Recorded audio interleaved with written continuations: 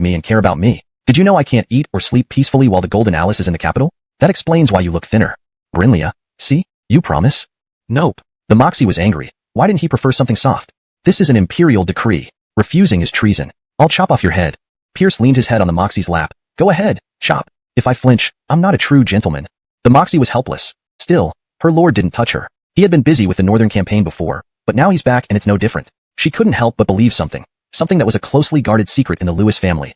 Her lord's chief consort was none other than the reigning Moxie. The Moxie, for some reason, couldn't consummate their marriage, and also forbade him from being intimate with any other woman before then. Only this explanation made sense. While she breathed a sigh of relief, she also felt pressured. With the Moxie as the chief consort, being just a concubine was already quite a stretch for her based on her appearance alone. Fortunately, she still had her own value. Her lord highly regarded her business acumen and entrusted her with managing the majority of the Lewis family's assets. Unable to tempt her lord with her body, she devoted herself entirely to expanding the Lewis family's enterprises, hoping to prove her worth to him. She wanted to be the most useful and diligent concubine for her lord. However, the arrival of another woman threatened her position. This woman possessed an exotic charm not found in Central Plain women. She had an angelic face and a devilish figure, and her behavior was bold and overt. Germaniniang had seen her multiple times clinging to her lord, asking him to examine her body, supposedly because he saved her from an arrow during surgery after she helped shield him. Her lord could hardly refuse, and on several occasions he complied. Then, the room would fill with the woman's indecent whispers. Edwin, feel here, it hurts a bit. Edwin, use both hands, one isn't enough. Edwin, it feels itchy inside. Stick your hand in carefully, something might come out. Edwin, my leg is cramping, help me move it, ideally so it can squeeze something. This woman was called Kathy, rumored to be the flower of the grasslands, and a trophy from her lord's campaign. Clearly, he wouldn't marry her. At most, he would take her as a concubine. This meant she was Germaniniang's biggest rival. Faced with such a competitor, one who was more beautiful, equally well-figured, and far more sexually frustrated, Germaniniang felt immense pressure. The stress got to her, and she fell ill, listless and cold, lying in bed covered by several quilts. The first person to visit her was Jessica. Germaniniang had heard much about Jessica, the renowned healer. Being the Lord's only disciple, her status was unquestionable. Ideally, they should have become allies. However, Germaniniang kept her distance because of the terrifying rumors surrounding Jessica. It was said that her laboratory was filled with various corpses, animals and humans alike. She often smiled contentedly at these corpses, frightening away several maids who served her meals. Strange gases, black, green, purple, often emanated from her lab. Several servants exposed to these fumes developed rashes or became swollen like pig heads. Her yard had become off-limits to everyone in the mansion except the Lord. Delivering food to Jessica became the most dangerous job in the mansion, requiring a draw to decide. Each chosen servant had to write a will and wrap themselves up tightly before entering. Seeing Jessica, Germaniniang's already pale face grew paler. When Jessica took her hand, she closed her eyes, resigned to her fate. After checking her pulse, Jessica assessed the situation. Sister, you've caught a common cold, nothing serious. Relieved, Germaniniang thanked her. Thank you, Hatton Fan, for examining me. Sister, I have two treatment options. The first is fast but might hurt. The second is slower but painless and safe. Which do you choose? Germaniniang cautiously asked. What's the first one like? She missed managing the Lewis family's business and didn't want to stay in bed too long. Jessica held up a silver needle. Just a few pricks to induce sweating, then drink some medicine, and you'll be better by tomorrow. Germaniniang's face turned even paler, and without hesitation, she chose, I'll go with the second one. Jessica instantly lost interest. All right, I'll prescribe some herbs for the cold. Take them 3 times a day, rest for a few days, and you'll be fine. Grateful, Germaniniang said. Hatton Fan, thank you so much. You're welcome. As the door opened, Pierce strode in. Hatton Fan, how are you? What's wrong with Trishaniang? Teacher, just a common cold, nothing serious. Pierce nodded, noticing Jessica's somber mood. He sighed. Bringing her from Tongxiang County to the capital, he hoped she'd make new friends, but she immersed herself in research and showed no interest in socializing. Even the Cora Pierce once pinned hopes on had no common ground with Jessica. In the end, she remained an untouchable presence, just as before. It was a small blow to Jessica, who, while indifferent to friendships, didn't want everyone avoiding her like the plague. Gordonkily, she still had her teacher. Pierce affectionately patted her head. One day, I'll take you to the Imperial Medical Institute. There's an old expert there who's quite knowledgeable about difficult cases. You two can exchange ideas. Jessica clung to Pierce, cooing, Teacher, you're so good to Hatton Fan. Of course, I must care for my student. Watching this, Germaniniang reassessed Jessica's standing in her lord's heart. Pierce sat beside Germaniniang and held her hand. Trishaniang, rest well and don't worry about business. Germaniniang subtly placed his hand on her chest. Facing the fierce competition from Kathy, she had to take the initiative to remind her lord of her allure. My lord, I'm sorry to trouble you. Nonsense, sickness and health are part of life, beyond your control. No, my lord will always be healthy and live a long life. Thanks for the blessing. Exiting Germaniniang's courtyard, Polly, unseen for days, appeared before Pierce. Pierce rushed forward to hold her hand. Suyi, where were you? I was worried sick. Hashtag chapter 173. There's a mole. After returning to the imperial capital, Sky no longer followed Pierce every step of the way as she did on the grasslands. This made Pierce very uneasy and insecure. Sky shrugged off his wandering hand. What did you call me? Pierce wore an innocent look. Landanda, isn't it? Is there a problem? Sky glanced at him and said coolly, whatever. You haven't answered my question yet. Silas has entrusted me to investigate the remnants of the Zhou Dynasty. Pierce asked anxiously, do we have any leads? Although he had agreed to take on this task for the Moxie, he currently had no idea where to start, which left him with nothing but frustration. Sky shook her head. None. Pierce deflated. If even the great Yasmin had no leads, it was clear how difficult this task would be. It seemed that getting the Moxie to wear fishnet stockings and serve him was going to be nearly impossible. No. As long as life continued, so must the pursuit of fishnet stockings. He couldn't give up. By the way, didn't you say that Alice Charles Anjin has 4 top 10 martial artists around her? Who are they? Tell me more. He felt that perhaps tackling these 4 individuals could lead him somewhere. The first one, ranked 6th on the Heroes Londonist, is known in the martial world as Camille. She practices a top-tier internal cultivation technique that causes her to revert to her youthful appearance every 10 years, significantly boosting her power each time. Her appearance remains that of a young maiden. Even though she ranks 6th, in terms of internal strength, she can rival the abbot of Shaolin Temple. With her profound internal strength, even a flower petal, leaf, needle, or button can become a lethal projectile. Coupled with her deceptive appearance, many people collapse before they even move. Holy crap. The childlike old woman of Tian Shan. The second one, ranked 7th on the Heroes Londonist, is known as January. Her martial arts skills are fairly ordinary, probably around the 20th rank, but her poison and stealth techniques are unrivaled. Her poisons are colorless and odorless, making them extremely difficult to defend against. Many people die without knowing how they were poisoned. She was responsible for the poison on the arrows used to assassinate the late king and 2 crown princes. She is quite mysterious. No one knows what she looks like. The third one, ranked 8th on the Heroes Londonist, is known as Kelvin. He is a saber expert whose strikes are fast, accurate, and deadly. Drank all that gaming tea for nothing? All right then. Agreed? Do you have a plan to find them? Pierce smiled. How about luring them out? Sky frowned. Using the Silas as bait? Even if the Silas agrees, the ministers will crucify you. Pierce rolled his eyes. We won't actually let the Silas appear. Would you want to risk it? Neither would I. Sky's eyes lit up. Oh, so you mean setting a decoy and luring them into a trap, catching all of them at once? Pierce praised, Yasmin, you didn't waste your time reading the dash strategy. My heart is greatly comforted. The two immediately devised their plan. 3 days later, an imperial sedan chaired by hundreds of imperial guards left the palace, heading toward the Lewis Manor hot springs outside the capital. Pierce and Sky were among the guards. Except for them, most of the secret operatives were also present. The sedan contained not an emperor but large crossbows instead. Pierce was confident that if the remnants of the Zhou Dynasty dared to show up, they wouldn't leave alive. Sky asked curiously, why don't you announce that the Silas is going to the hot springs? If they don't know, we'll just be wasting our time. Pierce retorted, this isn't a coronation ceremony. Visiting hot springs shouldn't be citywide news. Do you think the remnants of Zhou are brainless idiots? Are you insulting me? No. Your ice heart skill progresses quickly. Shall we begin our third purification tonight? Yasmin, I'm wrong. You are brilliant and pure, elegant and immaculate. In short, I'm the foolish one. The group maintained strict vigilance, arriving at the hot spring house without incident. Upon reaching the hot spring house, Pierce immediately started undressing. Sky asked, what are you doing? Taking a hot spring bath. Are we here to bathe? Aren't we here to bathe? Sky was speechless and silently headed towards a private bathing room. Don't you dare peek, or you're dead.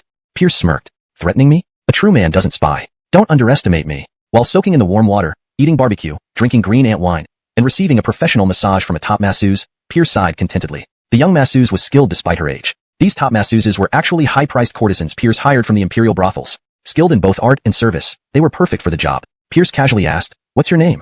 Master, this servant's humble name is Xiao Ross. Oh, Xiao Ross, how old are you? 17 this year. Sinful, sinful. This is child labor. Is this harder than your previous work?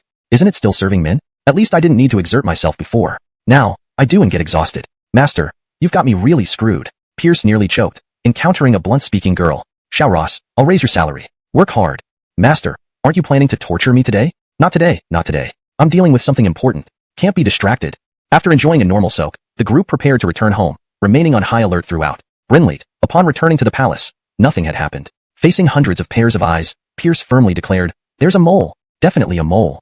Chapter 174. The 3 heroes of the imperial capital. At Grand Tutor's residence, Clem, Noah, and Sterling were drinking to drown their sorrows. Noah cursed loudly. Pierce is truly despicable. Not only did he snatch our people, but he also openly boasts about himself in a theater. How shameless. Sterling added, indeed. I've never seen anyone as shameless as him. His skin is thicker than the walls of the imperial capital. Even a heavy crossbow couldn't pierce it. Clem remained calm. Pierce's despicableness is a consensus in the entire Great Phalon court. You've both encountered this before, so why are you making such a fuss? Noah lamented.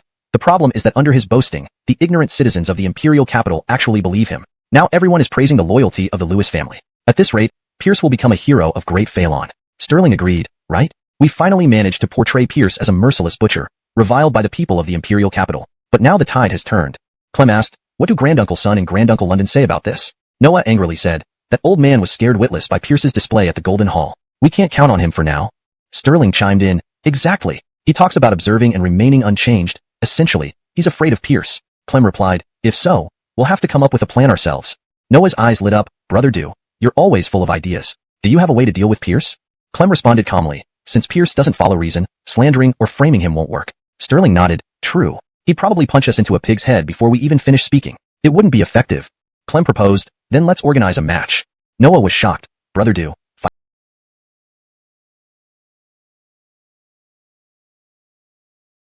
Pierce? Are you mad? Sterling bluntly said, Brother Du, if you want to fight, go ahead. I'll support you in spirit. Clem shook his head. Not exactly. Not a fight. Since he can open a theater to boast about himself, why can't we open one to criticize him? It's not like a Lewis family restaurant requiring secret recipes. It shouldn't be hard to replicate. Sterling was delighted. Great idea. While bashing Pierce, we can also boast about ourselves.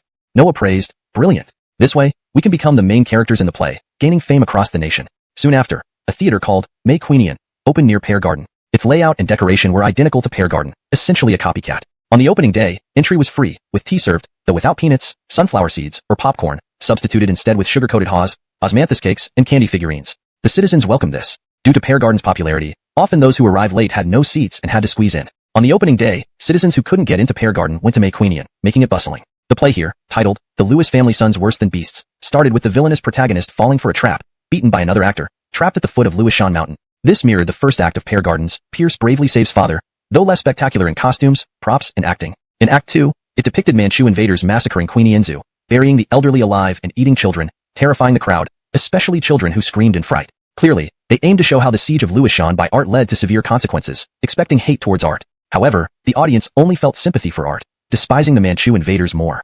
In Act 3, the Wushing representing Pierce slaughtered everyone on the grassland, including the elderly and children. Instead of pity, the crowd cheered wildly, boosting Pierce's reputation again. Back at Grand Tutor's residence, Clem smashed a teacup. How can this be? Art's defeat caused mass slaughter in Queenie Enzu, yet these civilians don't curse him? And they don't condemn Pierce's brutality against innocent herders? Clem was baffled. Noah fumed. Exactly. These peasants are unreasonable, worse than pigs and dogs. They need to be disciplined and whipped. Sterling frowned. What now? We wanted to denounce the Lewis family but ended up boosting them. So frustrating. Clem suggested, seems the battle scene isn't working. How about we create a drama showing Pierce's vile deeds and bullying women? Noah brightened. Good idea. Show these years of Pierce beating us, letting the public know our fine luck. Attending performances or drinking with young ladies were merely for disguise, not his true intention. The industry changes rapidly. Just a few months absent, no one recognized Pierce, assuming he was an out-of-town gentleman. Sir, our boat has the most beautiful ladies and the finest wine. Please join us. Sir, our boat offers freshly caught plump perch from Chow Lewis River, and horses for you to ride. Come quickly. Sir, our boat's courtesans excel in music and dance, ensuring your utmost pleasure. Please join us. Chapter 175. The slender courtesan of Chaoyang. Amidst the chorus of "Come quick," Pierce was almost losing himself. Only Alexei remained steadfast, his principles unwavering. A brothel keeper who didn't weigh at least 300 caddies would never catch his eye. Master, since we're here already, could you help me propose to the madam while you're at it? Alexei asked shyly. Pierce whacked him on the head with a fan. I haven't even tied the knot yet, and you want to do it before me? Do you understand what it means to share hardships and joys? Do you have any heart? Alexei said miserably, but master, you did promise me. I did say I would help you propose after we come back, but I never specified when. Master, you are being unreasonable. Just because you can't be happy, you don't want others to be either. That's jealousy. Pierce rolled his eyes. Jealous of you and the madam? My mind isn't full of garbage. Master, you just don't get how wonderful she is. All right, you win. When the time comes, I'll get you 10 or 8 such madams, so you can tire yourself out until there's nothing left for you. Alexei's face paled. Master, no, I was wrong. Pierce continued his merrymaking, reveling in the company of various women, thoroughly enjoying himself. Such hands-on investigation was exactly his style. He thought to himself, Alice, if you dare show your face again in this lifetime, you've got guts. Halfway through the wine, Pierce finally remembered the purpose of his visit. With blurred vision from the drink, he asked, Ladies, since you frequently sail these waters, have you ever seen a lone boat floating silently on Chaoyang River late at night? Sir, that sounds quite eerie. Don't be scared, sir will comfort you. Receiving no useful information, Pierce simply brushed it off and walked away. Master, are we going back? Back? This is just the beginning, on to the next venue.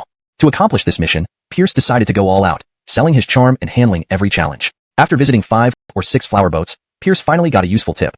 A young courtesan named Xiao Charlisk had once mentioned a boat that floated alone on Chaoyang River during the dead of night. Everyone had dismissed her story as a ghost tale without paying much attention. Pierce was elated. Where is Miss Xiao Charlisk? Sir, she has been invited to the Plum Grove Sabrina gathering. Plum Grove Sabrina gathering? How familiar. Brinley's, Charles being used to attend this gathering regularly. Pierce tossed a silver ticket worth 100 taels. Amberly, tell me about this Plum Grove Sabrina gathering. Amberly was overjoyed. Thank you, sir, for your generosity. Pierce pinched her oval-shaped face. Tell me quickly. Sir, you're pinching my mouth shut. How can I speak? All right, I'll let go. Sir, You're making me blush above, making it hard to talk. Amberly, if you cause more trouble, I'll spank you. Speak up. Amberly emitted a soft sigh and began introducing the Plum Grove Sabrina gathering. The Tang dynasty was rich in literary culture. From the dog emperor to the spoiled aristocrats, everyone patronized poetry readings. To not flaunt their acquisitions would mean squandering money, right? Hence, various poetry gatherings sprouted like wildflowers. The most prestigious were officially held by the emperor, like the Western Garden Sabrina gathering. But this Plum Grove Sabrina gathering along Chaoyang River had the highest influence among commoners. Held 4 times a year, one each season, today happened to be the spring gathering. Pierce wondered, such a grand event. Why aren't you attending, Amberly? Amberly sighed. Sir, it's not that I don't want to go, but only renowned poets can bring guests to this gathering. Pierce grinned. Amberly, beg me a little, and I'll take you. Amberly was delighted. Sir, really? Seeing Pierce's lavish demeanor and fine attire, she guessed he was a wealthy nobleman who likely kept celebrated poets within his family circle. I never lie. Besides, you're so pretty, it wouldn't be embarrassing to have you by my side. Though you're a bit too thin to be cuddly. Amberly's expression turned melancholic. Understood, sir. I am the famous slender horse of Chaoyang River. So many people long to touch my elegance. To be called uncuddly. Infuriating. She then collapsed into Pierce's arms, rubbing her petite frame against his face, whispering sweetly, Sir, please take me. I beg you. Pierce stiffened. Absolutely, we must go. Thank you, sir. Amberly's eyes sparkled with joy. Attending the Plum Grove Sabrina gathering would skyrocket her reputation, overtaking her rivals and making her the center of attention in Chaoyang. The flower boat headed straight to the Plum Grove Sabrina gathering nearby. The Plum Grove was actually a small island covered in plum blossoms, roughly the size of a soccer field. From afar, it looked like a pink sea of flowers on the river surface. Stopping at the small dock of Plum Grove, surrounded by luxurious barges, Pierce offered his hand to Amberly. Amberly, shall we? Amberly couldn't help but ask, Sir, are we only 2? Pierce pointed to Alexei. And this peculiar man who thinks only of brothels. Amberly shook her head. Sir, shouldn't we invite a famous poet with us? Pierce smiled. Amberly, you are standing next to one right now. Amberly's almond eyes widened in disbelief. You, sir? Pierce corrected. Not my mother, me. Amberly looked close to tears. Sir, please don't jest. Undersure, what a waste. I thought I could attend the gathering, but this rogue is playing tricks. Undersure. Pierce hugged her waist and walked toward the entrance of Plum Grove. Sir, they will throw us out. It would be humiliating. Struggling, Amberly found herself unable to escape Pierce's grip, only growing more anxious. Understood, this will make me a laughingstock on Chaoyang River. As the most influential civil poetry gathering, the Plum Grove was organized by the Imperial Capital Chamber of Commerce. For them, this was a way to raise funds while improving their own fame and befriending nobility. Both parties benefited, creating mutual happiness. Errol, president of the Imperial Capital Chamber of Commerce and organizer of the Plum Grove Sabrina gathering, had years of experience mingling with nobility and knew many renowned poets. From afar, he saw Pierce with the slender courtesan Amberly and the warrior Alexei approaching him. Ecstatic, he ran forward. Mr. Lewis. No. Lord Lewis's visit brightens this humble gathering. Chapter 175. The slender courtesan of Chaoyang. Amidst the cries of, come over here, Pierce almost lost himself. Only Alexei remained resolute, refusing to consider any woman weighing over 300 caddies. Master, since we're already here, can you please propose on my behalf to one of the matrons? Alexei shyly asked. Pierce slapped his fan against Alexei's head. Your master hasn't even married yet, and you want to be ahead of me? Do you understand what it means to share both prosperity and adversity? Have you any conscience? Alexei pouted. Master, you did promise me. I promised to help you propose to a matron after we return, but I didn't specify when. Master, you're being unreasonable. Just because you can't find happiness, you can't bear seeing others happy. This is jealousy? Pierce rolled his eyes. Me jealous of you and the matron? My brain isn't full of dung. Master, you just don't understand the charm of matrons. Fine, fine. You do understand. If that's the case, I'll get you 10 or 8 matrons as wives so you'll be utterly exhausted, worn out, and spent. Alexei's face turned pale. Master, no, I was wrong. Pierce continued reveling, embracing and fondling women left and right. This kind of fieldwork with playful pretense was exactly what he loved best. He declared, Alice Charles Angin, if you dare, never come out for the rest of your life. Halfway through the drinking, Pierce finally recalled his mission. With blurred eyes from drink, he asked, Ladies, you often sail on Chaoyang River. Have you seen a small boat that always floats alone on Chaoyang River in the middle of the night? Sir, that sounds so scary. Don't worry, I'm here to comfort you. Getting no useful information, Pierce simply left without another word. Master, are we going back? Go back? It's just starting. Let's hit the next one. Determined to fulfill this task, Pierce decided to endure hardship and sell his looks, juggling multiple women tirelessly. After visiting 5 or 6 pleasure boats, Pierce finally got a lead. A courtesan named Xiao Charlisk had once spoken about a small boat floating alone at night on the Chaoyang River. At the time, everyone thought it was a ghost story and paid no attention. Pierce rejoiced. Where is Miss Xiao Charlisk? She has been invited to attend the Plum Gully Sabrina meeting. The Plum Gully Sabrina meeting? Sounds accompanied by a renowned poet. Pierce smiled. If you beg me nicely, I will take you, London till Brinley. Delighted, Amberly asked, Sir, truly? Seeing Pierce's generous attire and demeanor, she presumed he belonged to a wealthy family known for having famous poets. Your humble servant never lies. Besides, London till Brinley is beautiful. Taking you won't embarrass me. Although you're a bit slender, lacking some substance. Amberly wore a resentful expression. Sir, I am the famous slender courtesan of Chaoyang. So many people long for me. In your hands, I lack feel? How infuriating. She immediately collapsed into Pierce's arms, her petite frame rubbing gently, whispering softly against his ear, "Sir, please take me, I beg of you." Pierce immediately stiffened. "Of course, I will take you." "Thank you, sir." Amberly's eyes lit up with joy, knowing participation in the Plum Gully Sabrina meeting would boost her fame, overshadowing her rivals, making her the sensation of Chaoyang. Immediately, the pleasure boat sailed towards the nearby Plum Gully Sabrina meeting. The Plum Gully was a small island covered in plum blossoms on the Chaoyang River, roughly the size of a football field, resembling a pink sea of flowers floating on the river. The pleasure boat stopped at the small dock of Plum Gully, surrounded by exquisite gondolas. Pierce extended his gentlemanly hand. "London till Brinley, please." Unable to resist, Amberly asked, "Sir, just us two?" Pierce pointed at Alexei, and this oddball obsessed with matrons. Amberly shook her head. "Sir, shouldn't we invite a renowned poet?" Pierce smiled. "London till Brinley. The renowned poet is right before you." Amberly widened her almond-shaped eyes. "Sir, you mean yourself?" Pierce corrected. "Not my mom, but this noble sir." Tears welled up in Amberly's eyes. "Sir, please don't tease me." What a disappointment. She thought she could attend the Plum Gully Sabrina meeting, only to find out it was a joke played by a rogue. Pierce hugged her slender waist and strode towards the entrance of Plum Gully. "Sir, we will be thrown out and humiliated." Amberly struggled fruitlessly, fearing she would become a laughingstock of Chaoyang River instead of enhancing her reputation. As the most influential civilian poetry gathering, the Plum Gully Sabrina meeting was organized by the Imperial City Chamber of Commerce. For the poetry meeting, the chamber provided ample funds. For the chamber, it raised its profile and fostered relationships with influential figures. Beneficial to both parties, everyone was happy. Errol, as the president of the Imperial City Chamber of Commerce and one of the organizers, had extensive experience organizing events and knew almost every notable poet. Thus, he greeted the guest this time. From afar, he saw Pierce holding the slender courtesan, Amberly, and accompanied by warrior Alexei. Overjoyed, he hurried over. "Mr. Lewis." "No. Noble Lewis's presence illuminates our humble Plum Gully." Chapter 176. The Plum Blossom Poetic Gathering. "Mr. London, it's been a while. I must thank you again for the military supplies you provided. Without your generous support, the outcome of this grassland battle would have been uncertain." Errol was flattered. "Commander Lewis is too kind. Your wisdom and martial prowess ensured victory. Even without my assistance, you would have certainly triumphed." "Well said. Mr. London, should you ever need help in the future, feel free to find me." Errol beamed with joy. "Thank you for your consideration, Commander Lewis. With the protection of such a powerful figure, his business in the capital would be more secure. Mr. London, please call me Edwin Wanwu." "No, let's go with Master Lewis today." Due to the influence of the play, Pierce bravely rescues his father. In the latest release, Pierce fights across 1,000 miles for his father. The title of Edwin Wanwu had become synonymous with Pierce. However, since today was a poetic gathering, he decided to revert to his alias, Master Lewis. "Brinley's Master Lewis? Now, why wasn't I invited to such a grand event, Mr. London?" Errol looked aggrieved. "Master Lewis, we did send an invitation to the Ho residence." Pierce felt awkward. Due to the overwhelming number of invitations sent to the Ho residence, he had instructed Dominic to discard any that weren't important. He guessed the invitation for the Plum Blossom Poetic Gathering had long been burned. "Oh, there seems to be such a thing. Alas, as a general, I am swamped with work and forgot. Apologies." "Master Lewis, no worries. A small gathering like the Plum Blossom Poetic Gathering is not worth your attention. After all, everyone knows your unparalleled poetic skills. You don't need to prove anything to anyone. Since you have taken the time out of your busy schedule to grace us with your presence, it is truly an honor for our Plum Blossom Poetic Gathering. This year's gathering will surely gain fame because of your visit." "Mr. London, you speak too highly. My reputation is negligible. Master Lewis, please come in." "Please." Seeing Amberly standing frozen in place, Pierce urged, "London till Brinley. What are you staring at? Let's go in." Amberly was completely stunned. The events unfolding before her were beyond her wildest imagination, and she hadn't even had time to react. She had been worried about being turned away, yet the famous businessman from the imperial capital, Mr. London, greeted her with a flattering smile. Then she realized that the young master beside her was none other than the renowned Edwin Wanwu, who was celebrated across the capital. He was also the unmatched poet, Master Lewis, whom she admired deeply and dreamed of meeting. She had actually traveled with Master Lewis all along. How could she not be dumbfounded? "Hey, snap out of it." Pierce gently patted her cheek. Amberly finally came to, her face lighting up with surprise as she threw herself into Pierce's arms. "Master, you tricked me. You're so wicked. When did I ever deceive you? You didn't tell me you were Master Lewis. You never asked. But Master should have introduced himself. I'm sorry, I tend to keep a low profile. I view fame as nothing more than dung, unworthy of attention. Master is truly a hermit sage. Isn't this the essence of having done the deed? One simply wipes off his hands and retires, hiding both merit and name? Still, London till Brinley understands me best.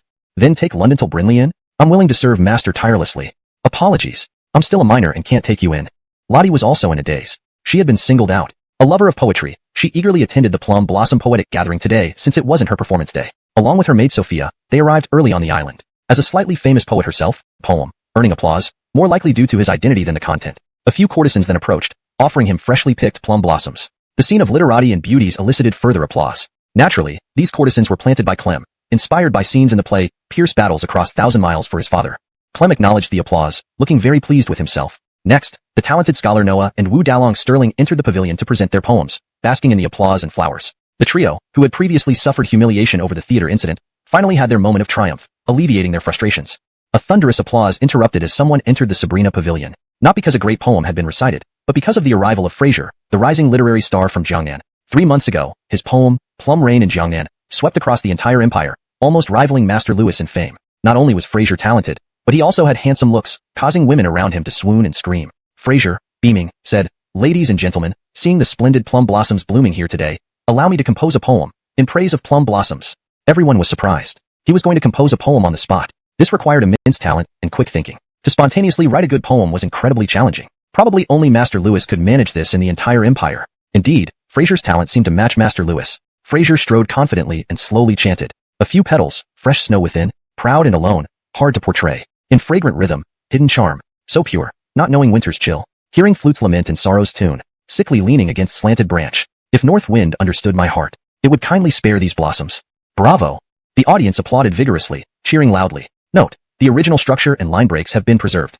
Chapter 177. Fraser, overwhelmed by loneliness. As to how good it was, everyone looked towards the renowned poetry critic Mr. Brinley. Old Mr. Brinley stroked his beard and said, "This poem is deeply lonely. On the surface, it describes plum blossoms, but in essence, it portrays Master Tang's profound loneliness and restlessness. Coldness, clarity, sorrow, hardship, all are expressions of loneliness. It brings tears to one's eyes. Excellent poem, truly excellent." Fraser, who felt intensely lonely, was extremely pleased. The rounds of applause made him feel as if he were floating on air. However, he didn't forget to favor his friend Thus. She didn't mind Fraser's words or consider them insults. "Master Tang overpraises me. I am just a woman of minor talent. How can I dare teach someone as distinguished as you? Bray Lewis's poetry is unparalleled and brilliant. Being able to serve him is a blessing from my past life." Those around, especially the courtesans and high-class prostitutes, chimed in. "Brinley's, if I could serve Bray Lewis for a single night, I would die content. If I could lie in Bray Lewis's arms and earn his affection, I'd be willing to shorten my lifespan by 10 years. As long as I could meet Bray Lewis and exchange a few words with him, I'd be happy to spend the next life with a green lamp and an ancient Buddha." Fraser gritted his teeth, cursing inwardly at their shameless behavior while another voice in his heart screamed, "Why not me? Hold your tongues." Clem bellowed, standing up with Noah and Sterling, looking menacing. Intimidated by their power, everyone fell silent and stepped back. Someone targeting Pierce's woman delighted Clem and company. While they wouldn't step forward personally for fear of being beaten into a pulp by Pierce, let alone facing backlash for bullying a woman, they didn't mind lending a hand to upset Pierce. Noah said rudely, "Lottie, Master Tang challenges you. As Pierce's mistress, if you don't accept the challenge, it means Pierce is all talk." Sterling echoed, "Right? If Pierce is really so impressive, after serving Pavilion, Londonston closely." Everyone held their breath, afraid to make a sound. Lottie recited softly, "The plum refuses to bloom alongside spring's light. Instead, it shines brightly in the depth of winter. Far-off dragon flutes echo beneath the moon of the foreign land. Lundonk fresh makeup applied in the halls of Zhou Dynasty. Though fierce winds stir longing thoughts, snow, trying to invade, only enhances its fragrance. It mocks the peach and plum trees which temporarily steal the year's beauty. By siphoning off the grace of heaven." Thunderous applause broke out. The poem was not only melodic, but profound in meaning. Everyone marveled, recognizing Lottie's talent. Of course, they attributed her skills partly to her service to Pierce, absorbing his genius. The applause quickly subsided, and people began comparing Fraser's and Lottie's poems. Meanwhile, the organizers wrote both poems on scrolls and hung them side by side in the poetry pavilion for comparison. Both poems had 8 lines, but Fraser's was a quintet while Lottie's was a septet, making hers slightly more complex. For deeper artistic effect and underlying meanings, everyone looked to the esteemed Mr. Brinley. With such a famous critic present, they didn't need to voice their opinions. Mr. Brinley approached the poetry pavilion, reread the poems, rivalry between Fraser and Lottie, showcasing the complexity of interpersonal relationships, social status, and personal ambitions. It also highlights the role of influential figures and public opinion in shaping outcomes. Chapter 178. It's Bray Lewis. What? Everyone was dumbfounded. Mr. Brinley had made it very clear that the winner was London Degia. They had just taken her away, and everything changed immediately? Moreover, why didn't they let Mr. Brinley announce it personally? It was obvious that the noble-hearted Mr. Brinley refused to cooperate in this deception. These 3 people were trying to twist black and white. Noah sneered. "Mr. Brinley said the winner is Bray Tang. Who among you has objections? Step forward for this physician to see." Sterling added, "Indeed, if you have the guts, step forward. I'd like to see whether your bones or the prefecture's boards are harder." Everyone lowered their heads, not daring to utter another word. Lottie's face turned ashen, her body swaying on the verge of collapsing. Millie quickly held her up and cried, "Miss, what can we do?" After listening to Lottie's poem, Fraser knew he had lost and instantly felt disheartened. He never imagined that he, a renowned scholar from Jiangnan, could be outshone by a concubine beside Bray Lewis. How humiliating. However, he did not expect Clem, Noah, and Sterling to force him into turning defeat into victory. Under normal circumstances, he might disdain such tactics. But seeing Lottie's graceful figure and ethereal demeanor, an evil thought rose in his heart. If he could press this woman beneath him, he strode toward Lottie. "Lottie, you've lost. Come serve me now." He reached out to her, thrilled at the prospect of holding her soft, fragrant body soon. Under the cues from Clem, his goons surrounded Lottie with wicked grins. Trapped between a wolf in front and a tiger behind, Lottie had nowhere to hide. She produced a dagger in her hand and mournfully declared, "Bray, we will reunite in the next life." At the crucial moment, a powerful voice thundered, "Everyone, hands off." Pierce arrived with Alexei, striding forth confidently. Everyone gasped in shock. "Heaven, it's Commander Lewis. It's the mighty Edwin, and I'm actually seeing him in person. It's Bray Lewis. So dashing, so imposing. I wish to embrace him." Pierce, Clem, Noah, and Sterling were pale with shock. Without hesitation, they ran as fast as they could, regretting that they only had 2 legs. Their lackeys followed suit, fleeing for their lives. Relieved, Lottie and Millie rejoiced. Lottie sobbed as she threw herself into Pierce's arms. Everyone trembled inside. Too ruthless. Brinley, incredibly impressive. Pierce stomped on Fraser's face and started grinding it against the ground. "Dared to touch my woman? Do you feel like living any longer?" Fraser winced in pain, gritting his teeth. "Pierce, kill me." His despair overwhelmed him.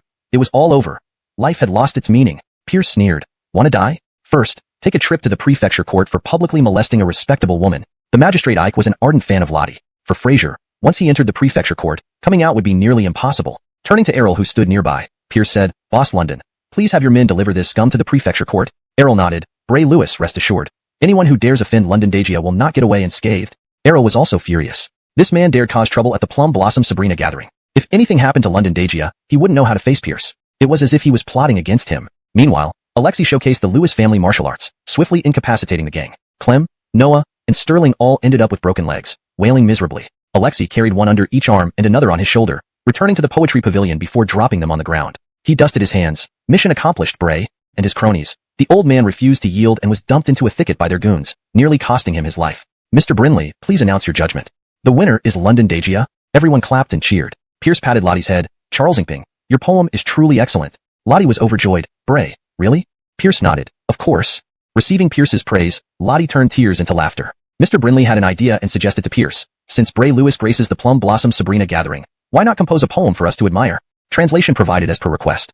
##### Chapter 179. Strike first. The crowd echoed in agreement. Brinley's, it's a rare privilege to listen to Bray Lewis's masterpiece. Bray Lewis, we've been eagerly waiting for your masterpiece like a farmer longs for rain after a drought. Bray Lewis, your heroic intervention at the Plum Grove Sabrina meeting will surely become a celebrated tale. With an opportunity to gain face, Pierce naturally wouldn't miss it. He appeared reluctant but said, unable to refuse such enthusiasm, "I shall compose a poem. Since everyone has been praising the plum blossoms, let me try something different. You all know that I've just returned from the battlefield, and the sounds of warfare still linger in my mind. Let me compose a poem based on this." Brinley Lau was overjoyed. Bray Lewis's 2 Ode to Chrysanthemums at the Golden Hall left us awestruck. "We've seen how masterful you are with object-oriented poetry, but none of us have ever heard your frontier poetry before. We wait anxiously." Everyone chorused, "We await your words attentively." Lottie gazed at Pierce with admiration and sparkling eyes. Pierce entered the poetry pavilion, pacing slowly while reciting. Black clouds loom over the city walls, threatening its collapse. Armor glints under the sun, shining like gold scales. Horns blare throughout the autumn sky, and on the frontier, night dyes the earth purple with blood. A half-raised red flag by the Normanchouet River, heavy frost silences the drums. "For your majesty's grace shown on the gold platform, I wield the J-Dragon sword and fight to my death." Silence, dead silence. It felt as if everyone was amidst 1,000 troops. The black clouds made their throats dry, the glinting armor blinded them. The overwhelming horn sounds, splashes of blood, the half-raised red flag, the cold and heavy night. A young general wielding a sword fought fiercely, all for his emperor. "Excellent poem." Mr. Brinley broke the silence. "I've never seen such a grand frontier poem. It stirs one's heart and leaves one breathless. Bray Lewis's loyalty truly touches the heavens and moves the earth. This is indeed the best frontier poem I've ever heard." Mr. Brinley flatters too much. Thunderous applause and cheers filled the pavilion. Many here had visited the theater before. Although the martial generals on stage were impressive, they always seemed to lack something. Today, this frontier poem completed the image of a majestic general. Pierce stood tall, showcasing his heroic posture. This only caused more chaos among the courtesans and maids who fell head over heels for him, longing to be embraced by Bray Lewis. Lottie exclaimed happily, "You are truly a great hero of our time. Miss Charles Ingping, you flatter me. I think of the common people. For the protection of the great Phelan, for gratitude towards the emperor, for the common folk, I'll bear any burden upon my shoulders." Lottie could no longer contain herself and fell into Pierce's arms with a sigh. Pierce naturally didn't forget his main task. After the crowd calmed down, he called Amberly forward. "Xiaoya, which one is Jackie?" Having enjoyed the spotlight, Amberly, leaning affectionately against Pierce, pointed to a red-clad maid and said, "Master, this poor minister is so pitiful." Rock, the leading civil official, felt very pleased. Not because he relished others' misfortunes, but because he finally didn't have to lead the charge. In the past, even as the Grand Preceptor, he had to step up due to his role as the chief of 6 ministries. Now things had changed. The cabinet ministers were the new leaders. As for the 6 ministry heads, let them take the lead now. Rock actually thanked Pierce for proposing the cabinet reform, giving him power and influence today. But now, Rock had to play his part. He stood up and declared sternly, "Your Majesty, Lengia Lewis ignored court laws and ordered his men to assault others. He must be arrested immediately and tried by the 3 departments. The other 2 cabinet ministers, Kyler, remained silent, and Jason Gua did nothing. Both knew mere brawls couldn't harm Pierce, who had done this before multiple times. Deep down, officials understood this was just crying for sympathy. After all, crying babies get fed. How could they remain silent after being beaten?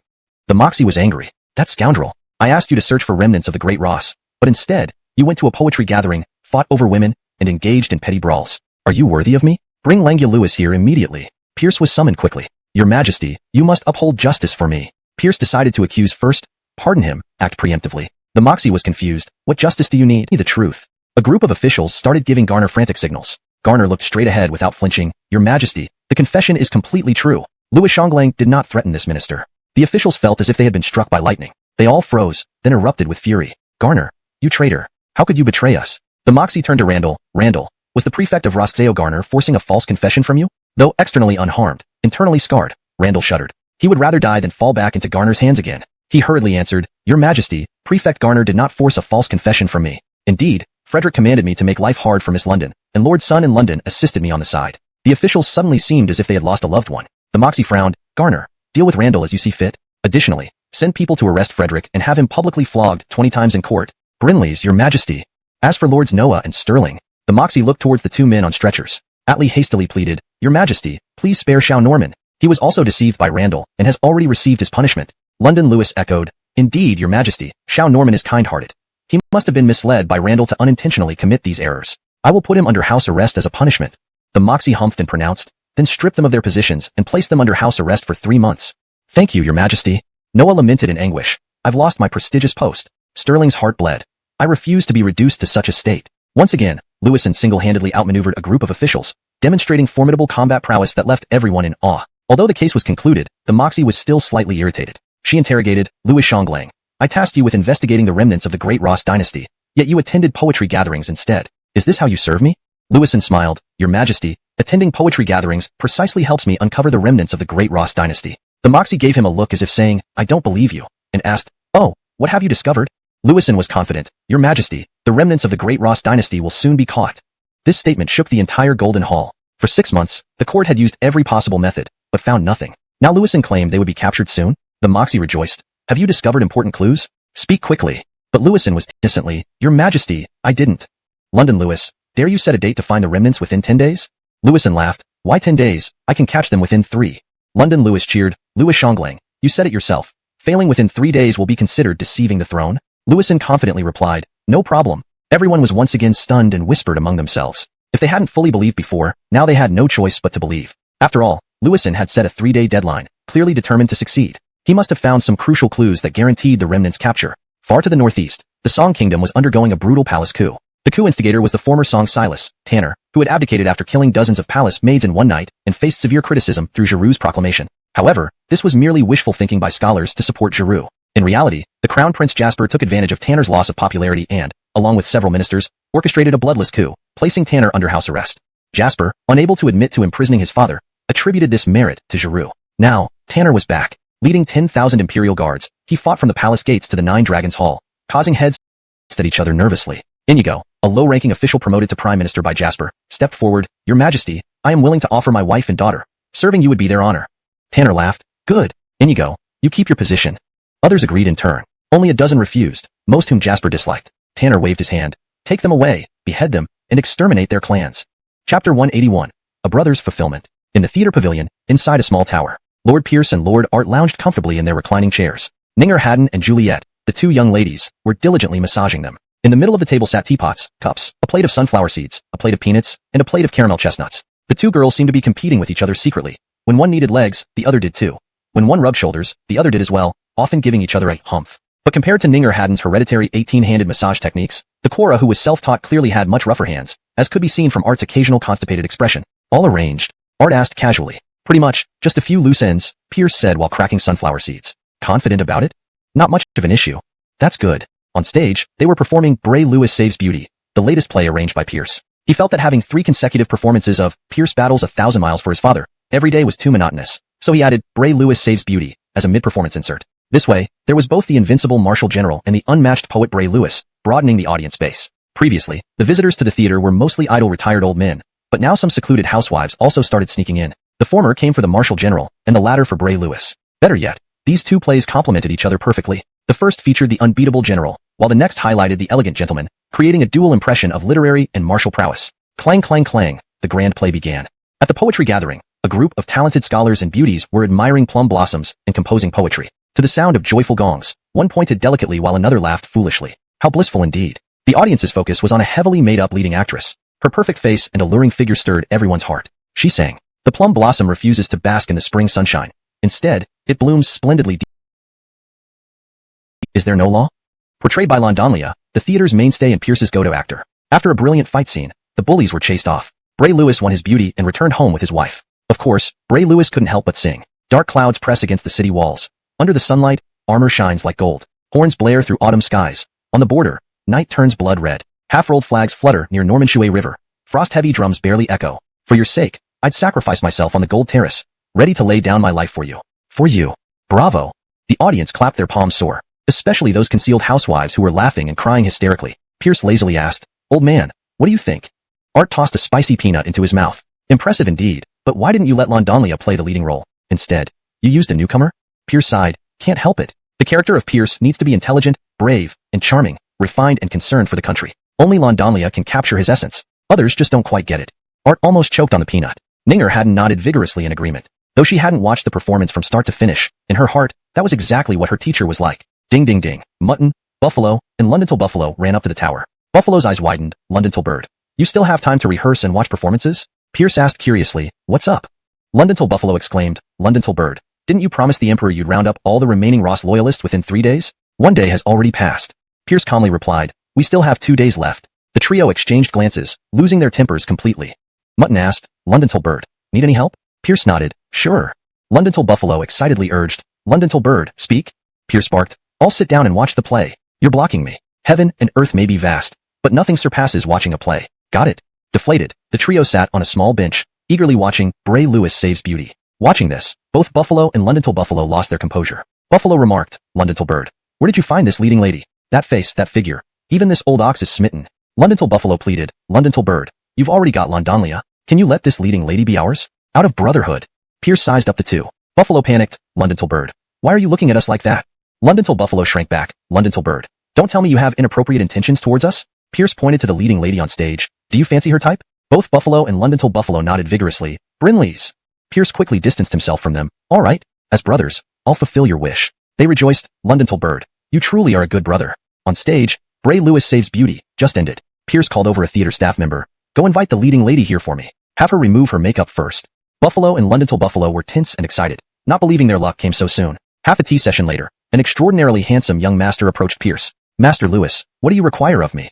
Pierce pointed to Buffalo and London till Buffalo. Fraser, these two commandants would like to be friends with you and have deeper interactions. What do you think? Fraser raised a delicate finger, shyly covering her mouth with a smile. Honored that the two commandants look upon me favorably, I shall gladly accept your wishes. But please be gentle as I have just freshened up. Thunderstruck, Buffalo and London till Buffalo gaped in shock, instantly petrified. Hashtag chapter 182. Jessica helps others. 1 day prior, the Moxie announced that Fraser would be dealt with by Ike at his discretion. Once again in Ike's hands, Fraser felt as though all hope was lost for his heroic image. Pierce coaxed gently, Your Highness, Pierce transforms over 1,000 miles is about to begin. Aren't you going to watch? The Cora resisted the urge to turn back and said disdainfully, I've seen it dozens of times. No need to watch it again. But there's nothing else interesting here besides the elderly doctors in the Imperial Medical Academy. The Cora pointed at Jessica. Then why is she so happy? Haddonfan is going to check the teeth of a group of old men. Haddonfan has always respected the elderly and helped others, so naturally, she is delighted to assist them. I don't care, London till Lewisy. You're definitely trying to sneak away with her without me. Pierce sighed, alright, if you want to come along, fine. Don't blame me if you get bored. At the Imperial Medical Academy. Oh my, Elias honored us with your presence. Apologies for not greeting you earlier. Calhoun greeted warmly. Pierce had brought back 24 medical apprentices unharmed and rewarded each of them, greatly boosting the prestige of the Imperial Medical Academy. Calhoun was grateful. Old Gua, this is my student, Jessica. I've brought her to see our great Phelan's medical sanctuary. Oh, that mischievous Terrence mentioned this Cora. So young yet already an accomplished physician, inheriting the true teachings of the Elias. Her future is boundless indeed. Jessica looked at Calhoun. So you're the incompetent, stubborn old lecher my teacher often talks about? The room fell silent. Pierce felt awkward. Children speak freely. Children speak freely. Come, Old Gua, I need some help. Pierce laughed nervously, then turned to Jessica and the Cora. You two can wander around as if it were your home. He pulled the sulking Calhoun aside for a private conversation. Meanwhile, Jessica eagerly browsed through the rare medical texts in the Imperial Medical Academy. Many of these books were new to her. She was also fascinated by the well-stocked herbal pharmacy, frequently pulling out small drawers to sniff the herbs. The medical staff paid her no mind. She was the Elias's student, after all. As for the Quora, she had already fallen asleep on a chair in the courtyard, drooling profusely, dreaming of delicious food. Suddenly, a special patient arrived. It was a young eunuch who had just undergone castration but didn't survive the procedure, nearly crossing over into the world of the dead. By custom, the other eunuchs would take him directly to be buried if the doctors shook their heads. Terence had treated many such unfortunate cases before. Even Calhoun had no solutions. Calhoun shook his head heavily. The two eunuchs understood immediately and prepared to carry the young eunuch away. Wait. Jessica walked over. She examined the red cloth covering the young eunuch's wounds and told Terence, the condition is serious. Immediate surgery is required. Terence was shocked. Jessica, you're going to perform surgery? Are you sure you can handle it? Admitting Jessica's superior medical skills, Terence knew even Calhoun had no answer for such severe injuries. Could Jessica surpass the chief physician of the Imperial Medical Academy? Jessica nodded. I've watched teacher operate once. It should be fine. Prepare all surgical tools and medications immediately. Also, send someone to the Marquis's residence for anesthetic and penicillin, as well as a blood transfusion bag. Hurry.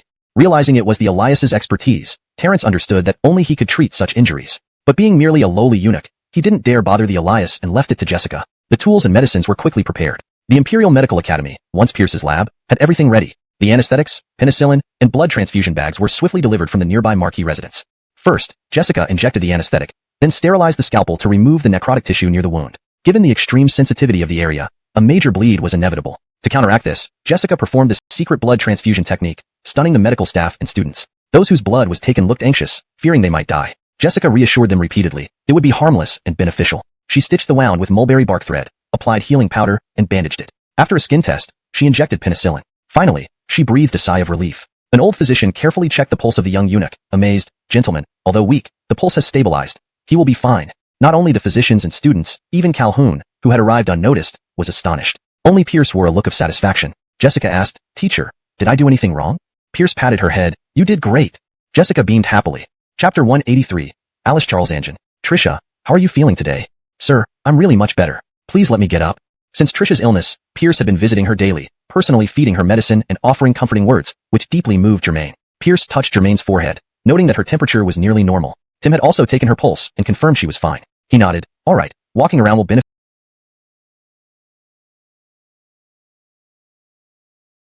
your health. Germaine happily said, Thank you, sir. But don't think about working at the candy shop, soap store, or green tea house. Caught in her small thoughts, Germaine immediately deflated. She pleaded, Sir, I can't rest easy if I don't check on them. Pierce spoke earnestly. Trisha, as someone who handles important matters, you must trust your people or not use them. You'll have many businesses to manage. You can't handle every little thing yourself. Just ensure the big picture is right, and leave the rest to your subordinates. Germaine lowered her head. I will remember your teachings, sir. Good. Today, we won't work. Sir will take you to soak in a hot spring for recovery. Germaine beamed. Really, sir? She had never soaked in a hot spring with him before, feeling both nervous and excited. I never lie. Edwin, Deanna poked her head in from outside. I want to go too. Pierce waved his hand. Everyone's going. Pierce led two people and a group of bodyguards towards Lewis Manor in a leisurely manner. Germaine, being newly recovered, could not ride a horse. Pierce once again provided his four-wheeled luxury carriage equipped with shock absorbers for Germaine and Kathy. Kathy couldn't help but ask, Edwin, where are Charlison and Alexei? Previously, either Ezekiel or Alexei would always accompany Pierce. But recently, they were both missing. Moreover, there were fewer hands at the mansion, even veterans who usually lazed around in the garden, two female, all exuding an oppressive aura. She was none other than Alice Charles Angin of Zhou Dynasty, causing Moxie trouble, and the guards were Mei Shan Tongmu, 6th, Lennox, 7th, Kelvin, 8th, and Tyron, 9th, on the Jianghu Heroes Londonst. Below, assorted people dressed in various attire, an obese merchant, commoners, even officials, were all spies under Alice Charles Angin's command. Report on Pierce's movements these past 2 days. A plain-dressed person responded, Alice, yesterday Pierce first performed heroic rescue by Bray Lewis at the Pear Garden, then spent the afternoon at the Imperial Hospital with his protégés. Today, he took his concubines to the hot springs at Lewis Manor all day. Alice Charles Angin asked, What do you think? A merchant pondered, Alice, Pierce must have critical information. He's confident enough to promise catching us within 3 days and agreed to it before the Emperor. How else could he be so relaxed? An official added, I agree. Pierce showed absolute confidence at the Golden Throne Hall. Without total assurance, he wouldn't dare set such a deadline, risking treason. Would he joke with his life and future? Everyone nodded in agreement. Alice Charles Angin asked, So, what should our next move be? The official responded sternly, We cannot wait passively, but to react, we must know what. ####Chapter 184. Just playing with you. By the Chaoyang River, a solitary fishing light drifted quietly along the riverbank. It was a 2-story pleasure boat. The first floor was for hosting guests, while the second floor was where a few courtesans rested. Xiao Charles was one of those courtesans. Late at night, Only the waves gently lapped against the hull. Xiao Charles tossed and turned, unable to sleep. Her mind was filled with the image of that exceptional man. She knew very well that there would be no future between them. Even someone as beautiful as Amberly could only accompany him temporarily, let alone someone like her, who paled in comparison. In the play, Pierce fights across 1,000 miles for his father. Even the flower of the grasslands couldn't capture his attention. Perhaps, having a conversation with him at Plum Blossom Cottage was already a blessing she had earned from her past life. She should be content and not harbor unrealistic hopes. But she couldn't stop thinking about him. Love, unknowing where it begins, grows deeper and deeper. She sighed deeply, got out of bed, and lit a small oil lamp. She began sketching the man's image on rice paper. Only this way could she ease her longing. A breeze made the small oil lamp flicker. Unbeknownst to her, the door had been opened, and a large hand reached for Xiao Charles. Still engrossed in her drawing, she remained oblivious. A long saber emerged from the darkness, adorned with ghost eye patterns. If the hand insisted on grabbing Xiao Charles, it would inevitably be cut off by the saber. The hand withdrew. Small boats encircled the pleasure boat. Armored soldiers held crossbows aimed at the giant. Despite all the commotion, apart from Xiao Charles, no one aboard seemed to wake up. Clearly, this was an empty boat. The giant said gravely, "Black guards and veterans of the Lewis family. Was this all a trap?" Alexei wiped blood from his mouth. "You finally figured it out. Pretty sharp." The giant asked, "How did you know we were coming?" Alexei laughed. "That's funny." The giant exclaimed in shock. "Could it be? This has been a trap all along?" Pierce didn't get any clues from this courtesan, and everything he did was to lure us out. Alexei nodded. "Indeed, Miss Xiao Charles was merely bait." The giant was speechless. Alexei said proudly, "To be tricked by master, you should feel honored." Once, with a simple plan, he wiped out 30,000 barbarian troops. How could a few remnants of Duras be his match? The giant growled. "Do you really think you can keep me here?" Alexei looked up. "Of course, master always succeeds." The giant sneered. "Don't you feel tired? Your bones must be turning to jelly." Alexei's face changed as he collapsed to the ground. The surrounding blackguards swayed like drunkards. Alexei asked incredulously, When did you poison us?" The giant laughed. "It doesn't matter if I tell you. My clothes were covered in bone softener. Give me the pills now." "What do you need them for, Norris?" Pierce explained. "To deal with a top-notch poison master." Calhoun warned, "Norris, these pills aren't invincible against all poisons. They only protect against simpler ones, like knockout drugs, love potions, and bone softener. If your opponent is a true master, they might have more powerful poisons." Pierce nodded. "I understand. But the stronger the poison, the more valuable and less likely used in large quantities. We must be cautious. More importantly, for knockout drugs and love potions that can be used in large doses, we need a defense." Calhoun pondered. "You're right. Besides the antidote pills, there's another method." Pierce asked eagerly, "What's that, old Gua?" Calhoun slowly replied, "Using poison to fight poison." "Great idea. Let's discuss it further." "Certainly." Thus, the scene unfolded with both cunning and strategy, a testament to the intelligence and foresight of Pierce. ##### Chapter 185. A single net to capture all. "So you were prepared all along. You dare to mock me." Ushvin growled with hatred. "Just a joke. Don't take it too seriously." Alexei imitated the demeanor of Pierce with a light tone. Sure enough, his composure level significantly increased. Ushvin gritted his teeth. "Even so, do you think you can keep me here? I'm Ushvin, ranked 9th on the list of experts." Alexei repeated confidently, "Of course, Bray's affairs are foolproof." Ushvin was about to retaliate but suddenly felt dizzy and disoriented, his body wobbling unsteadily. He cried out in terror, When did you poison me?" Pierce said smugly, "I might as well tell you. Didn't you find it very fragrant when you entered Xiao Charles' room? Isn't that normal for a courtesan's chamber?" "Brinley's, but this fragrance is different. It's mixed with knockout powder. The reason I chattered with you was just to wait for the drug to take effect." Ushvin's heart sank. What a devious plan to fight fire with fire. Alexei ordered, "Ushvin, surrender quietly." Ushvin sneered viciously, "Not a chance. Even if I die, I'll drag 2 more with me." He pulled out a small black bottle from his chest and drank its contents without hesitation. His skin turned black, and his eyes red like a demon risen from hell. Roaring in rage, he charged into the guards. Not only did his power not diminish, but it actually intensified. Caught off guard, several guards were brutally torn apart. An experienced guard shouted, "He must have taken a life-threatening drug that enhances potential. Don't engage directly. Hold him back." A large net lined with blades descended upon Ushvin, trapping him inside. He roared furiously, struggling fiercely, the blades sparking against his skin. What a formidable Ushvin. Unfortunately, one man's strength cannot compare to dozens. After a short while, the red glow in Ushvin's eyes faded, and his entire body rotted away before he died. Seeing nothing achieved, Alexei deflated immediately. Fortunately, his group wasn't the main force. Near the riverbank, by a tree close to the boat, someone using turtle breath technique to conceal their presence observed everything happening on the boat, utterly astonished. She was Lennox, ranked 7th on the list of martial arts experts. Her martial skills weren't high, but her poisoning and concealment techniques were unmatched. She usually paired with Ushvin. She would support from behind while he led the charge. Depending on the situation, she would join the battle or cover his retreat. This wasn't their first encounter with being surrounded. If on land, a single smoke bomb would easily save Ushvin. But this time, Ushvin was trapped. On a boat, surrounded by guards and veteran soldiers of the Lewis family, and poisoned by knockout powder. She had no way out. Ushvin's determination to take her blackening drug was a clear signal for her not to save him. She needed to inform the princess as soon as possible. She landed silently like a leaf, ready to disappear into the darkness. Suddenly, a sharp whistling sound pierced the air. Too late. She felt a numbness in her chest, rendering her immobile. A leaf fell from her chest. From the shadows, a woman dressed in white emerged. She spoke coolly, "Finally, I caught you." Lennox's face turned pale. Of course, she recognized the woman standing before her. At the Hua Mountain sword meeting, she couldn't even block one move, and her poisons were completely ineffective against her. She was the world's greatest swordsman. "Come, tell me everything you know." Sky walked toward Lennox. Lennox blinked, indicating her willingness. She had already decided that once the gag was removed, she would commit suicide. As long as one part of her body could move, she would find a way to poison herself. "Are you thinking that if I release your gag, you will commit suicide?" Lennox's face showed incredulity. "Sadly, I have no such intention. Have you heard of soul capture?"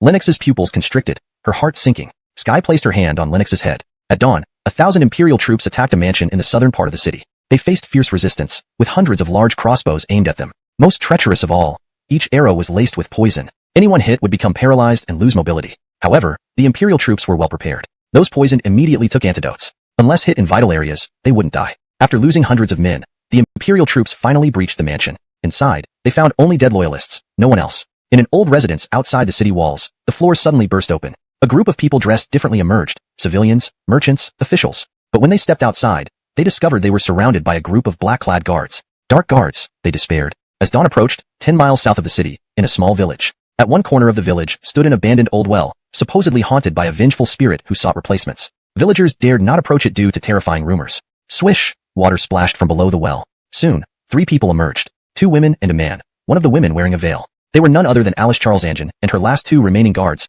Amethyst and Kelvin. Amethyst urged, "Alice, the pursuers will discover the tunnel soon. Let's go."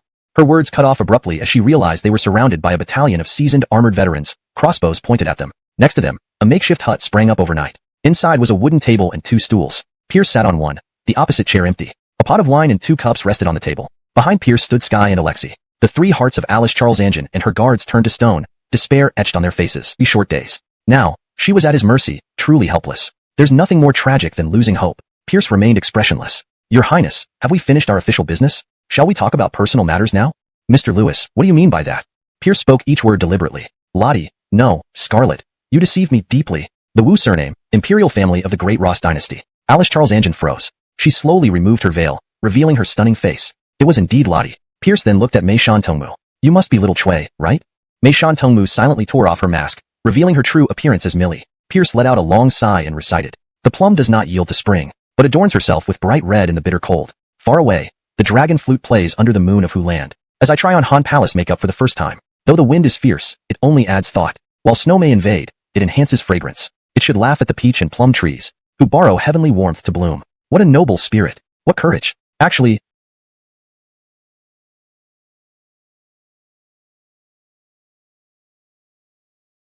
I should have guessed earlier. You have such beauty yet chose to drift along the Chaoyang River year after year with only a young maid. This itself is unreasonable. Besides, the manners and poise you inadvertently display are far beyond those of a courtesan."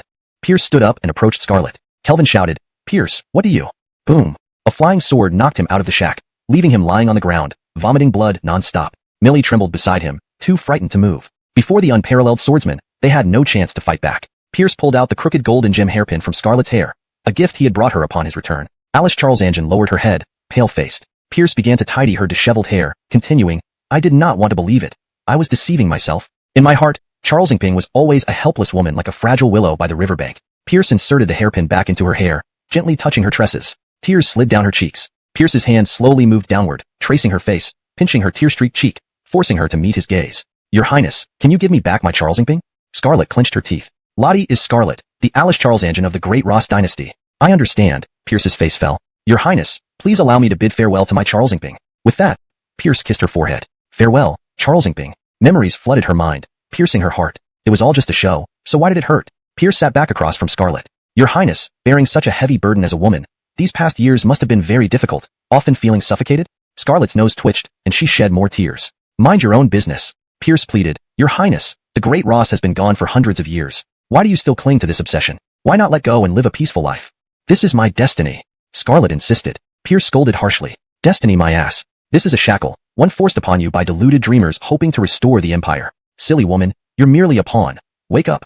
Though berated, Scarlet felt no anger. A faint smile appeared on her face like a new crescent moon. "Sir, do you care for Charles Ingping?" "Care for you, my big fool. I'm waking you up." "Sir, you don't understand." "Oh, explain it to me." "Sir, some things cannot be cast aside easily. I was entrusted with the duty of restoration since birth, and everything I've done until today has been for that purpose. I live and breathe for it. Restoration is a part of who I am. Without it, my heart would have nowhere to reside. Pierce, frustrated, said, "You're deeply entrenched." "You're right," she agreed. "So, there's nothing to discuss?" "Sir, kill me. It might be a relief." Da-da-da. Pierce's fingers drummed against the table. He calmly said, "Considering you didn't lie to me in the end, I won't kill you. But I need you to promise me one thing." Millie and Kelvin, lying on the ground, rejoiced. Scarlet asked softly, "Sir, please tell?" Pierce seriously replied, "From now on, you mustn't harm anyone close to me, including Janelle." "Brinley's. What is she to you?" "She's my wife." Scarlet's face turned cold. "What if I break my promise?" Pierce sneered, "Scarlet, don't underestimate me. Since I could capture you all within 3 days, I can surely catch you again. No matter how many troops you have, I'll stop you. Next time, I won't hesitate." Scarlet coolly said, "Mr. Lewis's strategy is profound and masterful. With just 15,000 cavalry, you swept through the steppes. Naturally, I wouldn't underestimate you. I can promise not to harm your people. But aren't you afraid that I might rally support and overthrow this troubled Phaelon dynasty?" Pierce lazily replied, "Whatever, I've given up on Phaelon anyway. Let them fight. I don't care. As long as they don't threaten me, I couldn't care less. But if my wife asks for help, you'd better pray." Scarlet's eyes lit up. "Since Sir doesn't care who becomes emperor, why not stand by my side? With your support, I can successfully restore the Ross dynasty. I can marry you and make you the regent of Ross. Our child will be the Silas." Pierce scoffed, "Don't pull that on me. First, I won't betray my wife. Second, I'm not interested. Go away, and never appear before me again."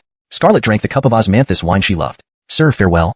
She turned and left without hesitation. At the end of the ancient path, the 3 survivors, escaped from certain death, were filled with complex emotions. "Millie, never thought he would let us go. I thought we were doomed this time." Kelvin snorted. "This man's abilities are indeed terrifying, but he's too sentimental. That's his fatal weakness." Scarlet sighed, "Brinley, that's also what makes him most charming." Millie asked, "Alice, what's our next plan?" "Naturally." Chapter 187, I Am the Law. When dawn broke, 30,000 central troops rushed into the capital. With a thunderous roar, the 4 gates of the capital were tightly shut, and the combined forces of 30,000 central troops and 1,000 palace guards began a citywide manhunt. The citizens of the capital had no idea what was happening. They were all panic-stricken, hiding in their homes, too afraid to go out. The Moxie felt a mix of dread and relief. She was terrified at how deeply the remnants of Ross had infiltrated, not just among her officials, but even hundreds among her palace guards. But she was also relieved that she had survived to this day. "Summon Louis Zhonglong." The call echoed out of the palace, and Pierce strode toward the golden hall with composed grace, his sleeves billowing as he walked. Every guard along the way watched him with awe and respect. They witnessed once again the extraordinary skills of this young marquis, who promised to clear out the Ross remnants within 3 days, and did exactly that. "Your Majesty, you may rise." Carnell couldn't wait to ask, "Louis Zhonglong, where is Alice Charles Anjin?" Pierce replied coolly, "She escaped." Everyone was taken aback. "Escaped?" Carnell couldn't help asking, "Louis Zhonglong, with you personally leading the effort, how could such a mere princess escape?" Pierce spread his hands. "Jerome, you can't blame me. I waited for hours at the secret passage exit and didn't catch a single person." Carnell frowned. Could it be she didn't escape through the tunnel? But there was no one else missing on site, and Alice Charles Anjin wasn't among the bodies. Pierce thought for a moment and asked, "Have you checked the bodies?" Carnell was startled. "You mean Alice Charles Anjin disguised herself as a corpse to evade capture?" Pierce nodded. "Ridiculous. If someone who establishes great merit still faces beheading, who would dare serve your majesty?"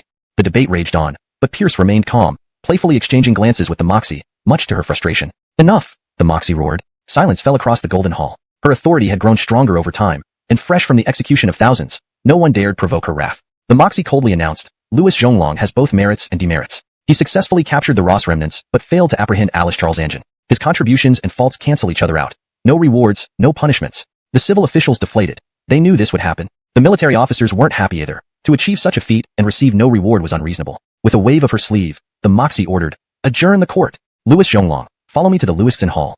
As soon as Pierce entered, the doors slammed shut behind him. He had an uneasy feeling. Indeed, the Moxie had already picked up a feather duster. Startled, Pierce asked, "Your Majesty, what are you going to do?" The Moxie advanced menacingly. "Pierce, you have the nerve to deceive me."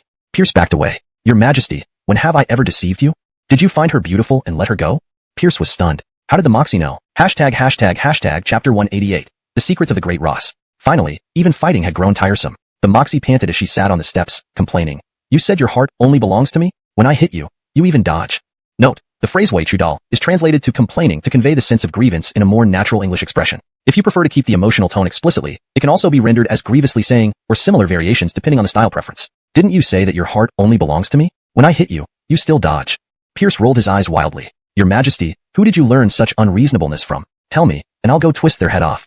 The Moxie insisted stubbornly. "I don't care. You just find the princess beautiful and let her go." Pierce felt a headache forming. Were women's intuitions this terrifying? With no choice, he resorted to his trump card. He pushed the Moxie down and kissed her lips passionately. The Moxie struggled fiercely at first, emitting soft cries of protest. But gradually, her resistance weakened until she started to respond to him. The two rolled together on the thick carpet, indulging in each other's embrace. Unfortunately, since they hadn't managed to capture all the remnants of the Great Ross, the condition Pierce had set for the Moxie didn't count, and he couldn't make her wear fishnet stockings for him as promised. Instead, he could only taste a bit of royal pleasure here and there. Afterward, the Moxie lay on Pierce's chest, blushing. Really? You didn't let the princess go? I didn't. I swear, if I really let the princess escape, may I get hemorrhoids, mouth ulcers, and corns on my feet? Stop. The Moxie hurriedly covered Pierce's mouth. I believe you. Pierce breathed a sigh of relief. Indeed, women were blind when they were in love. Pierce comforted her. Don't worry, Your Majesty. The Alice influence in the capital has been completely eliminated. You are absolutely safe here. But as long as she lives, she won't stop. Charleston is getting stronger every day, and our great Phelan can't withstand further turmoil. Pierce couldn't help but ask, with so many countries out there, why does she focus solely on the great Phelan? The Moxie sighed deeply. This matter began with the fault of the Taizu Silas. Can you explain? Pierce asked curiously. The Moxie didn't hide it. I won't lie to you. Taizu was actually a great general of the Great Ross, controlling half of its army. It was Taizu who led the rebellion against the Ross, catching them off guard. In fact, it was the great Phelan that directly caused the fall of the Great Ross. So, this was the hidden truth. Did the remnants of the Great Ross plan to root themselves in the capital of the Great Phelan and aim to overthrow it? Pierce asked, what kind of country was the Great Ross, enjoying boiled peanuts and sunflower seeds? It was performance time, but Lottie's music did not begin as expected. Charleston Duo, the innkeeper, stood on the stage and apologized. Due to health issues, Lottie would no longer perform at the Lewis family grand in starting today. This announcement sent shockwaves through the audience. Many had come specifically for Lottie. Her performances always brought full houses, increasing business by 30%. To many, Lottie was the money god of the Lewis family grand inn. Now, announcing she wouldn't perform anymore, wasn't this destroying their own reputation? However, the inn provided a solid reason. Illnesses happened. It was part of life. Moreover, Lottie always performed behind a curtain, supposedly for protection from drafts. This reinforced suspicions about her health. Thus, they couldn't, or dared not, complain. As disappointed attendees prepared to leave, Charleston Duo announced, to fill Lottie's vacancy, they had invited a new chief performer, the famous Chow Lewis Slim Horse Londonu Normaner. Many hesitated. Londonu Normaner was very popular in the capital, hailed as the first beauty of the Chow Lewis River.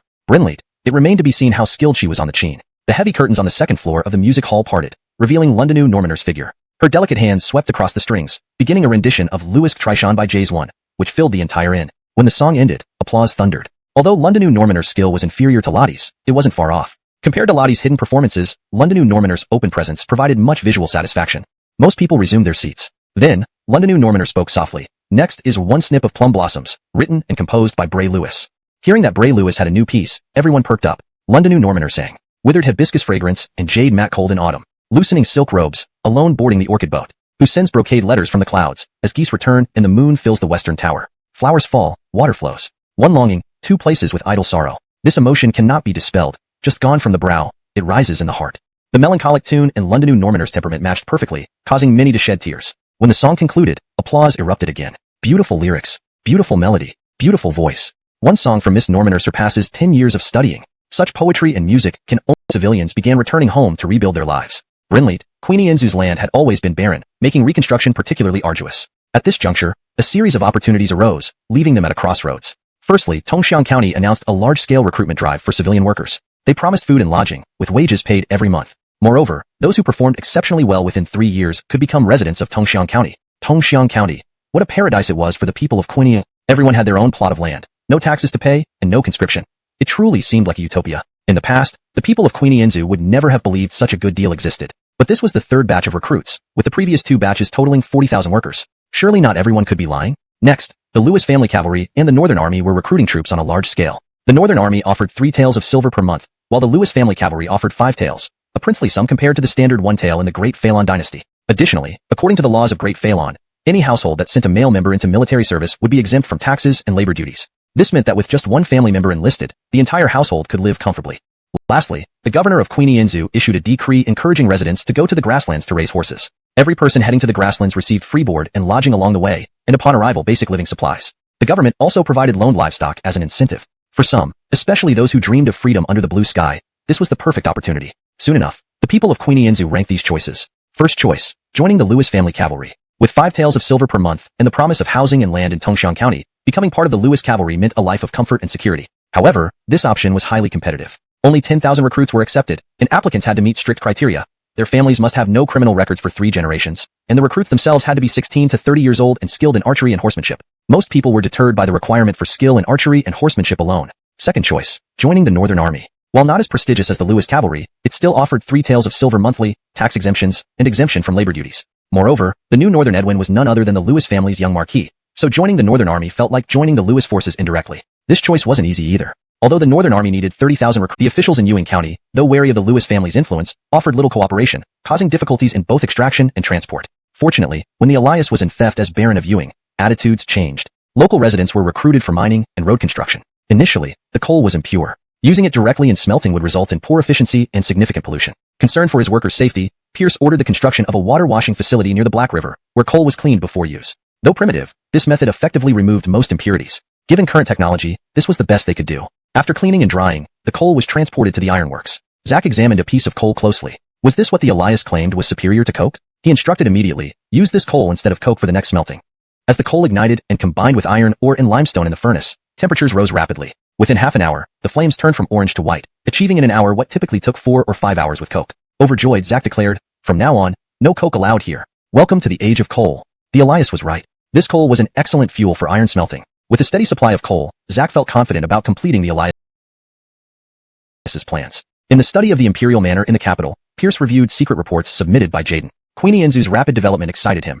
He longed to see the newly mined coal himself. This coal was black gold. With it, Queenie Inzu's growth was on fast track. Moreover, the second phase of Tongqing's development was complete, with craftsmen and meritorious workers moving in. Phase 3 was already underway. Using leather, horns, sinew, and deer sinew obtained from the grasslands, Tongxiang County established factories for armor and composite bows, creating a comprehensive military equipment industry. Indeed, using thriving to describe Queenie Inzu was apt. Chapter 190. I really wasn't napping. Outside Mountain Sea City on the northeastern border of Great Phalon, a disheveled group of horsemen were desperately galloping as if pursued by some monster. Only when they saw Mountain Sea City did they heave a sigh of relief. This troop consisted of about 100 riders, most clad in splendid armor, with one man at the front wearing a yellow imperial robe. Since Song State revered yellow due to its association with earth virtue, this person's identity was self-evident. Stop. Who are you? The guards atop Mountain Sea City raised their bows and crossbows. The man in the yellow robe shouted loudly, I am Prince Chavi of Song. A rebellion has occurred in Song, and I have come seeking aid from the Silas of Great Phalon. Please inform your general. Chavi, son of Jasper. On the day the palace coup happened in the capital, he was out hunting and thus escaped unharmed. In the capital of Great Phalon, inside the Golden Hall, the Moxie sat calmly on the dragon throne, asking mildly, Ministers, Tanner killed Jasper and ascended the throne again. Now, Chavi seeks our assistance. How should Great Phalon respond? The Moxie was not anxious, merely surprised. Song was not Charleston. The country was wealthy, and both the rulers and commoners enjoyed indulgence, lacking aggression. Thus, regardless of who ruled Song, it had little impact on Great Phalon. When Tanner ruled previously, despite being harshly criticized by scholars of Great Phalon, official relations between the two states remained decent. What affected scholars across the land the most was the assumption that Tanner abdicated because of the criticism from Giroux and others. But now, this palace coup revealed otherwise. How embarrassing. Giroux, the foremost scholar and contemporary sage, might be overrated. The Moxie was unrushed, and so were the ministers. Many even thought, let Song have its internal conflicts. Why send a prince to Great Phalon? Minister of Rights Cosmo stepped forward and said, Your Majesty, since Prince Chavi has come seeking aid, regardless of whether we agree, we should bring him to the capital first to show proper etiquette. Minister of War London Lewis urged, Your Majesty, no. If we bring Chavi here, it would openly challenge Tanner, possibly leading to war. Minister of Revenue Ewan echoed, Your Majesty, what Grand Marshal said is reasonable. We shouldn't accept Chavi. We should return him to Tanner for the sake of peace. Cosmo retorted angrily, Nonsense. Are we a vassal of Song, needing to follow Tanner's orders? Returning Chavi would only aid tyranny. Do you have any conscience? Minister of Justice Ignacio agreed, Your Majesty, Minister of Rights is right. We should warmly welcome Chavi to showcase Great Phalon's principles. Minister of Personnel Atlee disagreed, Your Majesty, don't welcome Chavi. With Charleston threatening us, an angered Song could force us to fight on two fronts, endangering Great Phalon. Apart from the silent Minister of Works Desmond, the 5 ministers argued fiercely. Each was dignified and imposing, earning praise, truly pillars of the state. The military officers watched from the side. You keep acting, showcasing your principles and presence. Ultimately, the Moxie would decide. She glanced at the 3 cabinet ministers above and asked, How do you see it, elders? Faced with the Moxie's delegation, they had to voice, Your Majesty, anger leads to wrinkles. I'll report to the Ministry of Justice shortly. Everyone looked skeptical but not surprised, given Pierce's frequent naps. No choice. Who could argue with his talents in the Moxie's favor? Rock then addressed, Counselor Lewis, regarding Chavi, Carnell claims you have a strategy. Share it. Avoiding small quarrels, he passed the buck. Pierce, angry at Jason Exion's betrayal, didn't care. It was just a trivial matter, with all these officials trying to assert themselves. Bureaucracy was strange like that. He simply replied, Simple. Tell Song that Chavi invaded Great Phalon's borders without permission, and we detained him. Meanwhile, within Great Phalon, we greet him with honor. Chapter 191. The Brocade Guard. The officials all lit up at once. Carnell praised, Wonderful. This way, we both consider Tanner's face, and won't let the whole world criticize us for aiding a tyrant. Louis Zhonglong's insight is truly remarkable. This is a flawless strategy. Cosmo nodded. Indeed. This way our great Phelan will not lose its prestige among the people. London Louis stroked his beard. Agreed. I suppose Tanner can have nothing to say about this. The Moxie slammed the table. If that's so, then it shall be as Zhonglong Louis said. Minister Jason, your Ministry of Rights shall take charge of sending emissaries for the ceremony. Minister London, you from the Ministry of War shall send personnel sent to mine in Black County, Quinions. He asked for this decree because Black County had informed him that mining coal was too arduous and dangerous, leaving many unwilling to work even with wages. Although Pierce could increase wages, this wasn't a long-term solution. As mines went deeper, danger increased. Only those forced would mine coal. Therefore, Pierce decided to use the exiled convicts as free labor. It was common practice in Great Phelan to send exiled prisoners to mine. It wasn't outlandish, only changing to his own Black County. Seeing Pierce wasn't looking for trouble, the civil officials breathed a sigh of relief. But as political opponents, they couldn't let him succeed. Left Secretary of the Ministry of Rights Digby stepped forward. Your Majesty, Black County belongs to Zhonglong Louis's fiefdom. This is a private motive, which must not be agreed to. Atlee stepped forward. Your Majesty, Zhonglong Louis is altering the law for personal gain. Please punish and reprimand him. Civil officials clamored to punish Pierce. The Moxie hesitated. Though Pierce seemed self-serving, it was trivial to her. She wanted to agree, given how much he had helped her recently, especially just now resolving an issue. However, she couldn't ignore so many officials opposing him. Pierce grew angry. These dogs, do I need to dig up your ancestors' graves to get some convict labor? Clearly, they oppose anything he does, purely maliciously. Using these convicts to mine coal and iron for military equipment was what for? For personal gain? Or just to amuse himself? Since you make things difficult, don't blame me for making you anxious and sleepless. Pierce, expressionless. Your Majesty, let's put this aside temporarily. I have another matter to report. Moxie, apologetic. Go on. She decided. As long as it wasn't outrageous, she'd agree to whatever he asked. Pierce coldly, Your Majesty, the remaining Ross loyalist case involved dozens of officials and hundreds of palace guards. This shows palace security is riddled with holes and officials lack proper oversight. I am very worried about Your Majesty's safety. The Moxie nodded vigorously. Indeed. I'm also very concerned.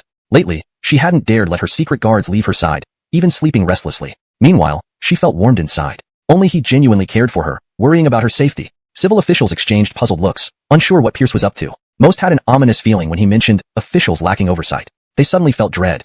Pierce was about to make major changes. Some regretted opposing him just to oppose. The Moxie quickly asked, Zhonglong Louis, do you have a solution?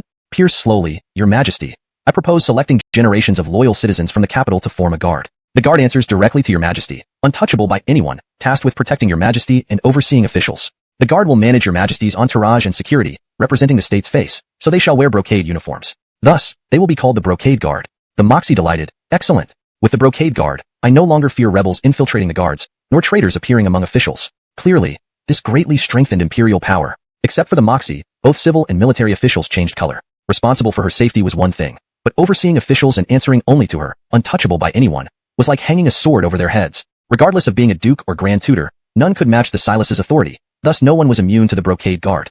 But could they refuse? The remaining Ross loyalists gave the Moxie perfect reason to establish the Brocade Guard. If they opposed, they'd be accused of neglecting the Silas's safety and having ulterior motives. Had they no problems? If not, why fear oversight? Now, they regretted opposing him. The Moxie immediately decreed, from today onward, the Brocade Guard is officially established. Zhonglong Louis, you will concurrently serve as the commander. Initial manpower is set at 5,000, chosen by you, ensuring the Brocade Guard fulfills its duties swiftly. Besides Pierce, the Moxie trusted no one, because only he genuinely cared for her, remembering her safety. Everyone else would betray her, but he never would. Also, establishing this Brocade Guard would require substantial funds, which Pierce was least lacking. Pierce clasped his hands. Subject obeys.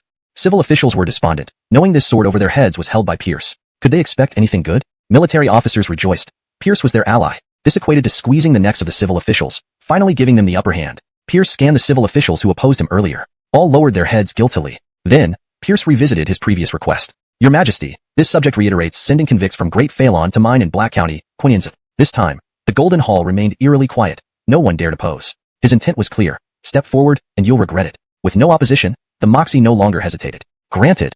Thank Your Majesty. Chapter 192. Call me the Grand Commander. The appearance of the embroidered uniform guard cast a heavy shadow over the entire court of Great Phelan. Previously, the officials of Great Phelan followed an unwritten set of rules. Recounting Edwin Pierce's battles after defeating the Conbridger on the grasslands and engaging in a war with the Langya tribe led 4 major tribes. The plot twists and emotional tides kept the audience on edge and excited. With this move, not only will civil officials resent you, even military officials will fear you. This step makes you seem like you're going down the path of becoming a solitary minister. Art sighed. There's no other way. To cross the river, getting your feet wet is inevitable. I want to accomplish things, and I must have power. Establishing the embroidered uniform guard wasn't a rash decision by Pierce, but a well-considered necessity. Though it seemed regressive, it was crucial. First, he didn't want his wife to die inexplicably again due to a remnant issue. Once was enough. Second, He wanted Great Phelan to last a few more years. Keeping an eye on these cunning old officials was necessary to prevent being sold out. Third, he needed the authority to act without constant bickering, which he didn't have the time or energy for. Jason, what you oppose isn't just people, but a set of unspoken rules everyone follows. If you make everyone live in fear, they might band together against you. Even the Moxie may not be able to protect you then, and you'll end up exiled to the steppes to raise horses. Father, rest assured, I know my limits. As long as they don't harm me. Passed aimlessly in the capital, and they were bored. Hearing about the new embroidered uniform guard, they hurried over. The embroidered uniform guard sounded impressive, directly serving the Moxie, making them untouchable. Enemies would flee upon seeing them. Working under Louis Zia, with Normannia taking the fall for misdeeds and sharing the credit, there couldn't be a better fit.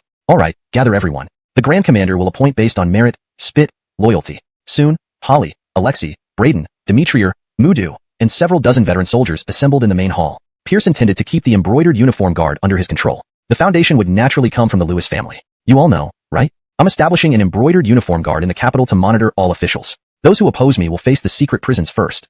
The initial force is 5,000, likely expanding later. There will be one Grand Commander, that's me, and one Deputy Commander, Charlison Edwin. He pointed to Holly. The embroidered uniform guard needed experts. Holly was the best choice, especially since she was already the Marshal General of the Imperial Guards. This dual role made it easier to ensure the Moxie's safety.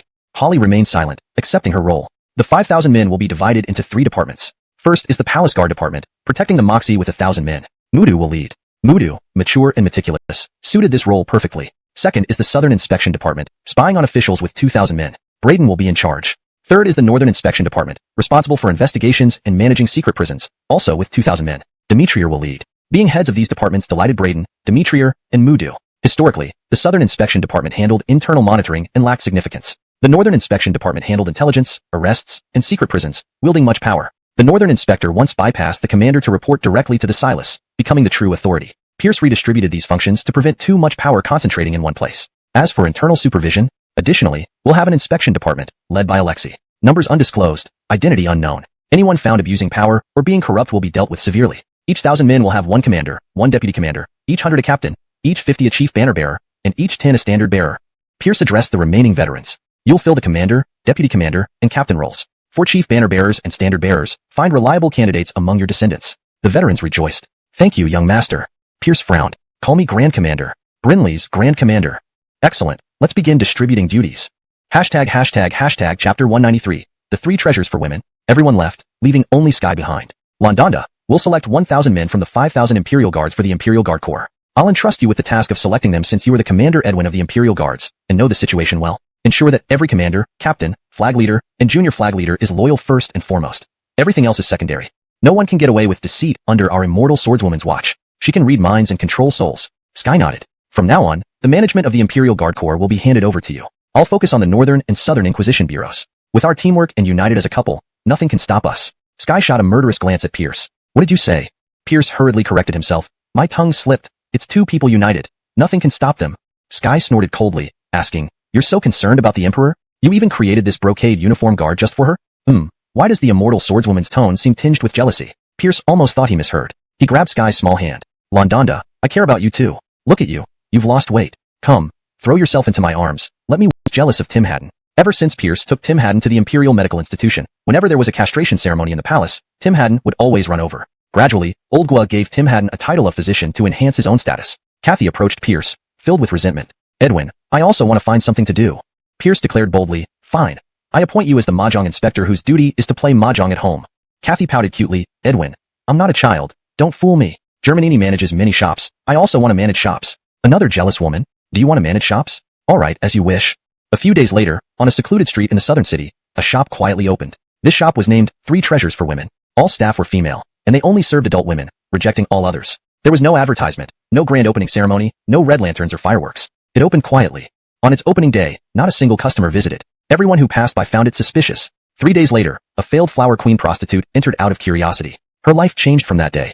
After that, she became one of the most popular prostitutes in the capital, with bookings lined up a month in advance. All the men who had been charmed by her felt lacking when they went to other women. What kind of charm? Naturally, the charm of the 3 Treasures for Women. Thus, the 3 Treasures for Women became a sought-after destination for prostitutes across the capital, whether they were famous flower queens or clean entertainers. They would frequently visit the shop if they could buy the latest set of 3 Treasures for Women to gain popularity. Soon, even noblewomen flocked to it. Their husbands, after visiting brothels, hadn't touched them for a long time. Upon inquiry, they learned they lacked certain charm. What could they do? Only buy the 3 Treasures for Women to regain their charm. Though the price of a set of 3 treasures for women was enough to bankrupt the common family, shock a middle-class family, and make a wealthy family feel pain, they had compelling reasons to buy it. The emergence of 3 treasures for women allowed countless neglected concubines and prostitutes to stage a stunning comeback and turn their lives around. Many men, who had previously lost interest, regained their vigor and masculinity. Gradually, 3 treasures for women became more than just a shop. It turned into a great faith that changed lives. In Trishamphing Pavilion, the largest pleasure den in the capital, Pierce was being entertained by a group of aristocratic rascals. Dwayne, Oswald, and Andonies were also invited. The current flower queen, Vita, clung to Pierce with an expression saying, "See how you escaped this time." Occasionally, she would lift her slit skirt, revealing her long legs clad in black fishnet stockings.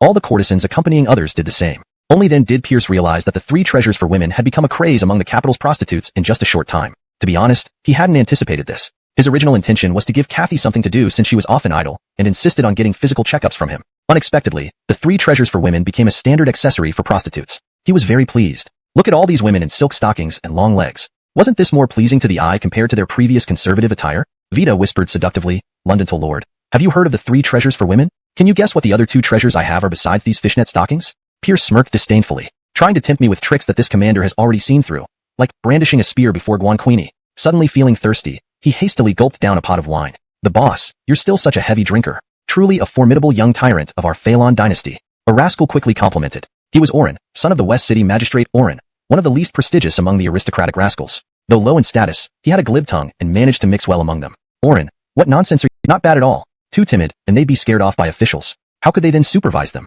He announced on the spot, "All right, I have a few positions available as 100-man commanders. If you're interested, come through. The price is a flat 100,000 taels per slot." He couldn't let these guys hold high positions. A 100-man commander was generous enough. Besides, he was a bit strapped for cash recently and needed to recoup. The group of dandies cheered delightedly. We're interested. Thank you, boss." 100,000 taels, not too much nor too little for them. A 100-man commander meant leading 100 men.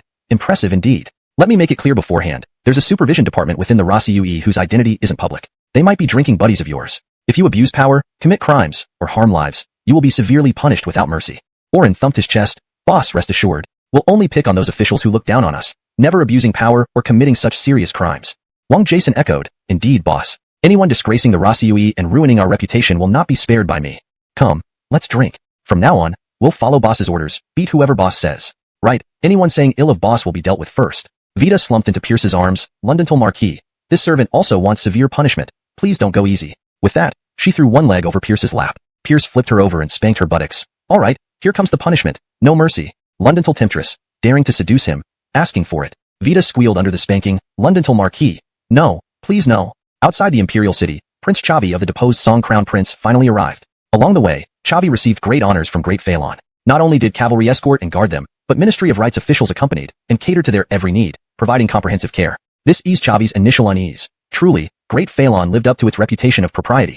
He was about to meet the Emperor of Great Phelan. He felt certain that the Emperor would agree to launch an army to help him fight against Tanner. Then, by joining forces with those opposing Tanner domestically, he could overthrow Tanner and take the throne himself. At the city gate, Minister Cosmo of the Ministry of Rights welcomed him along with other officials. "Minister Cosmo of the Ministry of Rights welcomes the Crown Prince of Song to our imperial city." Chavi, honored, replied, "I, a mere fugitive, how dare I trouble such a grand reception?" Cosmo responded, "As heir of Song, protocol must be followed."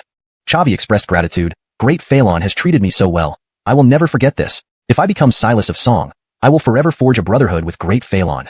The onlookers marveled at the deep friendship between the two countries. Such sincere treatment for a deposed prince. Truly a land of etiquette. Cosmo nodded approvingly, silently thinking, just the reaction I hoped for. "Crown Prince, let's enter the city. Please." The subsequent events took Chavi by surprise. Once inside the city, Cosmo and the officials vanished. Only a minor official from the Bureau of Reception guided them to an old residence. "This is the accommodation prepared for you." After showing them in, the minor official also quickly left. Chavi was stunned. Shouldn't he be greeted warmly and introduced to the Emperor immediately? Why directly arrange lodging in this remote old house? Opening the grand door of the old house, a cloud of dust billowed out, causing Chavi to cover his nose. Inside, the place was in dire condition. The yard overrun with weeds, half the roof tiles broken, holes everywhere, inviting moonlight baths. But with everyone else gone, what could he do? Resigned, he instructed his guards to repair the roof, clear the yard, making the place barely livable. He thought it must be a mistake. Great Phelan would surely relocate them to better quarters soon. Her presence at this event was imperative. With the Moxie present, how could the 3 grand secretaries and 6 ministers decline? Would other officials dare miss this? Establishing a new office involved submitting a declaration to heaven and announcing it to the people, explaining its purpose and responsibilities. The ceremony began. Led by the Moxie in a magnificent red dragon robe, flanked by Commander Pierce and Holly in flying fish robes, they submitted their declarations to heaven and announced to the people. Following them were Garrett, Trisherkill, Ned, and Alexei, the 4 bureau commanders in fighting bull robes. Behind the 4 bureau commanders were 10 senior and deputy battalion commanders also in fighting bull robes, and 50 company commanders in Chelan robes. The lesser commanders and squad leaders stood guard around the headquarters with regular Rossui members. All company commanders wore Chelan robes. Not just the flying fish robes of the commanders, or the fighting bull robes of the bureau commanders, battalion commanders, and deputies. Even the standard Rossui Chelan robes were richly embroidered and exquisitely detailed. Add to that the fine waist knives each carried, and they were indeed clad in splendor, awe-inspiring. Londonving up to the name, embroidered uniforms. Hashtag chapter 195. Hands off boss. The ceremony was completed, and the embroidered uniform guard officially opened its doors. The Moxie returned to the palace, while Holly, as deputy commander, will be invited to tea in the imperial prison. Both Gordon brothers instantly deflated. Pierce's newly established inspection bureau was particularly devious. Not only was the number of its members unknown, but their identities were kept secret, making it impossible to guard against them. Pierce rapped his knuckles on the table. All right, let's get this meeting started. You all know what to do, right? Except for Alexei, the other 6 shook their heads. Frustrated, Pierce continued. The first step is obviously selecting personnel. Now, Jimmy and Son Londonu, you two are sharper, so you'll report to Trisherkill under the Southern Investigation Bureau. Their duty is to monitor officials and gather intelligence. Choose those who stand out. Brinley's Bray, London Charles and Phelan Ba, you two are stronger, so you'll report to Ned under the Northern Investigation Bureau. Their duties include patrolling and arrests as well as managing the imperial prison. Choose larger and more intimidating candidates. Brinley's Bray. Unlike the 1,000 members of the Imperial Guard selected from the Royal Guards, the remaining 4,000 members of the embroidered uniform guard came from a variety of sources. Most were distant relatives, personal guards, and old subordinates of the Lewis, Jason, and Gordon families, including their descendants. A few were from noble families with clear backgrounds. Every person's ancestry. You talk too much. What hands off, boss? I trust those I choose, and those I doubt, I don't use. This is to hone their abilities, making them capable of independent action. How dare you misinterpret my good intentions? Are you even human? Clearly, Pierce wasn't stupid enough to create a position for himself that would cause him trouble. London was short. Seizing the moment for joy was the true path. Unfortunately, just as they exited the headquarters, a young eunuch panted up to them. Commander Lewis, Austin has summoned you. Well, forget about catching up on sleep. Entering the Lewiston Palace, Pierce pulled out a stack of bills. Your Majesty, renovating the embroidered uniform guard headquarters cost 200,000 taels. Hiring personnel cost 120,000 taels. Custom-made uniforms cost 80,000 taels. Weapons cost 100,000 taels. Totaling 570,000 taels. Discount included, please pay 600,000 taels. The Moxie stuttered. Recently, I've been a bit tight on funds. Could you cover it temporarily? Pierce bluntly exposed. Your Majesty, are you planning to freeload again? Embarrassed, the Moxie demanded. You've earned so much. Paying 600,000 taels isn't an issue, right? Pretending poverty, Pierce responded. Your Majesty, yes, my business is big, but my household is also large. Money is needed everywhere. With so many mouths to feed, my days are tight too. 2 side palaces in the Mar. Pierce said, Your Majesty, there hasn't been any disaster this year. I just sent you dividends the other day. How could you be short on funds? His expression practically told the Moxie. No money, just take my life. Revenue doesn't cover expenses? The Moxie sighed deeply. It turned out that summer taxes for the first half of the year amounted to only 3 million taels, while expenditures reached over 4 million. The previous rewards and compensations for soldiers in Queenie Inzu and London Angshao had depleted the national treasury. Left with no choice, the Moxie had used her private savings to fill the gap. Feeling wronged, the Moxie lamented, last year, the summer tax revenue was 3.5 million taels, and spending was also 3.5 million, breaking even. Why is this year so imbalanced? What happened? Pierce calmly replied, Isn't it obvious? There's less land paying taxes, and more revenue is lining officials' pockets. Thus ends Chapter 195. Chapter 196, Departure, I shall go soak in the hot springs. The Moxie's eyes lit up. I knew you had ideas. Tell me more in detail. As long as it doesn't involve spending her own money, everything can be discussed. Pierce sat on the steps of Lewiston Palace, lazily saying, Your Majesty, isn't the current situation worse than last year and this year? The tax revenue should have been decreasing year by year, hasn't it? The Moxie had only ascended the throne for a year, so she hadn't really paid attention to these records. She hurriedly called for a eunuch to fetch the previous year's tax account books of the Great Phelan Dynasty. When the account books arrived, the Moxie took a look. She was startled. Indeed, in Anqing's 18th year, the summer tax was 5 million taels. 19 years ago it was 4.5 million taels. In the first year of Ningen it was 3.5 million taels. And this year it is only 3 million taels. You're saying it's because less land is being taxed? But how could the amount of land decrease? Pierce emphasized, Your Majesty, I mean that the amount of taxed land has decreased. The Moxie frowned. Do you mean land consolidation? Brinley's. That means the money and grain entering officials' pockets has increased even more. You're accusing officials of embezzlement? Precisely. The Moxie flew into a rage. So it seems that land consolidation and official corruption have worsened year by year? About right. The Moxie pounded the table and stood up. Damn it. This needs to be reformed, or else the Great Phelan will be stripped bare. Is the Moxie about to launch reforms? But don't use me as a shield. Such thankless tasks, he would never agree to. In Pierce's view, it would be easier to establish a new empire than to salvage this severely corrupted Great Phelan. Pierce cautiously reminded, Your Majesty, you should be more concerned about the common people of the Great Phelan who are selling their land and becoming slaves, barely surviving. It only takes one person to incite rebellion.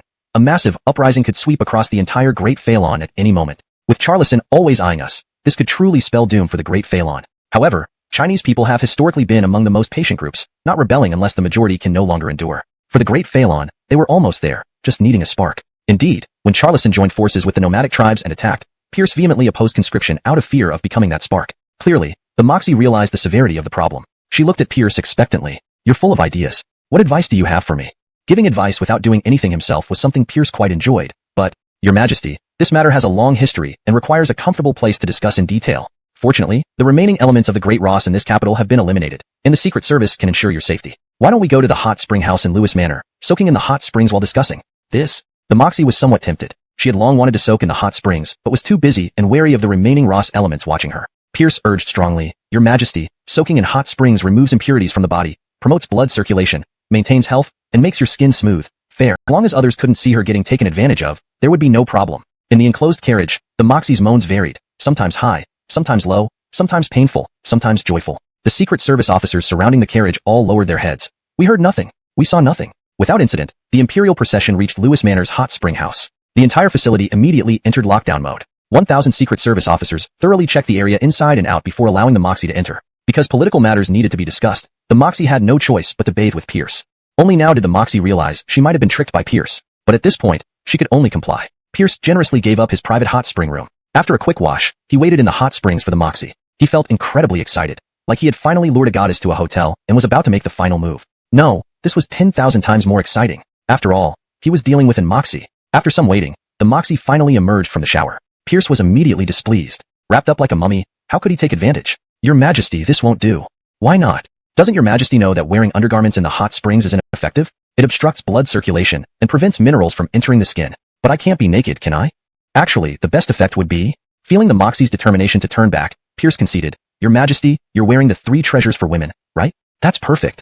Fine. After much hesitation, the Moxie finally emerged from the shower. Black lace bra and panties, paired with black fishnet stockings, perfectly highlighted her figure. Pierce almost bled from his nose. Though her figure wasn't as mature as Kathy and German Anyang's, it was absolutely perfect. Everything was just right, leaving no room for criticism. Coupled with her unmatched beauty and unique noble demeanor, she truly was an Moxie. Pierce beckoned, Your Majesty, over here, come quickly. Blushing, the Moxie hesitantly moved closer to Pierce, reluctantly lying down beside him. Immediately, she covered her eyes and shrieked, You filthy rogue, how dare you not wear anything? Doesn't your Majesty know? This is the proper way to enjoy a hot spring. Let the water fully embrace you, making you feel like a fish in water, returning to the warmth of your mother's womb.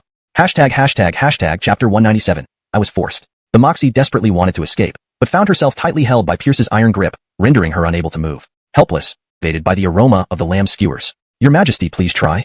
Pierce offered her a handful. The addition of chili powder gave the small lamb skewers a much-needed soul. The fresh, spicy, and aromatic lamb skewers were truly irresistible. They alternated between savoring the lamb skewers and taking sips of wine, getting their mouths oily in the process. Soon, the large platter of lamb skewers was devoured. Now that we're full, quick, tell me.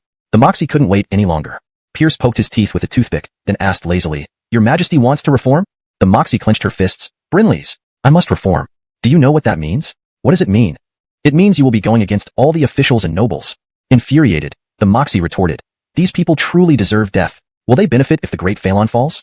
Your Majesty, for them, even if the Great Phelan perishes, they can still serve the Charleston or Song dynasties. But if silver is lost, everything is lost. The Moxie gritted her teeth. If that's the case, they cannot blame me for being ruthless. Your Majesty, I must warn you that these people are capable of anything when pushed to the brink. I'm not afraid. I have you.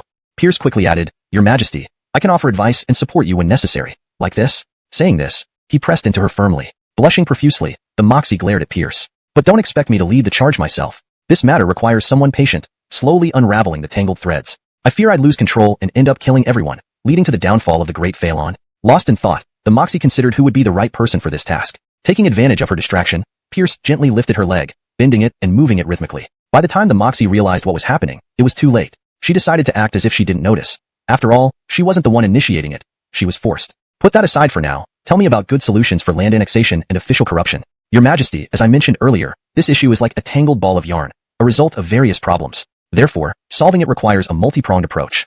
Explain in detail. First, reform the officials. Consider starting with their evaluations. Only accurate and effective evaluations can identify competent and clean officials. The current evaluation system controlled by the Ministry of Personnel is a joke. Centralized power easily breeds corruption. Perhaps involve multiple departments in the evaluation process for mutual supervision. Moreover, establish effective supervision over officials in each state. The censorate is already riddled with corruption. Consider setting up branches of the embroidered uniform guard in the 5 states, making them your eyes to monitor the officials. This will curb their blatant exploitation and land annexation, the fastest way to see results, though not a long-term solution. After all, the embroidered uniform guard are also human. The Moxie was delighted. Good idea. In the short term, I will establish branches of the embroidered uniform guard to watch them closely. For the long term, reform the evaluation system and involve the Ministry of Personnel, the censorate, and the cabinet. Overjoyed, the Moxie kissed Pierce's face, which he returned passionately. Finally managing to pull away, the Moxie asked, "Then what next?" Pierce explained slowly, "Next comes the thorniest issue, the land problem. Your Majesty knows well that taxes decrease annually due to the nobles annexing vast tracts of land. Although officials' lands are exempt from tax, there are quantity limits. To avoid taxation, annexed lands remain unreported. So, conduct a national land survey to measure all taxable lands previously hidden. This will naturally increase tax revenue." The Moxie was thrilled. "Excellent. Indeed. You always come up with great ideas. I'll order a nationwide land survey immediately. Severe offenders will face execution. These villains dared to tamper with taxes." Pierce warned meaningfully, "Your Majesty, prepare yourself mentally." "What do you mean?" Smiling, Pierce asked, "Your Majesty, having provided such an excellent plan, how do you intend to reward me?" Looking at her leg being moved by Pierce, the Moxie responded, "Isn't this rewarding enough? Your Majesty, I want more." "Forget it. Speaking of which, hasn't it been half an hour? Are you done yet? My foot is numb." "Your Majesty, I usually last more than an hour. How about a heavenly decree or a path encounter? It might help me finish faster." "Pervert, forget it. Since that's the case, may your Majesty bless me with your imperial breath?" It wasn't until evening that the Moxie dragged her sore legs back to the Lewiston Hall. Ignoring her fatigue, she promptly copied down all of Pierce's proposals. Reading through the brilliant governance strategies, she was incredibly pleased. All the humiliation today was worth it. The only regret was that Pierce was too lazy to take the lead. She needed to find someone else to initiate the reforms. She couldn't propose it out of nowhere without provocation. She needed someone to set the stage for her. Who would be the best choice? As Pierce suggested, this person should be fearless, understanding the common people's hardships and the bureaucracy's rules and underhanded tactics, ideally someone who has suffered greatly from the system. Slowly, a name came to mind. Chapter 198, Widows and Orphans. Pierce did not return to the capital with the Moxie. Instead, he headed to Lewis Manor with his personal guards. His entourage of guards had changed. Those who had fought alongside him in the grassland battle and performed outstandingly, including Jimmy, Sun Londonu, London Charles, and Phelan Ba, had all been promoted to high-ranking positions within the Ross Norman Wan. The current batch of guards were the new generation of the Lewis family army, each one selected from the best of the best. Though they hadn't earned significant merit yet, Pierce generously bestowed each of them with an impressive set of Chelan robes and a ring-pummeled saber, symbols of prestige and authority. As the saying goes, when one attains power, even the humblest gain advantage. Alexei was their captain, but since he was unavailable, the deputy captain Gus took charge. True to his name, he was somewhat impulsive. Having grown up in Lewis Manor, Gus naturally became Pierce's guide. "Master, our Lewis Manor is truly thriving these days." "Oh, how so?" "Our Lewis Manor, bolstered by Master's various enterprises, now has grand brick houses for every household, and even the streets are paved with blue bricks, a sight that rivals the inner city of the capital. Every meal here consists of white rice and meat, and we have our own private school where every household can read and write." "Heh, Master, people from the surrounding 10-mile radius, and even from the capital, would give a thumbs up when mentioning Lewis Manor. Every young woman dreams of marrying into our manor. But still, our villagers prefer local girls. They're gentle, considerate, and frugal homemakers. The ladies from the capital, on the other hand, tend to be extravagant and wasteful, not quite like us." Pierce nodded approvingly. To remember one's roots and stay true to oneself, that's excellent. Upon entering Lewis Manor, the steward Lewis came to greet him. With excitement, he said, "Master, why have you come?" Pierce sighed. "I've come to visit the widows of the uncles who perished on the battlefield." The atmosphere turned somber. Of the 50 guards who initially accompanied Pierce, only 30-odd returned. Many more were lost from the old master's contingent. These guards' families were mostly in Lewis Manor. Many were older, with no living parents but wives and children. Although the government had issued pensions, Pierce provided additional substantial compensation. Brinley, nothing could replace the sorrow in their hearts. As the head of the Lewis family, it was his duty to pay his respects. At this moment, Alexei finally returned with carts loaded with premium Sichuan silk, fresh mutton legs, and high-quality millet. He decided to inspect his businesses. Guided by Lewis, he toured the winery, condiment factory, sugar mill, soap factory, glassworks, and the large-scale plantations and farms outside Lewis Manor. He focused particularly on the winery and glassworks because they produced items of great interest to him.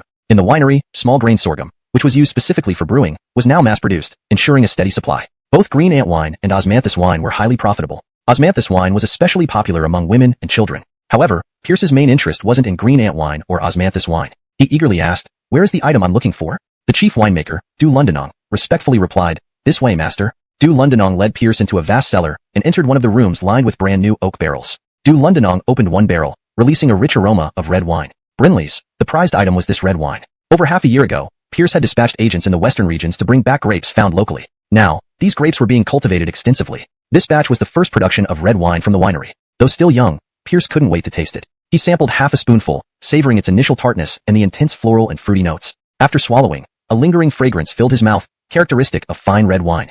Old Dew, well done. To produce such excellent red wine on your first attempt, there's no question about it. You deserve a raise, a bonus, and extra chicken thighs. Dew Londonong chuckled humbly. Thank you, master, for your praise and reward. Being able to create a new fruit wine is also my good fortune. Pierce instructed, release a small portion first for market promotion. Store the majority for at least 6 months before release. Wine improves with age, developing a better flavor and aroma.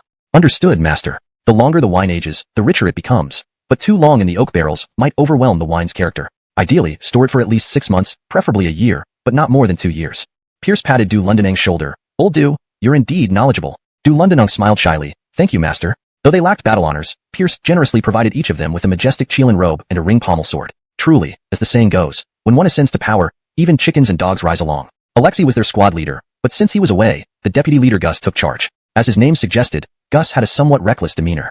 Having grown up in Lewis Manor, Gus knew it well and naturally became Pierce's guide. Master, our Lewis Manor has become truly remarkable. Oh, how so? Our Lewis Manor prospers thanks to Master's various enterprises. Every household has built grand brick and tile houses, and even the streets are paved with blue bricks, rivaling the inner city of the capital. Our people enjoy white rice and meat in every meal, and we have our own private school where everyone learns to read and write. Heh, master, even the people from the surrounding villages and the capital hold up Lewis Manor with admiration. Any girl would be proud to marry into Lewis Manor.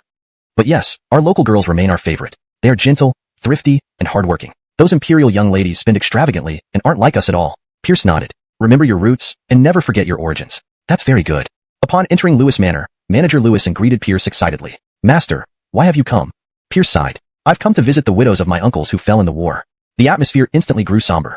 Originally, there were 50 guards with Pierce, but only 30 returned. Even more guards under the elder lord had perished. Most of these guards' families were in Lewis Manor, many without parents but with wives. Don't worry, master. I'll take care of everything. I'll establish a welfare department funded by part of the family's profits to ensure their well-being. You will oversee this in Lewis Manor. Understood, master. Pierce sent Alexei ahead with the orphans to the mansion. Once there, Dominic would take care of everything. Since he was in Lewis Manor, he also wanted to inspect his numerous enterprises. Under Lewis Ann's guidance, Pierce visited the winery, pickle factory, sugar refinery, soap factory, and glassworks, as well as the large-scale farming and livestock fields outside the manor. His focus was on the winery and glass factory, which produced intriguing items. In the winery, the specialized sorghum for brewing green ant liquor was now mass-produced, ensuring abundant supply and healthy profits. Osmanthus wine sold well into Phelan, especially among women and children. But what truly intrigued Pierce wasn't green ant liquor or osmanthus wine. He eagerly asked, where is it? Chief winemaker Dew Londonong respectfully replied, Master, follow me. Dew Londonong led Pierce into a massive cellar, stopping at a room filled with new oak barrels. Opening one, the rich aroma of wine filled the air. Brinley's, the item Pierce was interested in, was none other than grape wine. Several months ago, his agents from the western regions brought back grapes, which were now widely cultivated. This batch was the first batch of grape wine brewed by the winery. Though still new, Pierce couldn't wait to taste it. Scooping half a spoonful, he savored the tangy, fruity flavor with lingering aftertaste. Truly unique, glassmaker Gaspard Guy greeted them. Lao Zhang, quickly bring out the items for me to see. Pierce urged. Bray, follow me.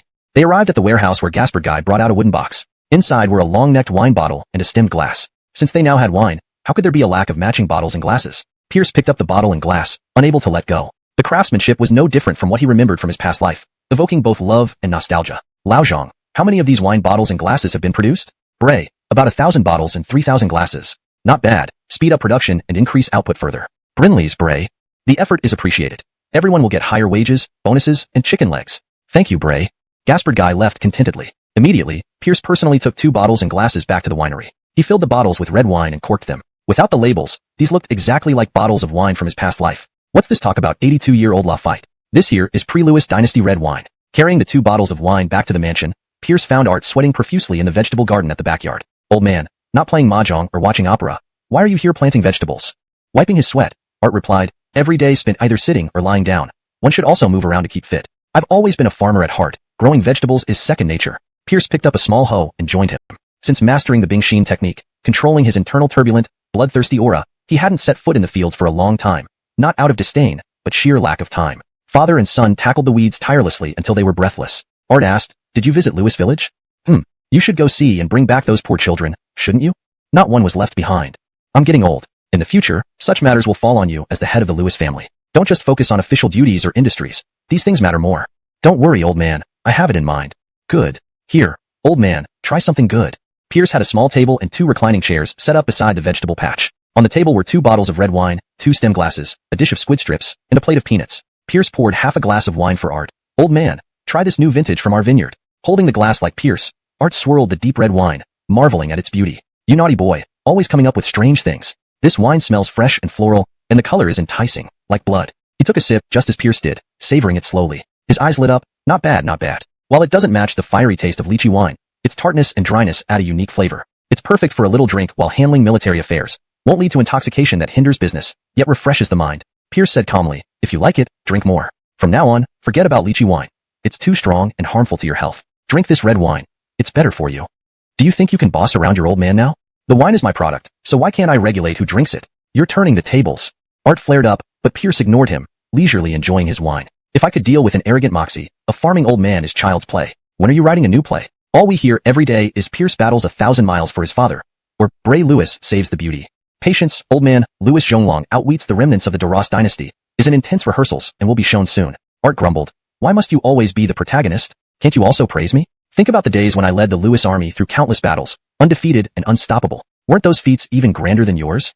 Pierce shook his head. Old man, theater thrives on novelty. Your old stories are stale news. How about you tell me some unknown tales? The more dramatic, the better. I'll write a script and have the theater rehearse it. Art hesitated and sighed. Forget it. But Pierce noticed the sparkle in Art's eyes. There was a story there. Before Pierce could pry further, Art suddenly leaned in. So, did you secure her yet? Puzzled, Pierce responded. Secure who? The Moxie. The whole capital knows you took Her Majesty to the hot spring. I want grandchildren, so don't let me down.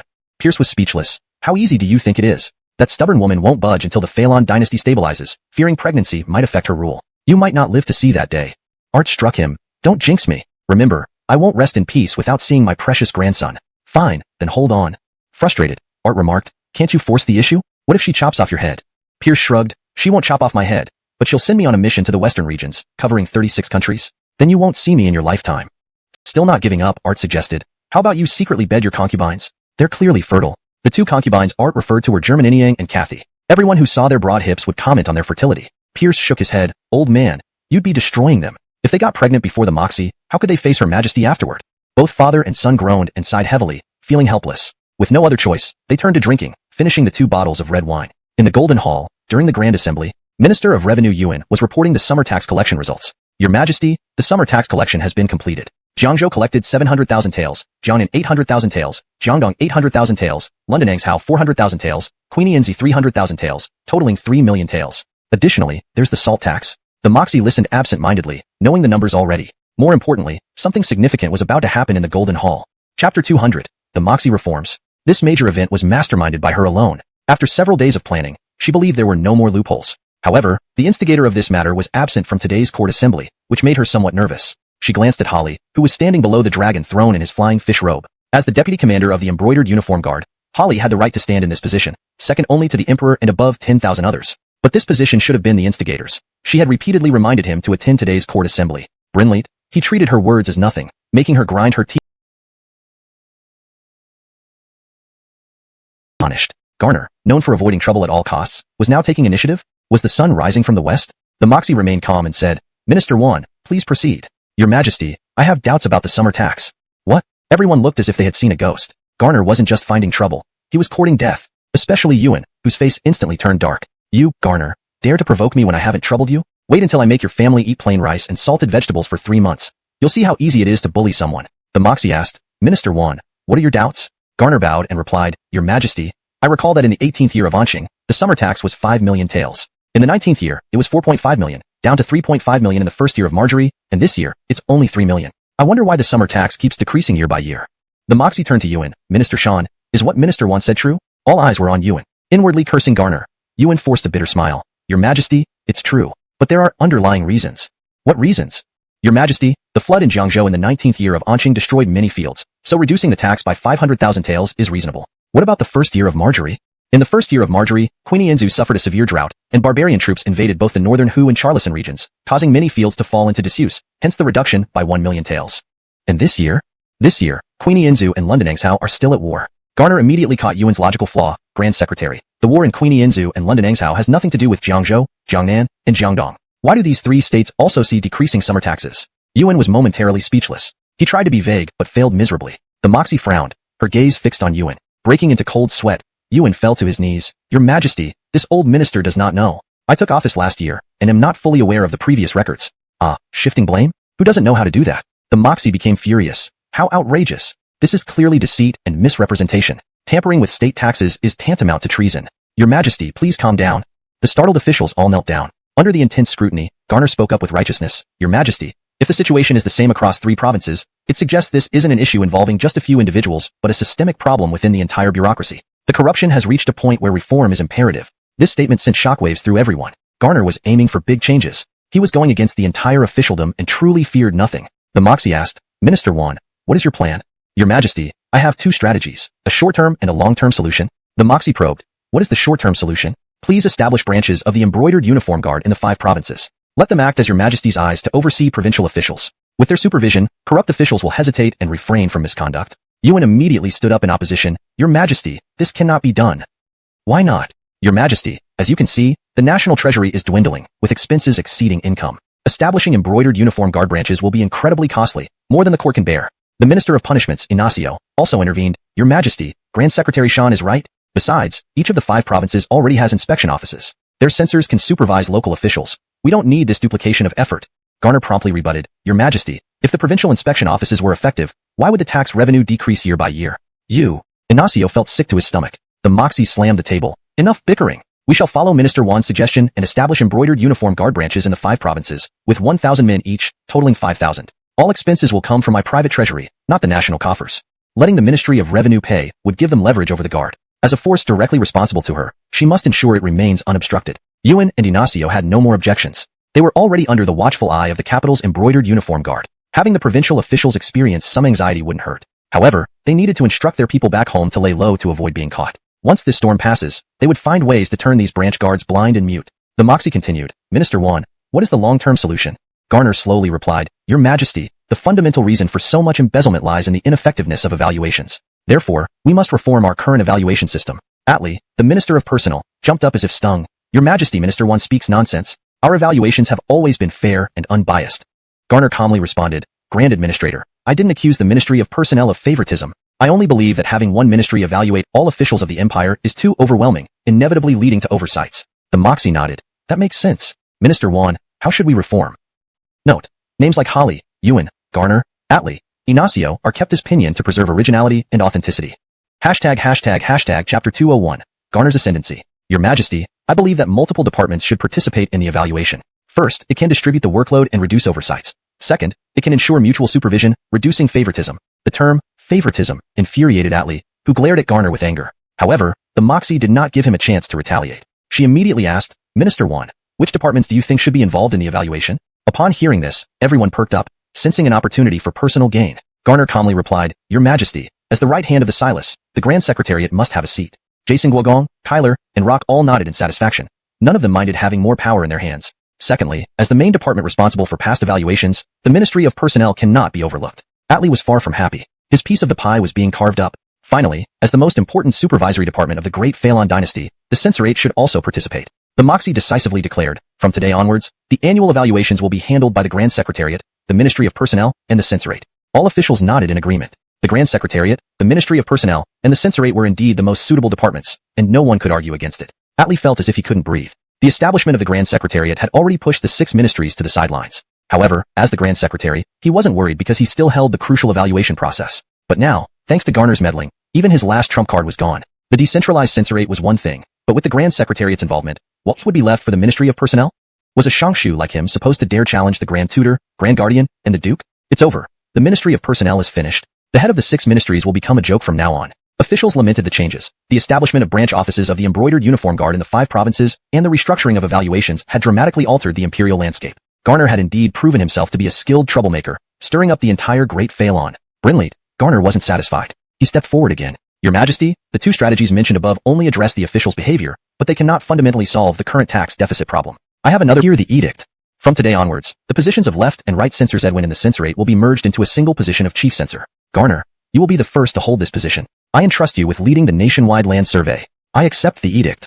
Officials' faces paled with shock. Garner, originally a 4th-rank capital governor, was now promoted to the 2nd-rank chief censor of the censorate. Others climbed their way to higher ranks, but you flew straight up. Moreover, the censorate had 2 top-ranking officials, left and right censors Edwin, precisely to prevent it from becoming monopolistic. By merging these positions into one chief censor, the Moxie was handing the entire censorate to him. Such power and status rivaled that of the 6 ministerial heads, perhaps even surpassing them. And the Moxie still wasn't done. She dropped another bombshell. Additionally, confer the title of Taibao upon Garner. The officials collectively froze in place. Taibao, one of the three excellencies. A first-rank title. Even the three aloof and detached grand secretaries glanced at Garner. He was indeed soaring high. It seemed the Moxie was serious about reform. Still, no one objected. They knew the land survey was bound to fail. The higher Garner climbed, the more spectacular his fall would be. Falling from the peak would surely end in his complete destruction. I, your subject, thank your majesty for your immense grace.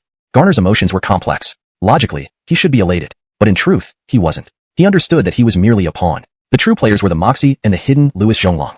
But he didn't resist being a pawn. Being chosen as a pawn meant he was worthy of the role. Dying a glorious death as a pawn was better than an unnoticed demise in a gutter. He was tired of being a scapegoat, a punching bag. He wanted to crush those who had bullied and humiliated him under his feet. If there was no light around him, he would create his own light. Summoned by the Moxie, Pierce walked into the Lewiston Palace with 2 bottles of wine. Hey, what are you carrying there? Your Majesty, this is the latest vintage wine from Louis Zhonglong. Why bring wine? To congratulate your Majesty on the successful start of your reforms. How do you know it succeeded? Your Majesty, with your exceptional intelligence and purity, such a minor matter would hardly be difficult, wouldn't it? So sweet-talking. Why haven't you attended court sessions as ordered? Pierce defended himself. Your Majesty, I was already on my way when I stepped in dog poop. It was so foul-smelling. If I had attended the court session, wouldn't everyone have smelled it too? To consider your Majesty and the officials, I sacrificed my personal convenience to avoid embarrassing everyone. Missing your Majesty and Minister Wan's brilliant performance is deeply regrettable. Don't try to twist your way out. As punishment for defying my orders, you shall fund the new embroidered uniform guard branches in the 5 provinces. The Moxie finally revealed her true intentions. From the moment she promised, all expenses will come from my private treasury. She had this plan in mind. She was poor after all, so she could only redistribute wealth from the rich. Hashtag Chapter 202. The Gordonstress wine in a night Lundot cup. On the surface, Pierce looked constipated, but inside, he was elated. Hey, 1 division of 1,000 men meant 2 commanding officers and 10 100-man captains. With 5 divisions, he could plant 60 more veterans from the Lewis family into key positions. Heaven above, it wasn't that he wanted to appoint his relatives. He was forced by the Dog Emperor. Now, his command as the chief of the Brocade Guard had smoothly surpassed 10,000 men, with spies spread across the 5 states of Great Phalon. Anyone who dared cause trouble in his domain would first be caught and beaten senseless in the imperial prison before being framed. Earth below, it wasn't that he wanted to treat lives lightly. He was forced by the Dog Emperor. Pierce poured half a cup of red wine for the Moxie regnant. Here, your Majesty, I wish. Reclining drunk on the battlefield, do not mock. Throughout history, how many return from war? The Moxie instantly deflated. It was indeed a good poem, extremely good. But with its themes of battlefields and warfare, it was too intense for her usual freeloading. Great poem, truly great. In the grand dining hall of the Lewis clan inn, applause broke out. The venerable Mr. Brinley, whose prowess remained undiminished, praised emotionally. Bray Lewis's Quinienza Ci is bold and unrestrained, capturing the spirit of heroic men. A toast should be raised to celebrate. Compared to the grand Quinienza Xing, it lacks some pressure but adds more freedom and nonconformity, making one yearn for deep intoxication. Truly worthy of Bray Lewis, who monopolizes 8 dough of literary talent in our great Phalon. Once Quinienza Xing and Quinienza Ci were released, all other frontier poems pale in comparison. On the stage, Pierce responded, Does Mr. Brinley wish to be intoxicated? Then we must not miss the grape wine in a night light cup. With his words, Amber Lihuo, the new chief performer at the Lewis clan inn, emerged carrying a tray with a bottle of red wine and a stemmed glass. Pierce poured half a glass of red wine into the glass, slowly swirling it. Everyone, have you seen this? This is the grape wine from the... I want to buy it too. Just tell us the price, Mr. Lewis. Brinley's. Today, I must taste the grape wine in a night light cup. Excitement surged among the crowd. Pierce declared, No need to worry, everyone. I've obtained the secret recipe from the western regions. Starting today, grape wine will officially debut at the Lewis clan inn. However, due to its high brewing costs and low yield, it won't be directly sold. To let everyone sample this wine and as a thank you to loyal customers, those who spend 10,000 taels in one go will receive a bottle of grape wine. Right. You didn't mishear. It's a gift, completely free. Lundamited quantity available. First come, first served.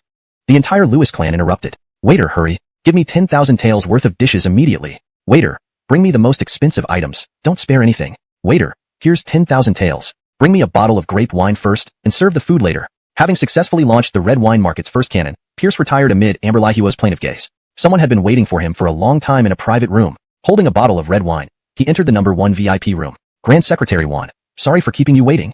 The person waiting was none other than Garner, the newly promoted Grand Secretary. Garner rose to greet him, laughing bitterly. Commander Lewis, Chapter 203, Jessica is beaten. First of all, the land survey definitely needs manpower, right? As the chief censor of the censorate, don't you oversee all the censorates in the 5 states? The current batch can't be used. You might as well go all the way and dismiss them all.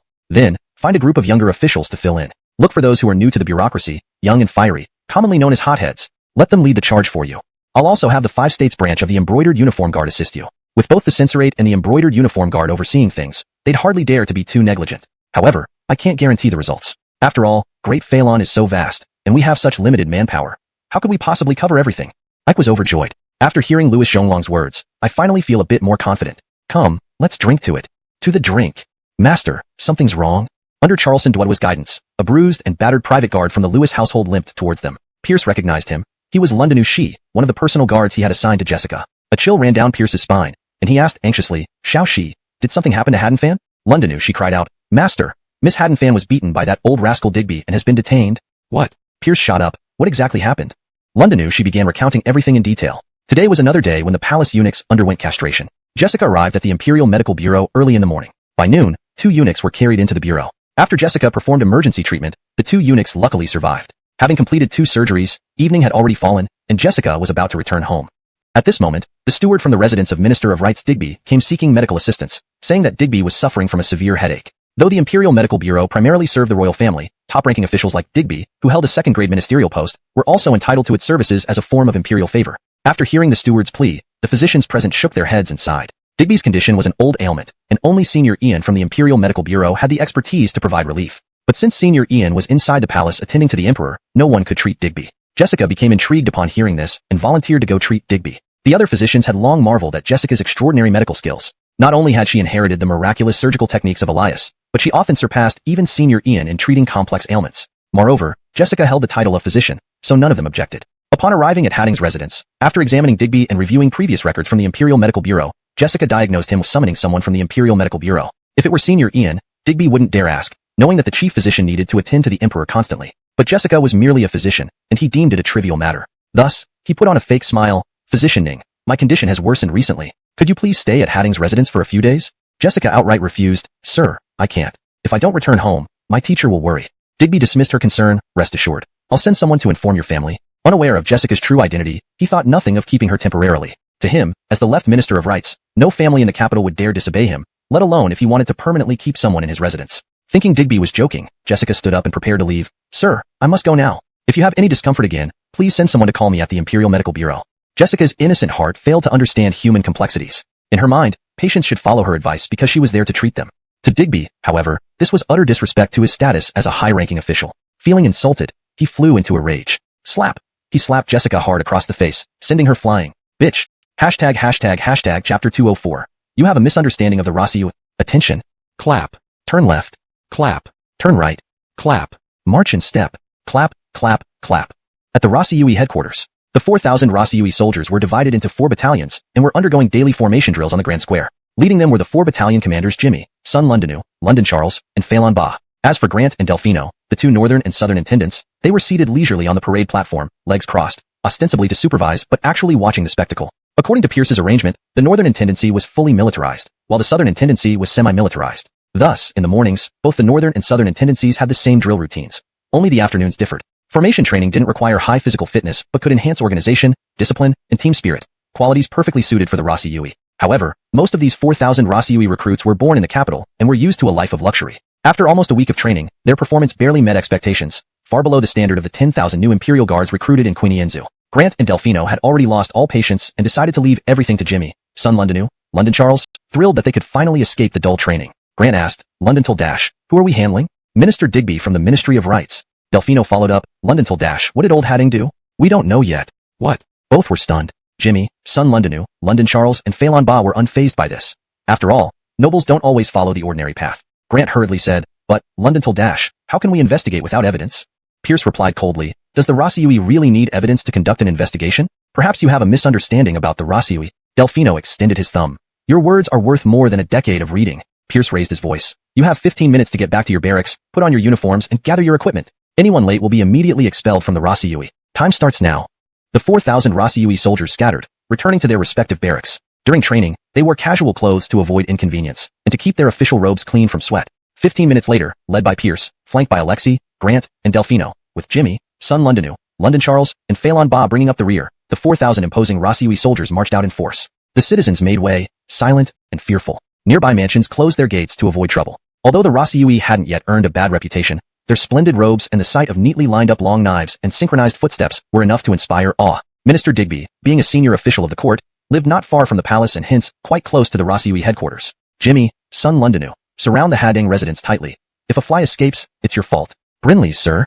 2,000 Rossiui from the southern intendancy surrounded the Hadding residence. The gatekeepers of the Hading residence shouted, "What do you want?"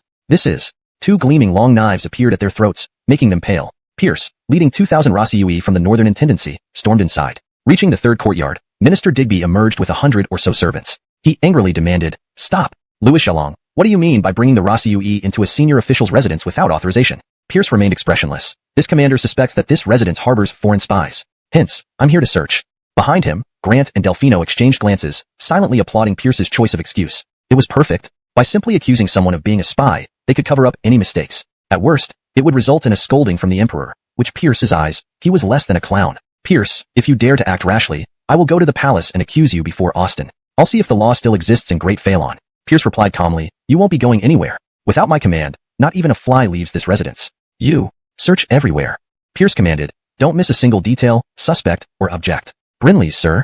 Chapter 205, The Gentleman Swordsman Jonathan. Pierce gave a subtle nod to Jimmy, son Londonu, London Charles, and Phalon Ba. The four men responded imperceptibly, leading their subordinate Ross Norman Wan in a search of the Hading residence. Pierce, along with Dwayne and Oswald, remained at the spot with their personal guards, confronting Digby. Digby pretended to be calm. "Pierce, you have the guts to kill me. Otherwise, I will certainly accuse you of your crimes before Austin, the officials, and the whole world." A glimmer of hope still lingered in his heart. Pierce snorted coldly but said nothing. He did not want to waste words on a man who was about to die. Shortly after, commotion erupted from the backyard. Ross Norman Wan Captain Oren hurried over. "Commander, we found a suspicious person in the backyard. His martial arts skills are strong, and we couldn't capture him immediately. He is holding Miss Imelda resembled a puppet." Pierce felt his heart being cut open while murderous intent surged within him. He said coldly, "Let her go, and I'll leave you intact." The swordsman was unafraid. "Don't threaten me, Louis Zhonglong. Otherwise, my hand might slip, and your precious student will meet her end." "What do you want?" "To let me leave." "Fine." Pierce's goal was twofold: to save Imelda and send Digby to the depths of hell. The life of one swordsman was inconsequential. Pierce ordered Ross Norman Wan to create an opening. The swordsman pushed Imelda towards Pierce, then dashed out of the gap, vaulting over the courtyard wall. Immediately, sounds of battle erupted outside the wall. Outside, Pierce had deployed 2,000 Ross Norman Wan from the Southern Consolation Bill. Holding Imelda's small frame close, Pierce finally relaxed. Caressing her cheek, still marked by a palm print, he said tenderly, "Hadin, it's over. Your teacher is here." Imelda's eyes finally focused, and she clutched onto Pierce's robes, sobbing uncontrollably. "Teacher, Hadin thought I'd never see you again." "Teacher, did Hadin do something wrong? Why did they hit me and lock me up?" Pierce stroked her head, comforting her. "Hadin did nothing wrong. They are the ones who made mistakes. They are all bad people, and I will arrest them all." "Teacher, Hadin is so scared." "Don't be afraid." After calming Imelda down, Pierce had 2 personal guards escort her back to the Marquis residence. He, along with Alexei, Dwayne, and Oswald, rushed to the scene of the skirmish outside the courtyard. The swordsman was once again surrounded, now sporting several bloody wounds. However, more than 10 Ross Norman Wan lay dead on the ground, and dozens more were injured. The swordsman wielded his long sword swiftly and viciously, making it difficult for the Ross Norman Wan without crossbows to handle him. They could only rely on sheer numbers to wear him down. Pierce shouted, "Enough!" The Ross Norman Wan retreated. The swordsman roared angrily, "Pierce, you treacherous scoundrel! You broke your promise." Pierce's emotions were complex. He hadn't expected that despite holding Imelda hostage and knowing her identity, the swordsman had not demanded more and instead easily released her. Though there were many rotten people in the world, there were still honest ones. This swordsman was straightforward. Perhaps he believed that holding a woman hostage was already dishonorable, and further demands would make him unworthy of humanity. Alexei yelled, "Who are you?" The swordsman raised his head. "I am Jonathan. My name remains unchanged when walking, and my surname remains unchanged when seated." Pierce nodded. "So, you are Jonathan, the 29th ranked gentleman swordsman," switching from one hand to both, pressing down the saber to disarm Jonathan. Taking advantage of the opening, Jonathan attempted a sweep kick, forcing Pierce to leap back using the recoil force. Jonathan lunged forward with another lightning-fast stab. Pierce braced himself, performing the cold blade techniques, Severe Winter, striking Jonathan 9 times in rapid succession. The combined force of the 9 strikes sent Jonathan reeling back. Meeting a worthy opponent. What a thrilling fight. They stared at each other, fighting spirit soaring. In the next moment, they closed in for a brutal melee. Pierce poured his full strength into the ice hard art, his cold blade technique filled with unexpected variations that repeatedly put Jonathan in life-threatening situations. Jonathan lived up to his ranking of 29th. His gentleman sword technique was noble and imposing, leveraging years of fame, profound internal skills, and rich combat experience, ensuring he held his own. Their movements were fluid, the clash of blades and swords dazzling the surrounding Ross Norman Wan. The soldiers' blood boiled, yet they worried. Should anything happen to the commander, they would bear severe consequences. Dwayne commented, "Louis C's martial arts are getting more and more insane. I'll never fight with him again." Oswald agreed, "Exactly, who knows how he trained. We secretly practice too, but we're especially within the high-ranking officials of the Great Phalon Dynasty, this incident caused massive shockwaves, given that Digby wasn't just any ordinary official, but a prestigious second-class left minister of the Ministry of Rights. Rumors spread widely. Some claimed the Hading family harbored criminals, others believed it was Pierce's abuse of power for personal revenge, while still others suspected it was due to Digby detaining one of Pierce's students, leading to this calamity. Golden Throne Hall. It wasn't a scheduled day for court assembly, but due to the overwhelming number of officials seeking audience, the Moxie had no choice but to gather them all in the expansive Golden Throne Hall. Almost every civilian official in the capital stood below the throne. The cabinet, 6 ministries, 9 temples, all with angry and sorrowful expressions. To them, this situation was unbearable. If Pierce could enter Digby's residence without orders from the Moxie and apprehend everyone without evidence today, there was no guarantee he wouldn't do the same to them tomorrow. This was a life-or-death struggle. Many military officers also attended, including Carnell and Edwin Irwin of the Northern Garrison. They were neither delighted nor distressed. They merely observed the unfolding drama. They were happy to see civil officials being embarrassed but wary of the power wielded by Pierce. Cosmo exclaimed, "Your Majesty, Louis Zhonglong stormed into a senior court official's home without cause, committing acts beyond the law. We request that you revoke all whose leverage over her officials." To quell the outrage, she might have to make Pierce suffer a little. Imprisonment in the criminal department wouldn't happen. She cherished him too much to let him be harmed. However, spending a few days at the Dali Temple with good food and drink should be acceptable. Of course, she wouldn't just accept their one-sided claims. She commanded, "Summon Pierce for audience." Outside the Golden Throne Hall, Ezekiel, on duty, saw Pierce approach, covered in blood and limping. Her eyes turned icy and murderous. "Speak. Who injured you this way?" Pierce felt warmth in his heart and pulled Ezekiel aside. "Don't worry, Suai. I was sparring with someone and got hurt, but it's not serious. It's all part of a plan."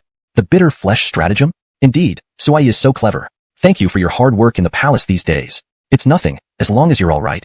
Visit home more often when you have time, and I'll stew some soup for you. Look how thin you've become recently. Excuse me, I need to go in. Looking at Pierce's back, Ezekiel felt warmth in her heart. Home? Seeing Pierce, the Moxie's anger instantly dissipated, and she asked the same question as Ezekiel. "Who did this to you?" All the civil and military officials exchanged glances. Pierce's appearance was indeed pitiful. His majestic flying fish uniform was torn to shreds. Blood Zigby was the Song Kingdom's planted spy in our great Phelan. He coordinated with Jonathan to facilitate the assassination of Chavi. Before any action, he was caught by the brocade guards. Pierce again produced Digby's confession. Everything Pierce said was true. Even he hadn't expected to accidentally uncover the Song Kingdom's plot. Reading the confessions, the Moxie was furious. A prestigious second-class minister, a Song Kingdom spy? What a farce. Fortunately, the brocade guards discovered it early, or our great Phelan would have been mocked and blamed. If Chavi were killed in the capital, all of great Phelan's actions would be condemned as hypocritical. Cosmo stepped forward. "Your Majesty, don't just listen to Louis Zhonglong's words. The assassin might be fabricated, and Digby might have confessed under duress." Pierce sneered, "Your Majesty, the brocade guards also found 5,000 taels of gold, 500,000 taels of silver, several land deeds, and shops in the Hadang residence. Can these be fabricated?" He produced a letter from his robe. Additionally, here is a secret letter from Tanner to Digby, stamped with the Song Kingdom's imperial seal. In this translation, I've maintained the tone and style of the original text while ensuring natural English expression. I've preserved the paragraph structure and line breaks as requested. ##### Chapter 207. The greatest of 3 disobediences is to have no descendants. The moment these words were spoken, it was as if a bomb had been dropped. The officials were left speechless. Everyone looked dejected. They had come here in a rage to confront Pierce and the Imperial Guard but didn't expect him to use a strategy that took the initiative, effectively ending the matter before they could even react. Ignacio stepped forward and said, "Your Majesty, this incident involves a high-ranking official. Please entrust the assassin, Digby, and all evidence to the Ministry of Justice for joint review by the 3 departments, the Ministry of Justice, the Censorate, and the Court of Judicial Review." Pierce firmly replied, "Out of the question. If the Ministry of Justice, the Censorate, and the Court of Judicial Review want to interrogate them, they can do so at our Imperial Guard's command prison under our supervision." Ignacio grew furious. "Commander Lewis, what do you mean? Are you implying that the Ministry of Justice, the Censorate, and the Court of Judicial Review might falsify evidence? Or do you have something to hide?" Pierce coolly retorted, "Exactly. I'm afraid that you people might falsify evidence." His words ignited uproar among the civil officials, especially those from the Ministry of Justice, the Censorate, and the Court of Judicial Review. Ike felt innocent, as he hadn't uttered a word throughout the entire ordeal. Ignacio cried out bitterly, "Your Majesty, Commander Lewis has publicly insulted the Ministry of Justice, the Censorate, and the Court of Judicial Review. Please intervene on our behalf." London Quan knelt down and pleaded, "Brinleys, Your Majesty, our Court of Judicial Review has always upheld justice impartially and would never deceive you." The Moxie frowned, feeling that Pierce had overstepped. To attack 3 departments at once, was he that capable? "Commander Lewis, enough of your reckless talk." Pierce sneered coldly. "Your Majesty, don't forget, last time it was an undersecretary from the Ministry of Works, and this time, it's an undersecretary from the Ministry of Rights. Who's to say it won't be a minister next time? Is such a bureaucracy of ours trustworthy?" The entire hall of Golden Elysium fell silent, with everyone lowering their heads in shame. Cosmo and Ignacio shrank back, feeling utterly mortified by his accusations. The Moxie was taken aback, agreeing internally that she couldn't easily trust these people. She made her decision. As Commander Lewis said, the interrogation shall be conducted under the supervision of the Imperial Guard. The civil officials looked deflated. With the Imperial Guard watching over, they could do nothing. This silent defeat was inevitable. There was no way to salvage any dignity. Rock stepped forward, intending to regain some face for the civil officials. "Your Majesty, regardless of everything else, Commander Lewis acted without your order by storming into a high-ranking official's residence and arresting someone. This sets a very dangerous precedent that must be both sides, ensuring the Imperial Guard maintained its deterrent while safeguarding the prestige and safety of senior officials." The Moxie had her own considerations. She needed to protect the dignity of the officials, otherwise, who would serve her? As for why only third rank and above, it was because outside the capital, the various provinces of Great Phalon had few officials of such high rank, which wouldn't hinder her land reform efforts. At the Lewiston Palace, Pierce lay sprawled on the couch, shouting loudly, "Oh, it hurts so much." The Moxie frantically searched his body. "Tell me where you're hurt." Pierce pulled her into his arms. "Your Majesty, I'm dying. Before I die, can you fulfill one wish for me?" "Nonsense. You'll be fine. I'll call Calhoun to give you a few needles." Pierce shook his head. "Your Majesty, my heart pulse is broken. No medicine can cure it. If you don't agree, I will die with regrets." The Moxie eyes reddened instantly. "No, you won't die. Tell me, I'll agree to anything." "Your Majesty, the greatest of 3 disobediences is to have no descendants. Our Lewis family lineage must continue. Before I die, please sleep with me. I promise I will ensure you bear a healthy son." The Moxie gritted her teeth. "Fine, I agree." Pierce leaped up in joy. "Really?" The air suddenly turned quiet. "Damn, too excited." Next moment, the Moxie picked up a feather duster and chased after Pierce. "You scoundrel, dare to trick me. I'll beat you to death." "Your Majesty, it's for the future of Great Phalon. Early birth of a prince means stability. I don't want to hear it. Keep running, and I'll call for help." "Janelle, you're going too far." In the end, Pierce got hit on the arm with the feather duster, causing his sword wound to reopen and bleed profusely. The Moxie yelled, "Get Calhoun here immediately." She tenderly caressed his arm. "You scoundrel, why didn't you say your arm was wounded? Does it hurt?" Pierce laughed and shook his head. "Are you laughing? I'm filled with guilt." Pierce pulled her into his arms. "No need to feel guilty. A minor sword wound is nothing. Was it that gentleman swordsman Jonathan who injured you? I'll have him torn apart by horses." "No, he fought honorably and I still need him." "Not acceptable, I refuse." Pierce explained the whole story to her. The Moxie relaxed a little. "All right, handle it as you see fit. I won't interfere." Pierce kissed her cheek. "Thank you, Your Majesty." The Moxie seethed inwardly. "Forget it. Let Edwin Charlison stay by your side. I never want you to get hurt again." Pierce solidified the fearsome reputation of the Rossiyui. From an obscure new department, the Rossiyui became the most feared institution in the capital and across all of Phalon. Anyone below the 3rd rank could be arrested directly without imperial decree. Fearful indeed. Pierce, who controlled the entire Rossiyui, also became one of the most Kathy looked innocent. "Master, I can't write Chinese characters." Pierce pointed at Germanini Yang. "Classmate London, after class, you will lend your notes for Nayland to copy." Germanini Yang reluctantly agreed. "Okay." Pierce cleared his throat. "All right, let's begin the lesson. That elderly observer over there, please put down the sunflower seeds. This is a very serious class." Art sheepishly put the sunflower seeds in his pocket. "Pierce, do you know why Haddon Fan was bullied?" "Haddon Fan, you go first." "Jessica, teacher said they are bad people." Pierce pointed at the Quora. "Classmate Juliet, you try." London told Lolita confidently said, "They are bad people. Haddon Fan is good. Bad people bully good people." Faced with 2 girls who had such clear logic, Pierce couldn't help but laugh. He pointed at Germanini Yang. "Classmate London, your turn." Germanini Yang thought for a moment and said, "Because Haddon Fan is capable, but relatively weak." Pierce nodded approvingly. "Excellent. As the saying goes, an unlettered man commits no offense, but the possessor of treasures invites disaster." Haddon Fan, classmate Juliet, try to imitate it. London told Lolita, immediately clenched her tiny fists and said sweetly but menacingly, "Fuck your grandmother. You say that to your grandma again?" Pierce gave a thumbs up. "Very good, you've got it. Now for walking, which also requires authority. You should walk like you're unmatched in the world, with the aura of thousands marching." Assistant, demonstrate. Alexei immediately adopted the swagger he used when bullying others in the capital alongside Pierce. Head held high, eyes looking down, fists raised like holding 2 buckets, steps lifted high and wide, body swaying from side to side. "Did you see that? This is the legendary tyrant walk." Classmate Haddon Fan, try to imitate. Jessica immediately mimicked Alexei, walking sideways like a small crab. Pierce nodded in satisfaction. "Great, great, Haddon Fan. You really are a genius. Now for daily manners." Pierce couldn't continue because he saw Art storming over angrily with a horsewhip. Pierce yelled, "Old man, what are you doing?" "I'm teaching, don't disrupt me." Art cursed, "You rotten kid, you're not teaching. You're ruining our Lewis family reputation. Are you trying to make us all into bullies? Wait until your father hears about this." The lesson ends here. Class dismissed. With that, Pierce ran off. "You rotten kid, stop running." "Old man, stop chasing." Pierce sprinted straight out of Home Manor. "Alexei, Bray, where are we going?" Pierce rubbed his chin. "Louis Zhonglong confronts the remnants of the Ross Dynasty. Is supposed to premiere today. Let's go to the Pear Garden Theater." Alexei asked, "Bray, should I have a role in Louis Zhonglong confronts the remnants of the Ross Dynasty? After all, Ushvin was captured under my command." "Of course you do." Alexei beamed. "Bray, let's go. I want to see my heroic figure."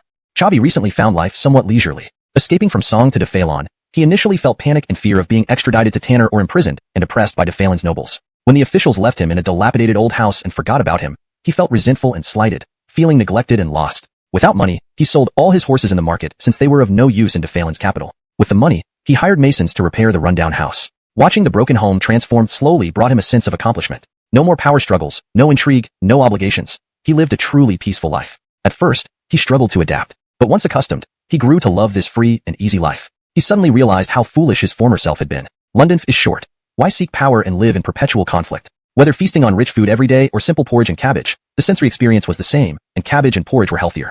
Chapter 209. It's you, sir. Chavi had an idle life and occasionally discovered the existence of public restrooms and the pear garden. Since then, visiting public restrooms and watching plays became the biggest pleasures in his life. Chavi's connection with public restrooms started from a brutal, explosive stone incident. One day, a peddler passed by Song Mansion. The butler was attracted by the various mushrooms sold by the peddler and bought half a basket at once. By evening, more than 100 people in Song Mansion were queuing outside the toilet, holding their rear ends. Chavi, unwilling to compete with his subordinates, heard that there were many public restrooms in the outer city, so he limped there with difficulty. Song Mansion was only one street away from the outer city. He quickly found an impressive public restroom, spent 2 coins for toilet paper, and was gifted the latest issue of the public restroom newsletter. As for the exclusive incense for the toilet god, he didn't buy it because he believed that even without worshipping the toilet god, he could still go uncontrollably. While on the toilet, he casually flipped through the newsletter and discovered a whole new world. Chavi was taken aback. Brother, how do you know my name? Pierce looked puzzled. When did I know your name? Chavi replied, I am Chavi. Pierce suddenly realized, oh, so you are the Sir Brinleys. I am Chavi from the Song Kingdom. May I ask who you are? I am Pierce. Chavi's eyes widened. The Pierce from Pierce bravely rescues his father? Indeed.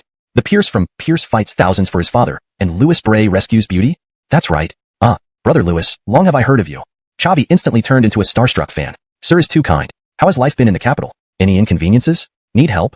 Since he was dealing with a fan, he decided to give a little push. Brother Louis is too kind. I've been very comfortable and at ease in the capital. This guy seems quite content. If Pierce knew he was engrossed in public restrooms and the pear garden, he would be surprised indeed. That's good. If you need help, don't hesitate to find me. Thank you for your concern, Brother Louis. Clank, clank, clank. The play finally began on stage. The two started eating sunflower seeds, focusing intently on the performance. In the mountain sea city of the Great Phalon. This city borders the sea on one side and mountains on the other, controlling the critical point between the Great Phalon and Song Kingdom. Hubert calmly said, Edwin, don't panic. Although the enemy force is immense, Mountain Sea City's defenses are formidable. With 10,000 troops and additional civilian conscripts, we can hold out for some time. You should immediately send a request for reinforcements to the capital. Arlen felt much reassured and immediately called over his personal guards to inform the capital and seek reinforcements. 100,000 Song soldiers advanced to 500 meters from Mountain Sea City and stopped, as that was the maximum range of ballistae. The main army parted, and a mighty old general rode forward. I am Edwin Paul. By order of our great Song Silas, Phalon must hand over criminal Chavi within 5 days. Otherwise, 100,000 Song soldiers will flatten Mountain Sea City. The 10,000 defenders on the wall turned pale, discussing fervently. Paul was once the Grand Marshal of Song, renowned for his valor. He had once defeated 200,000 donghua with a mere 100,000 Song troops, ensuring donghua didn't dare invade Song for a decade. However, due to his arrogance and cruelty, he fell out of favor with Silas Jasper and was dismissed shortly after Jasper ascended the throne. Unexpectedly, Silas Tanner reinstated him. They both shared the same cruel nature, making them compatible. After issuing the ultimatum, Paul waved his hand, and the 100,000 Song soldiers slowly retreated, setting up camp 3 miles from Mountain Sea City. The continuous encampment stretched endlessly, suffocating the 10,000 Eastern Army troops. In the Golden Hall, ministers argued fiercely, divided into 2 camps. One side argued not to shelter Chavi, urging to hand him over to avoid unnecessary conflict. The other side denounced Song's opportunism, insisting not to compromise for the dignity of Great Phalon, demanding to fight to the end. The Moxie was frustrated. The northern and western borders had just quieted, and now the eastern border flared up again, never allowing a moment's peace. Was her era name and Ning, peaceful tranquility, ironic?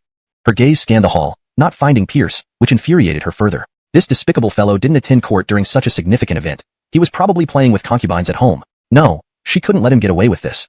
Hashtag chapter 210, Diplomacy and Conquest. Achoo. Pierce, lying on a soft couch, sneezed violently. Master, are you all right? German Inyang, lying in his left embrace, asked with concern. Nothing serious. I reckon that dog emperor is cursing me right now, Pierce declared. Edwin, open your mouth. Kathy, lying in his right embrace, pushed her face forward with a peeled grape in her mouth. Pierce opened his mouth, savoring the juicy, exotic grape, which was exceptionally sweet. German Inyang, not wanting to be left behind, filled her mouth with red wine. Master, please taste this. Fine wine indeed. The red wine mixed with the sweetness from the beauties had its own unique flavor. The 2 stunning beauties from the east and west clung to Pierce, offering grapes and red wine, making him feel thoroughly comfortable. London should be lived like this. As they ate, Kathy became restless again. Edwin, why don't we go back to the room to enjoy ourselves further? Pierce slapped her large bottom playfully. London till minx, trying to disrupt our innocent friendship. Aren't you asking for a beating? Kathy pouted, squirming in his arms. German Inyang's cheek pressed against Pierce's chest. Master, you can have me whenever you wish. Pierce stroked her hair. Only Trish and Young listened so well. German Inyang felt a warm joy inside. Master, the confidential report from the west has arrived. Jaden's voice called out from outside the garden. German Inyang and Kathy immediately left Pierce's embrace. Master, we'll be busy at the shop first. Go ahead, just don't forget to take more guards with you. The 2 ladies twisted their hips gracefully as they left. Jaden waited until they were gone before rushing into the garden. Master, here's the report from Charlison. Jaden handed over the freshly translated document. Thank you, Jaden. Pierce took the report. My pleasure, Master. Pierce read through the report without missing a word. He smiled. Just as I thought. Master, Alger hurried over. Austin has summoned you to court. Pierce stretched lazily. Someone, help me change clothes. In the Golden Hall, the Empress was growing increasingly exasperated by the ongoing arguments. She once again realized that when these people argued, they could cite classical texts and debate endlessly without repeating themselves. But if you asked them for an idea, none would come forward. It wasn't that they couldn't. They all knew the stakes were too high to risk proposing anything. Playing it safe was the essence of being an official. Everyone stop. The Empress finally interrupted. Lord Jason, what do you think? The Empress asked. Lord Jason pondered for a moment. Your Majesty, Tanner has just ascended the throne again and executed half of the capital. Logically, he should focus on consolidating power, not launching an attack on us. This abnormal behavior likely hints at some hidden conspiracy. Kyler agreed. Indeed. Since we claim to have captured Chavi and brought him to the capital, Tanner, who retained face, shouldn't provoke us. Moreover, after regaining power, one Chavi poses little threat. Attacking us over him is hardly convincing. It's more of an excuse. The Empress nodded, finding Lord Jason's and Kyler's points insightful. So, what is Song's real intention? The Empress looked at Rock, expecting some constructive input from the three Grand Secretaries. Rock had no choice but to step forward. He thought hard and finally had a possible explanation. Your Majesty, could this be another scheme from Charlison, similar to how they colluded with the nomadic tribes last time? The officials gasped. That possibility was quite plausible. Another war could bring about the downfall of Phelan. After all, the nomadic tribes were different from Song. While the tribes were merely a major force, Song was a complete nation with deep roots. The Empress grew anxious. Another potential national crisis loomed. How difficult her life had become. However, she didn't fully trust Rock's speculation. She needed to hear from Pierce, the only person she trusted implicitly. Everyone else could deceive her, but he never would. Why isn't he here yet? The Empress anxiously waited, silently swearing to give him a piece of her mind once court adjourned. Grand Tutor's words are true. This is indeed a plot by Charlison. Pierce strode into the Golden Hall in his flying fish robe, instantly becoming the center of attention. What? The ministers burst into a heated discussion. Though they often questioned Pierce's character, they never doubted his strategic insight or ability. If he said it was Charlison's doing, it likely was. Rock proudly stroked his beard, honored to be acknowledged by the enemy. However, this news was dire. The Empress stood abruptly, her expression changing dramatically. War seemed inevitable. Could Phelan stand against Charlison and Song combined? Seeing the Empress's fear, Pierce quickly sent her a reassuring look. He declared loudly, Ladies and gentlemen, this is indeed a plot by Charlison, but not an alliance with Song to attack us. Everyone breathed a sigh of relief, yet remained curious. Lord Jason urgently asked, Director Lewis, what does Charlison intend? Pierce slowly explained, I just received intelligence from the west. 10,000 Charlison troops led by Germain are besieging Shu territory, capturing over a dozen cities. The ministers began to murmur. What? Why involve Shu? Is Charlison targeting Shu? Then why is Song attacking us? This confusion. Isn't Charlison just creating chaos? The Empress cut straight to the point. Pierce, what is Charlison truly up to? Speak plainly. Pierce responded calmly. It's simple. Distant friendships, close attacks. Half a month ago, in London City, Charlison. Distance alliances and nearby attacks? King Normang Shay's eyes lit up. Below, Tomas presented his mature plan in full to the king. Brinley's, Your Majesty. Since swallowing Phelan outright is currently impossible, let's target the softer prey nearby, Shu. Though Shu's terrain is rugged and easy to defend, its interior holds vast fertile land. If Charlison secures Shu, food will no longer be a problem for our troops. With more land and population, Charlison's strength will far surpass Phelan, making future conquest easier. Bright minds abound in Phelan. They won't sit idly while Charlison captures Shu. Therefore, we must form alliances with nations that currently have no conflict with us, Song, Wu, and Queenie, far from Charlison. After securing alliances, offer substantial rewards, buy off their rulers, or bribe their officials to attack Phelan. At least create pressure on Phelan, weakening their ability to interfere in our campaign against Shu. Chapter 211. Attack Charlison to save Shu. Excellent strategy, King Normang Kai exclaimed with delight. Khan Zoran truly lives up to being my strategist. Having Khan Haddon is better than having 1,000 troops and 10,000 horses. Your Majesty is too generous, Zoran modestly replied. Although he felt very capable, he still had to be humble before the king of Charlison. Then according to Khan Haddon, which country should we ally with first? Zoran did not answer immediately but instead smiled, saying, At the beginning of the new year, something interesting happened at the grand banquet in the imperial palace of Great Phelan. Has Your Majesty heard about it? Normang Kai thought for a moment and asked, Is Khan referring to the incident where Giroux and his son were embarrassed by Pierce's two praise of Chrysanthemum's poems? Zoran stroked his beard. Exactly. This Giroux, known as the top scholar of the world, conspired with Norman Z to accuse Pierce of plagiarism in public, only to end up humiliated. It was quite amusing. Normang Kai sneered. What great scholar indeed. Just a hypocritical villain. Your Majesty is right. Giroux has no real talent. He gained fame merely by capitalizing on someone else's success. Normang Kai pondered. Are you referring to the Tanner incident? Zoran nodded. Indeed. Tanner wasn't ousted by an essay criticizing him, but by a coup d'etat orchestrated by Jasper. What do you mean by this? Your Majesty, Tanner is still alive. Imagine how much resentment he harbors. Of course, if I were Tanner, I would wish to tear those rebels apart piece by piece. Zoran chuckled. If we help Tanner regain his throne under the condition that he attacks Great Phelan, do you think he would agree? Normang Kai laughed loudly. He has no choice. In the Golden Hall, Pierce revealed the Charlison Kingdom's plan step by step, almost as if he had personally overheard Norman Kai and Zorn's discussions. Silence enveloped the hall. Everyone was deep in thought, realizing the extensive and complex entanglements involving Great Phelan, Charlison, Song, and Shu in this grand chess game. Lord Jason caught the essence of the matter and asked, Commander Lewis, do you think Song will really attack Great Phelan? All eyes turned to Pierce, whose response would determine the next moves of Great Phelan. Pierce pondered, it's hard to say. Though Tanner returned to power with Charlison's assistance, he isn't a man of his word. However, it's possible Charlison holds some leverage over him. In any case, we must prepare for the worst. Upon hearing this, everyone grew solemn. The Moxie directly addressed Pierce. Commander Lewis, tell us your plan. Pierce didn't hold back. First, we should focus on defense against Song and immediately send reinforcements to Shanghai City. Shanghai City belonged to the Eastern Army of Great Phelan. Though they had 50,000 troops, 30,000 were naval forces, and another 10,000 needed to defend the border between Great Phelan and Wu, leaving them unable to spare a single soldier. Which troops shall we send? Your Majesty, we can dispatch 20,000 Northern Army troops. With 30,000 defending Shanghai City, led by a competent general, we shouldn't worry about Song's inexperienced army. Privately, Pierce had already recruited 30,000 Northern Army soldiers, making up the full 50,000. However, since the court hadn't allocated funds and he hadn't reported it, officially, the Northern Army consisted of just 20,000. These 20,000 soldiers faced constant petitions from civil officials demanding their disbandment due to the perceived lack of threats after the extermination of the barbarians, claiming it was wasteful to maintain such a force. But this was just a surface excuse. Their true aim was to strip Pierce of his title as Northern Commander, as without the Northern Army, there was no need for a Northern Commander. Currently, Pierce had 10,000 Imperial Guards internally and several tens of thousands of Northern Army troops externally, not to mention the Lewis family's private army. This level of military power terrified them. Thus, when Pierce spoke, all agreed. The civil officials had already planned that these 20,000 Northern Army troops wouldn't return to Queenie Inzu once dispatched to Shanghai City. Pierce, you'll soon be an empty title as Northern Commander. The Moxie asked further, who should go to defend Shanghai City? I recommend Edwin Irwin, Commander of the Northern Defense. Irwin looked gratefully at Pierce and stepped forward. Your Majesty, I am willing to go. Irwin's prestige in the army ranked second only to the two dudes.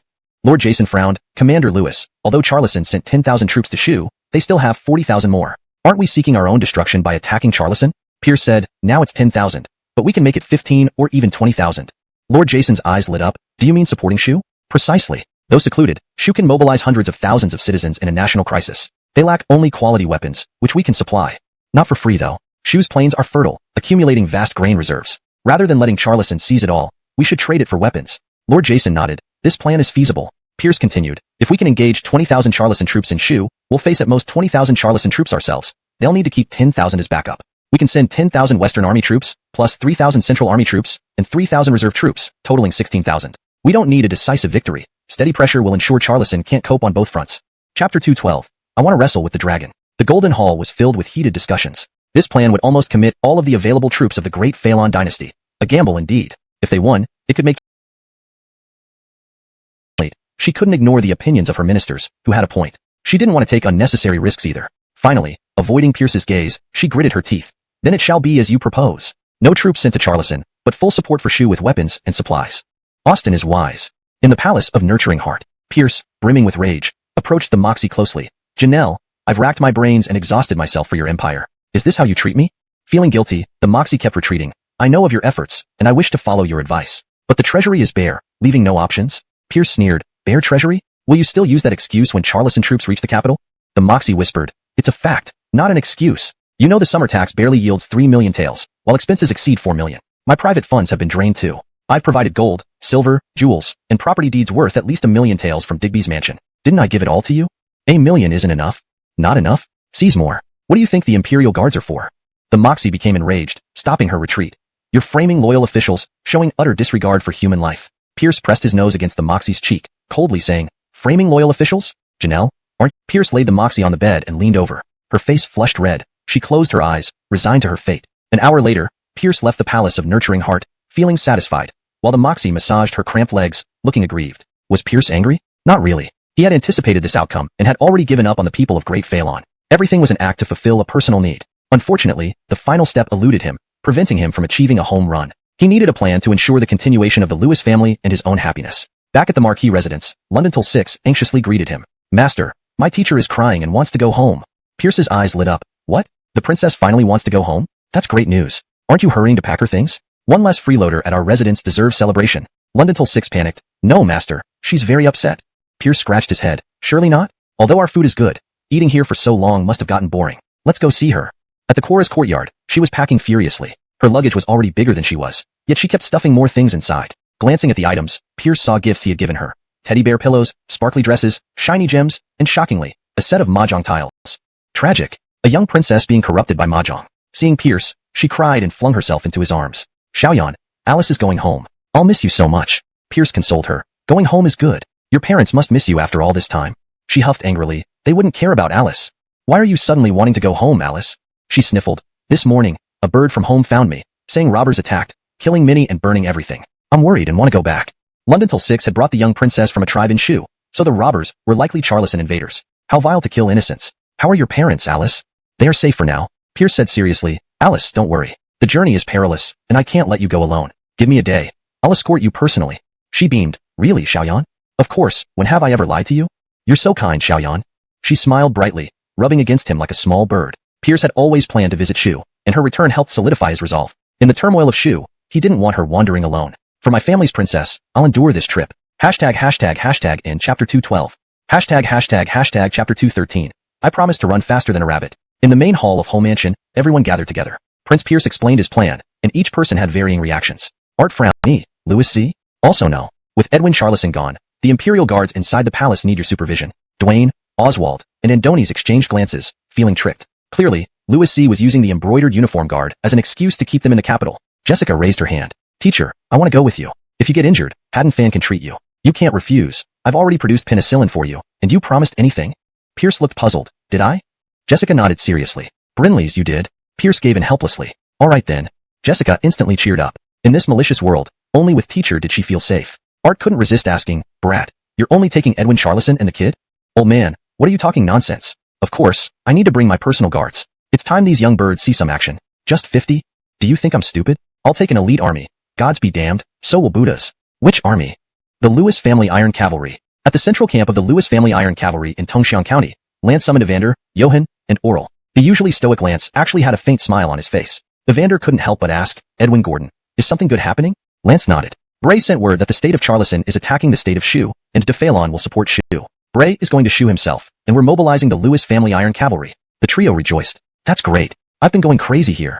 Brinlia, finally, we can try out the new heavy armor and horse armor. They'll piss themselves when they see us.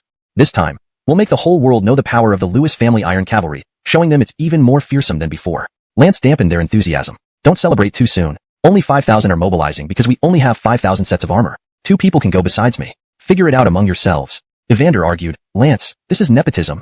Lance retorted. Brinley's it is. Evander fell silent. Johann seized the opportunity. I've been here the longest and hold the highest rank. 1 slot goes to me. When the other 3 were low-ranking soldiers, Johann was already a deputy general in the Northern Army with 10,000 light cavalry under his command. Now, he was a vice general, 4th rank, while Lance and Evander were both deputy generals, 5th rank, and Oral was a minor officer, 7th rank, in Western Rome. Though usually subordinate to Lance, who was designated leader by Bray, the trio generally deferred to Johann. Evander and Oral deflated immediately. Decision made. Lance ordered, then, 5,000 of the Lewis Family Iron Cavalry move south immediately. Johann clenched his fist excitedly. Tremble, 5 states. In the palace hall, Pierce strode in. The Moxie frowned. Why are you here again? I need to approve memorials. Don't disturb me. This time, Pierce refrained from touching her, gently hugging her frail frame. He whispered, the situation has changed. I must go to Shu to bid you farewell. The Moxie paused mid-stroke on the memorial. I disagree. My decision is final. I won't allow it. Pierce sighed. Your Majesty, relying solely on Shu and De Phalon's weapons cannot repel powerful Charleston. Shu has been isolated for too long and lags behind. To hold back Charleston and make them pay, external forces are necessary. You find someone willing and capable to go instead of me? Can you? The Moxie was speechless. Can't find anyone? So, I must go. Her eyes reddened. You don't have to go to battle against Charleston yourself. Is this trip to Shu really necessary? Don't you consider the worry you put me through? She felt deeply guilty, blaming herself for forcing Pierce to take risks. Without her refusal, he wouldn't have needed to go. Pierce comforted her. Rest assured, I'll bring Edwin Charleston and the Iron Cavalry. If things get bad, I promise to run faster than a rabbit. The Moxie chuckled despite herself. She leaned against his chest. That's your promise to me. Return safe, and an established intelligence network in Song presented a golden opportunity for disruption. Chapter 214. Brother Ren, I apologize for the hardship. Pierce did not possess the virtue of anonymity and good deeds. He promptly embellished the account of the Hadding residence's assassin and the events at the Golden Hall. Chavi was chilled to the bone, utterly shocked. He finally understood that his desire for a peaceful life was unattainable. Even if he remained passive, certain individuals still viewed him as a thorn they wished to eliminate. In just a short time, he had faced death twice. If not for the man before him, his body would have long since rotted. Chavi bowed deeply to Pierce. Brother Lewis, your act of saving my life will never be forgotten. I am willing to be a pawn in your hands, just to survive. Pierce lifted him up. Brother Ren, you flatter me. We are merely cooperating with each other. Tanner is unworthy of his position, unfit to rule a nation. Let me assist you, but whether it succeeds or not, it's all up to fate. Chavi gritted his teeth. It's all because Father Silas was too kind-hearted and cherished his reputation. By sparing him, he only caused himself to be brutally tortured and turned our country into Charleson's vassal. If there's an opportunity, I wouldn't hesitate to slay him with my own hands. And Charleson, all our hardships are due to them. One day, if I become emperor, I will not rest until Charleson is destroyed. Demeanor. Moreover, despite Tanner's brutality, he's still his grandfather. Even if he hates him, he shouldn't talk about slaying him in front of outsiders. Clearly, his heart isn't as pure as his name suggests. Alexei scoffed. A beast in human skin. Bray, why do you still help him? I'm not helping him, we're using each other. Bray, should I dispatch the embroidered uniform guard to keep an eye on him? No need. In the imperial capital of Great Phalon, he won't cause much trouble. Besides, he has no choice. Besides me, no one else can help him. At this point, the play, Zhonglong Lewis versus the Remnants of Duras, concluded on stage. Pierce stood up. Let's go backstage and greet the cast. Amidst the chorus of greetings, master, the two made their way unimpeded to the actors' dressing room. The current troupe had two leading performers, Donghua, who was irreplaceable as Pierce's role, and Fraser, versatile enough to play both male and female roles, showcasing both masculinity and femininity. Especially in female roles, his expressions captivated audiences, making him a dream lover for many. Seeing Pierce approach backstage, Fraser gracefully knelt, speaking in a soft voice. Master, you've come.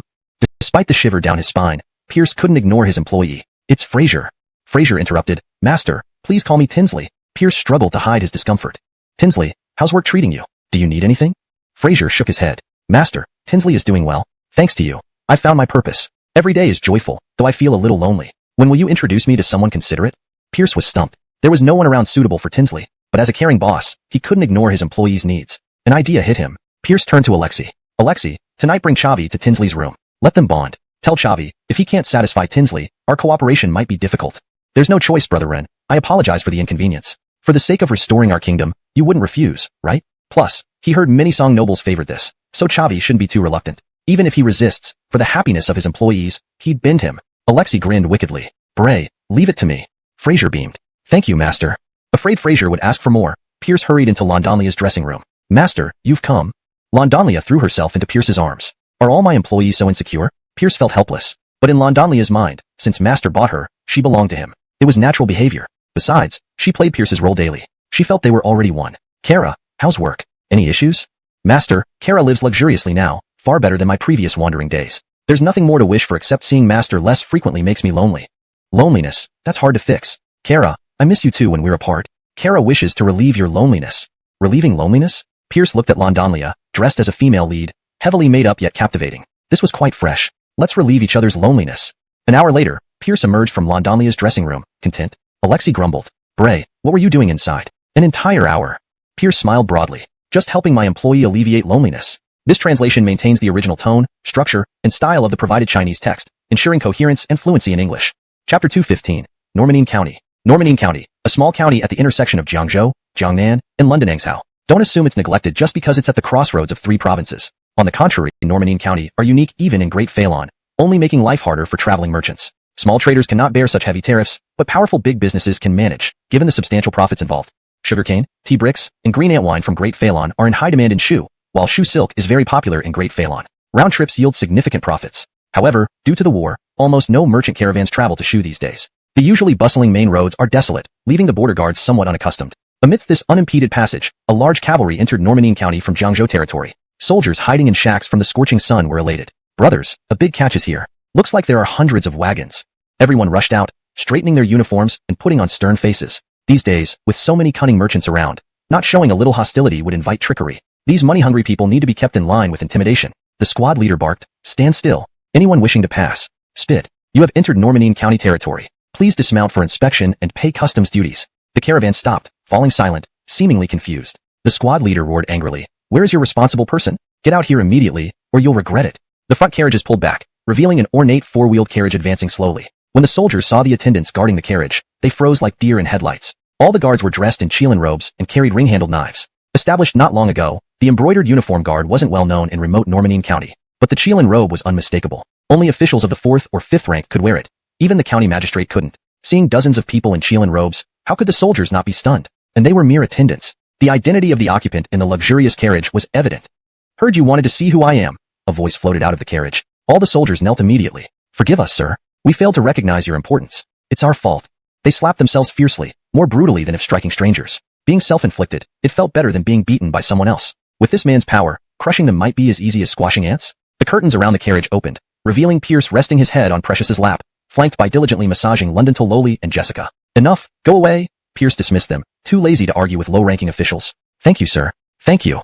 The soldiers hurriedly moved aside, nodding and bowing as the convoy passed, offering no resistance. Beyond demanding taxes, they didn't dare ask for anything. This was the privilege of high-ranking officials in Great Phalon. But the hundreds of carriages following weren't loaded with merchandise, but weapons bound for Shu, accompanied by several hundred craftsmen. On the move, Pierce instructed Holly about dark past tactics while receiving massages, a reward for lying on her lap. This tactic means feigning actions openly while performing others secretly. What appears is false, the real actions remain hidden. To disguise the true actions, the apparent ones must be meticulously performed, mixing truth and falsehood, confusing the enemy.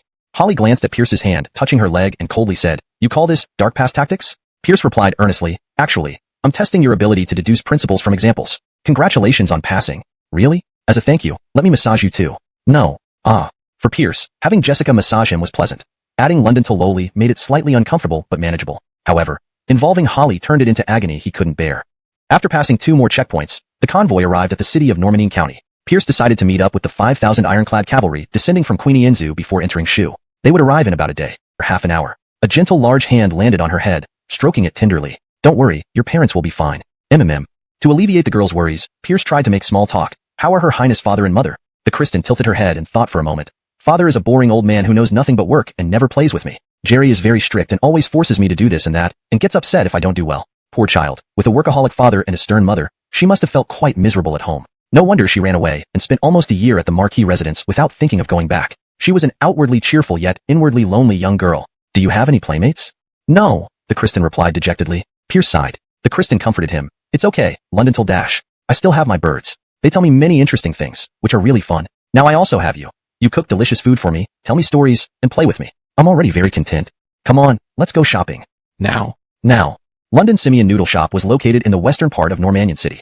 Although not big, the shop was very popular. Its beef brisket wontons were renowned for their fragrant and tender beef, thick noodle wrappers, and ample fillings. Every merchant visiting Normannion County, the war in Shu. Did you know? There's a war in Shu. Business there is temporarily impossible. Not just temporarily, it will be hard in the future. Half of Shu's territory has fallen. Now it's just fighting its last battle. They say Charleston soldiers massacre cities, killing countless Shu people. Too terrible. That's true. Even elderly and children aren't spared. They're worse than beasts. Drip, drip. A tear fell into the bowl of wontons. Pierce sighed, shouting, "Boss, the bill." Coming. In the western part of Normannion City stood a pottery shop known for crafting practical jars and lifelike clay figures. Pierce and his companions visited the shop after their meal. The owner welcomed them respectfully and promptly hung a "stepped out" sign. This was actually Pierce's intelligence hub in Normannion County, where information from Shu was collected and sorted before being sent to the Marquis mansion in the capital. "Master, you should not trouble yourself coming here. Just give the order, and I can handle it at the county office." The pottery shop owner, Brevin, a retired Lewis family soldier, recognized Pierce. "Yovan, my daughter isn't feeling well. Quickly prepare some clay. I'll show off my skills and make her a clay figure." The clay was soon ready. Pierce sat on a small stool, rolled up his sleeves, and began working. Within moments, he sculpted 2 connected clay figures, one large and one small. His carving knife danced skillfully, and soon, the figures took shape. A man holding an umbrella in one hand and leading a girl by the other. After a pause, he created a second piece. A man and a woman riding horses side by side, the woman in front, the man behind. Pierce handed both creations to Brevin. "Yovan, take them for firing." "Brinley's, master." The fired clay figures came out detailed and poetic. Brevin marveled. "Master, your craftsmanship surpasses mine." Pierce retorted matter-of-factly, "Yovan, art requires vision. With your blurry eyes, how could you compare?" Brevin chuckled. True. Master is the best." Pierce gave the first piece to the Kristen. "Here you go, Alice, this is for you." The Kristen eyes widened. "London till dash. Is this you and me?" "Exactly." The once somber Kristen immediately brightened, admiring the clay figure lovingly. Pierce handed the second piece to Holly. "Yasmin, this one's for you." Holly coldly asked, "Why do I not remember riding with you?" Pierce explained, "This is artistic creation. Art doesn't need factual basis. Imagination is key. So, this is something you've been dreaming of?" "Exactly." Expecting a beating, Pierce braced himself. However, instead of striking him, Holly merely snorted and placed the clay figure in her bosom. The Kristen tugged at Pierce's hand. "London till dash. I want to play with clay too." Pierce pointed to the remaining clay. "Go ahead. Play as you wish." While the Kristen played, Pierce brought Brevin inside. "Yovan, what's the situation in Shu?" "Master, it's dire. Shu has enjoyed peace for too long and was unprepared for Charleston's sudden attack, so they couldn't mount a counteroffensive." Pierce rubbed his forehead. "Tell me from the beginning." Previously, he had only received a brief summary from the capital, lacking specific details. "Master, we've just finished organizing the latest reports. The situation is as follows. Shu, as a weak state, maintained peace with Charleston mainly because of its natural defenses. Indeed, the difficulty of accessing Shu was famously described as harder than ascending to the sky. This wasn't hyperbole. Just the Sword Gate Pass alone could halt hundreds of thousands of Charleston troops. Aware of this, Charleson infiltrated spies early on. Unprepared for an attack, Shu neglected proper defenses. During Charleson's assault, the spies opened the gates, leading to the fall of the Sword Gate Pass. Without this natural barrier, the underprepared Shu troops faced well-equipped and formidable Charleson soldiers, leaving them helpless.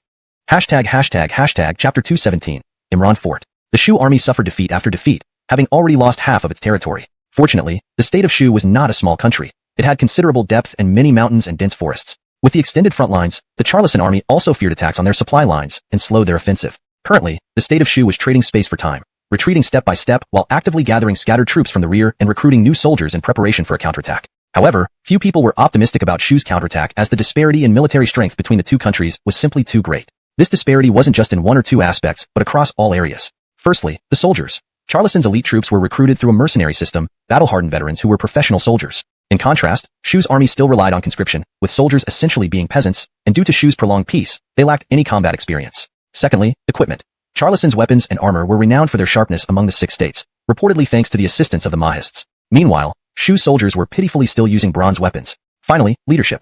Charleson had a substantial cadre of high-dash, mid-dash, and low-ranking generals, with Germain leading the assault on Shu, and Kip being hailed as Charleson's dual stars. As for Shu, no one knew much about their generals, but it was certain that none of them had any actual combat experience. 30 miles outside Normannian County stood Daegu Mountain, a key passage into Shu, with the infamous Imran Fort atop it. Imran Fort originally housed about 100 bandits, led by their chief, Imran, a notorious outlaw. They had been entrenched there for years, frequently raiding the Zhou Dynasty's merchant caravans entering Shu but never provoked official retaliation because 1.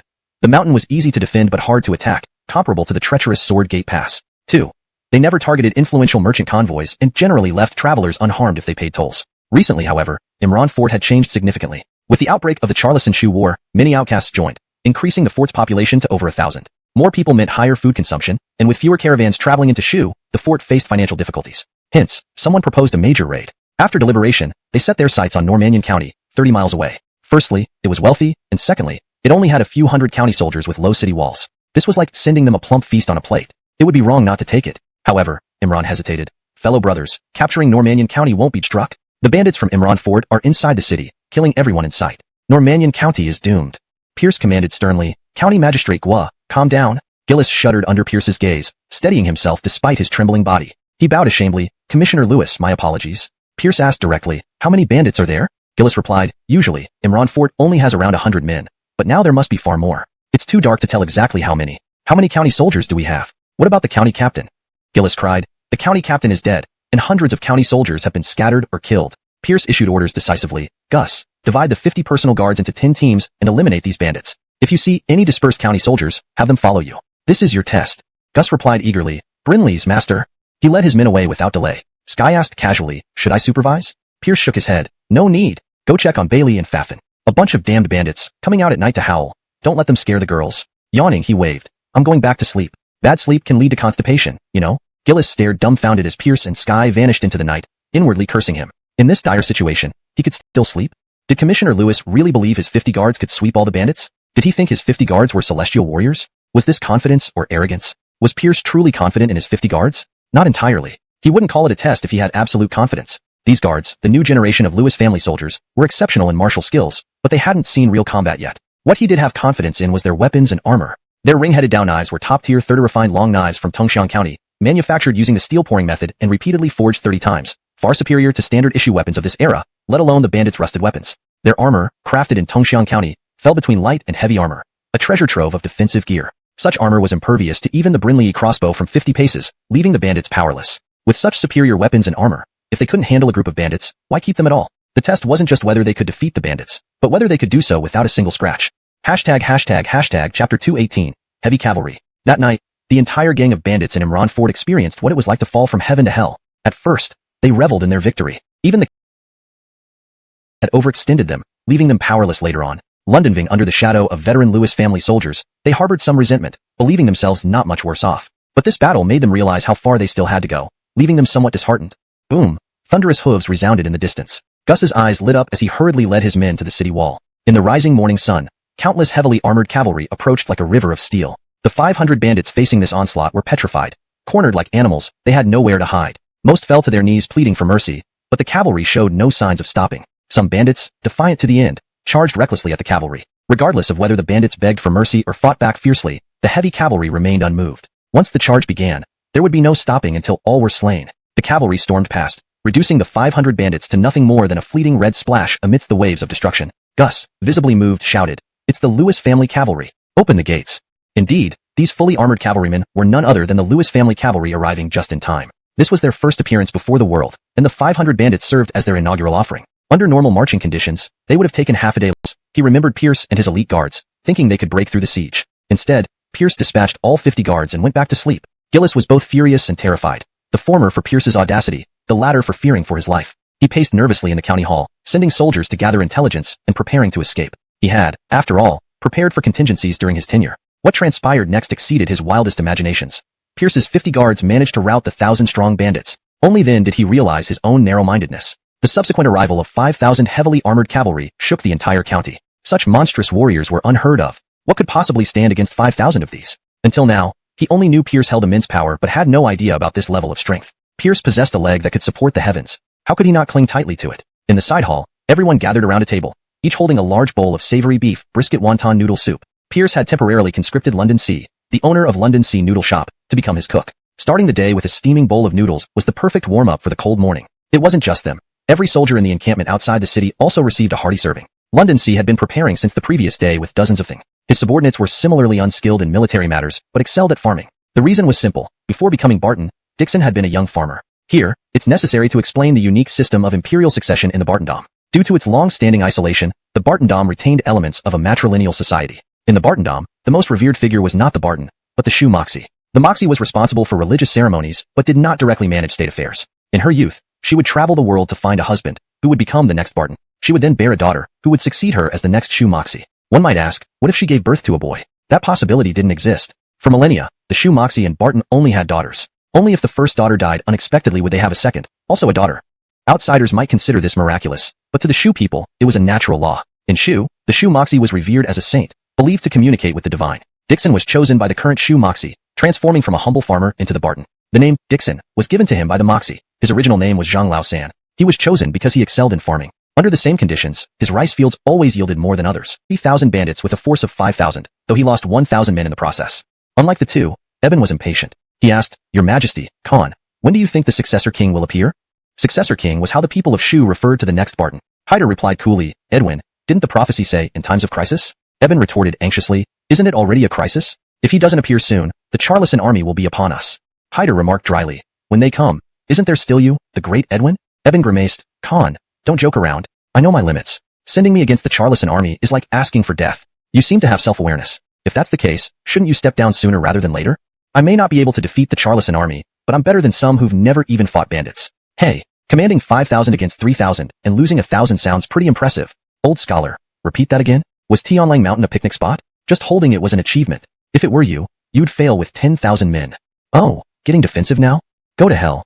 Seeing the two about to fight, Barton Dixon had to act as mediator. "Ladies and gentlemen, listen to your king. With a great battle, might drop their weapons and flee. After all, once the successor king appeared, all problems would be solved. They needn't risk their lives against the Charleston army." Even Dixon, Hyder, and Eben harbored similar thoughts. They didn't reprimand the soldiers, but prepared to retreat themselves. Just then, a loud shout echoed. "The Shu Moxie has arrived. Hail the Shu Moxie." The entire wall fell to its knees, everyone prostrating themselves fully, including Barton Dixon, Khan Hyder, and Edwin Eben, paying their utmost respect. ####Chapter 220, The Amy. A tall woman dressed in a colorful feathered gown slowly ascended the city wall. She had an ethereal beauty, with skin as smooth as jade and hair that was strikingly silver white. A transparent white gemstone adorned her forehead. In her hand, she held a scepter topped with a bird, its eyes embedded with black gemstones, making it look incredibly lifelike. She was none other than the current Amy, Ayala, the true ruler of Shu. She stood at the pinnacle of both temporal and spiritual power, a fusion that made her authority unchallengeable. She approached Dixon, Hyder, and Eben, and let out a cold hum. The three immediately broke into a cold sweat, filled with dread. Though they were king, prime minister, and general, they would lose everything at the queen's command. "Rise," the Amy said calmly. Only then did everyone dare to cautiously stand up, though they still bent their waists, not daring to straighten. Seeing the queen's silver hair, the Coleman was shocked. "Queen, your hair?" Hyder and Eben stared in disbelief. Just days ago, her hair had been long and black, yet now it was completely white. The Amy replied coolly, a side effect of divination. "It's nothing serious." The king sighed, "Queen, take care of your health." Hyder and Eben echoed, "Queen, take care of your health." The queen nodded slightly and gazed at the approaching Charleston army outside the city walls. She called out loudly, "Warriors of Shu, our king will appear in Zhaocheng. We cannot lose Zhaocheng. Fight to the death and never retreat."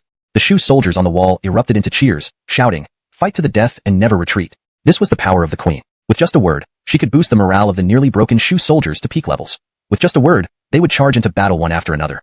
The Charleston army halted at a distance of 500 meters. Germain rode out proudly, clad in black armor and robes, exuding confidence. "This is Germain, Edwin of the Southern Campaign of Charleston, who speaks for this city. Come forward." The queen took a step forward. "This is Ayala. Amy, what does Edwin London have to say?" Germain widened his eyes, staring at the breathtaking beauty before him. Despite his high rank, prepare cloud ladders and catapults. Choose a day to attack the city. He wanted to see if under overwhelming force, the Shu soldiers could maintain their fury when faced with life and death. Perhaps the bloodshed would wash away all anger and resolve. He had seen this happen before.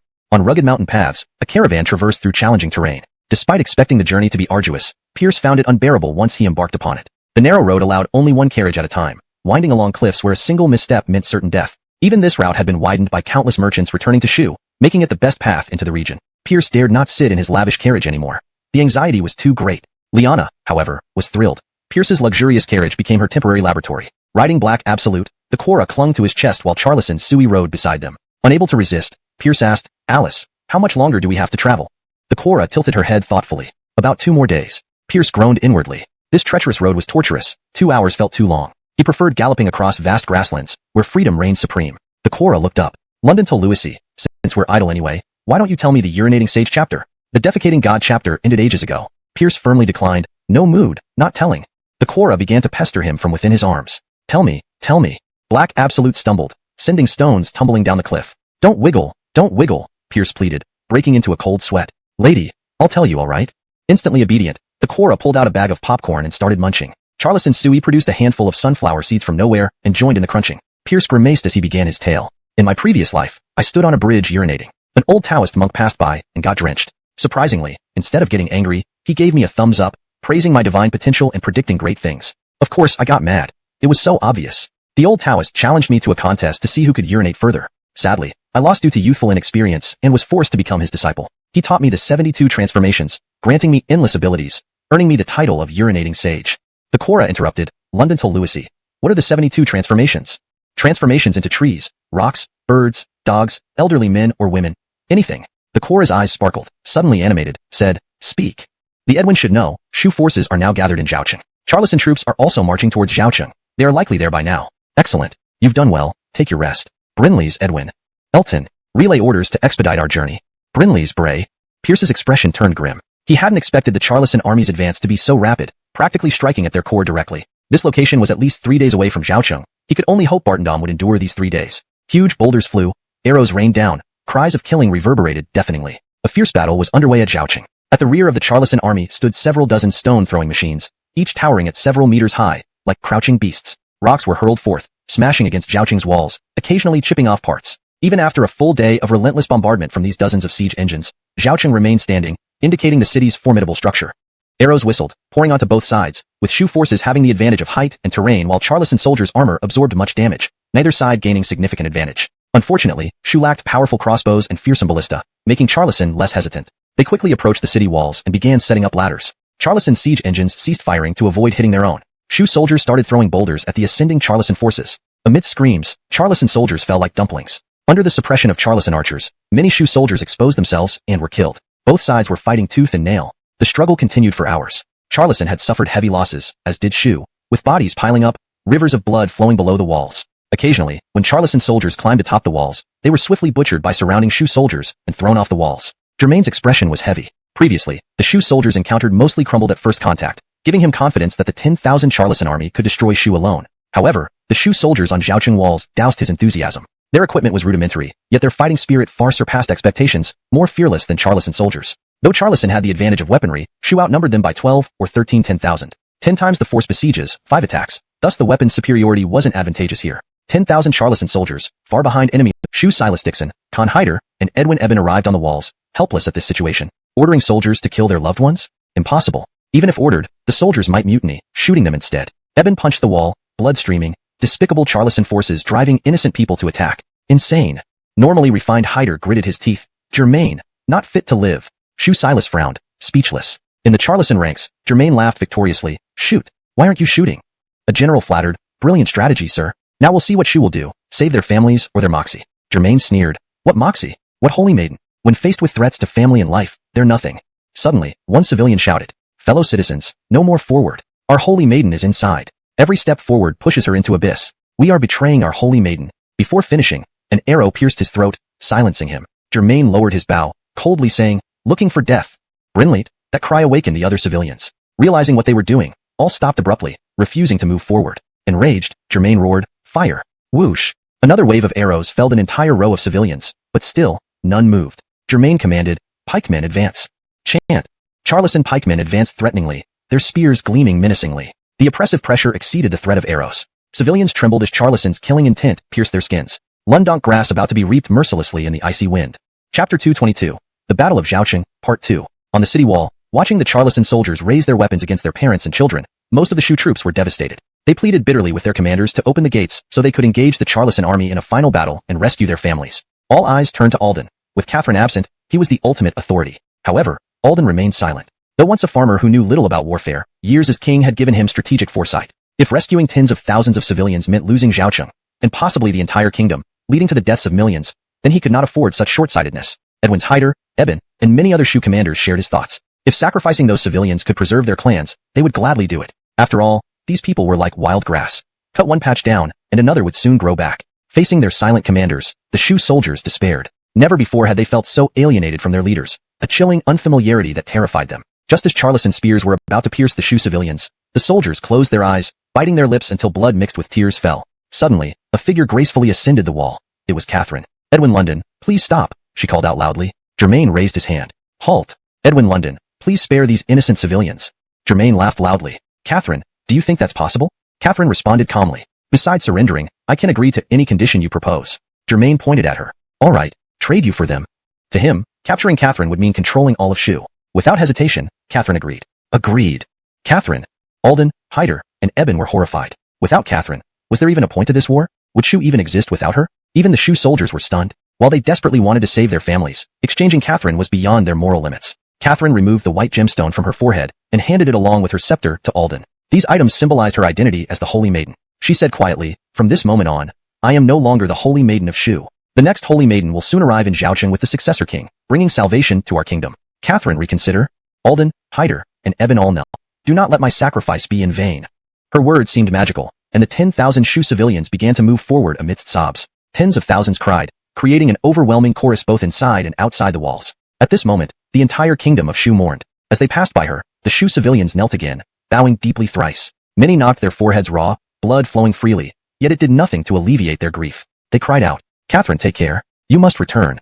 She did not look back, but waved farewell. Watching Catherine draw closer, Germain was exhilarated. Since their last meeting, thoughts of her had consumed him day and night. He once believed that his power could make any woman bow to him, but Catherine had left him feeling inferior. She seemed an unreachable celestial being, making him feel like a mere mortal. Now, she would soon fall into his hands, completely under his control. Suddenly, thunderous hoofbeats echoed behind the Charleston forces. Both Charleston and Shu armies froze. The Charleston first thought it might be Shu reinforcements, but Shu armies were mostly infantry, lacking cavalry. Shu soldiers were even more confused. Could it be Charleston reinforcements? Why now? Two riders burst through the open city gate, swiftly passing the Shu civilians and reaching Catherine, who paused. An elderly veteran clad in black armor and red plume sat on one horse, his weathered face calm. "Catherine, mount quickly."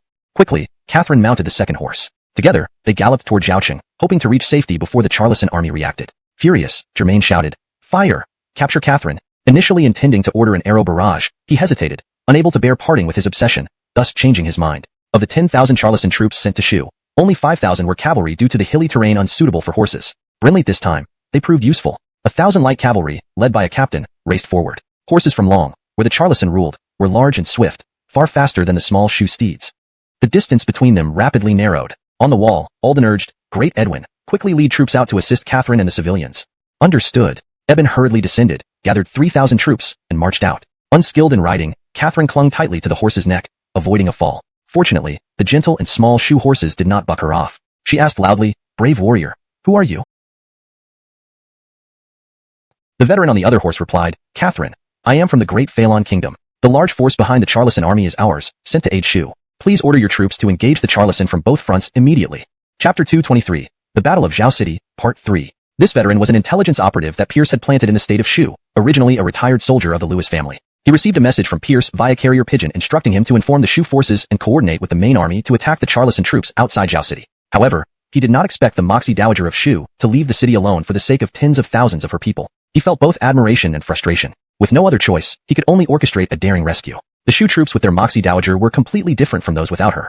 To ensure Pierce's plan succeeded, he couldn't let the Moxie Dowager fall into Charleston hands. Moxie Dowager was delighted. Although the state of Shu and Phelan had some trade relations, there was limited official interaction. She never expected Phelan to come to Shu's aid at this critical moment. In her memory, the state of Phelan was a powerful nation which had single-handedly fought against 5 countries 20 years ago and emerged victorious. With Phelan's support, Shu now felt reassured. Brinley, she wondered how many troops Phelan had sent, and from which division. She promised, "Brave warrior, as soon as the Shu civilians return to Zhao City, I will immediately order a full-scale attack on the Charleston forces." Simultaneously, she pondered, could it be that Arlie is from the state of Phelan? Otherwise, this would not have been such a perfect coincidence. At this point, both the Shu and Charleston forces found themselves in difficult situations. On the Shu side, Alden was pacing anxiously. They needed to welcome the citizens back into the city and send troops to support the Moxie Dowager. But a human can't outrun a horse, and they dared not release arrows for fear of accidentally harming the Moxie Dowager. They could only watch helplessly as the Charleston cavalry drew closer. On the Charleston side, Germain looked around anxiously. He had already dispatched scouts to gather information about the rear army, but the increasingly heavy hoofbeats told him that danger was imminent. The Charleston light cavalry was still some distance away from the Moxie Dowager. If Shu had a cavalry unit, they might very well lose what was within their grasp. The Charleston light cavalry approached from behind, while the Shu civilians were still some distance from the city gates, and Shu reinforcements poured out of the gate. The veteran understood the situation. If things continued like this, he and the Moxie Dowager would be overtaken by the Charleston forces before reaching safety. Making a decisive decision, he said to the Moxie Dowager, to enter through other gates and issued the command for a full military offensive. Not only was the Moxie Dowager safe, but her family was also unharmed, boosting the morale of the Shu troops. Fueled by loyalty and hatred, they charged ferociously towards the Charleston forces. In the Charleston Central Command, Germain watched in fury as the Moxie Dowager escaped. "You fools! 1,000 men held up by one man. Is this not the greatest mockery in the world? You are the elite Charleston warriors, feared by all 5 states." All subordinate generals lowered their heads in shame. Who can explain the situation with that veteran? When did you have such talent? Despite his anger, Germain admitted the veteran was terrifying. That composure facing thousands, flawless archery skills, and experience in targeting horses. All these qualities made him formidable. Most frightening was his indifference to life and death. If someone can conquer life and death, what else can they not conquer? A keen-eyed general hesitated. "Edwin, that veteran's attire is somewhat familiar. Black armor with red tassels. It seems like..." Report. A rider galloped in. "The rear army has been identified. It's the Lewis family Iron Cavalry led by Pierce, the commander-in-chief." What? Everyone was stunned. If anyone asked which army the Charleston troops still feared slightly, it would be the Lewis family Iron Cavalry. What they feared most was to observe the renowned Lewis family Iron Cavalry closely. First glance. Astonishment. Fully armored, the Lewis family Iron Cavalry seemed like cold, merciless steel. A surging tide of metal. Second glance. Fear. He doubted whether 3 layers of chevaux de frise could stop this torrent of steel, fearing that even a wall would crumble under its impact. 500 meters away. Roar. The deafening thunder of hooves shook the earth. Each Charleston soldier's palms sweated, hearts racing. They had always seen others react this way to their presence, but never themselves. Germain raised his hand. "Prepare bows and crossbows." Large crossbows and longbows were drawn, their sharp arrowheads aiming at the Lewis family Iron Cavalry. After 20 years, the world's 2 strongest armies were set for another decisive battle. 20 years ago, the Lewis family Iron Cavalry defeated the Charleston forces but almost suffered annihilation. Neither side truly gained an upper hand. How would it play out this time?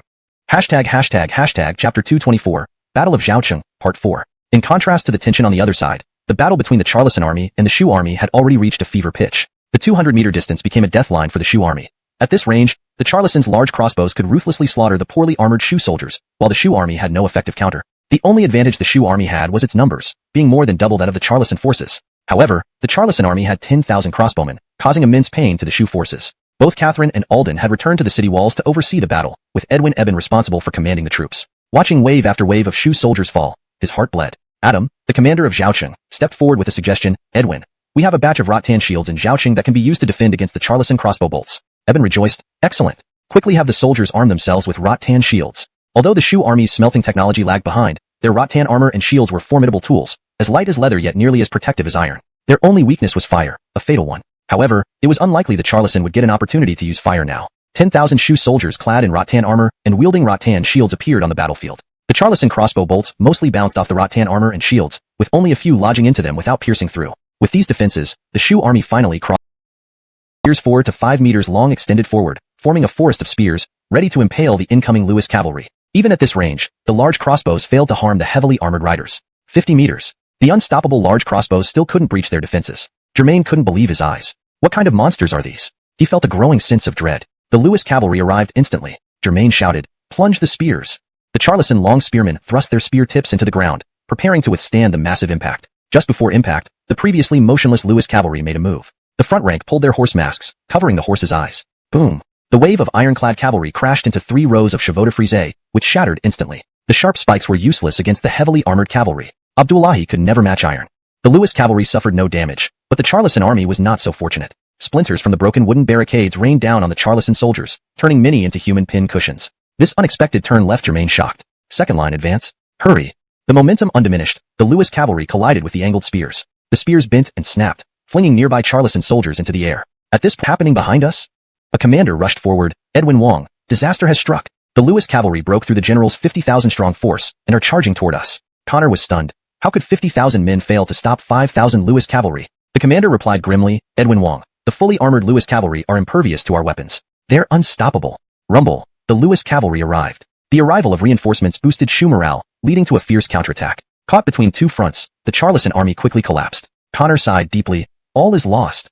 5,000 Lewis cavalry overwhelmed Connor and his guards. Charleston Deputy General Connor perished. Finally joining the Shu forces, 2 figures slowly rode forward. Lowering their visors, they revealed themselves as Pierce and Holly. Pierce called out, Who is the Shu commander? Eben hurried forward. I am Edwin Eben of Shu. Who might you be? I am Commander Pierce of Northern Zhongzhou. Edwin, formalities later, seized this opportunity to pursue the retreating Charleston forces. Pierce pointed at the fleeing Charleston army. I dare not disobey. Although irked by orders from a mere commander, Eben saw the chance for glory and acted accordingly. Eben roared, full pursuit. The sight finally calmed the fleeing troops, and they began moving to the sides. Before Germain could breathe a sigh of relief, the Shu forces were already upon them. Because the Shu army followed closely behind the fleeing Charleston troops, they avoided the formidable bow and arrow attacks of the Charleston archers, leading directly to close combat. The Charleston troops, despite being considered among the best in the world, initially panicked but quickly stabilized and formed defensive formations known as the Mandarin Duck Array, engaging the Shu forces fiercely. As the battle raged on, the Charleston troops realized the Shu forces weren't as tough as expected, while the Shu forces found the Charleston troops tougher than anticipated to finish off. The tide turned again, and the Shu forces began to suffer heavy losses. Meanwhile, the fleeing Charleston troops reformed and joined the fray. Following this trend, a devastating defeat for the Shu army seemed inevitable. Watching from behind, Pierce shook his head. The fighting prowess of these Shu troops was simply horrifyingly poor. If they could still be held back by the Charleston forces, even the weakest southern army of the Zhou Dynasty would probably outperform them. Pierce certainly wouldn't give the Charleston forces any chance to turn the tables. He shouted, Brothers, can you still ride? 5,000 Lewis family cavalrymen replied with unrelenting vigor, We can. Excellent. Change horses. We will make one final charge to bury the 100,000-strong Charleston army here. With this, we will announce to the world that the Lewis family cavalry is invincible. Charge. Pierce donned his face mask and led the charge, with Charleston Sui closely following, protecting him. Charge. 5,000 Lewis family cavalrymen mustered their last ounce of strength and surged forward. Their horses and men could only support one more charge. This was it. A deafening roar of hooves resounded again. The reactions from the 2 armies were completely opposite.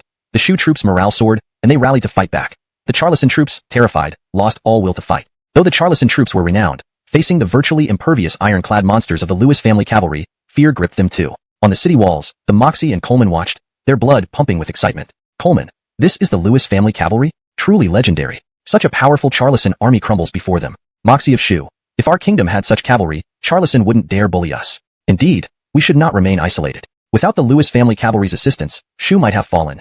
It's all because I failed as an empress. Moxie, please do not say that. You entrusted the country to me, but I focused only on agriculture and neglected the army, leading to today's outcome. I am the true sinner. King, there's no need to argue further. As the Moxie, I chose you as the ruler, and I bear all responsibility for the consequences. Standing nearby, Hyder also felt compelled to voice his presence. He said proudly, Moxie King, this is all my fault. As the Chancellor, I failed to relieve the king's burdens or rescue the people from suffering. I am truly ashamed. The Moxie and king nodded deeply in agreement. Hyder was left bewildered. What kind of nod is this? Aren't you supposed to comfort an old man? Isn't mutual humility a thing? You've wounded my young soul. The 5,000 Lewis family cavalry increased their speed again, cutting through the Charleston army's flank, dividing it in 2. The Charleston attack immediately disintegrated, the front troops facing Shu's onslaught with no support, and the rear unable to come to their aid. Moreover, the Lewis family cavalry targeted the central commander's banner this time. Germain was terrified as one defense after another crumbled under the Lewis cavalry's relentless assault. Against the heavily armored cavalry, all obstacles were futile. Ultimately, Germain's personal guards were decimated. His banner was cut down, and he barely escaped with his life thanks to his troops. With the banner fallen, the Lewis family cavalry shouted, The Charleston commander is dead. Surrender, and you will not be harmed. The Charleston troops lost their last shred of morale, collapsing in defeat. A bloodied general grabbed Germain's horse bridle. Edwin, flee. Germain, dazed, asked, Flee? Where to? Edwin, break through the encirclement. London to fight another day. Desire for life brought Germain back to his senses. Right, I still have a chance. Pass the order to sound the retreat. Sounding the retreat was pointless, as the Charleston troops scattered faster than rabbits. Even if threatened with large crossbows now, they wouldn't turn back. After breaking through the Charleston army, the Lewis family cavalry fulfilled their mission. Both horses and riders were exhausted, the combined weight of armor and barding over 120 pounds, making prolonged combat impossible. The Shu forces, after pursuing for a while, also had to withdraw. There was no choice. The Charleston troops ran as if for their lives, and they too were utterly exhausted from a day of fierce battle. Amidst cheers of victory, Pierce entered Zhaoqing with Charleston Su Yi, Yiwan, and Johan, meeting Moxiala, King Dixon, Chancellor Hyder, Edwin Eben, and other officers on the city walls. To show respect, Pierce removed his helmet. Everyone marveled at the handsome and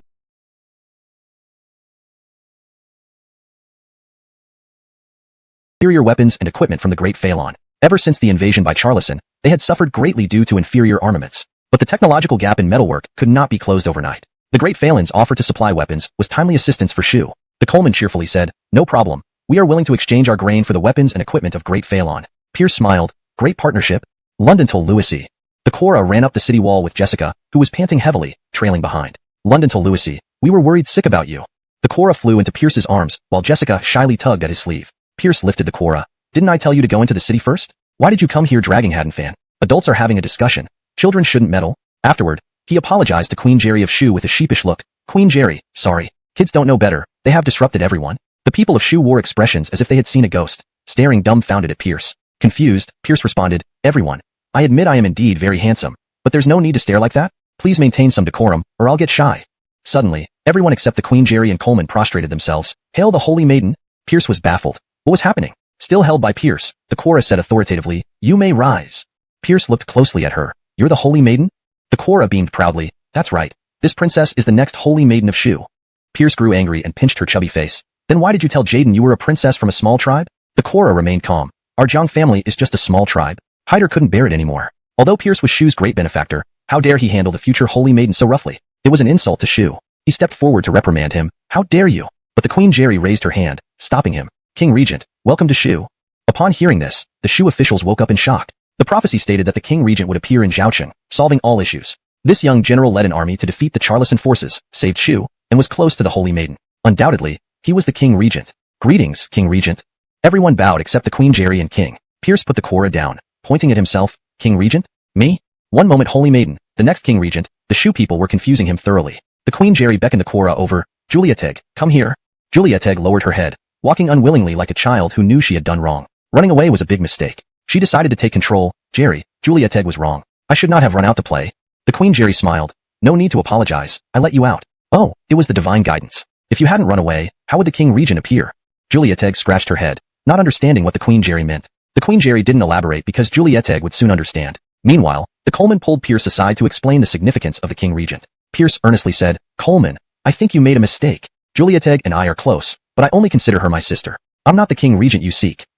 Mysteriously, the King replied, "King Regent, the divine will does not err." Pierce chuckled bitterly and shook his head, leaving no room for further explanations. They could believe what they wished. His expression changed abruptly as he remembered something crucial. He quickly checked his chest pocket. Luckily, nothing was lost. He handed the clinging Jessica to Holly and turned to his task. In front of everyone, he took out a thick stack of sheepskin papers. With a smile, he asked the Queen Jerry, "Queen Jerry, may I ask you a question?" Puzzled, she replied, "King Regent, please ask. Doesn't Julieteg seem a bit chubbier?" Without hesitation, she answered, "Brinley's, she is indeed heavier and taller compared to when she left."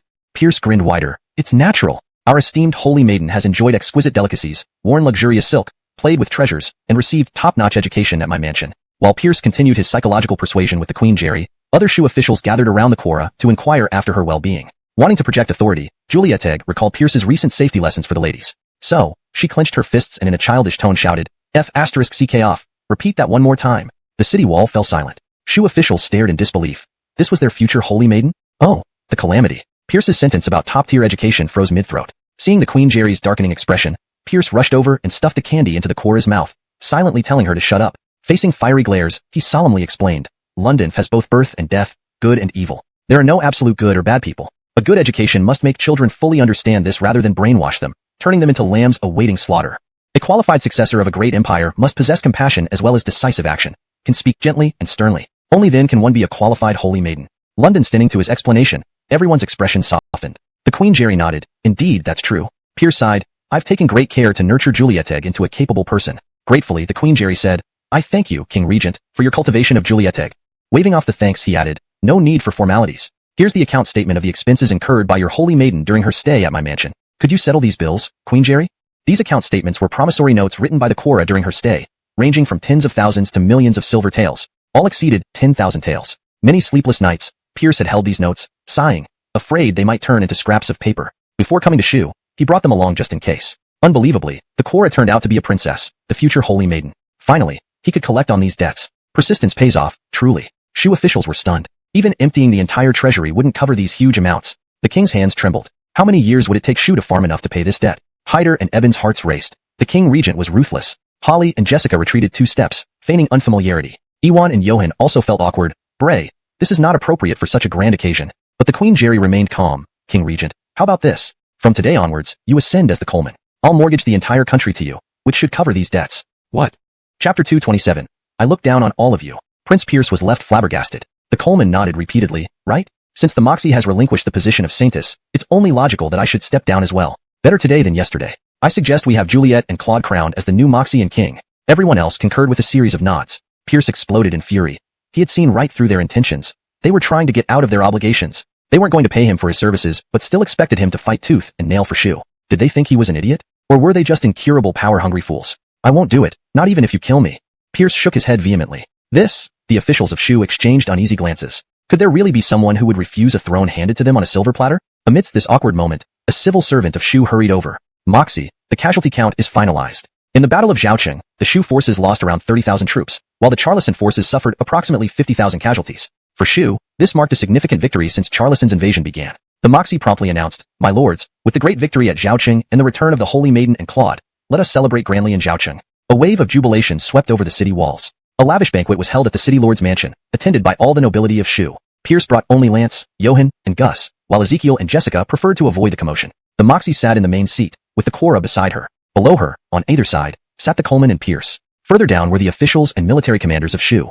To show respect, Lance, Johan, and Gus were seated on the right side. The Moxie and the king made no mention of making Pierce the Coleman, but incessantly thanked the Phalon dynasty for its support, praising Lewis's cavalry and Shu soldiers for their bravery in battle. Thus, everyone enjoyed themselves, feasting and drinking. As the banquet reached its peak, the Moxie asked Pierce, "Claude, what are your thoughts on this war?" The hall fell silent, with all eyes on Pierce. He stood up and scanned the room. "Moxie, this war is only beginning." "What?" The Shu courtiers were shocked. Could the fierce battle of Zhaoqing be just the start? Pierce explained, "Although the Charleston army has lost 50,000 troops, they still have 500,000 soldiers remaining. Moreover, the Sword Gate Pass is still under Charleston control, allowing reinforcements to flow in endlessly." The Moxie asked gravely, "Are you saying this war will not end until Shu falls, or we retake the Sword Gate Pass?" Pierce nodded. "Exactly." The Coleman gazed hopefully at Pierce. "With Claude here, surely the Charleston army will soon retreat back to Charleston?" Pierce dashed his hopes. "Your Highness, you misunderstand. This victory happened because the Charleston army misjudged the Lewis family cavalry. There won't be such a chance next time. Heavy cavalry isn't invincible once its weaknesses are understood. As one of Charleston's top commanders, Germain wouldn't make the same mistake twice. Be prepared for tough battles ahead. Each fight will be to the death, sparing no one." The mood in the room grew heavy, and the wine seemed tasteless. The Moxie asked, "Claude, do you have any plans?" "Without knowing Charleston's strategies, how can I plan? We must adapt to whatever comes our way." Pierce paused, then added, "However, we need to unify our commands. We must stand united as one voice in this war. I humbly request the Moxie to place all Shu forces under my command." Indeed, Pierce looked down on Shu's generals. If any of them were competent, things wouldn't have deteriorated so badly. Giving them the army would only result in murmurs swept through the hall. The Coleman looked embarrassed. The Moxie remained impassive, and tears streamed down the Quora's face. "Juliet is my sister, and I do not desire her as a wife. But I will protect her like a brother. Anyone who dares to hurt her will have their legs broken by me." Unfortunately, without the marital alliance, he would always be an outsider. Nikki sneered, "Since Edwin Lewis refuses to be our Claude, why should our army follow you?" Pierce responded without hesitation, "Because I am the commander of the Lewis army." Lance, Johan, and Gus immediately stood behind him. Lance raised his head. "My master led 15,000 cavalry to crush the barbarians, renowned throughout the world." Johan puffed out his chest. "My master strategizes brilliantly, never losing a battle, conquering all." When it was Gus's turn, he struggled for a moment before proudly proclaiming, "My master is a tyrant who oppresses men and women." "Ah!" A scream echoed as Pierce hit him with a chair, knocking him down. Pierce brushed his hands together. "This child speaks out of turn. My apologies. In short, I am the commander of the Lewis army." Nikki shot back sarcastically, "You are the commander of the Lewis army, not ours." Enraged, Pierce couldn't help but question, having traveled thousands of miles to fight for Shu, only to be met with such disrespect. He considered walking away, letting Shu fend for itself, but seeing the Quora's red-rimmed eyes softened his heart. He had already rejected her, but he couldn't leave her and her parents in harm's way. Suppressing his anger, he asked, "What do you want?" Nikki replied calmly, "It's simple. Win our respect here and now." "What must I do to gain your respect?" Edwin Lewis's military skills are indisputable, but his character needs verification. Let's have a contest. One intellectual and one martial. If you win both, it proves you're capable in both aspects, and we will submit. Having said this, Nicky aimed to showcase his talent before the Moxie. Being the most gifted, he would naturally lead the intellectual challenge. Pierce didn't hesitate. Let's begin. Chapter 228. A poem suppresses all. In this isolated land of Shu, they probably haven't heard of Master Lewis's great name. However, since the other party has thrown down the gauntlet, he cannot afford not to respond. As for martial combat, his Ice Hard Art and Frost Blade technique have been waiting for a long time, and the Twin Blades, High Mountain and Severed Water, are already starving for action. Both sides have come to this point, so even Moxie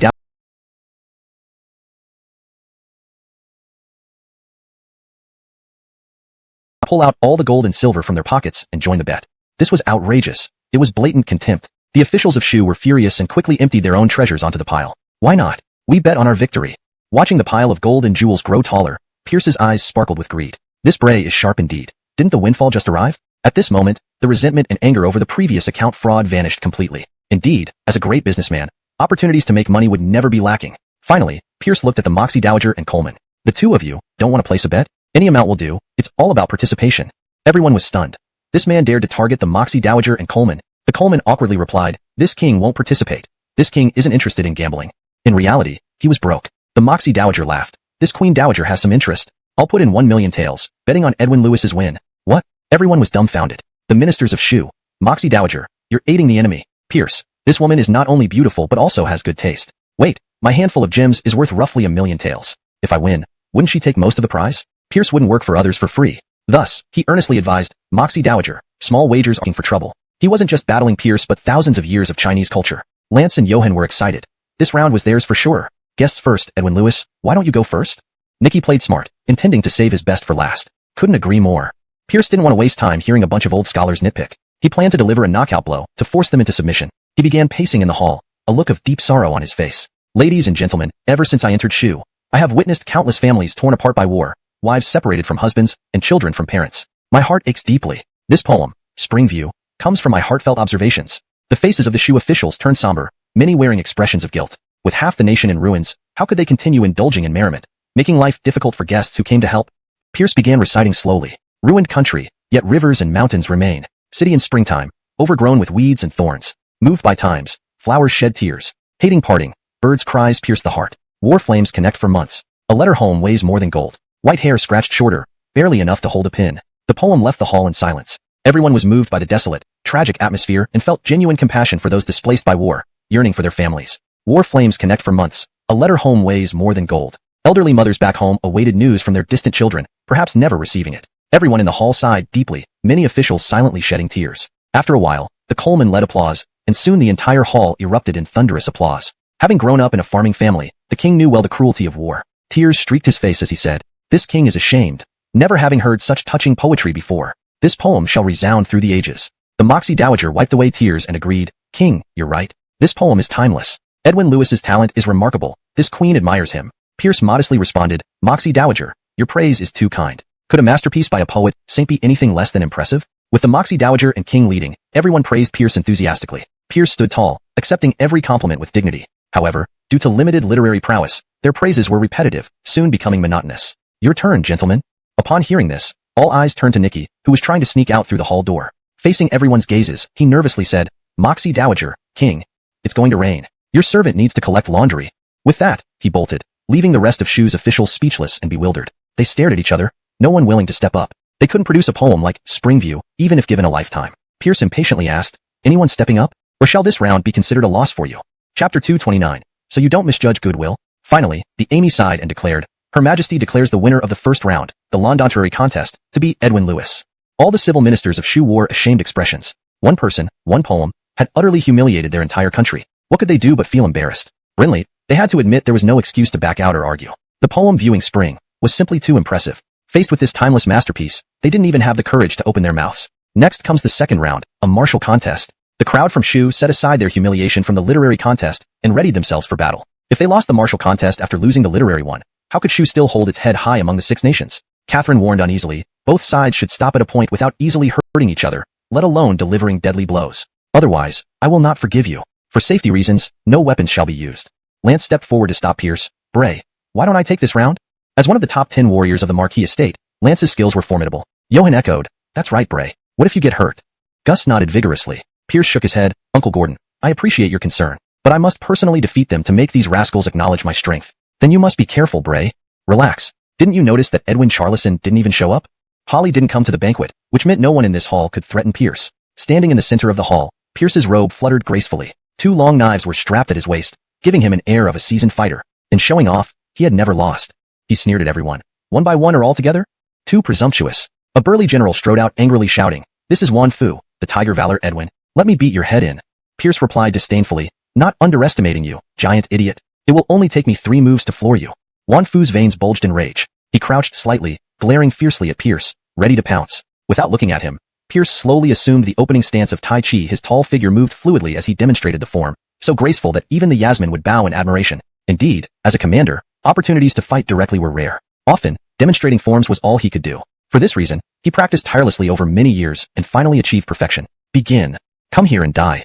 Wan Fu charged like a ferocious tiger descending a mountain, unstoppable. Pierce remained calm, his Tai Chi unfolding smoothly. He sidestepped Wan Fu's charge, then seized the opportunity to unbalance him, suddenly unleashing his Ice Heart skill. It burst like an avalanche, crashing into Wan Fu's chest with a powerful elbow strike. With a muffled thud, Wan Fu flew backward, blood splattering through the air. Crash! He landed several meters away, shattering tiles beneath him. His face flushed red. He struggled to rise, feeling breathless and powerless, eventually collapsing in exhaustion. In just one move, the mighty Tiger Valor Edwin was completely beaten. Everyone in the hall sucked in their breath in shock. Wan Fu's prowess was among the top 5 in Shu, yet such a warrior fell instantly. They couldn't fathom how much power Pierce's unimposing body contained. Pierce calmly said, "Next. I'll challenge you." A towering giant stepped forward. "I am Demon. Please instruct me." This was a savage warrior with large earrings and full-body tattoos. Shu was a frontier land where many wild tribes lived, known as the Southern Savages. These fierce savages possessed unique combat techniques, once causing great troubles for Shu. Until a generation ago, a holy maiden entered the lands of the savages, pacified them, and signed a non-aggression treaty allowing mutual exchanges. Since then, Shu began recruiting these savage warriors. Even the Charlison soldiers struggled against the vine-armored savage troops. Demon, the greatest warrior among the savages, was also Shu's top warrior. Seeing him step forward, the people of Shu felt a glimmer of hope. Glancing at the dense tattoos on Demon's body, Pierce took him more seriously. Among the savages, the more powerful someone was, the more tattoos they bore. Tattoos symbolized honor, bestowed by tribal priests upon distinguished warriors, and not casually done. "Big guy, let's go. Let me show you the depth of Central Plains martial arts so you won't remain ignorant." Enraged, Demon bellowed and lunged at Pierce. Savages were indeed simple-minded, falling for provocation easily. Initially intending to repeat the previous method, Pierce underestimated Demon. Though large, Demon was incredibly agile, twisting away from Pierce's grasp. Pierce witnessed a 180-degree twist, not a spin. Plains martial arts are indeed profound. "I see now." Pierce clapped his hands. "Big guy. Not bad. Keep improving." "Next." Concerned, the Queen asked, "Edwin Lewis, don't you need a rest?" Pierce shook his head. "Queen, I'm just warming up." Even her broad tolerance couldn't prevent anger. Beating 2 of Shu's mightiest warriors while barely warming up, did Shu really stand no chance? A group of Shu generals whispered amongst themselves before bringing in a weathered, middle-aged general from outside the hall. Edwin Evans stepped forward. "Edwin Lewis, we don't want to win dishonorably. This is our final challenger. Let's settle it." Pierce shrugged. "Just as long as you don't cheat." Chapter 230. Iron Fist Leland. The moment Pierce saw the middle-aged general, he knew this was a true master. It was a very subtle feeling, hard to explain. Perhaps it was the similar aura between them, for Pierce himself had been acknowledged as a master by the immortal swordsman. He called out, "Who are you? State your name." The middle-aged general replied calmly, "I am Leland, commander of the Royal Guards. Before this, I was known as Iron Fist Leland in the martial world and ranked 20th among the masters." "Indeed, he is a master." Pierce clasped his hands together respectfully. "So it's Brother Shao. Your reputation precedes you. Battle will be my utmost effort to show respect to Edwin Lewis." Pierce regretfully said, "Very well. Let this general witness the prowess of the Iron Fist." Both men took their stances. Pierce prepared with Tai Chi Trishan, while Leland adopted an unfamiliar boxing form. Everyone in the hall held their breath, anticipating the final battle. Many were unaware of Leland's existence, but from the dialogue, it was clear that the typically low-key guard commander was a concealed master. "Begin."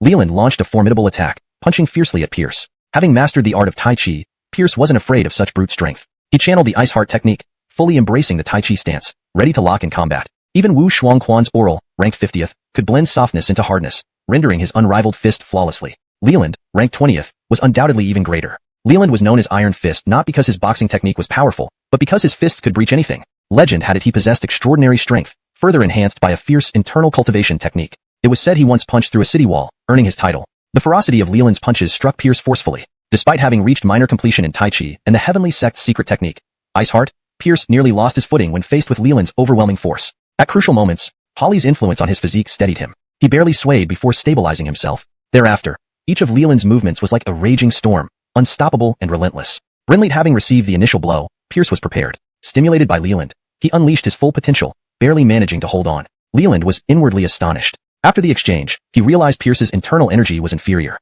He felt confident of victory within 10 moves.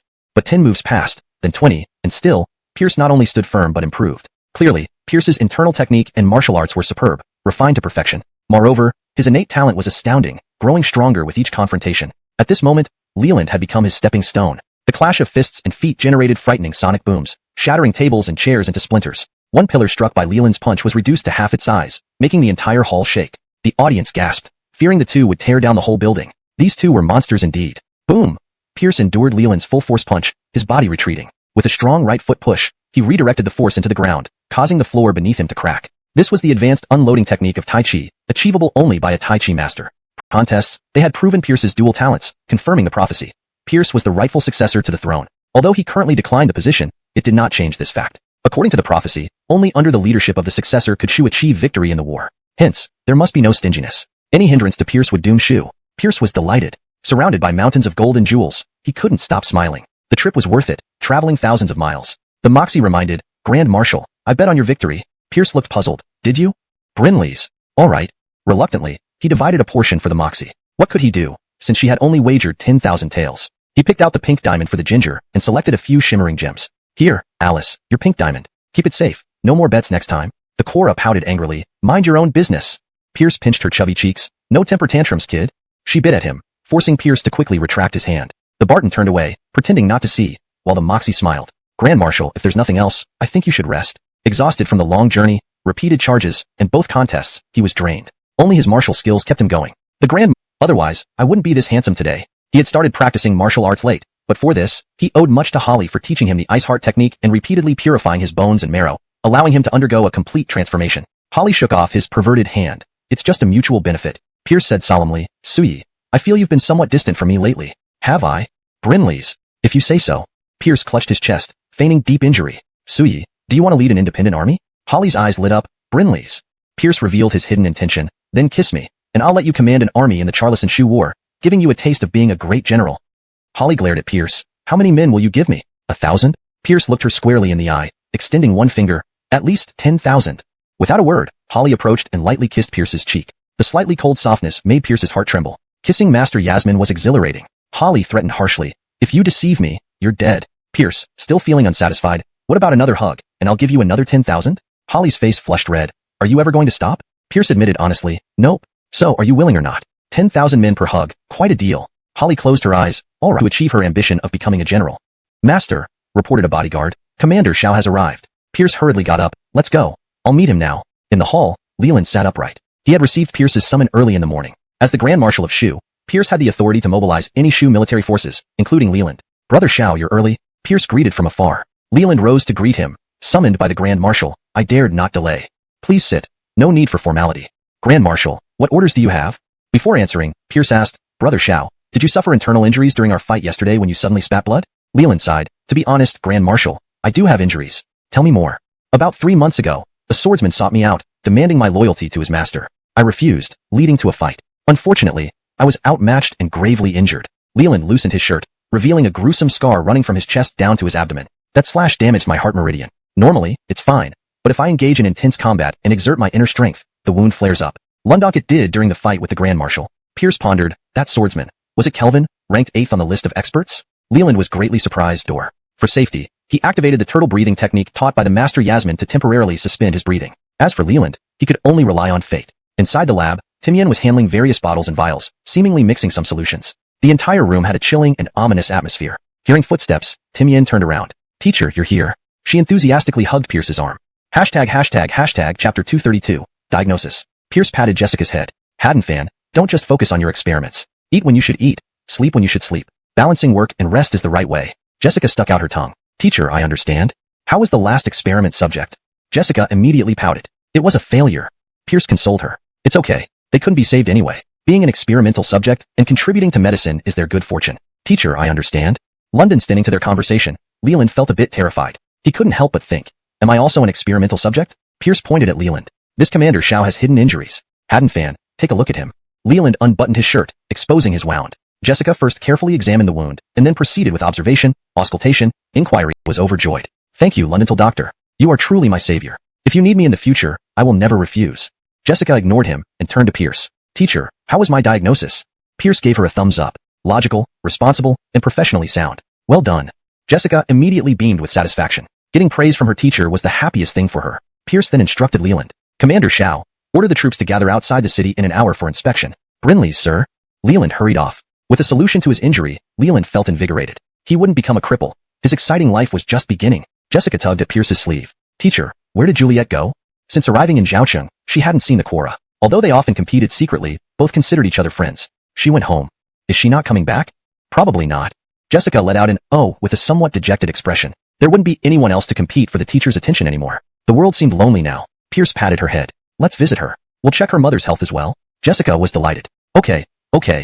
The sudden departure of the Quora might have been hard for her to adjust to. Catherine had white hair, indicating some health issues. So, you don't need to worry too much. The Quora felt slightly reassured. All right, I will listen to Jerry. Catherine, a guard rushed in. The Grand Marshal wishes to see you. Please bring him in. The Quora quickly wiped her tears, putting on a pretend angry face. She had decided not to forgive Pierce until he changed his mind. But the smile lurking at the corner of her mouth betrayed her feelings. Pierce came in with Holly, pulling Jessica along. Greetings, Catherine. The Grand Marshal needn't be so formal. Catherine, this is my student Jessica. I brought her to see Juliet. The Grand Marshal is thoughtful. Juliet has been missing Haddonfan. The Quora huffed, not at Jessica but at Pierce. Pierce wasn't embarrassed and said to Catherine, before that, I want Haddonfan to diagnose you first. Catherine was puzzled. Diagnose? Why? Pierce pointed to Catherine's white hair. I heard your hair turned white overnight a few days ago. That indicates some health issues. Catherine smiled. The Grand Marshal is considerate. But I am fine. It's just the price I paid to seek the Oracle's prophecy. Pierce shook his head. Catherine, that's incorrect. The condition of one's hair reflects the state of their health. White hair overnight is a sign of internal issues. Jessica nodded vigorously. Her teacher was spot on. The Quora also tugged at Catherine's sleeve, clearly worried. Catherine sighed. All right. Let them see. It wouldn't cost her anything. Being a woman and elder, Catherine didn't want Pierce present during the examination. Catherine, I need to inspect the troops and handle military affairs. I'll leave now. The Grand Marshal has worked hard. Someone will escort Haddonfan back later. Thank you, Catherine. Grand Marshal, Catherine suddenly looked serious. A veteran named Jason Londonong asked me to tell you. He wants to be a soldier for the Lewis family again in his next life. Catherine recounted Jason Londonong's performance during the Zhaocheng battle. If not for him, I would have been captured by the Charleston army. On behalf of the state of Shu, I thank him and the Grand Marshal. Shu will never forget him. His name will be remembered. Pierce's face showed slight sadness, but soon turned to acceptance. He is worthy of being a soldier for the Lewis family. I'm proud of him. With that, he left with Holly. Hashtag chapter 233. Reorganizing the Shu army. Let's go. It's time to properly reorganize this mob of undisciplined Shu troops. We need to win this battle beautifully and not let old Jason's sacrifice be in vain. Holly reminded, 2,000 troops. Don't forget that. Don't worry, you won't be left out. But you have to agree to one thing, or else there's no discussion. What is it? You mustn't recklessly try to reduce casualties by taking the lead. Absolutely not like during the previous bandit suppression campaign. As they say, a compassionate man cannot command an army. A commander needs to be as cold-blooded as necessary. Holly gave him a sideways glance. Do you think all these are just Shu troops, and their deaths don't concern you? Pierce flew into a rage. What nonsense are you talking? I care about you. If anything happens to you, even if I win this war against Charleston, I won't feel any joy at all. Do you really mean that? Absolutely. This young master never lies.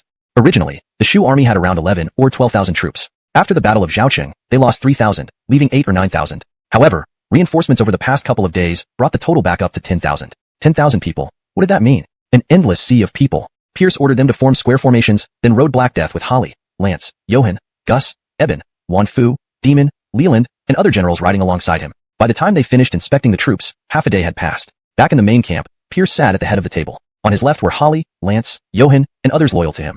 While on his right were the Shu generals like Eben, Wan Fu, Demon, and Leland. Pierce's expression was grim. Though he didn't expect much from the Shu army, he realized he still overestimated them. These 10,000 men seemed more like peasants than soldiers. Most didn't have proper armor and wielded farm tools like hoes and wooden clubs. Age was also a significant issue. Many were either too old or too young, with adult males making up only about half the force. Even bandits were better equipped. The Shu generals lowered their heads in shame under Pierce's disapproving gaze. Dong dong dong. Pierce rhythmically tapped the table. No one dared speak, and the atmosphere grew heavy. After a long pause, the tapping stopped. Pierce slowly said, First, we need to select the adult males. This time, I brought 20,000 sets of armor, and we seized another 20,000 from the Charleston army. That should be enough to equip every adult male. These 40,000 will be divided into 2 units of 20,000 each, 20,000 spear troops and 20,000 sword and shield infantry. The spear troops will be led by Edwin Charleston, and the sword and shield infantry by Edwin Shao. Understood. Holly and Leland replied in unison. Getting 20,000 troops was expected for Holly, so she wasn't particularly surprised. Leland, however, was overjoyed. He hadn't expected Pierce to entrust him with such a crucial role. Wan Fu immediately objected. Commander-in-Chief, I disagree. Pierce's face turned icy, speaking each word deliberately. This is a military order. On what grounds? One is your subordinate, and hasn't convinced us of his worthiness. The other is merely a minor commander of the Imperial Guards. How can he lead 20,000 men? Pierce roared. Where is my supervisor? Gus brought in a squad of bodyguards. At your service. This man disobeyed a military order. Take him outside and execute him. Brinley's, sir. Wan Fu turned pale. Pierce, what are you trying to do? I'm a tiger, might Edwin. This is Shu territory, not Phalon, and it's not your place to act superior here. Gus ignored his titles and swiftly subdued him, dragging him away. Before the other Shu generals could plead for mercy, a chilling scream echoed from outside, followed by the presentation of a severed head. Pierce pointed at Wan Fu's head. This is the fate of those who defy military orders. His icy gaze swept across the room, silencing the terrified Shu generals. They couldn't believe how ruthless the normally amiable young general could be. They were thoroughly intimidated. Pierce continued, gather all the barbarian tribes and form a unit of Rattan armored warriors. These 10,000 Rattan armored troops will be led by Demon. Demon was delighted. Understood. Your command is my utmost priority, Silent. Indeed, with the Lewis cavalry, he wouldn't fear a barbarian rebellion. Pierce looked at Demon. Edwin Zhu. I'm giving you 10,000 Rattan armored troops. Can you ensure control over them? Demon pounded his chest. Commander, I will make sure they follow orders perfectly. Your saber points where we shall charge. Pierce nodded. Excellent. I believe you can manage. If they rebel, you will be the first to fall. Demon clasped his fists. I stake my life on it. As the greatest warrior among the barbarians, Demon had considerable prestige and confidence in managing the Rattan armored troops. The remaining 5,000 will form 2,000 archers. Additionally, we captured 5,000 crossbows from the Charleston army, so 5,000 strong soldiers will be assigned to form a crossbow unit. This combined 25,000 bow and crossbow forces will be directly commanded by me. The remaining 25,000 will be handed over to the great Edwin. Edwin bitterly smiled. The remaining 25,000 were weak, elderly, and ill-equipped. He could only use them for logistical support behind the main force. However, Pierce did give him some face by not sidelining him completely. Supporting roles were fine.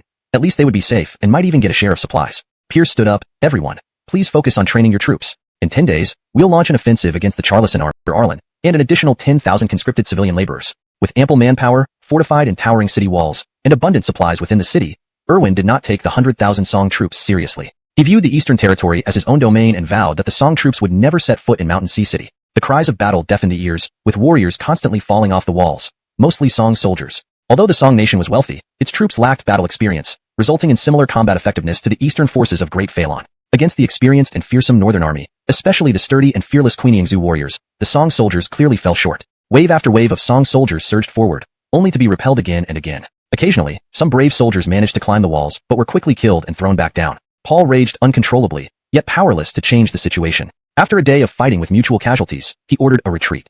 For the next few days, regardless of how the Song provoked, the Phalon forces remained steadfastly within the city walls, determined to defend and not engage outside. With just 30,000 men, it was wise for them to focus on defense rather than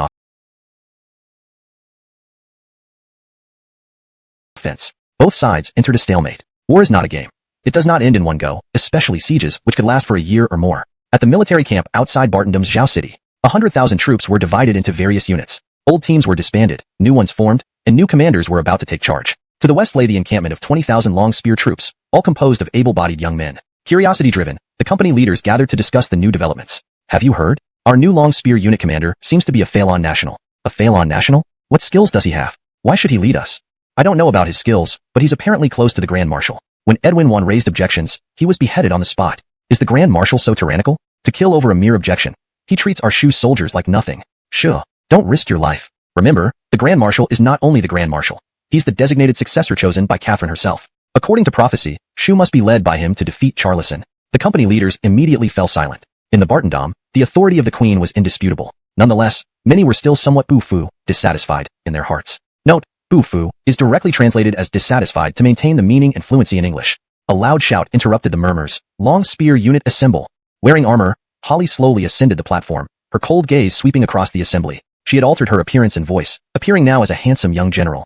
This was her first time leading an army alone, but she wasn't nervous. Given her overwhelming strength, there was no need for anxiety. Having spent considerable time with Pierce, she had studied numerous military strategies thoroughly, gaining both theoretical knowledge and practical experience from the Great Grassland War. Now, it was time to put her training to the test. When Holly stood on the platform, whispers spread among the ranks. Who is this fair-faced boy? He's probably the Grand Marshal's favorite. Important people often have these whims. That makes sense.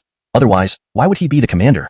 Holly heard it all, but remained unperturbed. Only when everyone grew weary of talking did she ask expressionlessly, "You are dissatisfied? Of course. We can't entrust our lives to someone like you." Holly threw off her cloak. "Then come at me together. If any of you can make me step down from this platform today, I will leave immediately." What? Everyone thought they had misheard. Hey, pretty boy, we're 20,000 strong. How many do you want to fight? 10, 20. I meant all of you, Holly replied coolly. There was an uproar. Preposterous. Fighting 20,000 single-handedly was unimaginable. They cursed loudly. Do you think you're a god? You're making ridiculous claims without thinking. Do you even know what you're saying, you pretty boy? Holly drew her black ice sword, though it remained unsheathed. Come on, stop wasting time. The pretty boy is too arrogant. Let's teach him a lesson. Brinley's. Dozens of soldiers rushed the platform, only to be met with continuous thuds and screams. They were hurled away as quickly as they approached, falling before they could comprehend what happened. Not human. Come again, brothers. Scores more charged from all directions, each meeting the same fate. This time, they saw her. A blur of speed beyond comprehension. Every soldier who approached the platform was flung away after one move, blocked or not. Get serious, brothers. Give it your all. More dozens attempted the assault, limited by the size of the platform. Holly's challenge was possible due to this confined space. In a single day, ordinary soldiers, no matter how many, couldn't match her prowess. Bang, bang, bang. Dozens were hurled away, writhing in agony. Struck by her, they wouldn't get up soon. Soon, the platform was surrounded by fallen soldiers. Everyone stared in disbelief at the slender figure on the platform. Was she even human? This spectacle quickly drew every soldier in the camp, surrounding the platform densely. In the center stood the bewildered and bitter 20,000 long spear troops. Holly looked down coldly, like a deity watching mortals. Chapter 235. Do you surrender? Go, go, go.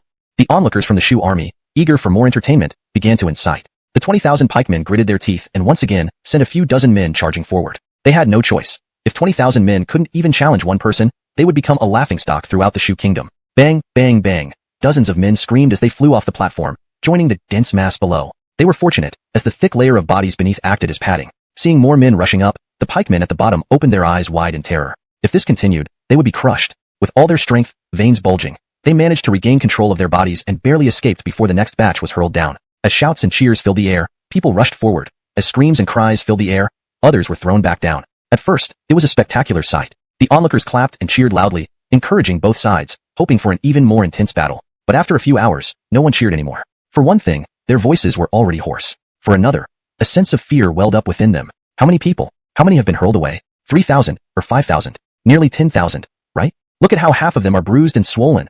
A Shu soldier trembled as he said. He's a demon, right? How could anyone be so strong? These skills are beyond human. Another soldier's teeth chattered. It must be. Look, first of all, he looks like a fiend. How can there be someone so handsome and skillful in the world? A soldier stated with certainty. After another batch was hurled away, the scene fell silent. Everyone involuntarily took a step back, their faces filled with resistance. No one wanted to rush forward knowing they would just be beaten senseless. On the platform, Holly remained calm, not a drop of sweat or a single strand of hair out of place after hours of fighting. These unarmed soldiers were like caterpillars to her, disgusting, but harmless. She glanced at the Shu army below. Any who met her gaze quickly lowered their heads and backed away. She coldly said, "Come again." With a splash, the 20,000 pikemen all knelt to the ground. They shouted, "Edwin, we surrender. We really do. Edwin, spare us. In the future, wherever you ask us to go, we will follow." "That's right, Edwin, we will never question you again. We will obey your every command from now on." That day, the name Hattie echoed throughout the city of Zhou, causing a stir. Upon hearing her feats, everyone's first reaction was disbelief. They refused to believe it. But as the story spread and became well documented, they had no choice but to accept it. Finally, a confirmation came from the Lewis family cavalry, calming the commotion. Hattie's true identity was the greatest sword immortal in the world. The Shu army suddenly understood. No wonder she has such incredible skills. She's the greatest sword immortal. Sir Yasmin is a celestial being, not an ordinary person. Now I get it. For a sword immortal to fight several 10,000 is quite normal. As for Holly's female identity, no one cared. In a kingdom where women were revered, it was common for important figures like the Moxie to be women. Another sword immortal was nothing unusual. Instead of rejecting, the Shu army loved her even more. In the main camp, Pierce unleashed a tirade on Holly. "Holly, this is an army, not some martial arts arena. Who gave you permission to pull this stunt? Beating up dozens or even hundreds would be understandable, but taking on 10,000 at once? Why don't you just wipe out the remaining 50,000 Charleston troops? Isn't it very impressive? Aren't you amazing?" At the door, Gus, standing guard, secretly gave a thumbs up. In this world, only Bray dared to speak to Lord Yasmin this way. Holly was taken aback. "You dare scold me?" Pierce lifted his chest. "Brinley's, Edwin. I'm waking you up." Holly's face turned icy, her hand touching her sword hilt. Pierce instantly cowered. "I didn't scold you. I'm reasoning with you. You did something wrong, didn't you?" Holly's expression softened. "Where did I go wrong?" Pierce flared up. "You don't know where you went wrong? You're infuriating me."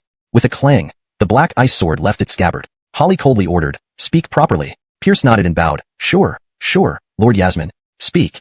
Sui. Remember that an army is not about personal might. An army needs unity to function as a whole. I understand that. First, they need to be convinced before they can be trained into a cohesive unit. But you made a mistake from the start. By overpowering them, you created a dependency. They think they will win as long as you're here, and their effort won't matter. This way, when faced with difficulties, they rely on you, not themselves. When you're around, it's fine, but when you're gone, they're nothing. Such an army can never be formidable or strong. A strong army should be united by honor and belief. They should believe in themselves, not in others. They should trust the power of the group, not of one person. Holly lowered her head, realizing she might have been wrong. Do you understand now? Brinley's. Seeing Holly admit her mistake like a child, Pierce felt greatly satisfied. Heh, little missy, you're manageable after all. Now what? Now, come with me somewhere. Pierce led Holly to the south side of the encampment, where 25,000 archers were stationed. He had the bugle sounded for assembly and brought Holly onto the platform. Under everyone's watchful eyes, he announced, I am your commander, and beside me is Lord Yasmin. Now, do you all surrender? The 25,000 archers, terrified, shouted in unison, We surrender! We surrender! Pierce nodded, Good, let's start training. First, run 3 laps around the encampment. Understood. The archers immediately followed orders, starting their run. Facing Holly's lethal glare, Pierce showed no fear, turning to his followers. Look, this is leveraging momentum. Compared to Commander Charlison spending hours fighting to subdue them, I only needed 1 sentence. Isn't this wise? Isn't this strategic? Learn from this. Gus immediately flattered him.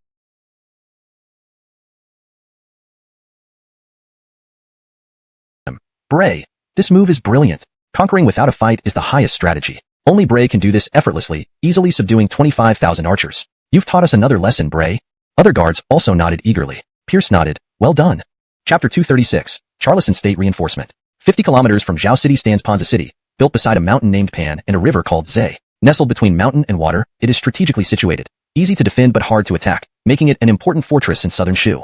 Now, it has become the stronghold for 50,000 Charleston soldiers. Germain sent urgent reports to King Normang Sa regarding their defeat at Zhou City, awaiting further orders. Meanwhile, he ordered repairs on the city walls and stockpiled supplies to prepare for a prolonged defense of Ponza City. Standing atop the city wall, Germain gazed out at the eastward flowing Zay River, sighing deeply. In just a few short days, his temples had turned gray. He knew well that his future was ruined. He had initially chosen the wrong side in the struggle between King Normang Sa and Edwin Aviv, earning him the title of defected general. He finally got a rare opportunity to lead a southern campaign, capturing city after city until he reached Zhou City. Victory seemed within reach, but then came the Lewis family cavalry, attacking from outside while the Shu forces attacked from within, leading to a devastating defeat. Over half of his 10,000 Charleston troops were lost. He could imagine King Normang Sa's wrath upon hearing the news. The young king would surely wish to tear him apart. Now, he could only hope to hold on to Ponza City and buy time for the Charleston army to regroup. In this way, he might still be able to save his own life and his family's. Lewis family cavalry, he muttered through clenched teeth, feeling utterly helpless. Even if given another chance, he knew he stood no chance. The heavily armored Lewis family cavalry was simply terrifying. Once they gained momentum, they became unstoppable, cutting through anything in their path like a tidal wave. In open terrain in the north, perhaps light cavalry could be used to counter them. But here, in the hilly basin of Shu, there was no room for such tactics. This made the Lewis family cavalry almost invincible in open battle. He could dig pits and set up traps, but these were temporary solutions. The enemy wasn't stupid. They wouldn't blindly rush forward. His best option now was to avoid open combat and rely on Ponza City's defenses to withstand the Shu forces. Just as Germain anticipated, when the news of the Charleston army's defeat reached London City, it hit the palace like a bombshell. King Normang Sa slammed the table. Worthless. Lost my troops and disgraced our country. You deserve death. Your Majesty, please calm down. The ministers kneeled in fear. With his increasing power, the king had become more fearsome. Even servants could be killed on a whim. Only Tomas remained calm, being largely responsible for the king's rise to power. As the strategist of Charleston, the king often consulted him, always following his advice. Privately, many already referred to him as King Normang Sa's second father. Sure enough, the king turned to him. Advisor Haddon, what do you think? Tomas replied thoughtfully, Your Majesty, we have a problem now. While the Shu forces are not a threat on their own, under the leadership of someone like a lion, they can still strike back. And Pierce is that lion. The most troubling are those 5,000 fully armored Lewis family cavalry. Already formidable, they're now equipped to the teeth. Who can stand against them? The king gritted his teeth. They're fully armored. Why can't we do the same? Our Charleston weaponry is superior. Is it not better than Phelan's? Lewis Ting, in charge of weapons manufacturing, stepped forward. Your Majesty, we have tried. Our iron armor weighs 60 pounds, horse armor at least 140 pounds, totaling 200 pounds, not including the rider. With such weight, horses cannot run fast. Even if they managed to, they would quickly tire and be unable to fight. Enraged, the king demanded, Then how did the Lewis family cavalry manage to break through my forces in one stroke? If we eliminate Pierce, it will remove a significant threat to Charleston. Without Pierce, Lewis family forces cease to exist, leaving Phelan like a toothless tiger, easily dominated by Charleston. How many troops should we send? Advisor Haddon? Your Majesty, we cannot send too many, lest Phelan takes advantage of our weakness. 10,000 is the upper limit. The king decisively announced. Kip, listen to my order. Led 10,000 troops south into Shu immediately, replacing Germain as commander of the southern campaign. Take full responsibility for this war, and ensure the annihilation of Shu and the Lewis cavalry. Kip, excited, bowed. Brinley's, Your Majesty. I shall bring Pierce's head and the Nancy as tribute. Tomas, somewhat worried, advised, Edwin Ming, never underestimate Pierce. Though young, his strategies are exceptional, and even I have suffered setbacks at his hands. Kip dismissed this casually. As Charlison's top general, experienced in countless battles, he did not see how a young newcomer could pose a threat. Intrigues meant nothing before absolute strength. But he couldn't ignore Tomas, so he responded lightly, "Rest assured, Khan. I will act cautiously and give them no chance to play tricks." Tomas detected Kip's arrogance, but knew it wasn't his place to criticize the king's top general. "Excellent. I will await good news from you here in London City, expecting your triumphant return." Zhou City. What? Pierce exclaimed in shock. "Hadn't fan. Say that again?" "Master, the Nancy has only 3 years left," Jessica repeated. "This can't be." Pierce couldn't believe it. Chapter 237. Pan-fried dumplings. Although Catherine had snow-white hair, her appearance was that of a young woman. She did not look like someone on the brink of death at all. Tim seriously said, "Master, while Catherine appears young, her pulse resembles that of a frail, elderly person in their 50s or 60s. The 3 years is an approximate estimate I made." Pierce asked anxiously, "Does she have any illness?" Tim shook his head. "She doesn't have any disease. She's quite healthy. This situation is as if all her life force was suddenly drained away. So externally, she still looks the same, but internally, she's completely hollowed out. Over the next 3 years, she will age rapidly and eventually die." Incredible. This was the first time Pierce had encountered such a situation. "Master, could it be true as Catherine said, that she expended her lifespan to seek divine guidance? Does this world really have gods?" Tim, who had been reshaped by Pierce's values, also felt significantly impacted. Pierce chuckled bitterly. "Well, even I don't know. If it were in his previous life, he would have confidently answered, no. But now, he wasn't sure anymore. This universe was too mysterious, and human knowledge was as insignificant as dust." Pierce's expression changed. "Does Catherine and Juliet know about this result?" Tim nodded. "They do." Pierce sighed. "Juliet must be very upset, right? Let's go see her. Take all the medicinal herbs over 100 years old, along with ginseng, lingji mushrooms, FOTI, Tian Shan snow lotus. Everything, let's pack it up." Pierce brought Tim to the city lord's residence's side hall. London till Juliet was sobbing uncontrollably in Catherine's arms, and Alden stood nearby, sighing deeply, looking gloomy. Brinley Catherine remained gentle, comforting both of them. She greeted Pierce. "Edwinissimo, you've come?" Pierce solemnly nodded. "Catherine, these are some tonics for your vitality and blood. You should take them regularly. They'll be beneficial to your health." "Thank you, Edwinissimo. Please sit. Servants, bring tea." "Catherine, it's nothing. Edwinissimo, there are no outsiders here, so I'll speak directly." Pierce replied formally. "Please proceed, Catherine. As you can see, my time is short. Juliet is still a child without enough prestige, and Alden lacks the ability to stabilize the situation. After my death, Shu may fall into peril." Looking around, the only one capable of stabilizing the situation is the Edwinissimo. "Can I entrust Juliet and Shu to you, Edwinissimo?" "This?" Pierce hesitated.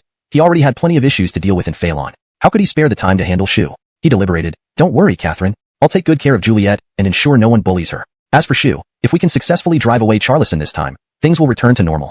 Catherine shook her head. "Edwinissimo, why deceive yourself? Since Charlison has raised its sword against Shu, Shu will never find peace. If we keep shutting ourselves off, we'll eventually be devoured by Charlison." Pierce sighed helplessly. "Rest assured, Catherine. If we can drive the Charlison army out of Shu this time, I'll reform the Shu military, and Great Phelan will continue to provide advanced weapons. With proper precautions, the risk of national extinction can be mitigated." Pierce's meaning was clear. Focus on this battle first, then discuss other matters. A loss means everything is in vain. A victory, however, means he wouldn't mind giving Shu some assistance. A strong Shu could alleviate pressure on Phelan and prevent Charlison from surpassing Phelan in power. Catherine nodded. "Then I entrust you with it, Edwinissimo." "You flatter me." "Edwinissimo, I have another request." Pierce braced himself, fearing that Catherine might ask him to marry London till Juliet. He steeled himself. "Please say, Catherine." Catherine stroked London till Juliet's small head. "This child hasn't eaten much recently. I'm worried her body can't handle it. I've heard the Edwinissimo is a culinary master. Could you prepare some food for her?" Pierce breathed a sigh of relief and patted his chest. "No problem. Leave it to me. Not boasting, but I'm the second best cook. Nobody would dare claim to be the best. I think none of us feel much like eating, but we need sustenance. People are iron, and rice is steel. I'll personally make dumplings for everyone." London till Juliet couldn't resist teasing. "Dumplings again? Alice is tired of them." Pierce was confident. "Wait a moment. This time it's an upgrade. Pan-fried dumplings. Guaranteed everyone will love them." Pierce brought Catherine, Alden, London till Juliet, and Tim to the back garden and began showcasing his culinary skills. Kneading dough, chopping fillings, making dumplings. Despite limited ingredients, Pierce prepared beef and leek, beef and cabbage, and beef and celery versions. He also made a special vegetarian version of leek and egg for Catherine. To get disciplined by the Yasmin. After being reprimanded by Pierce, Ezekiel implemented corrective measures, focusing on unity and teamwork. She also got a ransom song from Pierce, which became a military anthem. "Unity is strength. Unity is strength. This strength is iron. This strength is steel. Harder than iron. Stronger than steel." Pierce pulled Ezekiel aside. "Suai, enjoy some warm pan-fried dumplings." Ezekiel grumbled. "At this time, how can you be cooking? Are you a Edwinissimo or a chef?" Pierce glared. "When is there ever a bad time for food? Humans need nourishment to survive. So what if I'm a chef? To me, the title Edwinissimo means nothing. A chef at least ensures people eat well." Ezekiel rolled her eyes. "Do you want to eat?" "No. If you don't, I'll assign you to the reserve forces." "You're despicable, abusing your power." Ezekiel angrily opened the food box, grabbing one dumpling after another while glaring at Pierce. Unbothered, Pierce left only after Ezekiel finished every single dumpling. "Good luck, Yasmin. This Edwin looks forward to your debut. Translation complete. Adhering to the natural style, tone, and structure of the original text. Chapter 238, Shoe Horses. After leaving the spearman's camp, Pierce arrived at the archers' camp. Although he had assigned these 25,000 archers under his command, as the commander-in-chief, it was impossible for him to personally oversee their training. Therefore, this responsibility fell on Gus. While Gus followed Pierce's arrangements, this task was also a test for him. Master. Gus eagerly ran up. How is the training going? Pierce asked. Everything is proceeding according to your instructions. We are focusing on formation drills to enhance discipline and obedience. There were only 10 short days left, and intensive physical training was impractical. Pierce hoped they would be able to follow orders and maintain composure in battle. To achieve this goal, he implemented modern formation drills. These drills were the fastest way to strengthen team cohesion. Even a group of weak junior high students could perform well after a week of minimum intensity training, showing how remarkable this method was. This method had helped him overcome many challenges along the way. Great job. Here's a box of fried dumplings. Eat them while they're hot. Thank you, master. Unlike Holly, who might have been picky, Gus didn't hesitate and devoured the food hungrily. Not bad at all. Another fine dish from master, crispy and delicious. Keep a good eye on them. Don't slack off. You can count on me, master. To win this war against Charleston and Shu, what did Pierce rely on? The 100,000-strong Shu army? Don't make me laugh. If the Shu army could be relied upon, enough. Pierce nodded. I've thought about that problem too. I plan to mobilize 5,000 Shu horses to give each rider 3 horses. Though Shu lacks horses, we should manage to gather 5,000. Lance grimaced. Shu horses?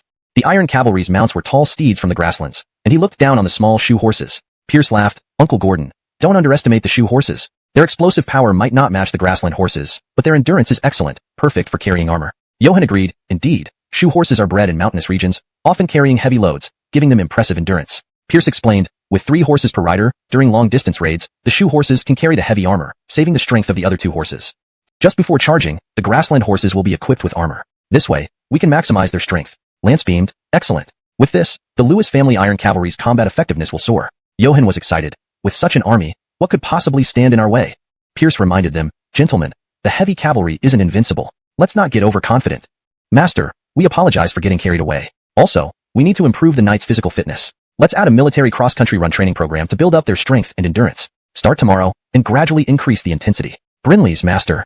When scouts reported that the Charleston army was fortifying walls and stockpiling supplies in Ponza City, Pierce ordered his hundreds of craftsmen to begin manufacturing siege equipment, ladders, catapults, and battering rams. Shu had no shortage of timber. Beyond Zhou City lay a primeval forest filled with towering trees, making it easy to produce siege equipment. These craftsmen were top-notch artisans registered with the Ministry of Works of Great Phalon, representing the highest level of craftsmanship. Constructing ladders, catapults, and battering rams was child's play for them. However, there were too few of them, and previously only a small portion were carpenters. You couldn't expect a blacksmith to build a catapult, right? Therefore, Pierce issued a recruitment order as the Grand Marshal of Shu, calling for craftsmen, especially carpenters, from across Shu to join the army. London told did Pierce know that this order would lead to a huge find.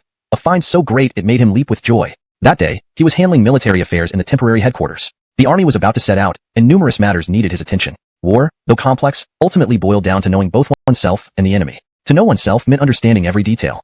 A guard came to report, Master, a young craftsman wishes to see you.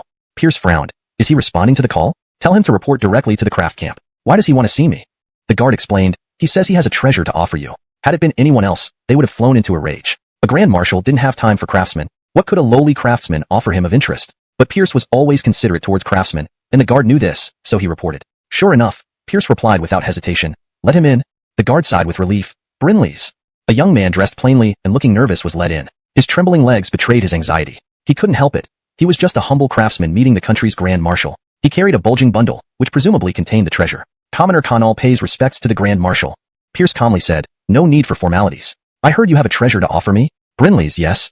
Show me, and if it's something valuable, I might reward you with an official position. Conall shook his head. Grand Marshal, you misunderstood. Commoner Ma offers this treasure purely to thank you for saving the people of Shu. I hope to help you drive away the Charleston army, not for any official title. Pierce regarded him more highly now, his tone softer. Very well, it's commendable of you. So, what treasure do you offer? Ideally ones that could be cocked by hand. However, so far, he hadn't seen even a trace of success. To increase power and range, the crossbow had to be larger, making it unsuitable for individual soldiers. To make it compact and cocked by hand, it had to be smaller, but this compromised its power and range. It had fallen into a vicious cycle. No matter what, this thing was incredibly complex, and the productivity and technology of this era struggled to break through these bottlenecks. Now, someone claimed to present him with a hand-cocked repeating crossbow. How could he not be excited? Not hugging the man was already an act of restraint. Conall took the package from behind his back, placed it on the table, opened it, and revealed a hand crossbow as exquisite as a piece of art.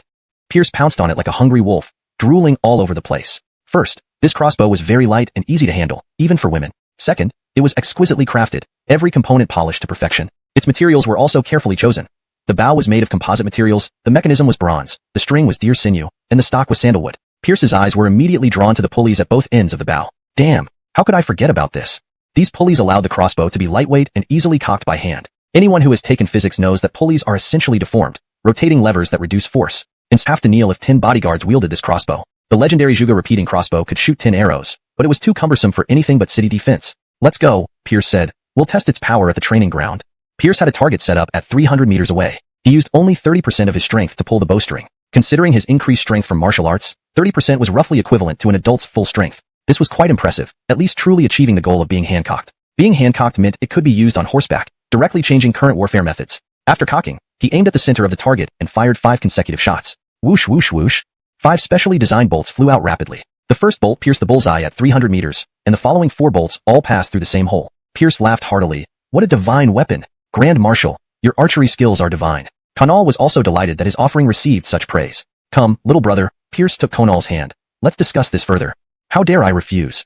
Londontal brother, can this repeating crossbow be mass-produced? Conall shook his head. Grand Marshal, that's not feasible. Every part of this crossbow is highly demanding. It took me several years and many failures to produce just one.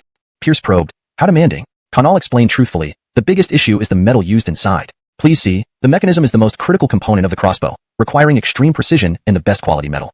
Now, the quality of iron produced by the nations is far from satisfactory. I had to use the most time-consuming and labor-intensive bronze forging method, taking 2 years alone to forge just one mechanism. The finest bronze weapons forged using top-tier methods weren't much worse than the best refined iron. For example, the sword of King Gojian. However, the process was too time-consuming for mass production. Pierce smiled. If I can provide the necessary steel, what then?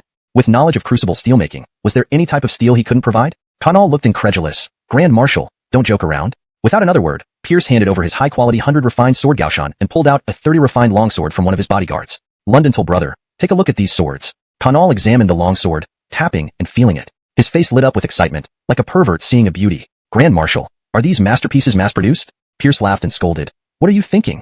Conall deflated. Of course not. Pierce slowly replied. My 100 refined sword cannot be mass-produced, but this 30 refined longsword, every member of the Lewis family cavalry has one. Conall was overjoyed. Is Grand Marshal serious? Pierce sighed. Would I lie to you, a mere craftsman? Conall hastily apologized.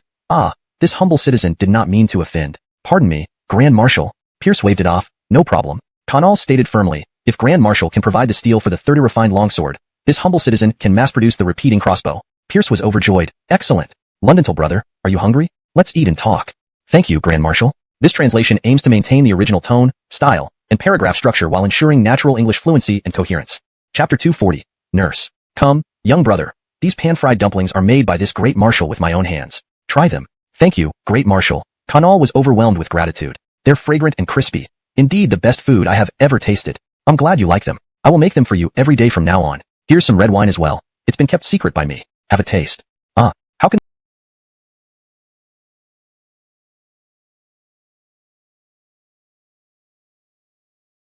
I intend to promote the young brother to be the head of the armory division under the Ministry of Works, specifically responsible for manufacturing crossbows. Would you be willing to accept this post? Pierce extended his offer. Although the position of head of the armory division was only a minor official rank, 7th grade, it was a tremendous favor for Conall, who was merely a lowly craftsman with no status or position. Of course, the position belonged to the Ministry of Works, but Pierce wouldn't let Conall serve there. His destination was already set, Tongxiang County's bow and crossbow workshop. The repeating crossbow must be firmly controlled by him. Conall was overjoyed and about to agree when he remembered a family adage. He hesitated. Great Marshal, could you promise me one condition? Pierce solemnly replied, speak. Even if Conall asked for mountains of gold and silver, Pierce would bring them. He must obtain the repeating crossbow at all costs. Great Marshal, my ancestors went into hiding in Shu because they refused to assist tyrants. Therefore, I can forge the repeating crossbow for you. But please promise me that you will not use it to harm innocent civilians. Otherwise, I would have no face to meet my ancestors in death. Pierce looked displeased. Londontal Ma, do you think I look like someone who kills innocents indiscriminately? Conall hurriedly responded. The Great Marshal is approachable, kind, and never belittles us for our crudeness. Truly the demeanor of a saint. If he knew Pierce had massacred all the nomads in the grasslands, he might have said otherwise. Pierce earnestly said, Londontal Ma, rest assured. I promise not to use the repeating crossbow to kill innocent people. Conall knelt in reverence. In that case, this humble person dare not disobey. Pierce was overjoyed. Excellent. With Londontal Ma by my side, I have an advantage over 10,000 troops. The Great Marshal flatters me too much. Conall felt elated inside. Londontal Ma, you'll stay in the artisans' camp during this period. If you have any difficulties, you can come to me. Once this war ends and we return to Phalon, we'll start making the repeating crossbows. Brinleys, sir. The complex weapon like the repeating crossbow couldn't be made quickly. Pierce couldn't bring the steel all needed to Shu either. This Charleston Shu war offered no opportunity for its deployment. Pierce did not foresee how much surprise Conall's arrival would bring to the artisans' camp in this Charleston Shu war. While the craftsmen were busy making siege weapons, Jessica was assigned a task by Pierce to select and train young girls, establishing a medical department. Pierce didn't care about the Shu soldiers, but each member of the Lewis family cavalry was precious to him. This medical department was primarily for their benefit. In the matriarchal society of Shu, where women were revered, this move wasn't considered out of line. Pierce was pleased to implement his little idea. He called these young girls nurses. These nurses didn't need advanced medical skills. Simple bandaging and stopping bleeding sufficed. They could provide physical healing, but more importantly, psychological comfort. Imagine a young and beautiful nurse anxiously treating your wound, her eyes brimming with tears. At that moment, any man would pat his chest and say, "Help me up. I can still fight." Even if limbs were broken, it was utterly unacceptable to cry out in pain. Even if one wanted to close their eyes, they must rally. Could a man let a woman worry and shed tears for him? After handling various military affairs, a tired Pierce visited the medical department. A group of young girls watched Jessica treat a wounded soldier from the Zhaoqing battle with nervous expressions. Jessica skillfully changed the dressing, then instructed the nurses to help others. She cuddled up to Pierce. "Teacher, you must be tired from managing the military affairs. Let me massage you." Pierce smiled. "Sure." Hadan Fan's ancestral massage techniques naturally left Pierce groaning in pleasure. "How is the work going?" he asked. Assigning this task to Jessica was so she wouldn't stay in the laboratory all day and occasionally interact with Pierce to alleviate loneliness. "Teacher, no problem. The work is easy. It's just that these nurses are too clumsy and need many lessons to learn." "That's fine. Don't be too strict. They only need basic injury management, leaving the rest to military doctors." "Okay. By the way," Pierce said, somewhat worried, "I will arrange 2 guards for you. If anyone dares to touch you or say something indecent, stab them." Relieving loneliness is one thing, but Pierce didn't want his beloved student bullied. "That's too cruel." Jessica protested. "Then stab them enough to leave a breath for me to deal with." "Hadan Fan won't do that. You're too soft-hearted. London till Mississippi. You'll suffer someday." Worried, Pierce could only rely on the 2 guards to watch over her. On the eve of the army's departure, the second batch of supplies from Defalon arrived as scheduled. 20,000 long swords, 20,000 spears, 5,000 composite bows, and 20,000 sets of armor greatly boosted the 10,000-strong Shu army's combat effectiveness. Combined with Shu's own bronze weapons and armor, farmers carrying wooden sticks were no longer a part of the force, enhancing military morale. Hashtag Chapter 241. Breaching the city in 3 days. As soon as the 10-day deadline was up, Pierce rallied his troops and led the 100,000-strong Shu army straight toward Panchi City, 50 miles away.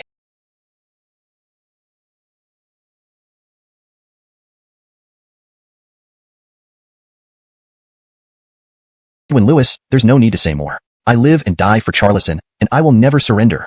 Pierce tried to persuade him, hoping for a rare chance, but if he failed, he wouldn't be disappointed. He simply ordered the attack. He waved his hand. Attack. Hundreds of large trebuchets were brought forward and bombarded Panchi City. Huge rocks whistled through the air, smashing into the city walls, turning anything they hit into pulp. The Charleston soldiers hid behind the battlements. Unless the walls were destroyed, they would remain unharmed. Occasionally, flying debris would strike some unlucky souls, causing head wounds and broken bones, though this was rare. City walls in this era were built with sticky clay and glutinous rice paste, compacted layer by layer, sometimes growing only a few inches per day. They were as strong as steel, not prone to collapse under bombardment. Especially a stronghold like Panchi City, its durability was mind-boggling. Hoping to breach it with trebuchets was akin to wishing for divine intervention. To increase the impact, Pierce ordered some pottery jars to be launched. Not complicated devices, these jars contained highly flammable alcohol. When lit and thrown onto the walls, they would start fires. However, water was abundant in Panchi City, so the fires were quickly extinguished, achieving little effect. If anything, they merely startled the Charleston defenders. In essence, the trebuchets were used to shield the archers and crossbowmen, allowing them to approach within range and suppress the city defenses,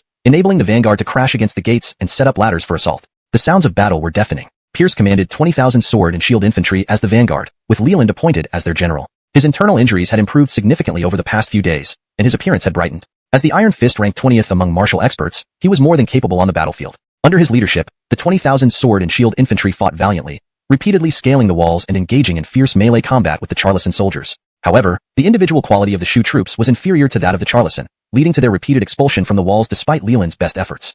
If it weren't for his martial prowess and the set of precious armor given to him by Pierce, Leland would have been killed long ago. Fighting continued until sunset when Pierce finally ordered a retreat. The Shu army lost over 3,000 men that day, while the Charleston army sustained fewer than 1,000 casualties, a typical casualty rate. Though Pierce felt nothing unusual about the day's battle, the Charleston forces, particularly Germain, were deeply shaken. Over just 10 days, the Shu army's combat effectiveness had drastically improved. 10 days ago, the Shu army seemed helpless and easily routed. The Charleston army treated them almost like bandits. But now, the Shu army was fighting toe-to-toe with them, even managing to scale the walls multiple times. The contrast was too stark. Germain understood why. The leader had changed. What was once a flock of sheep was now led by a lion. Even sheep can bite when led by a lion. The next day, the Shu army resumed the attack with renewed vigor. The routine continued, bombarding with rocks and pottery, followed by suppressing fire from archers and crossbowmen. The vanguard, consisting of sword and shield infantry, charged forward carrying ladders and battering rams. The fighting was brutal, but it became repetitive, especially knowing the outcome. Thus, Pierce grew drowsy, having had trouble sleeping the night before. Suddenly, a murderous aura pierced him. Skye approached, volunteering for action. She had waited all day yesterday, but Pierce didn't let her participate. She couldn't hold back any longer today. Pierce refused without hesitation. No, your men are spear infantry. Would you expect them to climb walls with spears? That's ridiculous. I can have them drop their spears and carry swords. Stop being unreasonable. Scaling walls is a job for sword and shield infantry. Your spear infantry should wait patiently. Don't worry, you'll get your I bet 1,000 taels on Lord Marshal winning. What? Pierce was incredulous. Big guy, your loyalty is admirable, but don't blindly worship me. Did you think it through? 1,000 taels isn't a small sum for you. Don't worsen your already difficult family situation. Demon smiled stupidly. No, Lord Marshal saved me. I bet on you winning. Pierce felt uneasy, losing 1,000 taels and owing money to the big guy. Translation notes asterisk. Maintain the original structure and style. Character names are transliterated using pinyin, e.g., Pierce, Skye. Ensured natural English phrasing while staying true to the tone and context. Hashtag chapter 242, Deception and Secret Maneuver. On the third day, the Shu army continued as they had in the past 2 days, leisurely eating their fill before starting the assault on the city. Seeing this, the Charleston defenders remained unperturbed. After the previous 2 days of attacks, they had become accustomed to the Shu army's routine. Everything was just like before, there was no need for alarm. Even Germain couldn't be bothered to climb up the city walls anymore. It was standard practice in siege warfare. There were only so many tactics one could use. The battle now tested endurance and the strength of the supporting nation. Sieges lasting a year or more were commonplace. However, Pierce, the Grand Marshal of the Shu army, was exceptionally stern today. His cold gaze made everyone who met his eyes feel intimidated. This was the aura of someone who had long held power, someone with life and death authority over others. Even the generals accompanying him had to maintain a serious demeanor. Edwins, today is the day we break through the city. Follow my orders. Any who defy military command will be executed. Brinleys. Pierce waved his hand. Attack. The massive stone-throwing machines, resembling monstrous beasts, began hurling boulders at the city walls once again. The Charleston defenders sneered but quickly took cover behind the crenels. Everyone knew better than to face stones head-on. Under the cover of these projectiles, 25,000 archers advanced rapidly within bow range and began unleashing volleys of arrows to suppress the Charleston defenders. With both rocks and arrows pounding down, the Charleston soldiers dared not expose themselves. The vanguard troops then entered the fray. This time, Pierce deployed 30,000 men. 20,000 sword and shield infantry under Leland scaled the city walls using ladders, while 10,000 armored jungle warriors under Demon prepared to breach the city gates with battering rams. Notably, these rams were a new model improved by Kanal, larger yet more agile. Their reinforced impact would leave even the sturdiest gate in shambles after a few strikes. Kanal had also added protective panels to shield the troops from enemy archers, greatly enhancing their effectiveness. Pierce was so impressed that he gave Kanal a thumbs up, wishing he could sing a song titled, "You Are My Treasure." In addition to the 10,000 jungle warriors who had been spectators for the past 2 days, Pierce had the 30,000-strong vanguard perform an unusual maneuver. Ponza City was surrounded by water, protected by a moat that had given the Shu army trouble on the first day. By the second day, it had been filled with countless boulders, turning it into a muddy pit. Pierce ordered every soldier crossing this pit to roll in the mud, covering themselves in thick layers of earth. Though puzzled, the soldiers had no choice but to comply with the order. They grumbled internally, cursing Pierce. The stone-throwing machines ceased firing, and the Charleston defenders emerged from their shelters, expecting the usual fire attack based on the previous 2 days' events. Indeed, earthenware jars had been loaded onto the catapults, ready for launch. But these jars did not contain alcohol. Instead, they held a secret weapon delivered by Pierce's personal guards just moments ago. At the signal, the jars were ignited and launched. They landed precisely on the city walls, exploding into fiery infernos. Put out the fires. Charleston soldiers overtoning human skin. However, the thick wet mud on the Shu soldiers' bodies provided protection against the heat. The tung oil flowed down the city walls, and the city gate area also turned into a blackened mass of dead Charleston soldiers. The 10,000 jungle warriors used the new battering rams to break through the gates and charged in with wild yells, protected by the wet mud. Pierce raised his hand. All units advance. Holly led her 20,000 spear troops forward without hesitation, followed closely by Eben with his 25,000 aged and wounded troops. The feast was about to begin. Ponza City fell. Inside the city, upon receiving news of its fall, Germain was speechless. He had been present on the walls for the past 2 days, confident that the Shu army wouldn't break Ponza City anytime soon. Today, however, he stayed back in the makeshift headquarters to handle military affairs. Within moments, his guards rushed in to inform him. The 10,000 Charleston soldiers on the wall had perished in the firestorm, and Ponza City had fallen. Overwhelmed with shock, he spat out a mouthful of blood, his face pale as paper. He cried out, "Heaven has forsaken me." "Edwin!" the guards exclaimed in alarm. "Pierce, you ruthless and cunning man. Edwin, we must flee. The Shu army is coming."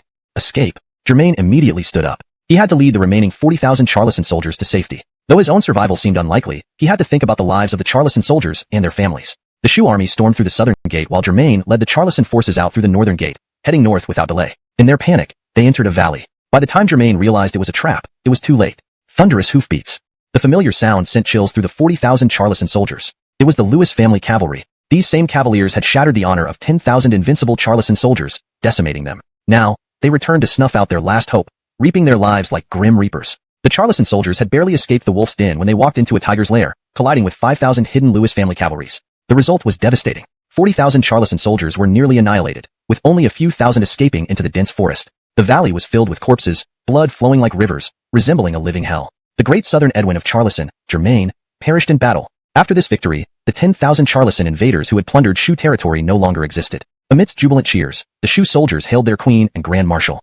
Long live the Amy! Long live the Grand Marshal!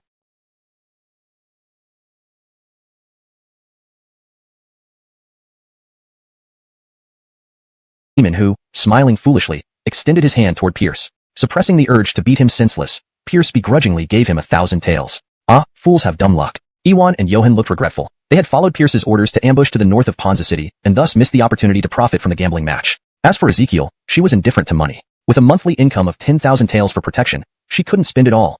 Alright, Pierce opened the map of the Barton Dom. Let's discuss our next move. Eben waved his hand grandly. No need to discuss. Whatever Grand Marshal decides, we will follow. Pierce erupted in anger. If I told you to eat shit, would you? I've worked my ass off for your Barton Dom, yet you think you can slack off? Are you even human?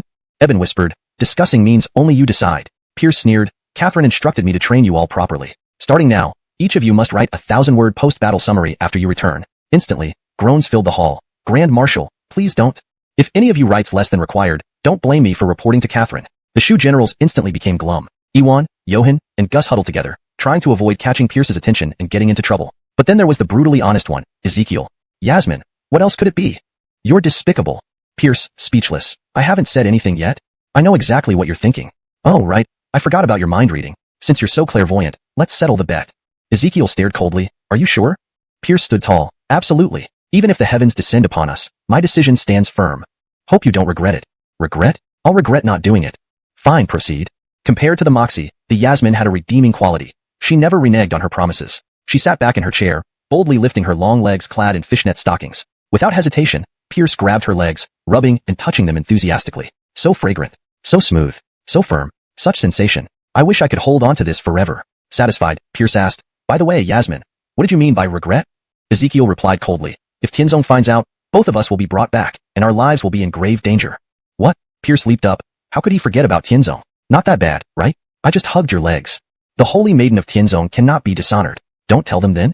They have ways to find out everything they need. Don't forget where I learned mind reading and soul capturing. Worst case, being locked under Black Dragon Pond is food for snakes? That's light punishment. Pierce's face paled, but recalling his secret weapon, he regained confidence. Suai, don't worry, I'll protect you. Ezekiel didn't believe him. You? Pierce patted his chest. Though my martial arts aren't as good as yours, I have plenty of tricks up my sleeve. Unless it's a god, I won't fear. What if it is a god? Pierce was startled. What do you mean? Ezekiel remained silent, her expression grim. No wonder she seemed distracted lately. She must have foreseen something. Pierce gently embraced her, and she didn't resist. Relax, that day will never come. Ezekiel shook her head. You don't understand. She turned and left. At that moment, Pierce felt immense pressure. Tianzong was too mysterious, and the unknown was terrifying. He needed to quickly finalize the repeating crossbow. When it was ready, every bodyguard would have one. To hell with gods or Buddhas, they'd all be eliminated. Should anyone from Tianzong show up, they'd be pierced full of holes. And that ultimate weapon he had been reluctant to use also needed preparation. Even a god would be sent straight to heaven. Note: this chapter maintains the tone, style, and paragraph structure of the original while ensuring natural English flow and coherence. Hashtag Chapter 244, the Grandmaster of the Mahis School. In the imperial capital of Great Phalon, within the Lewiston Hall. Unbelievable. This is an insult to the throne. I will have them all beheaded. The Moxie flew into a rage. Your Majesty, please calm down. The three cabinet ministers, Arthur, Kyler, and Rock, along with Grand Guardian Ike, who was also the censor-in-chief of the Board of Censors, all knelt in unison. The Moxie's anger stemmed from a simple cause. Her decree for a nationwide land survey had yielded initial results that were virtually identical to previous records, with only a few thousand acres added. Only a few thousand acres across the entire nation? Was this a joke? This was not just ignoring her order. It was a direct challenge to her authority and an affront to her dignity. Ike stepped forward. Your Majesty, it is my fault for failing to carry out the task properly. I willingly accept punishment. As the person responsible for overseeing the land survey, Ike could not escape blame. He too felt helpless. Following Pierce's advice, he had almost entirely replaced the officials in the 5 provinces censorates with newly promoted, supposedly inexperienced officers. However, these so-called greenhorns, while passionate, were unfamiliar with local conditions and easily manipulated by corrupt officials, leaving them bewildered, and I didn't expect him to offer much insight, mentioning him only out of respect. Kyler and Rock already had prepared statements because they anticipated this outcome. Kyler bowed. Your Majesty, with wars ongoing in the eastern border and involving Shu, we should avoid major upheavals at present. It would be best to wait until after the war's end before investigating this matter further. Rock echoed him. Your Majesty, Eben speaks wisely. We should wait until the situation stabilizes before initiating the land survey. Such work is complex and errors are common. The Moxie's expression darkened as she looked at Ike. Juan Carlos, what do you think? Your Majesty, I believe this matter cannot wait. With unrest and prolonged wars, our empire desperately needs sufficient tax revenue. Without accurate land measurements, how can we increase taxes? The Moxie nodded. Juan Carlos makes a good point. Kyler and Rock exchanged glances filled with resentment. How dare this Grand Guardian openly oppose them before the Moxie? They considered themselves esteemed officials and tutors. Ike was merely a temporary favorite who dared to be so audacious. Initially planning to stay neutral, they realized they had to act. Ike gritted his teeth. Your Majesty, I request permission to tour the 5 provinces and personally oversee the land survey. He was putting everything on the line. 10,000 Charleston troops. One unsettling aspect of the general's story troubled Kip. He immediately ordered his guards, go fetch the Grand Master. Soon, a lean middle-aged man appeared, led by his guards. Dressed in coarse cloth, he couldn't hide the aura of a high-ranking leader. This was Charleston He, the current Grand Master of the Maize School. Following orders from the Charleston King to fully develop heavy cavalry armor, he had joined Kip's army, as the Lewis family's cavalry and Shu provided excellent research material. Greetings, Grand Master, Kip greeted respectfully. Despite being the top general of Charleston and the new Grand Edwin, he treated the Grand Master with courtesy. Edwin, you're too kind. Charleston, he replied casually. I seek your counsel, Grand Master. Kip repeated the account of the battle. Why did water fail to extinguish the flames in Shu? Even water caught fire. Charleston, he dismissed the concern. Elementary. That must have been oil. Oil doesn't dissolve in water and floats, burning on its surface. It isn't that water burns. He revealed the secret of using tung oil. He even demonstrated with cooking oil from the camp kitchen, leaving the generals amazed. Kip nodded. So that's it. Grand Master, how do we extinguish it? Simple. Charleston, he swept up a pile of sand and put out the flame. So that's why Pierce's vanguard of 30,000 wasn't afraid of fire, covered in mud. Kip exclaimed in realization, then became elated. With you here, Pierce poses no real threat. Charleston, he replied calmly, you overestimate me, Edwin, but I'm intrigued by this rising young talent and look forward to seeing what other tricks he has up his sleeve. Let's see if he surprises me. Chapter 244, The Mahist Grandmaster. In the capital of the Great Phalon Empire, Lewiston Palace. How outrageous. This is an affront to the Emperor. I shall have them all beheaded. The Moxie raged. Your Majesty, please calm down, pleaded 3 cabinet ministers, Arthur, Kyler, and Rock, and also Dominic, the chief censor of the Inspection Commission, Ike, all kneeling in unison. The reason for the Moxie's fury was simple. She had issued an edict to survey land nationwide, but the preliminary statistics showed almost no change from before, with only a few thousand additional acres reported. Only a few thousand acres more across the whole country? Was this a joke? This was a blatant disregard of her order, a challenge to her authority, and a trampling on her dignity. Ike stepped forward. Your Majesty, it is my fault for failing to carry out your command effectively. I am willing to accept any punishment.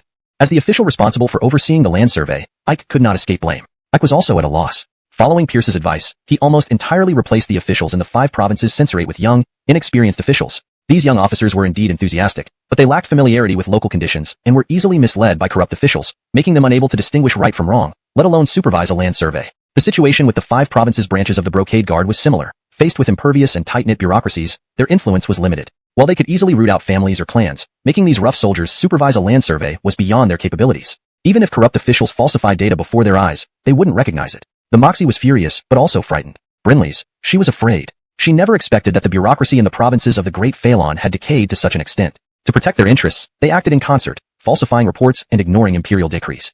Just as Pierce said, were there any innocent officials left in the Great Phalon? Was this still her Great Phalon? The Moxie felt helpless and uncertain. She couldn't panic or rush things. As that person had said, she needed to prepare for a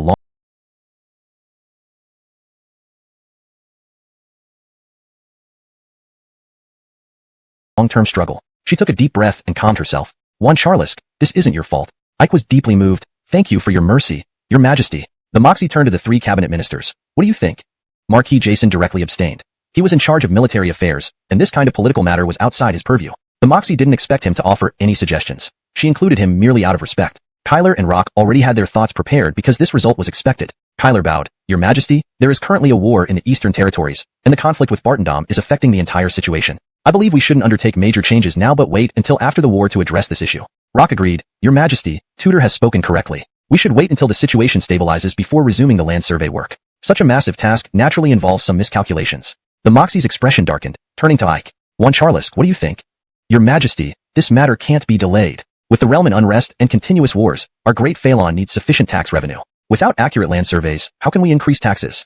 The Moxie nodded. Juan Carlos makes sense. A trace of resentment flashed in Kyler and Rock's eyes. How dare this Dominic openly defy them before the Moxie? They were the Grand Tutor, Grand Preceptor, and Senior Statesman. Ike was just a momentarily favored pawn. They had initially planned to stand aside, but it seemed, and his generals wore disbelieving faces. How was that possible? Those were 5,000 elite Charleston warriors, not 5,000 head of cattle. A general, looking like a refugee. recounted the battle at Ponza City in detail, causing everyone to draw sharp breaths. Kip sighed. What a brilliant ploy of deceit and subterfuge. Truly impressive, Pierce. He had underestimated Pierce before, but now he considered him a true adversary. Leading 10,000 farmers like Shu troops to defeat 10,000 Charleston troops wasn't something just anyone could do. One unsettling aspect of the account of the Ponza City battle caught Kip's attention. He immediately ordered, "Go, bring the Grand Master here."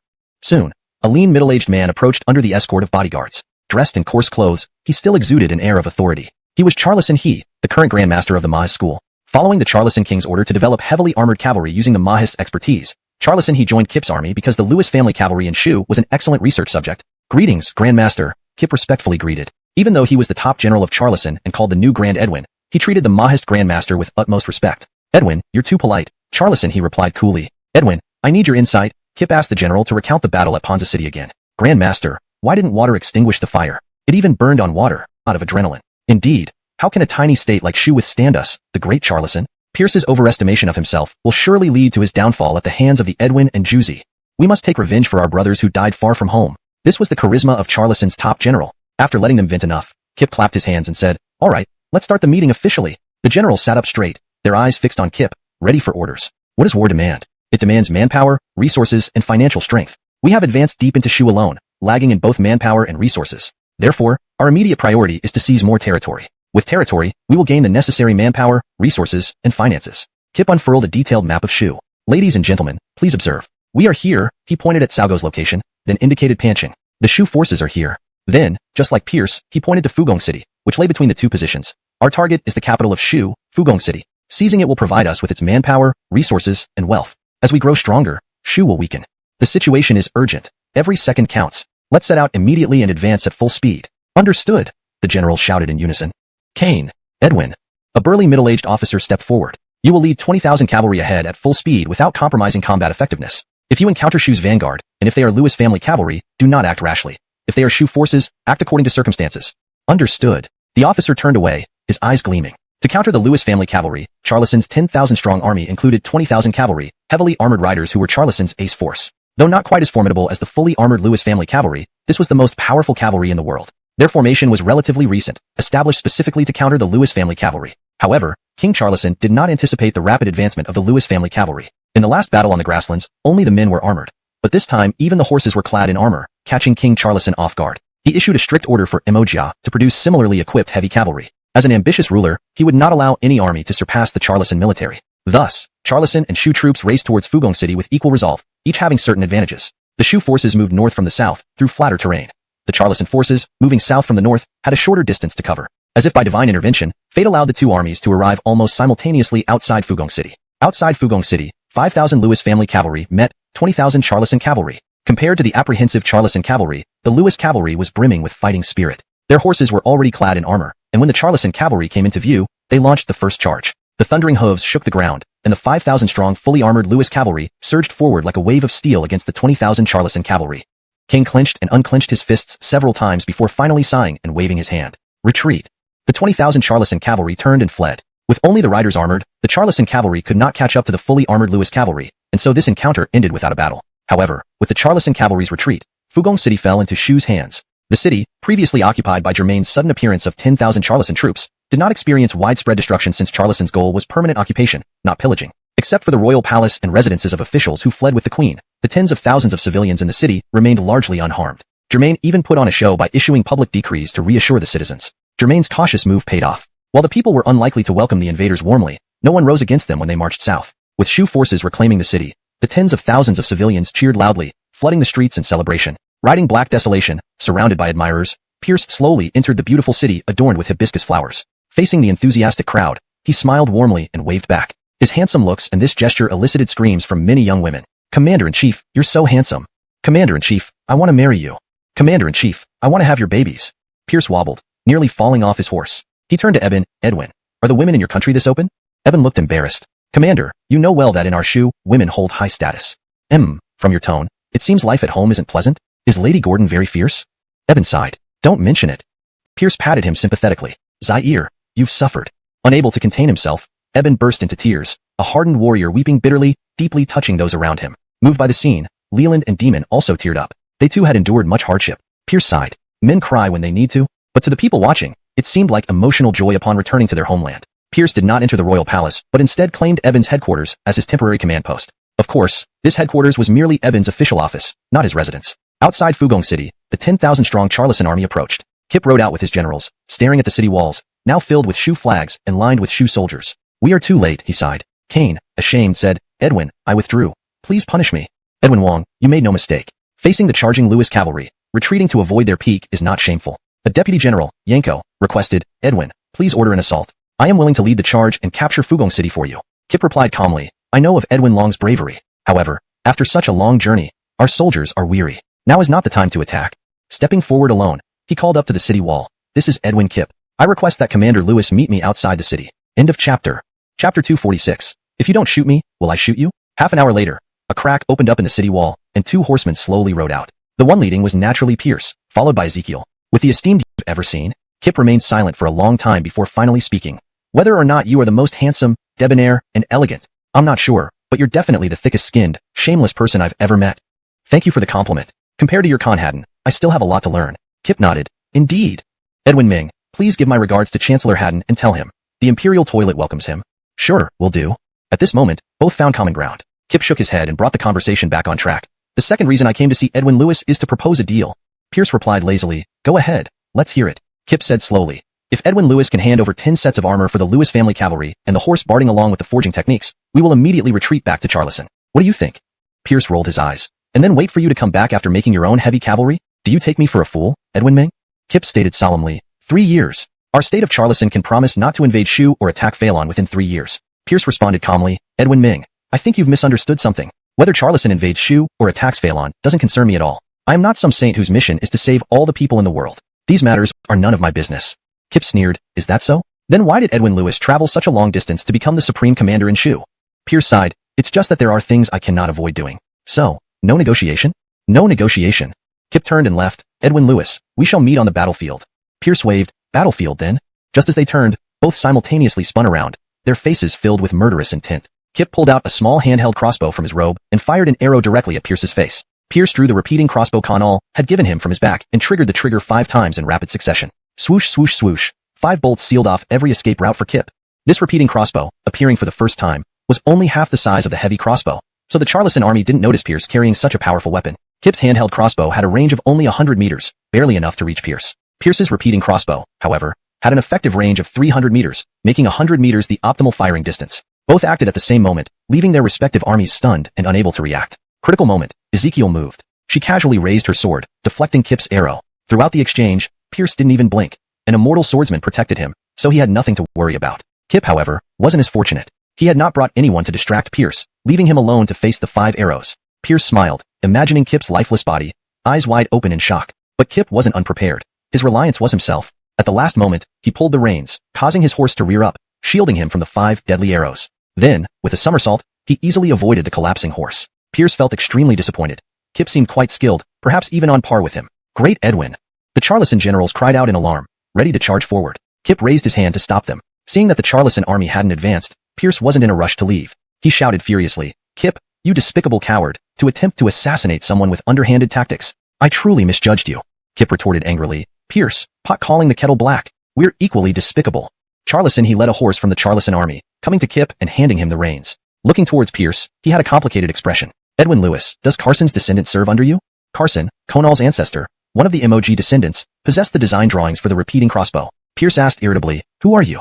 "I am Charleston he, the chief of the MOG clan." Pierce cursed, "Bastard. So you were the one who created Kip's handheld crossbow, attempting to murder me? Once I catch you, I'll drown you in a toilet until you stink for your next life, reborn as a dung beetle." Charleston he was speechless, having never heard such a unique insult. Kip couldn't hold back. "Pierce, show respect to the chief. This was my idea.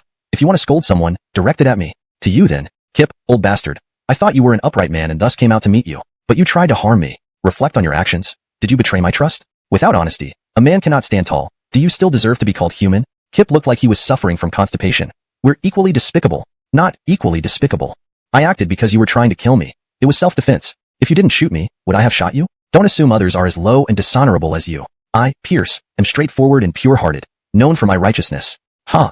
Kip finally couldn't hold it in and spewed a mouthful of blood. A warm hand pressed against his back. It was Charleston he. Great Edwin's technology. When Carson left with the design of the repeating crossbow previously, The Mo family lost its capability to build these weapons. No matter how hard he tried, he could only craft a single-hand crossbow that, though small and compact, had a range of only 100 meters and could not fire consecutively. This was a source of eternal pain for him as a leader of the Mo family. With the repeating crossbow back, the Mo family could soon regain its glory. He would be hailed as the revival master, receiving worship through the ages. But Pierce completely ignored them. These two old fools must have had their heads filled with manure. In his past life, they must have been dung beetles. Does he look like a dumb son of a landlord? He rode straight into Lotus City with Sky, leaving Kip and Charlison he standing baffled in the wind. Kip gritted his teeth. Londontal brat Pierce, what arrogance.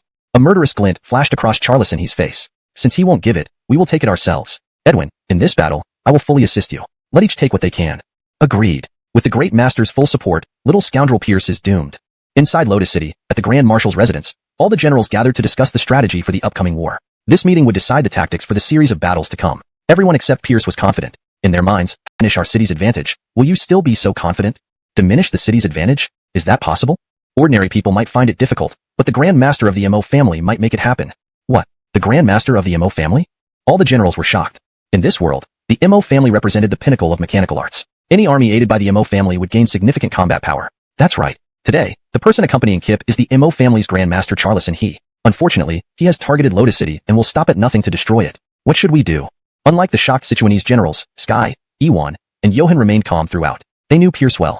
If things were truly dire, he would have fled long ago. Would he still be sitting here talking calmly? Finally, Sky could bear it no longer. She coldly said, "Speak clearly. Don't ramble on." Pierce, furious, ordered, "Impudence. Disrespecting a superior officer. Bring her out and give her 20 lashes." No one dared to move. Who would dare provoke the legendary Yasmin capable of taking on thousands alone? Was he tired of living? Very good. Seeing as you've shown remorse, I'll forgive you this time. Don't do it again, understood? Now, let me... Eben couldn't help but burst into laughter. Pierce coldly stated, "Edwin Gordon, as a high-ranking general of Shu, you should have a broader perspective and foresight regarding this war. Please return and write a 10,000-word strategic plan for me. If one word is missing, you're no longer fit to be a general." Eben immediately knelt down. "Grand Marshal, please, no. I'm wrong, really wrong." Pierce showed no mercy. Too late.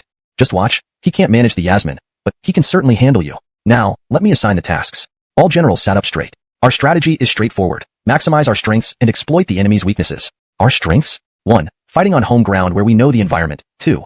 Occupying Lotus City with advantageous terrain. What are the enemy's weaknesses? They are deep inside enemy territory, stretching their supply lines thin. Edwin Gordon. Here. Issue an order to enlist 30,000 civilian workers to assist in defending the city. Brinley's, sir. Edwin's Charlison, Shao, and Zhu. Brinley's, sir. I command you 3 to lead 2,000 archers, 2,000 shield and sword infantry, and 10,000 armored barbarian warriors deep behind enemy lines to cut off their supplies. Operate together but disperse widely. Do not engage directly with Charlison forces. Flexibility is key. Remember these 16 words. Retreat when they advance, harass when they camp, strike when they tire, chase when they retreat. Choose combat locations wisely. Deploy As the generals rushed off, Sky stayed behind. Leading such a large army for the first time, she was not panicking but felt uneasy and sought guidance from Pierce. Straightforwardly, she asked, "So, shall we kiss or touch?" Pierce spoke righteously. "What kind of person do you think I am? Am I someone who takes advantage of others? Neither kisses nor touches. What I want is your respect." ###Chapter 248. Not a single hair must be missing. Promise me, you must return without a single hair missing. Pierce gently stroked Ezekiel's long hair. He couldn't help but worry. This time their opponent was the elite Charlison army. If surrounded, facing arrows and crossbows that could penetrate any gap, even the strongest martial arts would be useless. "Don't worry. I haven't even become a general yet. How could I die? Put this on." Pierce took out a golden-threaded soft armor. This was a treasure he obtained from the imperial treasury of the great Zhou Dynasty. Such golden-threaded armors were extremely rare, with only 3 in existence worldwide. The golden thread used was made of an extinct mystical metal. Even Moxie Wu wouldn't have been willing to part with it if not for him. He had always worn it close to his body and didn't plan to take it off until the war ended. However, for Ezekiel's safety, he did not hesitate. "If you give it to me, what will you do?" Ezekiel understood the value of the golden-threaded armor. "What else can I do? Just stay cautious. As long as I don't put myself in danger, what can the Charlison army do to me?" Ezekiel nodded. "True, you're so afraid of death. I doubt the Charlison army will have a chance to hurt you." Pierce rolled his eyes. "Sir Swordsmaster, you're ruining the mood?" Ezekiel shrugged. "Sorry, just speaking the truth." Pierce urged. "Put it on, put it on. If you don't wear it, I won't let you leave." Reluctantly, Ezekiel removed her armor and put on the lightweight golden-threaded armor, then slipped back into her armor. Pierce helped her throughout, taking advantage of the situation. Ezekiel's armor wasn't ordinary either. It was an upgraded version crafted by the blacksmiths of Tongxiang County. Its outer layer was hard steel, while the inner layer was soft leather, providing dual protection. It was lighter than the original armor and offered better protection against bows, crossbows, and blunt weapons. Currently, only one set existed as a prototype, and Pierce gave it to Ezekiel. "Here's a signal arrow. When you're in danger, immediately shoot it. No matter how far away we are, I'll come to your rescue first. Got it? Got it. Oh, right. Pierce took out a protective amulet. This is an amulet the old man got for you. I forgot to give it to you. I don't know if it works, but keep it anyway. It won't hurt. Ezekiel silently accepted it and placed it in her chest. All right, I'm leaving. Afraid Pierce might give her more unnecessary things, Ezekiel fled like the wind. This warm and ticklish feeling was too unfamiliar for her. She felt uncomfortable. You must return without a single hair missing. If even one hair is lost, I won't let you lead troops next time. Pierce shouted from behind. I heard you. Stop nagging. Ezekiel waved. As Ezekiel left, facing the empty hall, Pierce felt a bit lost. Let's go to the backyard, Pierce said to Gus. As the former residence of a Grand Edwin, this mansion was huge, with a spacious and exquisite garden at the back, complete with water features, stone pavilions, terraces, and winding paths. In early summer, Sichuan was lush and verdant, filled with blooming flowers, making one feel cheerful walking through it. London Tolang, having been here in Shu for so long, have you seen any girl you like? Pierce asked casually. Despite Gus being a few years older, Pierce still called him London Tolang, which annoyed Gus. Gus shook his head vigorously. Master, the women of Shu are too aggressive and unsuitable for me. Some places allow a woman to marry two men, which is outrageous and should be banned. Pierce scolded. That's their tradition. We may not agree, but we should respect it. Brinley's, master. Now tell me, what kind of woman do you like? Don't learn from Alexei. Master, I prefer the women of Great Target. Supreme Commander, come over, let us check your health. Supreme Commander, let us massage you and relieve your fatigue. Supreme Commander, come experience the gentleness and proactivity of Shu women. Surrounded by beautiful young nurses, Pierce suffered and enjoyed it. Only when Jessica came out of the lab did the nurses disperse. Although Jessica was not strict, anyone who saw her perform surgeries or experiments feared her. These nurses were no exception. Of course, Pierce was an exception. He taught Jessica surgery. Jessica held Pierce's hand happily. Teacher, you came just in time. Pierce patted her head. What's up? Teacher, I heard the Palace of Shu has many types of medicinal herbs. Can you accompany me to find some? The Palace of Shu was protected by Shu troops and inaccessible without Pierce's permission. Pierce waved his hand. No problem, let's go. Jessica smiled broadly. Thank you, teacher. You're so good to me. Pierce laughed. If not you, then who? Jessica beamed. All grievances swept away. In the Palace of Shu, many treasures had been taken when the Queen and King of Shu evacuated. Then the 10,000 Charleston troops thoroughly looted everything. To look for gold and jewels now would make even rats cry. But some less valuable herbs likely remained untouched. Sichuan's climate was suitable for growing many unique herbs Jessica needed. Pierce led Jessica, Gus, and dozens of guards straight into the Palace of Shu without any hindrance. Just as Pierce expected, the herbal storehouse had lost its precious centennial. Your humble servant has been traveling through the 6 nations and has ended up here penniless and hungry. Might the Grand Marshal be so kind as to spare some silver? So, he's just a high-class beggar in disguise. What a waste of his appearance. Pierce reluctantly pulled out a tael of silver and handed it to Gus, saying, take this to him, and be respectful. Gus approached, somewhat unwillingly handing the silver to the Taoist. Here, this is from our young master. If it were him, he would have no mercy on such a person who blocked their way asking for money, perhaps even breaking their legs and throwing them into the trash heap. Ashton nodded in satisfaction. If Pierce had been stingy or thrown the silver on the ground or insulted him verbally, he would have turned around and left without hesitation. This was a test, and Pierce barely passed. He bowed gratefully. The Grand Marshal is generous. With one tael of silver, your humble servant has nothing to repay except with my unwavering loyalty and service. Only then did Pierce realize that this old Taoist was trying to join his service. Asking for money was just a gimmick.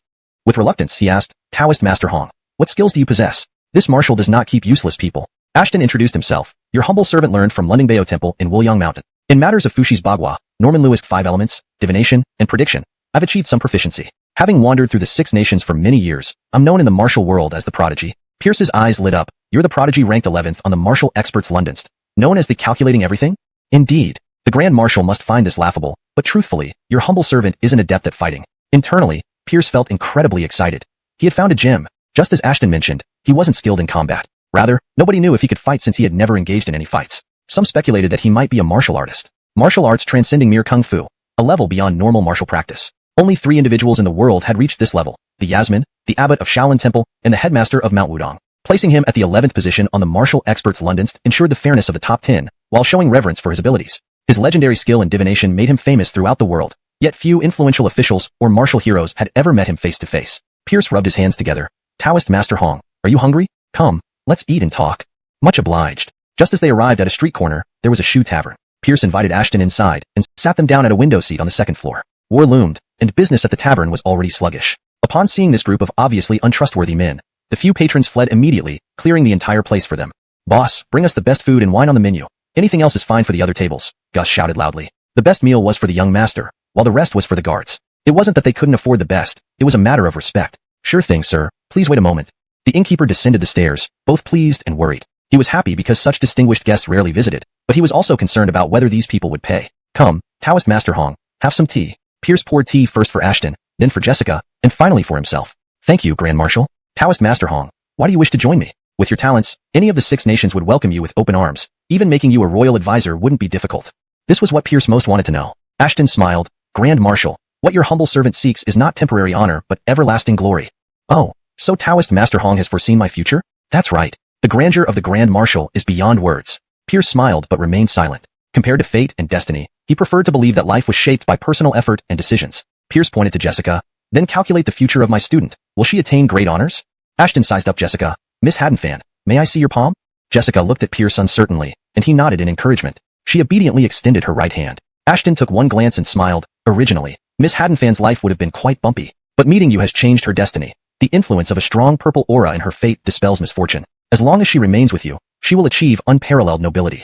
Pierce smirked. This sounded too obvious. Without his protection, of course, Jessica would have faced more challenges. However, Jessica was delighted.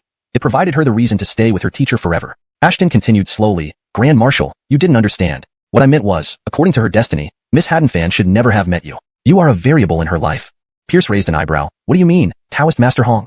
Instead of answering directly, Ashton asked, may I see your palm, Grand Marshal? Pierce generously extended his left hand. After a single glance, Ashton sighed. As expected, Grand Marshal, you are the one disrupting the natural order. Pierce quickly responded, hey, Taoist Master Hong, don't go spouting nonsense about disrupting the natural order, making it sound like I'm a bad omen. Watch your mouth or I'll cut your pay, making you drink kanji every day. Grand Marshal, please listen carefully. Go ahead. These past years, I've been observing the night sky. Originally, Venus in the west overshadowed the purple star in the center. However, last year, the purple star suddenly shone brightly. Since then, its brilliance has only increased day by day, now rivaling Venus. At this rate, it will soon surpass Venus. Do you know what this means? Does it mean that Dephalon can overcome Charlison? Precisely. Unexpected phenomena like this often occur. The Venus star represents the western Charlison, while the purple star symbolizes central Dephalon. I initially thought the anomaly was caused by Moxie Regnant's ascension, but that doesn't fit, because her reign aligns with the natural order and causes no anomalies. Then, I noticed the rising prominence of the Grand Marshal. Before, I had doubts, but after examining your palm, I can confirm. The Grand Marshal is the cause of this phenomenon. Pierce asked seriously, explain further.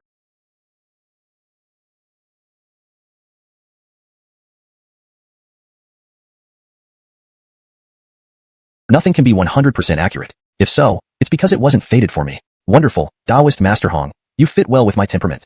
Edwinissimo has a straightforward personality, which I also appreciate very much. Pierce laughed loudly. Then let us consider ourselves acquainted. In the future, please give me more guidance. Not at all. Being able to assist the Edwinissimo is my honor. Taoist Master Hong is too polite. Pierce remembered something. By the way, the martial world considers you a practitioner. Is that true? Ashton humbly replied, indeed, my skills are adequate. However, these are minor arts and not worth mentioning. This admission was clear enough. Pierce, curious, asked, how do Taoist Master Hong's martial arts compare to those of the Yasmin? Maybe one day we should have a match? Ashton waved his hands. No, Edwinissimo, this Taoist is no match for the Yasmin. He comes from the heavenly sect, embodying the sacred body of martial excellence. I can never compare. Surprised, Pierce exclaimed, Taoist Master Hong knows of the heavenly sect too? I know a little.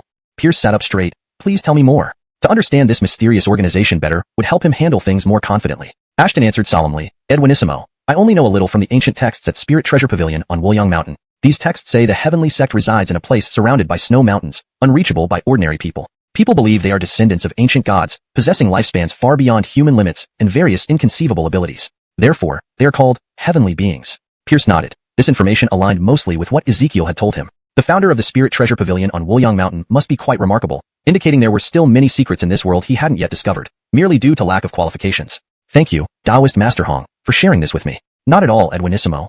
Pierce turned towards Gus, who was standing guard at the entrance of the second-floor staircase, nodding to him. Gus understood and signaled the innkeeper downstairs to serve the food. Dishes characteristic of Sichuan came flowing in, accompanied by the famous Sichuan green bamboo leaf wine. Come, Taoist Master Hong, let's eat.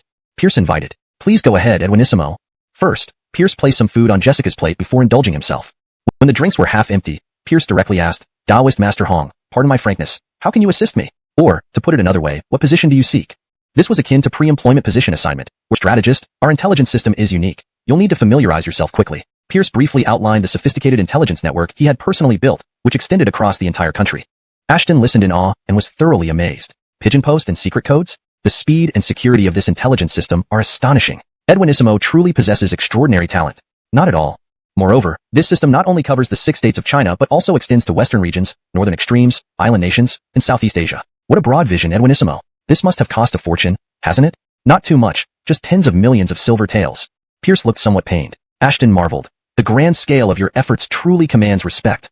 Well, see that you don't waste my money. Rest assured, I'll dedicate myself wholeheartedly. Ashton admired greatly. Such a comprehensive intelligence system, comparable to thousands of soldiers, was handed over to him without hesitation. Such trust revealed Pierce's remarkable breadth of vision. About the current war, Pierce began explaining his strategy, then asked, "Strategist, do you see any flaws?" Ashton nodded. "Your strategy makes full use of our strengths to attack the enemy's weaknesses, which is excellent. The only concern is that Edwin Charlison may face unimaginable resistance. She's highly skilled and equipped with your golden-threaded soft armor and precious armor, so her personal safety is not an issue. However, her troops." Pierce eagerly inquired, "Do you have a solution?" Ashton nodded. "Before Edwin Charlison sets off, I will give her a sealed letter. When critical moments arise, she can open it and act according to its instructions, potentially turning the tide of battle." Pierce doubted. Will that really work? Using the sealed letter tactic sounded unreliable from this seemingly unorthodox old Taoist. Had appointing him as strategist and entrusting him with the intelligence system been rash? Ashton was confident. "Edwinissimo, wait and see." Pierce sighed resignedly. All right. Since he had no other options, he could only trust him this time. If he dared to deceive him, Pierce wouldn't hesitate to reassign him back to cleaning toilets in the capital. Regarding the creation of public restrooms, Crown Prince, why did you ask about that? Alexei inquired of Chavi. "Just wondering who invented such a great thing, so I can pay tribute." Chavi and Alexei were sitting in the pear orchard, watching the play Louis Zhonglong cleverly counters the remnants of Ross. With Pierce away from the capital, the theater had few new plays, making it quieter. Even the regulars like Art didn't come. Instead, he started a mahjong parlor next door. After Pierce and London Lowly left, 2 fewer seats made the mahjong table look empty, so Art opened his own parlor, ensuring there were always plenty of players, including elderly men and women. Of course, selecting the location, opening the business, and running it were all managed by German Inyang, the stewardess of Home Mansion. Under German Inyang's management, the mahjong parlor thrived, drawing even those bedridden seniors into lively matches with Art. Chapter 251, Two Wonders of the World. As for Alexei ending up together with Chavi, it was purely due to arrangements made by Pierce before he left the capital. Pierce wanted to take advantage of Song's attack on Shanghai City and create some disturbances behind enemy lines. Someone had to liaise with Chavi, and Alexei, who stayed in the capital, was the perfect choice. Facing Chavi's inquiry, Alexei didn't hide the truth. He proudly said, "Your Highness, without being dishonest, the creator of this public restroom is my young master." Chavi looked at him with admiration. "It's you, Brother Louis. No wonder, no wonder. Only someone like Brother Louis, a genius of extraordinary talent, could build such a magnificent place as a public restroom." Alexei looked puzzled. "How magnificent? Isn't it just a place for people to defecate? Why does your Highness make it sound like a brothel?"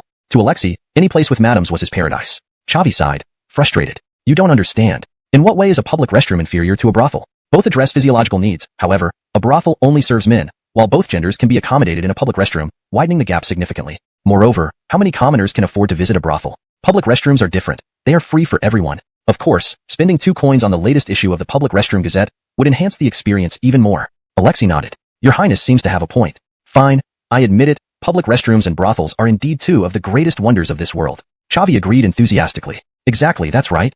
The two seemed to find a common topic, making them feel much more compatible. "By the way, since the public restrooms were built by Brother Louis, do you know who started the Public Restroom Gazette? Could you introduce me to them? Such a brilliant mind, I wouldn't want to miss out on meeting them for the rest of my life." Alexei shook his head. "Your Highness, I'm not sure about that either, so I can't help you."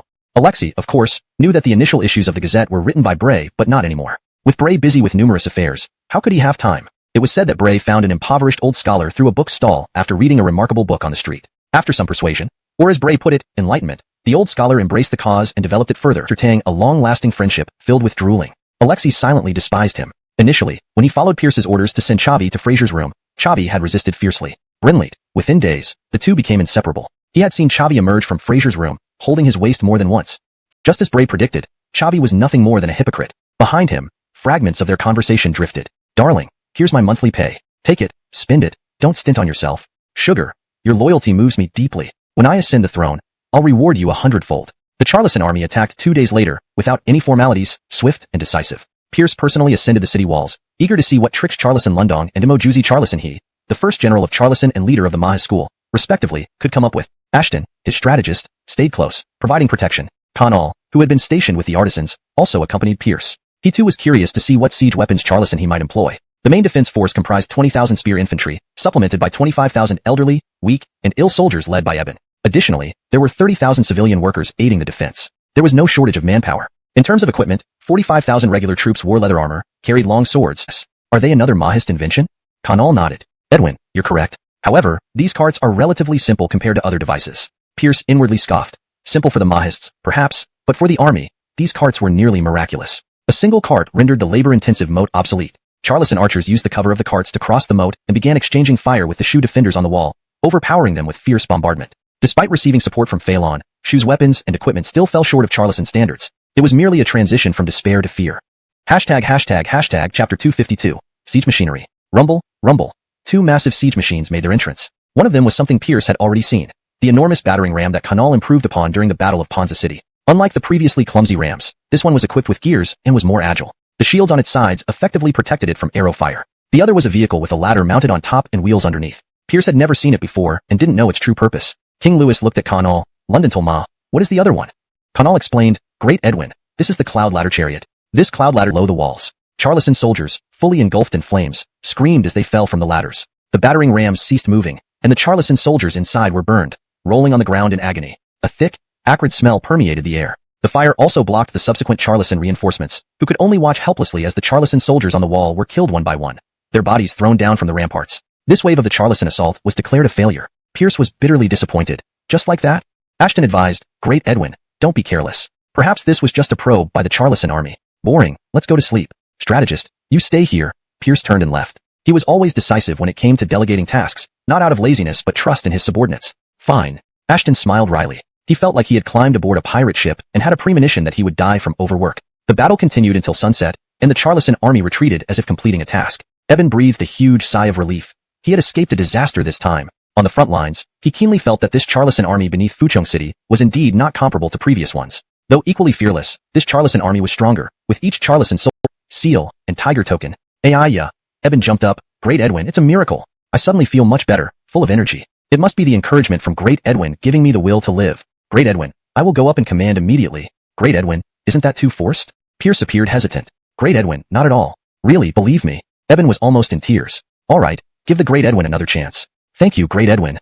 The next day's siege was almost identical to the first. Watching the battle, Ashton frowned. Although the Charleston army seemed to attack with all their might, he sensed they were holding back. Or perhaps this wasn't the true level of the Charleston elite soldiers. What was the Charleston army planning? Were they employing deceptive tactics similar to those used by Great Edwin in the Battle of Ponza City, using fake maneuvers to achieve a hidden objective? But wasn't that akin to teaching Confucius about propriety? Besides, what means could break Fuchong City in one blow? A secret weapon from the Mahists? That was probably the only explanation. Eben approached, strategist. How did I perform today? Ashton gave a thumbs up, fantastic. The atmosphere became quiet for a few seconds. Eben widened his eyes. That's it? Ashton nodded. Brinley's, that's it? All right, strategist, please speak well of me to Great Edwin. Rest assured, everything you did is under Great Edwin's watch. Strategist, you are a fortune teller. Please tell me, how long will I live? The dark aura on your forehead doesn't bode well. Eben panicked. What should I do? Simple. As the saying goes, sacrifice wealth to ward off disaster. How about donating some silver to Lunningbeo Temple? Lunningbeo Heavenly Lord will surely bless you. The more silver, the greater the sincerity. Eben doubted. Strategist, are you sure you're not tricking me? Do as you wish, don't blame me if I don't help. All right, as you say. Ashton exclaimed excitedly. Come on, pay up. Eben reluctantly handed over a silver bill. Strategist, this is my 6-month living expenses. Ashton opened it to find 100 taels of silver. Ashton turned and walked away. Great Edwin, prepare for the worst. Strategist, wait. Another 100 taels. Chapter 253, Heavy Armored Infantry. On the 5th day, the Charleston army finally showed its fangs. Initially, they followed the same tactics as before. Crossing the moat, suppressing with crossbows, pushing up battering rams and siege ladders. Eben was still commanding the defense on the wall. Faced with an identical assault, he inevitably let his guard down, mindlessly directing the Shu army to defend as usual. Using arrows to shoot, logs to roll, stones to smash the Charleston soldiers on the siege ladders, long spears and sabers to combat those climbing the walls, and fire oil to destroy the siege equipment. Contrary to Eben, Ashton, who was observing, had heightened his vigilance to the maximum, staring intently at the Charleston army's advancing siege equipment. He was almost certain that the Charleston army's plot lay in these devices from the Mahis school. For this reason, he had brought Kanal along to help keep an eye on the siege equipment. After a batch of siege ladders was burned by the Shu army, the Charleston army pushed forward another batch. No one paid much attention to this minor action. It had been happening for 5 days. However, this time there were far more siege ladders. After the front row reached the city walls, half of the ladders remained unused. The Charleston army began climbing again. If the Shu army had observed closely, they would have noticed these Charleston soldiers were different. They were taller and exuded a fiercer aura. These were the elite among the Charleston soldiers, the cream of the elite. Unfortunately, no one noticed this detail. Ashton and Kanal were focused on the siege equipment, not the regular Charleston soldiers. At this point, the rear siege ladders began their transformation. Through a series of operations by the Charleston army, the ladders slowly ascended until they surpassed the height of the city walls, extending rectangular towers at the top. Ashton and Kanal immediately noticed the change. Kanal exclaimed, "Military advisor, those aren't siege ladders, they're camouflaged arrow turrets." Ashton was horrified. What? Edwin, quickly, tell them to. But it was too late. Arrows emerged from each tower, manned by Charleston archers who shot mercilessly from above. The unsuspecting Shu soldiers fell in rows, suffering heavy casualties. Without interference, the Charleston elite swiftly climbed the walls, hacking at the stunned Shu soldiers. The Charleston forces quickly gained a foothold, with more Charleston soldiers flooding the city walls. Farong City was about to fall. On the watchtower, Ashton and Kanal were dumbfounded. They never expected the Charleston army to play such a deceitful trick right under their noses. This was reminiscent of Pierce's strategy at Ponza City. Except while Pierce used tung oil barrels, Kip used arrow turrets. Though a recycled tactic, it had fooled them both. Ashton felt helpless. He had suspected the Charleston army's scheme involved these siege devices. Kanal was bitter.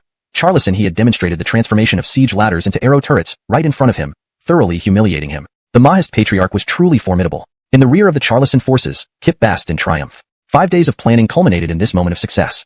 Farong City was about to be captured, all were equally despondent. This time, they lost completely. Ashton placed a hand on Konal's shoulder. With Farong City lost, he must ensure Konal's safety. The Grand Marshal had ordered him to do just that. Given his skills, it wasn't difficult. Brinleit, he hesitated, holding on to a faint hope. He stubbornly believed the Grand Marshal couldn't be so easily defeated and would surely turn the tide. His conviction stemmed from his astrological observations. If Farong City faced disaster, the light of the purple star should dim. But it grew brighter. Seemingly answering their hope, the thunderous footsteps of 1,000 heavily armored infantrymen clad in iron armor appeared on the walls. Led by Johann, deputy commander of the Lewis family cavalry, the identity of these warriors was clear. They were none other than the Lewis family cavalry, transforming into heavy armored infantry. Attack, commanded Johann, and the Lewis cavalry surged toward the Charleston forces on the walls. Despite being elite Charleston soldiers, they still fell short compared to the Lewis cavalry. Their weapons were also inferior, unable to penetrate the impervious armor of the Lewis cavalry, which wielded long swords capable of slicing through steel. Unable to break through the Lewis cavalry's defenses while facing deadly attacks themselves, how could they possibly win? Damage to the heavily armored infantry. After a clanging shower of arrows, the only result was a pile of arrows, collected and reused by the Shu army, a metallic version of borrowing arrows with grass boats. With the 1,000-strong force of heavy armored infantry leading the charge, the Charleston army found it increasingly difficult to hold any ground on the city walls. Chapter 254, the final card. In the rear of the Charleston army, Kip and Charleston he both had grim faces. Kip gritted his teeth. Damn it, Pierce Shao Norman ruined my grand plan. Charleston he said solemnly. So this is the heavy armor of the Lewis family's cavalry? It's incredibly tough. Also, those long knives in their hands are not ordinary weapons. They can easily cut through our long knives and penetrate our armor, slicing through metal like butter. Brinleys, we missed this information. Compared to the heavy armor and horse armor, these long knives pose a greater threat. With such protective heavy armor and the ability to slice through metal effortlessly, the Lewis family's cavalry is unstoppable. From this, it's clear that the great Phelan has not only mastered the forging techniques for heavy armor and horse armor, but also advanced iron smelting technology. Charleston he was certain, and he felt an itch inside. Such advanced iron smelting technology is something even Emoji couldn't achieve. Although Emoji's main achievement is mechanical devices, they aren't particularly skilled with basic materials. But without fundamental material support, how could there be more powerful mechanisms? Kip clenched his fists. Our great Charleston must get hold of this technology. Charleston he reminded him, Edwin, don't forget the crossbows in Pierce's hands. Currently, the only weakness of the Lewis family's cavalry is ranged attacks. However, if crossbows can be mass-produced, Kip drew in a cold breath. The Lewis family's cavalry would truly be invincible. Both felt heavy-hearted. Edwin, what about this battle? Kip sneered. In this battle, the ultimate victor will only be us. Charleston he asked curiously, oh, Edwin, are you going to reveal your final card? Kip proudly declared, Brinleys, Pierce Shao Norman, compared to me, you're still too young and naive. Charleston he laughed. As the first general of Charleston, Edwin naturally surpasses those inexperienced newbies. Kip shook his black cloak. Come forth. The Grand Marshal is exceedingly intelligent and perceptive. How can a mere Charleston army hope to hide things from the Grand Marshal's keen eyes? Truly audacious. On the city walls, Ashton flattered extensively. Kanal also chimed in, with the Grand Marshal here, the Charleston army can't hope to trick us. With the final card exposed, Kip and Charleston he must be seething with rage now. That's right. After 5 days of preparation just for this moment, everything was easily thwarted by the Grand Marshal. One can imagine how furious they must be. Pierce interrupted impatiently. Enough. They're definitely seething and enraged, but not because the arrow tower tactic was foiled. Kanal looked puzzled. Grand Marshal, what do you mean? Pierce didn't answer directly but instead asked, do you think the arrow towers were the Charleston army's final card? Ashton replied, isn't it? Pierce shook his head. Of course not. This is just a surface-level strategy. The real final card of the Charleston army is hidden. Both jumped up. The Charleston army has another hidden strategy? What is it? Kip, convey my order. The vanguard should intensify the attack on the city walls and gates, while the central forces enter the tunnels. Inside and out, we'll break through to Tuming City at once. Charleston he smiled. The Shu army certainly won't expect our troops to emerge from within the city. I wonder what expressions they'll have. Kip stroked his beard. Thanks to the tools provided by the Grandmaster, we've dug beneath to Tuming City in just 5 days. Now, the Shu army's main force is on the city walls, and the Lewis family's cavalry has entered the city. The city is defenseless. This battle has no earth beneath to Tuming City. It's not hard to dig a tunnel big enough for an army in 5 days. Ashton asked, Grand Marshal, what about this tunnel now? Pierce sneered. Now, it's a passage straight to death. 2 days ago, Pierce organized 30,000 civilians. These civilians lived throughout the entire city. Pierce gave them a simple task: knock on every corner of their homes and nearby areas every hour and report any unusual sounds. In return, they received one steamed bun daily.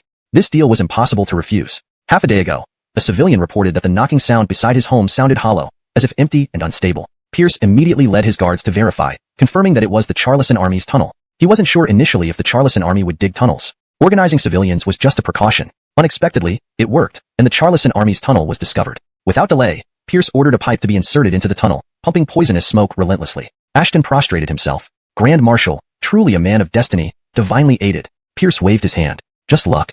Deep down, he was sweating nervously. Although he mobilized 30,000 civilians, charging out of the city would either be a counterattack or an attack against them. It was hard to say. As a strategist, he had to make the other side see the reality. Eben bluntly said, "Supreme Commander, we can't defeat the Charleston Army." Pierce, frustrated, scolded. "You know the Shu Army is trash? Then how did you command them all these years as Edwin-in-Chief? Were you solely indulging in luxury?" Eben lowered his head under the reprimand. A burly man who looked like an embarrassed young bride. Ashton tried to calm him down. "Supreme Commander, please calm down. Never mind, I never expected much from the Shu Army. Rest assured, this isn't a full-scale counterattack. It's just to suppress the Charleston Army's arrogance." Still uneasy, Ashton asked, "Supreme Commander, how do you plan to fight?" Pierce proudly replied, "Just watch. Gus, send the signal. Brinley's bray." At this moment, both armies were locked in fierce combat. The Shu Army had used flaming oil and rockets to burn the Charleston Army's siege ladders and tower platforms to the ground. The Charleston Army now resorted to using makeshift siege ladders. These simple ladders were essentially long ladders with hooks at the top. Once hooked onto the city walls and supported at the bottom, they were quite stable and difficult to topple. Their advantage was that they were easy to construct and cheap. You could burn them, but burning one batch meant another would follow. However, they lacked the stability of regular siege ladders and lacked arrow-proof shields, making them vulnerable to being cut down by enemy soldiers. Farong City was vast, with extensive city walls, which made it impossible for the 1,000 armored cavalrymen of the Lewis family to cover everything. Under relentless attacks by the fearless Charleston soldiers, elite Charleston troops continuously climbed onto the city walls. Boosted by the Lewis family's cavalry support, the Shu Army's fighting ability surpassed their usual level, but they were still no match for the elite Charleston soldiers, who kept cutting them down. Every time a crisis arose, the Lewis family's cavalry would rush to deal with it, preventing the Charleston Army from gaining any significant advantage. Thus, the battle remained deadlocked. Compared to the city walls, the attack on the city gates progressed more smoothly. Strangely, the Shu Army behind the gates did not pour flammable oil on the battering rams or set them on fire. Under continuous assaults by the battering rams, the city gates were on the brink of collapse, with the wooden supports scattered everywhere. With a loud boom, the city gates were breached. The Charleston Army was stunned. So easily breached? However, there wasn't a single Shu soldier behind the gates. Through the broken gates, only an eerily empty space awaited. "The city is breached. Brothers, charge in. Glory and rewards await us today," cried a Charleston general excitedly. Whoa! The Charleston soldiers abandoned the battering rams and rushed toward the city gate. In the rear, Kip saw this and was elated. "Great. Even the most cautious will make a mistake. Little Pierce, you're finished." Charleston, however, felt uneasy. This doesn't feel right. There was no way the enemy would leave such a massive loophole. But faced with this undeniable fact, the only explanation was intentional. A deafening roar echoed from within the city. Kip instinctively remarked, "Is it the remaining Lewis family cavalry inside the city? Charging around. Has Little Pierce gone mad?"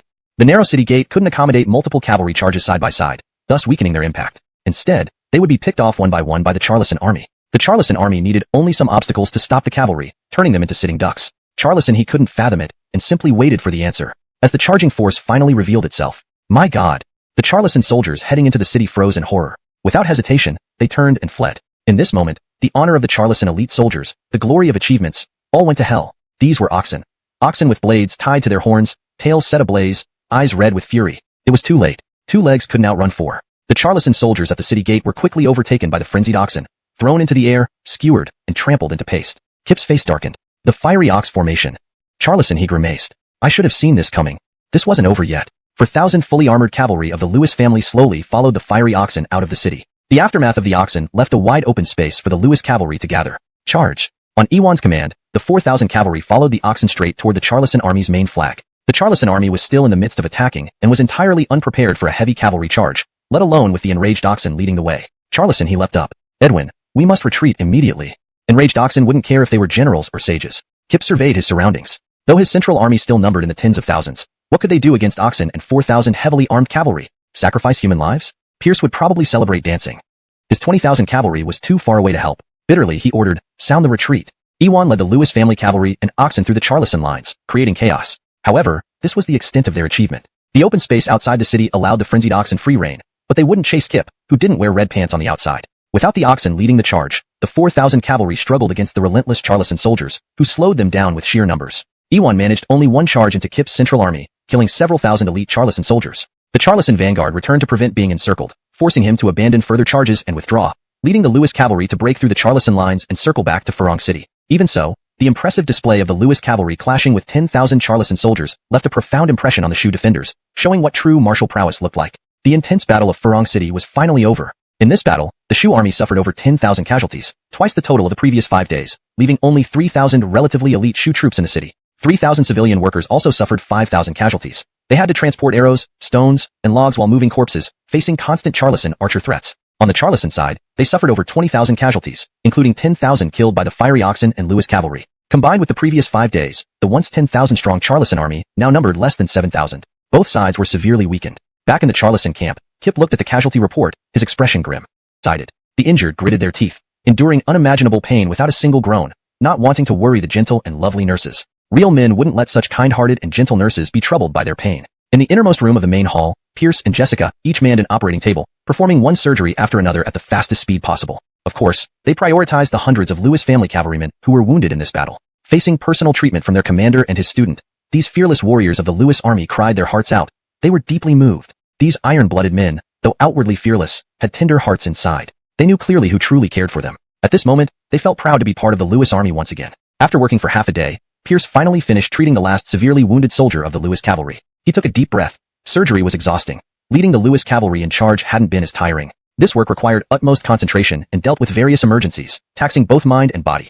He was exhausted, and Jessica even more so. However, compared to Pierce, who had a casual interest in medicine, Jessica's passion for it made her feel no mental strain despite physical fatigue. Pierce stopped Jessica from continuing to operate on other Shu soldiers. Hadn't fan, that's enough. Let's rest for a while and have something to eat. Leave this to the doctors and military medics. Many prodigies burn out young because their fervor causes them to exhaust their life force. Pierce didn't want his beloved student to meet such a fate. All right, Jessica agreed obediently. The chefs in the Great Marshal's residence were brought from the Shu Imperial Palace and excelled in preparing authentic Shu dishes. Each dish was like a work of art, both beautiful and delicious. But to Jessica, nothing could compare to the simple meals cooked by her teacher. After dinner, Pierce still had much military business to handle and naturally couldn't attend to Jessica. She slipped back to the nurse station, still thinking about her recent experiments on craniotomies. She asked everyone she met, any need to remove skull caps? A petite and cute girl asking such a terrifying question could shock anyone, leaving them speechless and frightened. Indeed, Jessica found a few cases needing craniotomy. These unfortunate souls had suffered severe head trauma with dilated pupils. As her teacher explained, this indicated traumatic intracranial hematoma, requiring immediate surgery to remove the blood clot.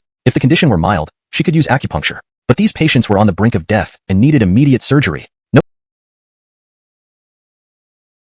soldiers. The 10,000-strong armor-clad barbarians were stronger, but still no match for Charleston elite forces. Therefore, she intended to strictly follow Pierce's 16-character guerrilla tactics. Her first battle involved a 5,000-strong Charleston grain convoy. She and Leland each led 20,000 soldiers to ambush them in a valley. Stones rolled down and arrows rained upon the convoy, with troops rushing down from both sides. Caught off guard, the Charleston soldiers were thoroughly defeated, the convoy destroyed, and the grain captured by the Shu forces. Carrying only days' worth of provisions from Lotus City, this batch of grain was crucial. Unable to breach Lotus City and facing grain interceptions from the rear, the Charleston army was trapped in a dilemma. For several days, the Charleston army ceased attacks, their camps showing no signs of reduction, making their intentions unpredictable. On the city walls, Pierce and Ashton observed the Charleston camp. Advisor, what do you think the Charleston army will do next? Ashton stroked his beard. With our great marshal here, they cannot take Lotus City. They'll likely focus on the Shu forces behind them. Oh, should we launch a night raid? Pierce suggested eagerly. No, Ashton shook his head. Kip is not someone to be underestimated. Plus, he has assistance from Mosey's adept engineer. A misstep could lead to disaster. By defending Lotus City, we keep the Lewis cavalry as a deterrent, avoiding unnecessary risks. All right. Now, it all depends on Edwin Charleston. If we can cut off the Charleston army's supplies, Kip would find it hard not to retreat. Then, we can strike from both sides, dealing a heavy blow. Let's hope it goes smoothly. Pierce looked into the distance, worried. This was Holly's first independent command, facing formidable opponents like Kip and Charleston He. A slight miscalculation could mean total annihilation. Hashtag chapter 257. The non-royal king. Just like the Charleston army, the Song army outside the Shanghai city was caught in a dilemma. They had attacked Shanghai city for half a month, but the number of times they managed to climb onto the city walls could be counted on one hand. It was even more unlikely for them to breach the city. The reason, of course, was that Shanghai city's walls were sturdy and well defended with ample supplies and manpower on one hand. On the other, the combat strength of the Song army was truly too weak, and most soldiers lacked the courage to fight to the death. Having not fought for several decades, this once formidable army that had made the donghua tribes tremble at its might had degenerated to this pitiful state. Something that greatly saddened Paul, the former Grand Marshal. It was laughable that he initially harbored ambitions to capture Shanghai city, reviving the Song army's prestige while simultaneously declaring to the Six Kingdoms that Edwin Paul had returned. All these fantasies had been utterly shattered within these 2 weeks. Moreover, He had received 2 secret orders from Tanner to conserve his strength and avoid direct confrontation with the Phalon Kingdom, merely putting up a show for the Charleston forces. Perhaps out of fear that this old general might defy military commands far away, the provisions supplied from the rear had continually decreased, barely enough for the Song army to stave off hunger, let alone have a full meal. Under such circumstances, how could Paul continue fighting? But Tanner did not allow him to withdraw his troops and instead instructed him to stage a performance for the Charleston forces outside Shanghai City. Thus, how could he not feel conflicted? While feeling distressed, he also felt aggrieved. He, the Grand Marshal of the Song Kingdom and a hero who had made the donghua tribes flee in terror, now had to become a mere actor. On this day, he was drowning his sorrows in his tint. A guard mysteriously reported, "Grand Marshal, Prince Chavi seeks an audience." Paul sobered up instantly. What boldness, daring to appear before me. Grand Marshal, shall I detain him? Hold it, Paul halted. For his audacity, I will grant him an audience. Bring him in. Brinley's. Chavi entered the tent trembling. He was incredibly nervous. He did not wish to meet Paul, but things in the Song Kingdom had reached a critical juncture, requiring him to return as a leader. Originally, he planned to take a boat back from Phalon's eastern sea, avoiding Shanghai City altogether. However, Alexei told him that he needed to see someone last. If he could convince this person, the success rate of the plan would soar. Thus, he was sent to Paul's camp. Internally, he cursed Alexei to high heavens. But given the situation, he had no choice but to go all in. Your Excellency. He prostrated himself on the ground. Startled, Paul hastily moved aside. Even though Chavi was a deposed prince, he dared not accept such a grand salute, especially from royal bloodline. Prince, please rise quickly. Chavi's actions nullified any intimidation Paul had planned. As the saying goes, a man reduced to utmost humiliation is invincible. Chavi understood this deeply, bending over backward to secure the throne. Losing face meant nothing compared to the goal. Still on the ground, Chavi wept. Grand Marshal, please save the people of Song. Paul stared intensely at Chavi, enunciating each word. Prince, are you planning a rebellion? Do you expect my help? Not at all, Chavi replied hurriedly. I have no ambition for the throne. I simply cannot bear the suffering of Song citizens. Tanner is a tyrant, bringing misery and chaos to our nation. So-called tiger poison does not eat its cubs, but Tanner can slaughter even his kin. How can anyone expect him to treat subjects or civilians kindly? Chavi watched Paul nervously, drenched in cold sweat. Everything he needed to say was spoken. Now it was up to Paul's decision. His fate hung in the balance. Cursed Alexei. Paul laughed. Prince, if I aid you, what reward can I get? Chavi rejoiced inwardly. There was hope. Grand Marshal, I'll bestow upon you the title of Hereditary Duke with 3,000 households and appoint you as the Great Edwin, commanding all Song forces. The title of Grand Marshal was honorary during wartime, whereas Great Edwin was the pinnacle of military ranks. Moreover, being bestowed as a hereditary duke was a rare honor, usually granted only after conquering a kingdom. Paul scoffed. Prince, this humble general may still become Great Edwin after returning home. Chavi clenched his teeth. Then I confer upon you the title of king. How about the King of Charles? Non-royal king. Paul was tempted. He no longer wished to play politics. As King of Charles, he could rule his fiefdom freely. At his age, this might be his only chance. But he wasn't impulsive. Such a decision couldn't be made lightly. He pondered. Prince. Supply and killing 5,000 soldiers on the third day. A 20,000-man Charleston elite force had returned from the Charleston camp to Fucheng. Then, a 10,000-man grain convoy set off from Fucheng, heading towards the Charleston camp. Clearly, the purpose of the 20,000-man force was to escort the grain. Only 10,000 men returned because Demon's 10,000 armored troops had likely also launched an assault, leaving the remaining 10,000 to escort the grain from Jiamen Pass to Fucheng. After careful deliberation, Ezekiel clenched her teeth and decided, do it. With 4 10,000 men against one 10,000-man convoy and the advantage of ambush, there was no reason they couldn't win. Even if unsuccessful, retreating with their numbers dispersed, what could a 10,000-man convoy do? Chapter 258, Desperation. Holly chose a dense forest this time as her ambush location. The best ambush spot would still be the previous valley, but the Charleston army had already been tricked once and would certainly send scouts to thoroughly search and confirm safety before passing through. Although this dense forest couldn't provide a high ground advantage, its narrow pathways could stretch out the Charleston army's formation, dispersing their forces. Moreover, this forest was a mandatory route for the Charleston army. They could not avoid it. To evade detection by Charleston scouts, Holly ordered all Shu soldiers to climb trees. Growing up in Shu made climbing trees a fundamental skill, and with 40,000 agile Shu troops, warriors began to retaliate with their bows, leading to a barrage of arrows from both sides. Despite having 40,000 troops, only 20,000 of the Shu soldiers carried bows, giving the 10,000 Charleston archers twice the firepower. Brinley, the wooden oxen acted like impenetrable barriers, offering reliable cover to the Charleston soldiers. Holly sneered. So this is your reliance, Charleston army? Order, she barked. Full attack. The 40,000 Shu soldiers drew their long knives, with the shield and knife infantry leading the charge while the archers provided cover, yelling fiercely as they surged toward the Charleston army. In the forest, it was difficult for the Charleston army, despite being 10,000 strong, to leverage group coordination. Once they closed in, the battle would be unquestionably theirs. The Charleston army clearly understood the situation and wisely chose to flee, using the wooden oxen as cover while shooting arrows and retreating forward. By the time the Shu army caught up, most of the Charleston soldiers had escaped their encirclement. Just as Holly prepared to order pursuit, an unexpected turn of events unfolded. The wooden oxen nearby suddenly exploded, sending fragments of wood and short arrows raining down on the unprepared Shu soldiers, instantly felling many. Inside the wooden oxen were not grains but mechanisms, and Charleston soldiers. Each wooden ox housed a Charleston soldier, controlling its internal mechanism. Kill.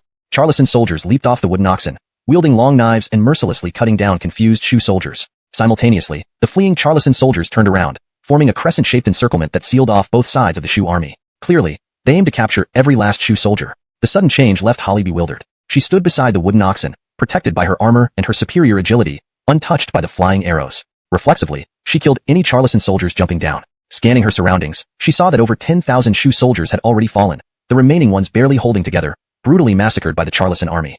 Bitterness filled her face. Defeated, just like that, Leland, wielding a shield in one hand and a knife in the other, rushed to Holly, shouting, "Edwin Charleston, let's retreat." Holly suppressed unnecessary emotions and coldly replied, "Retreat? Where to retreat?" The Charleston army surrounded them from all sides except the rear. Leland led the remaining shield and knife infantry, covering the archers as they fought and retreated. The Charleston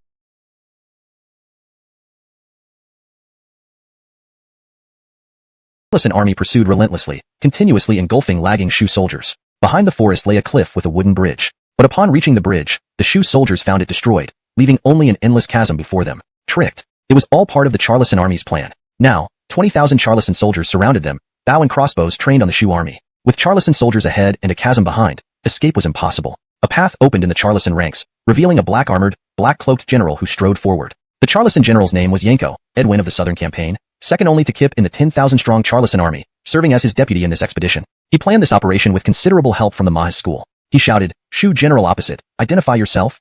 Holly coolly replied, "Great Phelan, Hattie." She altered her appearance and voice, hiding her true identity as a woman from Yanko. "Edwin Charleston, you have nowhere to go. Surrender now or die." At this point, the Shu soldiers had lost all morale. Many dropped their weapons. They didn't want to die but wished to surrender. All eyes were on Holly, pleading. Holly felt conflicted. She would never surrender, yet tens of thousands of lives depended on her decision. Was she willing to sacrifice them, causing with many soldiers too tired to move? Most critically, their hopes were dashed, leaving them without the will to continue fleeing. They had been running for half a day and not only failed to shake off the Charleston forces but also saw no sign of reinforcements. What was the point of running further? It would be better to fight to the death rather than die from exhaustion. The Charleston forces were also tired, but not so much that they couldn't run. Their stamina naturally surpassed that of the Shu forces, and as those reaping rewards, their bodies surged with adrenaline. Finally, the rear guard of the Shu forces was caught up by the Charleston forces, trapping even Holly, who was at the rear. "Edwin Charleston."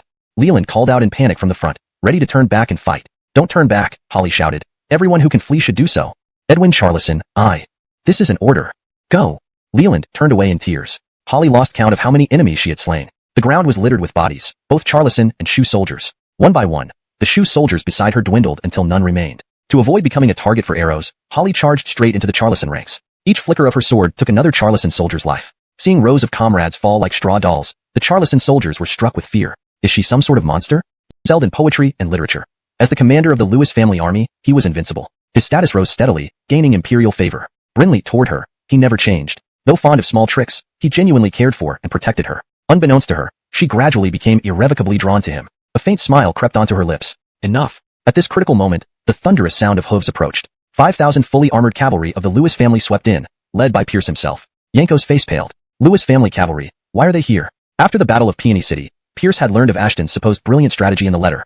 Why east and not west? Because the east was relatively flat terrain, suitable for the Lewis cavalry charges. From then on, the 5,000 Lewis cavalry stationed themselves outside the eastern perimeter, always ready. Worried about Holly, Pierce personally led the charge. He dispatched scouts far ahead to ensure any unusual situation was reported immediately. Thus, when Holly broke through eastward, the scouts quickly informed him. Pierce swiftly gathered his forces and raced to support. Finally, he arrived. The Charleston forces were taken aback. Pursuing the Shu army had stretched their formation thin, leaving them unprepared and defenseless. Yanko's face turned at victory. Pierce tried to lift Holly, but she didn't budge. "Commander-in-Chief, please impose punishment." Holly insisted. Pierce laughed in exasperation. To ask for punishment? Truly befitting Lady Sword Fairy, indeed different. "Commander-in-Chief, I am also at fault." Leland hurried over and knelt. Under everyone's watchful eyes, Pierce couldn't pretend nothing was happening. He pondered for a moment and said, "Fine. Since you insist on punishment, I shall grant it. Effective immediately, your positions as commanders are revoked, awaiting disposition." Since the 40,000 Shu troops were mostly wiped out, revoking or not made little difference. Too lenient. Holly shook her head. Pierce flew into a rage. Is this what he gets for treating her nicely? He barked, "All right, 20 strokes of military discipline, which I shall personally administer upon our return." Holly rolled her eyes at Pierce and reluctantly stood. Leland was drenched in cold sweat. Holy cow, the Sword Fairy truly holds herself to strict standards. Soon, the statistics came in. Initially, the Shu army ambushed the Charleston forces but suffered heavy casualties due to a counterambush. Next, they were pursued relentlessly. When the Charleston soldiers were busy gathering heads, they were attacked by the Lewis cavalry lurking behind, leading to total naturally and maintains consistency with the original text tone. This bad news struck a blow to the morale of everyone present. Chapter 260, Driven by Necessity. Fuching, Charleston Army's Grand Tent. The atmosphere was heavy, as if a large boulder pressed down on everyone's heart. Yanko, covered in blood and with tattered armor, knelt in the hall, his face filled with shame. Your subordinate is incompetent and fell for Pierce's trap. The entire army has been wiped out. My crime deserves death. I beg the Grand Edwin to give me a chance to redeem myself, to let me die on the battlefield. Kip sighed. Edwin Long, please rise. You have done your best. It's we who underestimated Pierce. Who would have thought it ended up being a trap? Charleston, he lamented. When the mantis stalks the cicada, the oriole is already behind. Perhaps even those 40,000 shoe soldiers did not know they were merely bait. That's why their reactions were so genuine, deceiving even Edwin Long. Yanko bitterly replied, Master Zhou Z is right. When the Lewis family cavalry appeared, we were all stunned, and the Shu army's first reaction was also shock. Kip slapped the table. Pierce, what a cruel heart. As much as he cursed, Kip couldn't deny that this son, who led 15,000 cavalry to annihilate the barbarian Hu nation, was terrifyingly thorough and strict. However, after waiting for half an hour, there was still no sign of them. Pierce became impatient. It was midsummer, the sun blazing hot, making everyone sweat profusely. He could care less about himself and his officers. But what if Yasmin got tanned? What if Jessica, who was coming to greet the Quora, got heatstroke? Move the stool here. Pierce ordered Gus. Brinley's young master. A small stool appeared behind Pierce, and he unceremoniously sat down. Gus, open the umbrella. Brinley's young master. An umbrella big enough to shade 3 or 4 people opened above Pierce, instantly blocking out the scorching sun. Shaoxi, bring some wind. Brinley's young master. A guard began fanning vigorously, creating a refreshing breeze. Preparations completed, Pierce started socializing. Hadden Fan, come here and massage the teacher. Sure thing, teacher. Edwin Charleston, come here. Regarding your defeat this time, I have some advice for you. Sky reluctantly moved closer. Advisor, wouldn't you like to discuss the upcoming tactics with me? Marshal, I'd be honored. Then, Pierce lapsed into silence. Eben couldn't hold back any longer and squeezed under the umbrella. Marshal, I have important news to report. Pierce kicked him out. Speak outside the umbrella. Can't you smell your own stink? Beckley removed his crown. Here, Marshal. From now on, you're the Coleman. Pierce retreated hurriedly. No, just joking. Seriously, just joking. Damn, not willing to give money. Now you want free labor? Is this how you treat the savior of your kingdom? Does it not hurt your conscience? A few million taels, fine. Even a few 100,000 would be okay. The Barton smirked, thinking he had cornered this miser. The Queen Jerry smiled. Marshal, you're quite witty. I witty your ghost. This trip to Shu wasn't yielding any profit except the winnings in Zhaogua. He was heading for bankruptcy. Just maintaining the 5,000 Lewis family cavalry cost tens of thousands of silver per day, with salaries, feed, maintenance, and more. Each cavalryman, groom, horse, and armor required substantial funds. War horses cost 70 to 80 taels, and each set of heavy armor from Tongxiang County cost dozens of taels. Maintenance and replacements were frequent due to the intense combat. And he had 5,000 cavalrymen in Tongxiang County ready to deploy, 10,000 light cavalry in the grasslands, and 30,000 northern troops in Queenian's City, all funded by him. Despite Pierce's wealth, he often felt the expenses were too high. Money flowed in and out rapidly, and living standards were tight. Not that he wanted to be a miser, but life had forced him to become one. Chapter 261. I, the Great Edwin, am content with what I have. Welcome back to the city, Amy. The shout rose like a tidal wave. It was the people of Rongqing who had come out of the city to welcome them. They stood behind Prince Pierce, who certainly did not order this mobilization. They came out of their own volition. Initially, there were nearly 100,000 people. Almost the entire city turned out. Out of safety concerns, Pierce had to turn away most of them and only allowed a few tens of thousands to remain. This showed the place that the Amy held in the hearts of her people. The Queen smiled and waved in response, which elicited enthusiastic cheers from the tens of thousands of citizens. Some were so overcome with emotion that they wept openly. Pierce had no doubt that if the Queen gave an order, these citizens would be willing to charge into battle against the Charleston army. On the way back to the city, the crowds jostled to catch a glimpse of the Queen, causing significant disruptions to travel. A few kilometers took half a day to cover. The white-haired Queen waved as she walked, and flowers lined the path, making her look like a celestial maiden descending from the heavens. Witnessing this, the people of Shu went even more wild. Holy maiden! Holy maiden! The cheers seemed to shake the entire city of Rongqing. Pierce was indignant. These fickle citizens, he had driven away the Charleston army and saved their country, yet they had never shown such enthusiasm for him. Truly, the union of divine and royal power was terrifying. A small banquet was held in the Queen's palace. After months away, they finally returned to this resplendent palace, and everyone from the Queen down to minor officials was jubilant, because this symbolized the return of Shu to their control. So, how could they not celebrate with a feast? It was wartime, and the Charleston army had not been completely driven off, so it was a modest celebration without much fanfare. Dishes and fine wine flowed abundantly. Young and beautiful dancers with slender waists and long legs performed gracefully in the center of the hall, while everyone raised their glasses, singing and dancing merrily. Pierce sat next to the Queen on either side, indicating his esteemed status. However, compared to the disdain of the Shu officials when he was in Zhaocheng, now no one dared question him. After a series of battles, everyone was genuinely convinced, and many young officials regarded him as an idol. Everyone enjoyed the music and dance, but Pierce's eyes were only on the Quora. Her face had visibly become sharper since he last saw her, and she lacked the former innocence and playfulness. This child hadn't been eating properly, had she? Could she still be angry at him? Pierce felt a pang of sorrow. He was looking at her, and she was sneakily glancing at him too. He beckoned her over, but she pouted and turned away. Pierce was exasperated. This girl had quite a temper. Once she fell into his hands, he'd spank her bottom. When the wine had warmed up, the queen dismissed the dancers, and the hall gradually quieted down. She asked solemnly, "Grand Marshal, what will happen next in this war?" Everyone focused intently on Pierce. Pierce said calmly, "That depends on King Charleson's decision. If he sends more troops, the war will continue." The Barton followed up, "Grand Marshal, do you think King Charleson will send more troops?" Pierce shook his head. Charleson maintains about 500,000 troops year-round, and they have already dispatched 200,000 soldiers. Normally, they wouldn't send more. But King Charleson is young and hot-headed. I can't say if he can handle this blow. He might lash out.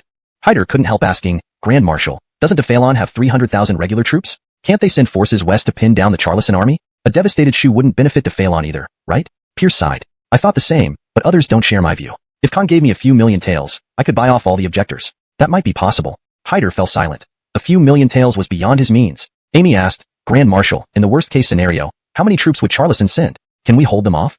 The queen can rest assured. In the worst case, it's 10,000 more, making 15,000 total. With me here, they won't take Rongqing. His confidence shone through in the final statement. Present at this gathering were the queen, the civil and military officials of Shu, and the 30,000-strong new army she had recruited from the south. Pierce planned to recruit another few tens of thousands in Rongqing, completing a force of 100,000. With the city and the manpower, he wasn't afraid of any Charleson army. Fighting on home soil had its advantages. There would always be more men after one batch fell. Unlike Charleson, where every loss counted. The queen said earnestly, "Then I leave it in your capable hands, Grand Marshal.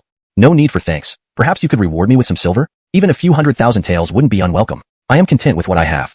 The queen sipped her wine, pretending not to hear. Prince Louis's obsession with money was deep-rooted. She mustn't worsen his condition. Instead, she should guide him to be a righteous king. That would truly benefit the people of Shu. Pierce sighed. This woman was beautiful, but far too stingy. Looking around the hall at the officials, his eyes lit up. "Gentlemen," he announced loudly, "this banquet is lively enough, but something feels missing. Ah, I know. It needs entertainment. How about we have a competition? Sabrina, swordplay, whatever you choose, I'll take nobles, high-ranking officials, and military commanders of song." Dancers in light clothing performed in the hall, their moves sensuous and enticing. These dancers were daughters of the present officials, forced into the palace under Tanner's tyranny and trained into dancers for his pleasure.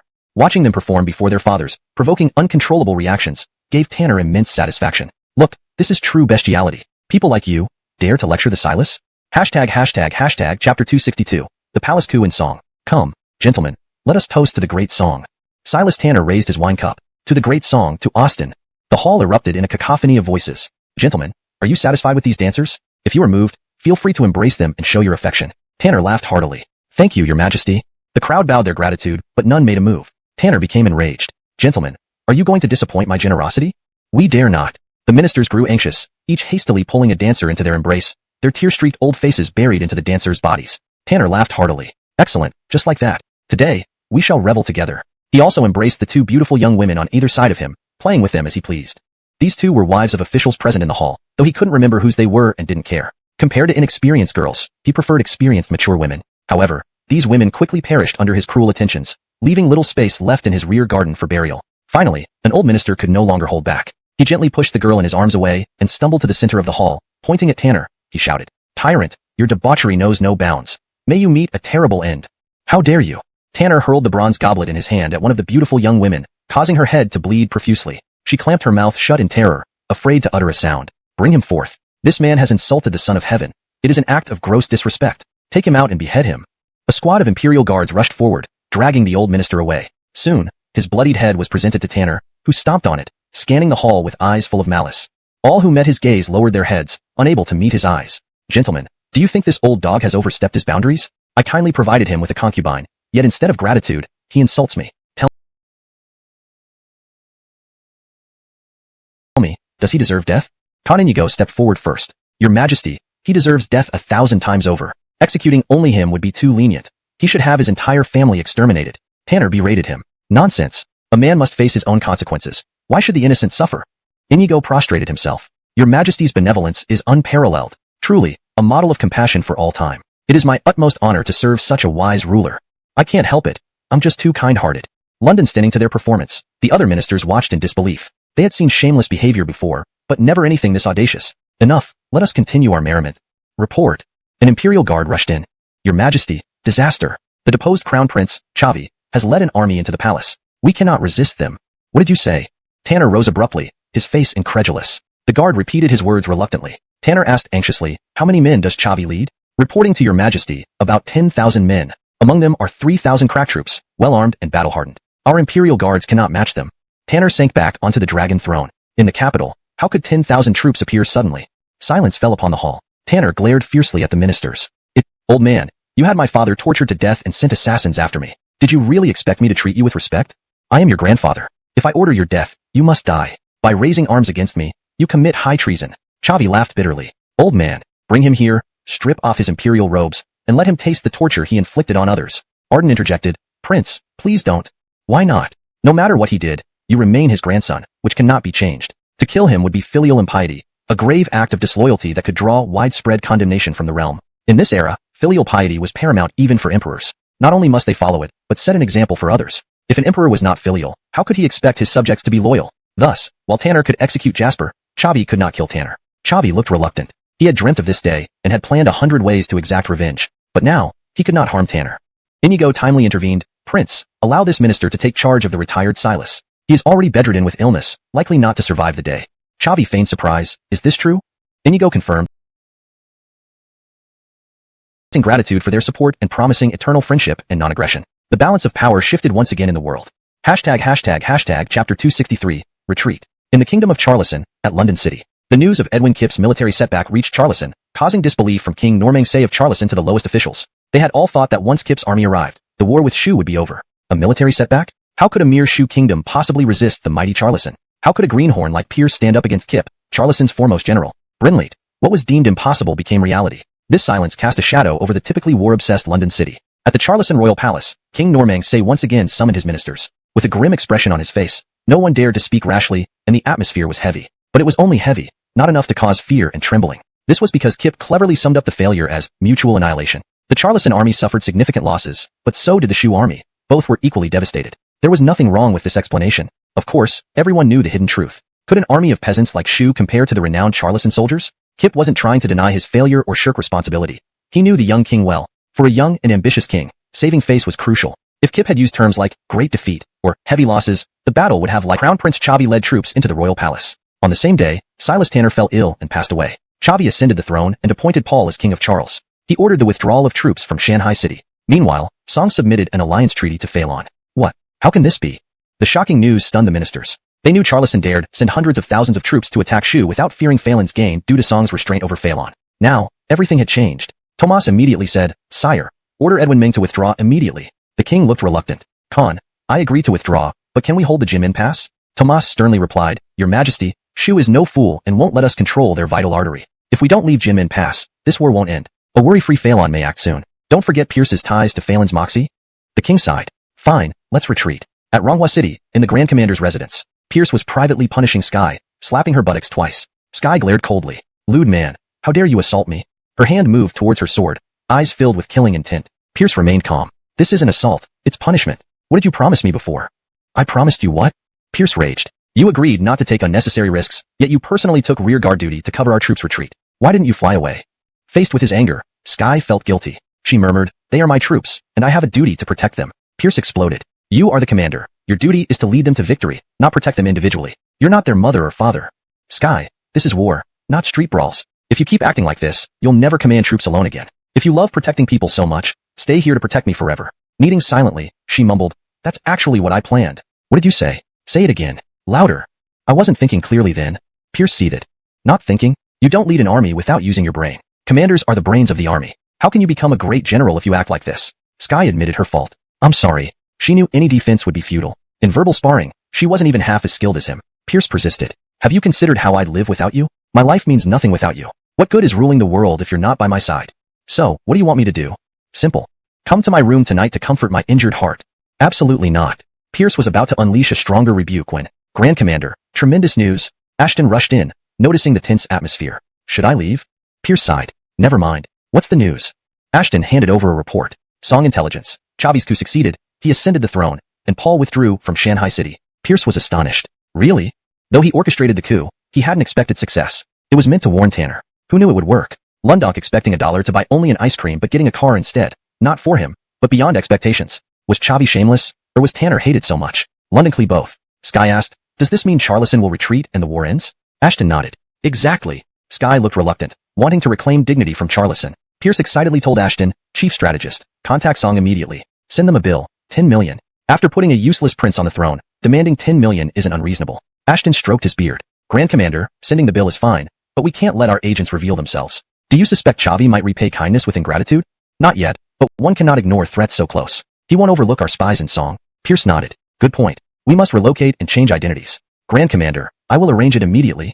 Chapter 264. Can I see you again? 3 days later, the 50,000 Charlison army slowly withdrew from Fuching and directly crossed the Sword Gate Pass, returning to the state of Charlison. The Shu army retook control of the Sword Gate Pass, marking the official end of the Charlison-Shu War. The Amy decreed a nationwide celebration lasting 3 days. The entire nation of Shu was immersed in jubilation, except for one place, the Grand Marshal's mansion. Pierce urged his guards repeatedly, hurry up, pack everything that can be packed, don't leave even a single copper coin behind. Gus asked, Bray, are we returning to the Great Phalon? Nonsense. Is it not a bit too rushed, Bray? They are holding a grand celebration outside. It's very lively. Pierce scolded. They're celebrating because they drove away the marauding bandits who murdered and looted. What does that have to do with us? For each extra day we stay here, I lose more money. There's nothing worth staying for. What is there to miss? Gus scratched his head. Bray, are you being too concerned about money? Pierce exploded in anger. You think money is as worthless as dirt? Fine. Then your 6 months' salary is gone. Don't do that, Bray. I'm sorry. Alam rolled up his sleeves and began rolling dough and chopping fillings. The king busily assisted him, urging him to make more because they might not get to eat them again, wanting to have their fill this time. London Tolmas pulled Timshire aside, whispering and soon embracing in tears. The queen also pulled Holly aside for conversation. Normally these beautiful women would compare themselves when meeting, but now there was no barrier between them as they chatted warmly. Meal's ready. Pierce called out. Everyone gathered around the table, eagerly watching Pierce. He didn't hesitate, dishing out a plate of freshly cooked pot stickers for each person. Everyone devoured them, their mouths greasy. Another plate. I want one too. The queen took out a marshal's command from her robe and gave it to Pierce. Grand Marshal, with this command, you can mobilize the entire Shu army. From now on, you will always be Shu's Grand Marshal. This set a precedent for Pierce. Previously, the title of Grand Marshal was merely honorary during wartime. Thank you, Your Majesty. Pierce accepted it nonchalantly, tucking it into his robe. Would he use it to mobilize the ragtag Shu army? If it weren't for maintaining face with the queen, he would have thrown it into the latrine. He took out a book from his robe. Your Majesty, this is the restructuring plan I wrote for the Shu army. Just let Blaine implement it. He had promised the queen to help reorganize the Shu army before leaving, fulfilling his promise. The Grand Marshal has gone through so much trouble. The queen happily accepted it. Grand Marshal, the king couldn't resist asking, are you really lying to me? Of course. This young master never lies. So Alice will wait for you in Shu. You must come. Certainly. Amidst the citywide celebrations, dozens of bodyguards quietly escorted several carriages out of Rongqing. On the city walls, London Tolmas held a clay figurine. It depicted a man holding an umbrella in one hand and leading a young girl by the other, precisely what Pierce had made for her in Normanine County, with the man representing himself and the girl representing her. Watching the convoy slowly vanish, her tears flowed uncontrollably like a flood. The queen gently stroked her hair, offering gentle comfort. The convoy traveled over 10 kilometers before stopping abruptly. Pierce impatiently asked, why stop? Gus peeked inside. Bray, someone is blocking the road. Who has the nerve? Pierce cursed, lifting the curtain to see Blaine, Brecken, and Juppie ahead. Brecken carried various bags. Grand Marshal, don't leave me behind. Pierce was puzzled. What's this? Grand Marshal, you and Londontal Doctor saved me, and I promise to follow you. Please allow me to serve. Pierce frowned. Don't make a fool of yourself. Do I lack a mere errand boy? Go back to being your Edwin of pacifying the North. Due to his excellent performance in the Charlison-Shu battle, Brecken was promoted to Edwin of pacifying the North. Brecken shook his head. Grand Marshal, it's too late. I've resigned from my military position, determined to follow you for the rest of my life. Whatever you say today, I won't leave. Pierce looked disappointed. Fine, suit yourself. Hee hee. Brecken hastily ran over. Grand Marshal, what will happen to me now that you're gone? No one will protect me anymore.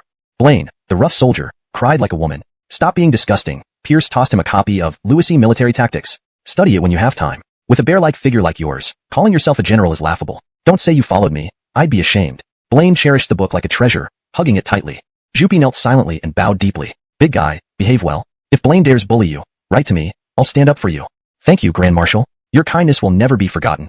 Thunderous hoofbeats announced the arrival of the cavalry stationed outside the city, joining Pierce. Pierce waved to the two men. All right, go back. Grand Marshal, safe journey. Translation provided adhering strictly to the guidelines specified. Sealed them, and instructed for the boxes to be sent directly to the Moxie. Then, he turned stern, urging the officials in Jiangzhou to reassess the landholdings properly. Before becoming the capital magistrate, he had served as a county magistrate and provincial governor. How could these corrupt officials escape his scrutiny under the nose of the Rossiyui imperial guards? Very soon, he uncovered discrepancies. That same evening, he also received an anonymous threat letter warning him not to push too hard, reminding him that it would be better for everyone if he backed off. He burned the letter on the spot. If a pawn lost its use, it only became an eyesore. There was no other choice for him. Not only did he not back off, but he became even stricter. A few days later, he encountered an assassination attempt on the street. Dozens of assassins disguised themselves as civilians and merchants, ambushing him with crossbows and weapons. Caught off guard, Ike was unprepared for the attack. Fortunately, over a dozen Rasiyue guarded him. Most of the commanders and officers were veterans from the Lewis family army, formidable warriors. Under the command of 100 households officer, the dozen Rasiyue fought while retreating, ultimately leaving just a few survivors, but they managed to protect Ike. However, not entirely unharmed. He had been shot in the chest with an arrow and fell unconscious. With timely medical attention, Ike survived but required months of bed rest. At the same time as his attempted assassination, his room was burglarized with valuables, including evidence he collected. Arthur replied bitterly, "Your Majesty, I am not opposing you, but I oppose mass arrests involving innocents." "How is this different?" Arthur lowered his head in silence. The Moxie then pointed at Kyler. "Tutor, do you think I have done wrong?" Kyler gritted his teeth. "Brinley's." As for Rock, the Moxie didn't acknowledge him. This old man had consistently criticized her actions. Seeing him made her dislike him. Clenching her teeth, the Moxie asked, "What if I don't release them?" Rock answered expressionlessly, "Then we will kneel until you do." "Are you threatening me?" "We dare not. How can one threaten someone while kneeling?" The Moxie shouted. "Isn't this coercion?" The ministers bowed silently. "Do you think I, a woman, am easy to bully? Do you believe Great Phalon can't survive without you?" No one dared to answer. "Fine. Very well. You win. Rasiyue, release them." Turning away, the Moxie couldn't hold back her tears. In that moment, she longed for a broad shoulder to lean on, a warm embrace to shield her from the storm. "Damn it, why aren't you back yet?" The Moxie fell ill, refusing any medical treatment. She felt utterly disappointed, as if her hopes for saving Great Phalon had vanished. It seemed better to die of illness than to witness her country's downfall. This alarmed the officials, as the Moxie was the last bloodline of the royal family. If she died, will commander emerging from battles. Gather everyone for a meeting. Those not here in 10 minutes can go pick manure. Brinley's Bray. Gus fled hastily. County Prefect Gua. Pierce looked at Gillis. Zhonglong Lewis, please instruct. Gillis shuddered. In the future, Great Phalon will continue trading weapons and equipment for grain from Bartendom, with Normannion County serving as the transit hub. Everything must be orderly, with clear accounts. Do you understand? Zhonglong Lewis, I understand and will manage Normannion County diligently. Excellent. After returning, I will send a Rasiyue detachment to garrison Normannion County. They can assist you with unresolved issues. I understand. By stationing Rasiyue in Normannion County, Pierce intended to bring it under his control. The county's strategic importance made him reluctant to entrust it to anyone else. Naturally, he wouldn't mind additional tariffs either. Chapter 266, Ashton's crossbow and Conall's repeating crossbow. 10 minutes later, everyone gathered together. Pierce decisively said, "Uncle Gordon Olddew, you two lead the Lewis family cavalry back to Tongxiang County for a good rest. At the same time, write down your battle experiences with the heavy cavalry and share them with the other 5,000 brothers who did not participate." Lance and Johan clasped their hands. "Brinley, sir. The 5 nations eyeing our country, frequent wars are imminent. Can we first manufacture a batch of strong hand-drawn crossbows to handle the pressure?" Advisor thought this through, Pierce praised. "Xiao Ma, how difficult is it to create these hand-drawn crossbows?" Conall nodded. "Edwin, adding a pulley simplifies the process greatly. As long as we have the right steel, mass production can start quickly." "Interesting. What range and power does such a crossbow have?" Pierce didn't want simplified processes to result in subpar weapons. "If we keep the size of the repeating crossbow you currently have, it will still have a 300-meter range and maintain its power." Pierce nodded approvingly. "Excellent. Let's start mass-producing these crossbows then." Hand-drawn crossbows with a 300-meter range were far superior to the current Donghua News, large yellow bows. Once mass-produced, these inferior weapons could finally retire from the Lewis family army. Moreover, hand-drawn crossbows meant cavalry could use them. Training only 2,000 light cavalry wasn't enough for future wars, but finding skilled riders was incredibly challenging. Horseback riding was manageable with saddles aiding, but archery required at least 1 or 2 years of training to be useful in battle. With powerful crossbows available, not only would this light cavalry become effective quickly, but recruiting more members would be safer. These strong crossbows could significantly enhance the Lewis family army's strength in a short period. Conall affirmed, "Edwin, I'll arrange everything as soon as I arrive in Tongxiang County." "Great, do whatever it takes. Of course, don't neglect the repeating crossbows either. Both should be pursued simultaneously since we have plenty of manpower and materials. Xiao Ma, you'll need to manage both ends." "Brinley's, sir." Pierce considered for a moment. "All right, henceforth, let's call the single-shot strong crossbows Ashton's crossbow, and the repeating crossbows Conall's crossbow." Ashton and Conall were overjoyed. "Thank you, Edwin." Naming these era-defining weapons after them meant they'd become famous along with their creations, even leaving behind a legacy. This gesture won hearts, even affecting someone like Ashton, an otherwise detached master. Lance, Johan, Leland, and others envied them tremendously. Even Holly felt somewhat moved, but alas, her numerous mistakes put her on Pierce's blacklist. Pierce stood up. "All right, meeting adjourned. Uncle Gordon, Olddew, Xiao Ma, we part here. Everyone else, back to the capital with me." "Brinley's, sir." Pierce clenched his fists tightly, eyes blazing, unable to wait to return and teach those who wronged his wife a lesson. In the Great Phalon capital. If it were effective, would I be here wasting words? She refuses to see anyone. Kyler and Rock were at a loss. Arthur warned sternly, "I warn you, Charles and troops have withdrawn from Shu. He'll return soon. If you don't want him enraged, think of a solution." Kyler paled. He couldn't withstand the man's methods. Rock pretended to be calm. "He's just a clown riding a dragon's back. Why should I fear him?" Arthur gave a sarcastic thumbs up. "Grand Tutor bravery, let you face him head-on once he returns." Rock waved his sleeve. "Impossible. At my age, squabbling with a young whelp wouldn't be honorable even if I win. Arthur despised them. These old men were classic bullies of the weak and fearful of the strong.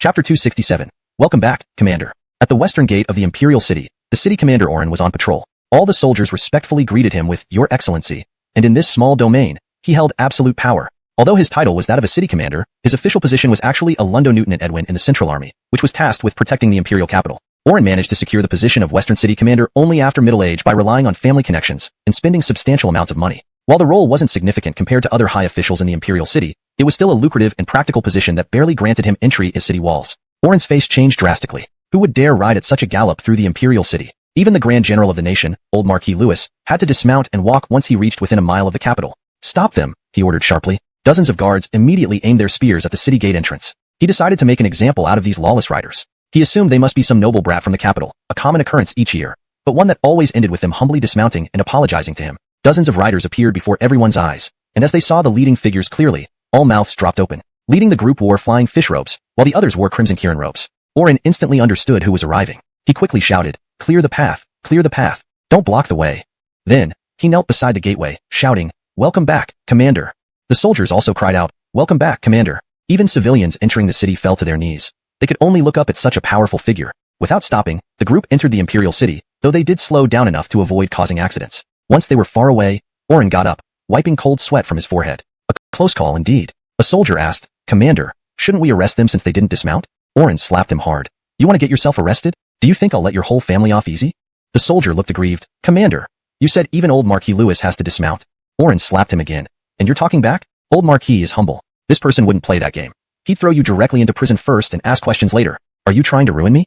The soldier held his cheek. Commander, stop, I'm wrong. Orin watched the departing riders and smirked. There will be plenty of drama ahead. The capital is about to be turned upside down. Outside Meixiang Pavilion, Sir Charlisk and Verna were pacing anxiously. Calhoun sighed repeatedly. Sir Charlisk, her voice tinged with tears, said, What are we to do? Her Majesty refuses Calhoun's treatment and won't eat or drink. How can she keep going like this? Verna also cried. Her Majesty is cutting off her own life force. Calhoun, please come up with something. Calhoun replied bitterly, Her Majesty refuses my treatment. What can I do? All he could do was stay and wait for the Moxie to call him, so he could act immediately. Sir Charlisk added, If only the Londontal Marquis were here, he'd surely change Her Majesty's mind. Verna agreed, Brinley's, but he's in Shu. Why were they waiting? Firstly, they missed Louis Z and wanted to greet him first. Secondly, knowing Louis Z's fury, this meant big cases for the embroidered uniform guard. They were ready, waiting for his command. The crisp sound of hooves echoed as two figures in flying fish robes and dozens in Kirin robes appeared. The man dismounted, hand resting on his long saber, striding forward with grace. Welcome back, Commander. The palace guards bowed. Note asterisk names such as Louis Z, Orin, Garrett, Andonis, Gordon Dwayne, and Gordon Oswald have been transliterated from Pinyin to maintain accuracy.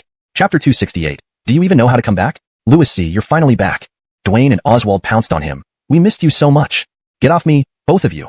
Pierce shoved them away with one hand each. You big men, how embarrassing is this? They looked at him with aggrieved expressions. Dwayne said, Louis Z, did you know? While you were gone, we missed you so much that we couldn't eat or sleep. Oswald nodded vigorously. Pierce cursed. Look at you, so fat. And you claim you can't eat or sleep. If you don't lose weight soon, you won't stand a chance on the battlefield. I reckon you shouldn't be a commander here, just so you don't ruin our Rossiui's reputation.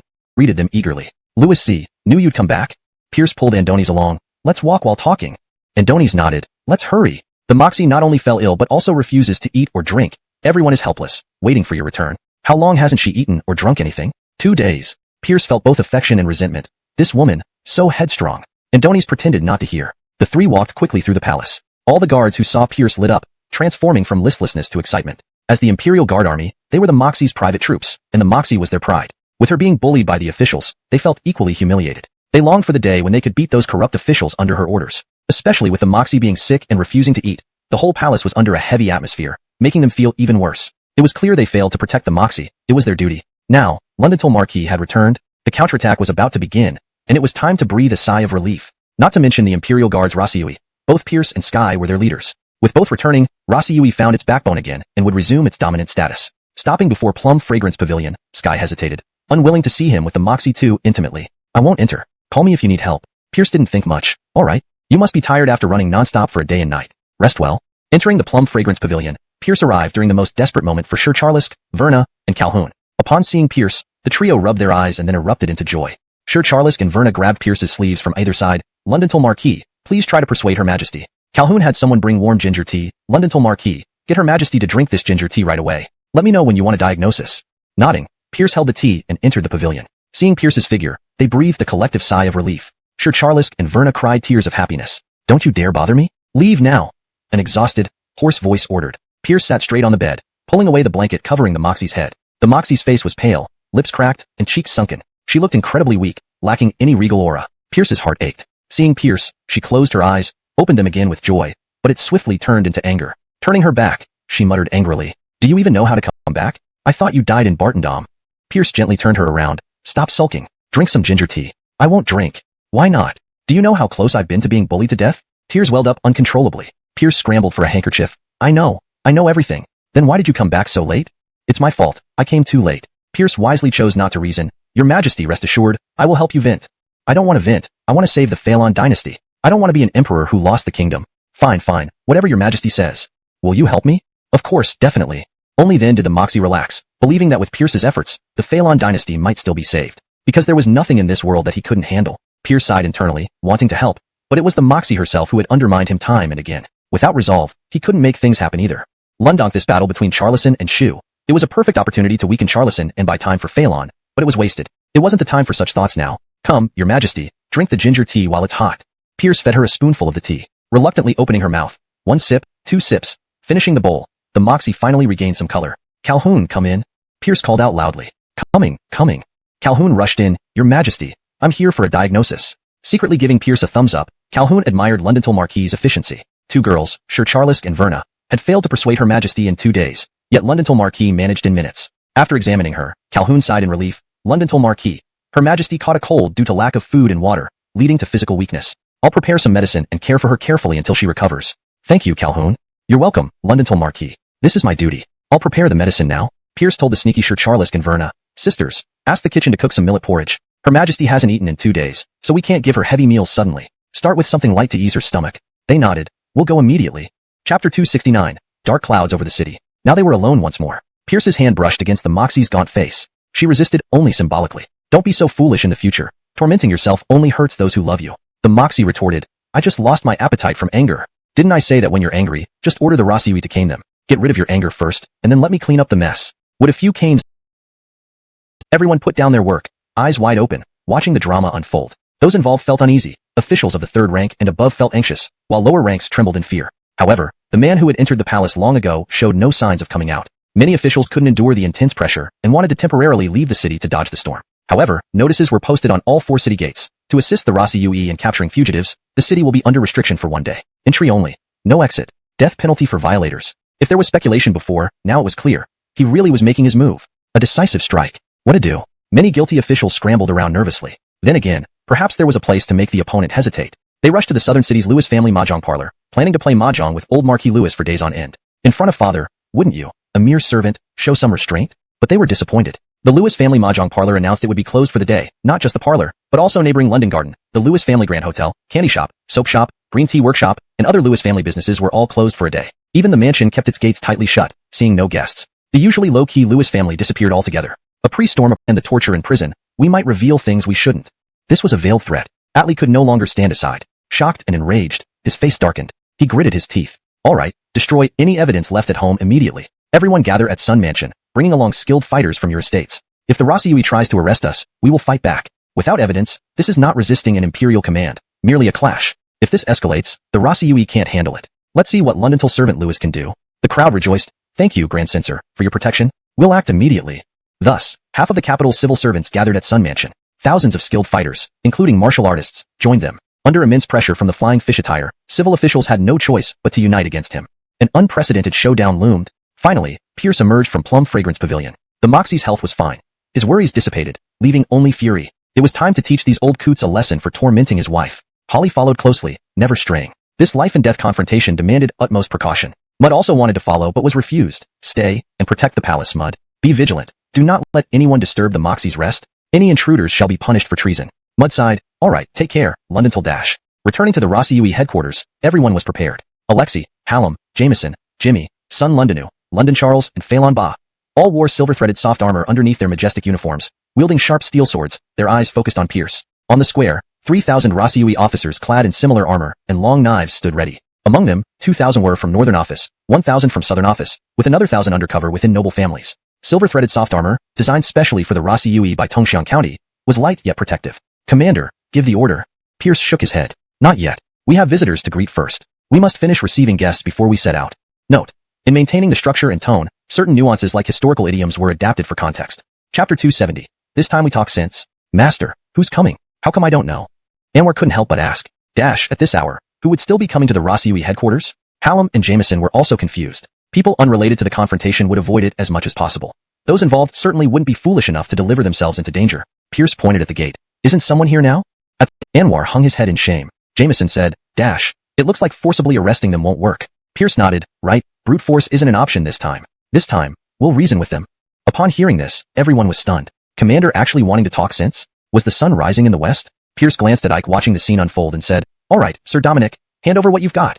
Commander, what do you mean? Naturally, what you collected in Jiangzhou. Ike was taken aback. How does Commander know I have this with me? Pierce replied, isn't this why you're here? Haven't you read the intelligence reports? That stuff was stolen. All right, with your shrewdness, Sir Dominic, how could you leave something so important uncopied in a room? How can you be sure that what I have is what you need? If it didn't endanger their lives, why would they risk everything to assassinate you? Something that endangers their lives is exactly what I need. Ike laughed heartily. Commander's wisdom is truly fearsome. No wonder you're unbeatable. Pierce responded using the moxie words, Sir Dominic, I seriously suspect you're insulting me. Ike pulled out a blood-stained ledger from his robe and solemnly said, this is what I found in Jiangzhou. I haven't handed it over to Austin because I believe it would be more useful in your hands than in Austin's. Commander, I've been waiting for you to return. Please use it well, and don't disappoint me for getting injured. Pierce saw through his intentions. Sir Dominic, you want to use me indirectly to complete the land survey in Jiangzhou, right? Ike laughed. Nothing gets past you, Commander. It's just a side benefit, just a side benefit. Pierce felt weary. As he got deeper into this, these old foxes grew craftier. He might not even realize when one of them sells him out. Compared to them, Anwar, Abdullahi, Hallam, and Jameson were like children, unable to contribute effectively. Fortunately, he gained a prodigious strategist during his trip to Shu. By then, they'd all be thoroughly calculated, leaving them nowhere to run. He slowly opened the ledger, scanning page after page. With each line, his lips curved into an increasingly wide smile. By the time he closed the book, a preliminary plan had formed in his mind. Commander, what do we do? Everyone looked at Pierce. Anwar, Pierce said, lead a team to Jiangzhou immediately and arrest Prefect London Queenie. You have half a day to bring him back. Remember, it's a secret arrest. Keep it low-key. Bring some people back to the capital as well. Here's the list. The capital was close to Jiangzhou's provincial capital. If they rode hard, they could return in half a day. As for charges, Pierce was too lazy to mention them. Below third rank, anyone could be arrested by the Rossi Yue first and questions asked later. A prefect, merely fourth rank, wasn't an issue. Anwar said excitedly, Master, I'm on it. Go ahead. Take Black Death, and everyone else take fast horses. Black Death, the Horse King, had its pride. Besides Pierce, only Anwar, who spent much time around it, could ride it. The fast horses Pierce mentioned were the Arabian steeds bred in his mansion. Hallam hurriedly asked, what about us? Jameson added, and me. Pierce casually replied, I heard that recently a notorious thief has been terrorizing several noble families' maidens. Even the Rosseo Norman has no way to deal with such elusive criminals. With my integrity, I despise such dishonorable acts. Both of you lead 3,000 Rossi Yue soldiers in a citywide search. Leave no stone unturned until you catch this scoundrel. What? Both Hallam and Jameson were dumbfounded. Not now. This is serious. What about catching that thief? Brinlia, if you really can't stand it, dispatch a few veterans, and it will be done quickly. Is it necessary for all of us to go? Pierce scolded. Every day lost means another innocent victim. Don't you have any sympathy for those girls? What if he targets your women?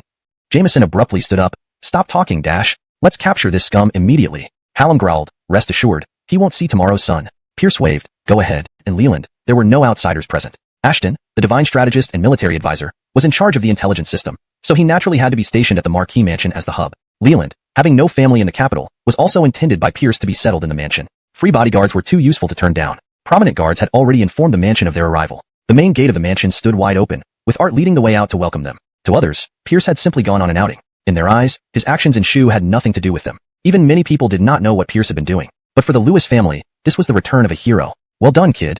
Art gave Pierce a big hug. Old man, have you been sneaking green ant wine again? Pierce asked. No. How could I? Art denied it outright. Pierce didn't expose him. After all, it would be hard for him to sneak drinks now that he was back. Master! Edwin! Germaniniang and Kathy rushed forward together, giving Pierce a warm embrace. Master, welcome back. Edwin, I missed you so much. I missed you guys too. Pierce held old butler Alger's hand. Dominic, how have you been? Has your old leg problem flared up again? I'll ask Haddonfan to take a look at it later. Master, everything will be fine once you're back. Pierce patted Londontal Six's shoulder. Londontal Six, you seem much stronger. By the way, where's Miguel?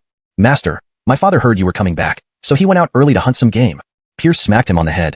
Why didn't you stop him? Miguel is getting old. Hunting can be dangerous for him. Londontal 6 looked aggrieved. Master, I couldn't stop him. After the greetings, Pierce pointed at Ashton and Leland. Come, everyone, let me introduce you to our new family members. This is Mr. Hong, our military advisor and known as the Divine Strategist. If you want fortune-telling, find him, but don't be fooled by his predictions. This is Master Xiao, known as Iron Fist. Need help with lifting, or if you're bullied outside, he's your man. He can handle dozens without a problem. As the family patriarch, Art was the first to welcome them. Mr. Hong, Master Xiao, welcome to the Marquis Mansion from now on. Both men were moved. Thank you, Lord Lewis. Others also expressed their welcomes. After the welcoming ceremony, Art looked around and couldn't help asking, Kid, where's Xiao bailing? The smiles on Pierce, Holly, and Jessica faded immediately, and the atmosphere grew somber. Art had a bad feeling. Kid, you didn't lose her, did you? Wait till I thrash you to death. Pierce sighed. Julieteg has returned home. He briefly recounted the chorus story from beginning to end. Everyone fell silent upon hearing this. Art sighed. She should stay home with her mother. That child has suffered too much. All right, Pierce said. She's only going home for a while. She'll be back. No need to be so gloomy, right? Art agreed. Indeed, Xiao Bailing will come back. When she does, she'll be a grown-up. Let's look forward to it.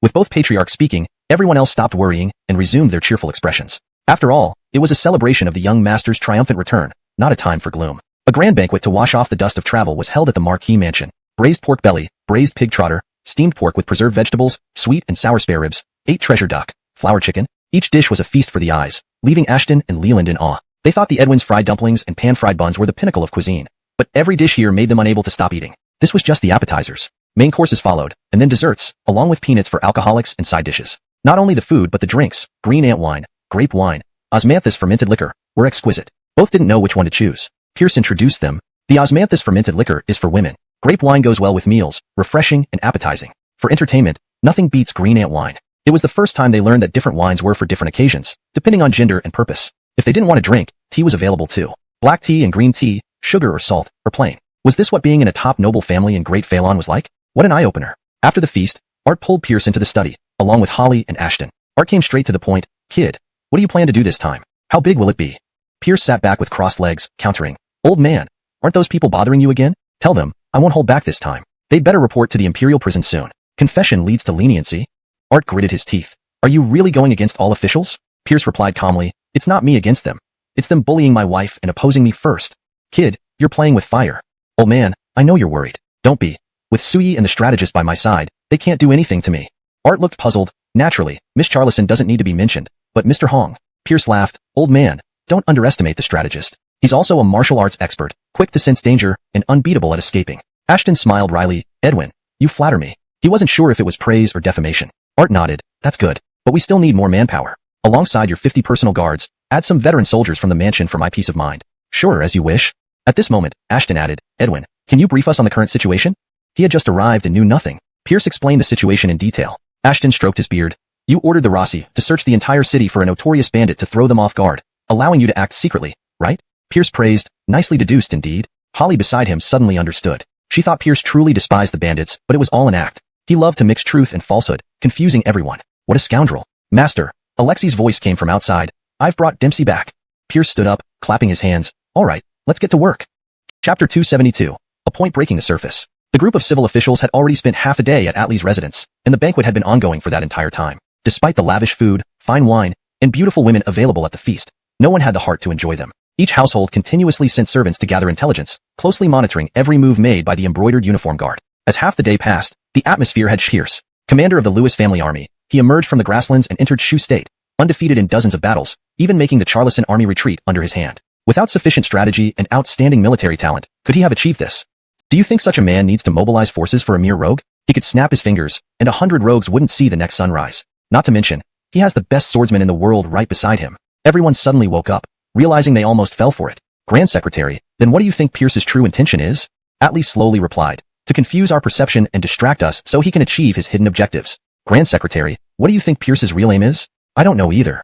If I knew, would I need to argue with a bunch of fools? One official asked fearfully. He won't use our moment of relaxation to launch a surprise attack and capture all of us, will he? Upon hearing this, everyone felt chills run down their spines. Brinley's, yes. Isn't this exactly the tactic of feinting east while attacking west? With Pierce's divine tactics, this must be his plan. The crowd was alarmed as chaos erupted in Atlee's residence. Quick, order all the guards to stay alert. Stay vigilant at all costs. Do not slack off to avoid giving the embroidered uniform guard any opportunities. Make sure the gates and walls are. All three were somewhat distracted. It took multiple readings to understand the content of a single report. Work that usually took an hour now took 3. Arthur, originally a military man, lacked the composure of scholars Kyler and Rock. He couldn't hold back. Do you two think what the embroidered uniform guard is doing? He regretted aligning himself against the Moxie for some benefits. As a military leader, he could have stood aside and watched the conflict unfold without feeling anxious. Kyler laughed bitterly. Louis Zhonglong's methods are unpredictable. I cannot guess either. Rock pondered. Now that the imperial officials are united, he can't attack them directly. The only way is to strike at key points. Regardless of what actions the embroidered uniform guard takes, it must serve this purpose. Both nodded in agreement. Rock, being a three-term veteran, had truly sharp insight. Arthur asked, then where is this point? The trio pondered deeply. Time seemed to stand still. It was unclear how long they deliberated, maybe half an hour, or an hour. Suddenly, as if sharing the same thought, their minds clicked. Could it be? Their faces turned pale. Oh no. Sir, a clerk rushed in. A group of embroidered uniform guards arrived outside, claiming to deliver the Silas's decree. The three didn't hesitate and hurried out. Captain Oren of the embroidered uniform guard, leading Ming defenses, unaware of the impending disaster. Was the intelligence gap between people really so vast? Not only the cabinet, but also the Ministry of Justice and the Supreme Court received similar decrees and messages from Pierce.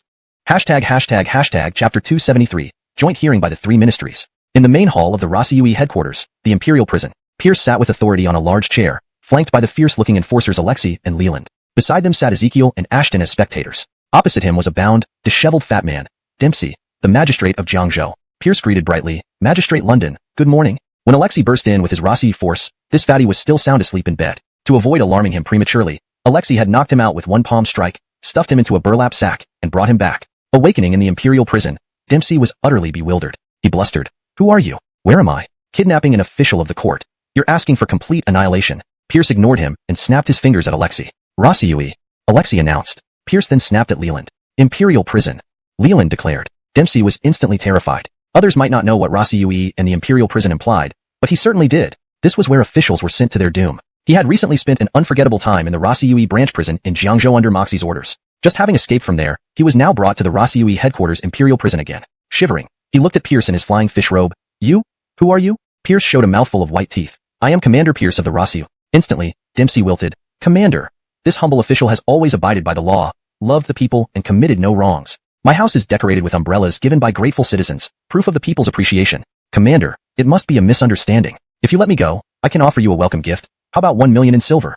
I hear you have an interest in amaze dancers. I have 2 exquisite beauties from the western regions. I'll personally send them over. Also, I have a pair of delicate twin girls from Jiangnan. Touching one makes the other react. It's incredibly delightful. Both can be offered to you. Pierce's eyes gleamed. Not bad, not bad. Magistrate London really understands this, Commander. However, I'll collect the silver and the beauties myself from your home. No need for you to trouble yourself. Before that, let's introduce you to an old friend. A wheelchair was wheeled in, occupied by Ike. Ike grinned menacingly. Magistrate London, long time no see. Your care in Jiangzhou was much appreciated. Inside, Dempsey panicked, but he tried to maintain his composure. Lord Protector, I missed you greatly since our parting in Jiangzhou. We drank and talked just yesterday. Tell the commander, I've been a good official. Ike sneered, not wanting to waste words on a man about to die. He took the first seat on Pierce's left. There were 3 seats in total. Criminal Minister Ignacio, looking like everyone owed him 500 taels, strode in and sat in the second seat. Pierce quickly said, Welcome, Chief Justice. You heard him trying to bribe this commander? Ignacio scowled. I also heard the commander saying he would fetch the bribes himself. Pierce responded righteously, Of course. They're ill-gotten gains from the people. I must return them to the treasury. Ignacio harumphed, unwilling to argue further with Pierce. Ah, Grand Master of the High Court London Quan rushed in, bowing respectfully. Sorry to keep Commander, Lord Protector, and Chief Justice waiting. The High Court was a loosely managed department under the Ministry of Justice, forcing London Quan to remain humble. Pierce smiled. Sit down, Master London. Thank you, Commander. London Quan took the third seat. The Censorate, the Ministry of Justice, and the High Court, the 3 ministries convened for a joint hearing. Seeing this lineup, Dempsey's heart raced wildly. He had a terrible premonition. To Pierce's right were 3 more seats, occupied lastly by the 3 grand secretaries who arrived fashionably late. Upon their entry, everyone stood. Only Pierce remained seated, sizing up the 3 men with hostility. These old fellows had bullied his wife, so they'd get what they deserved this time. Even a slap would be too light. Despite feeling unnerved by Pierce's glare, they maintained calm appearances, smiling and greeting Ike, Ignacio, and London Quan. Pierce, impatient, declared, All right, I'll sit down. The Jiangzhou case begins.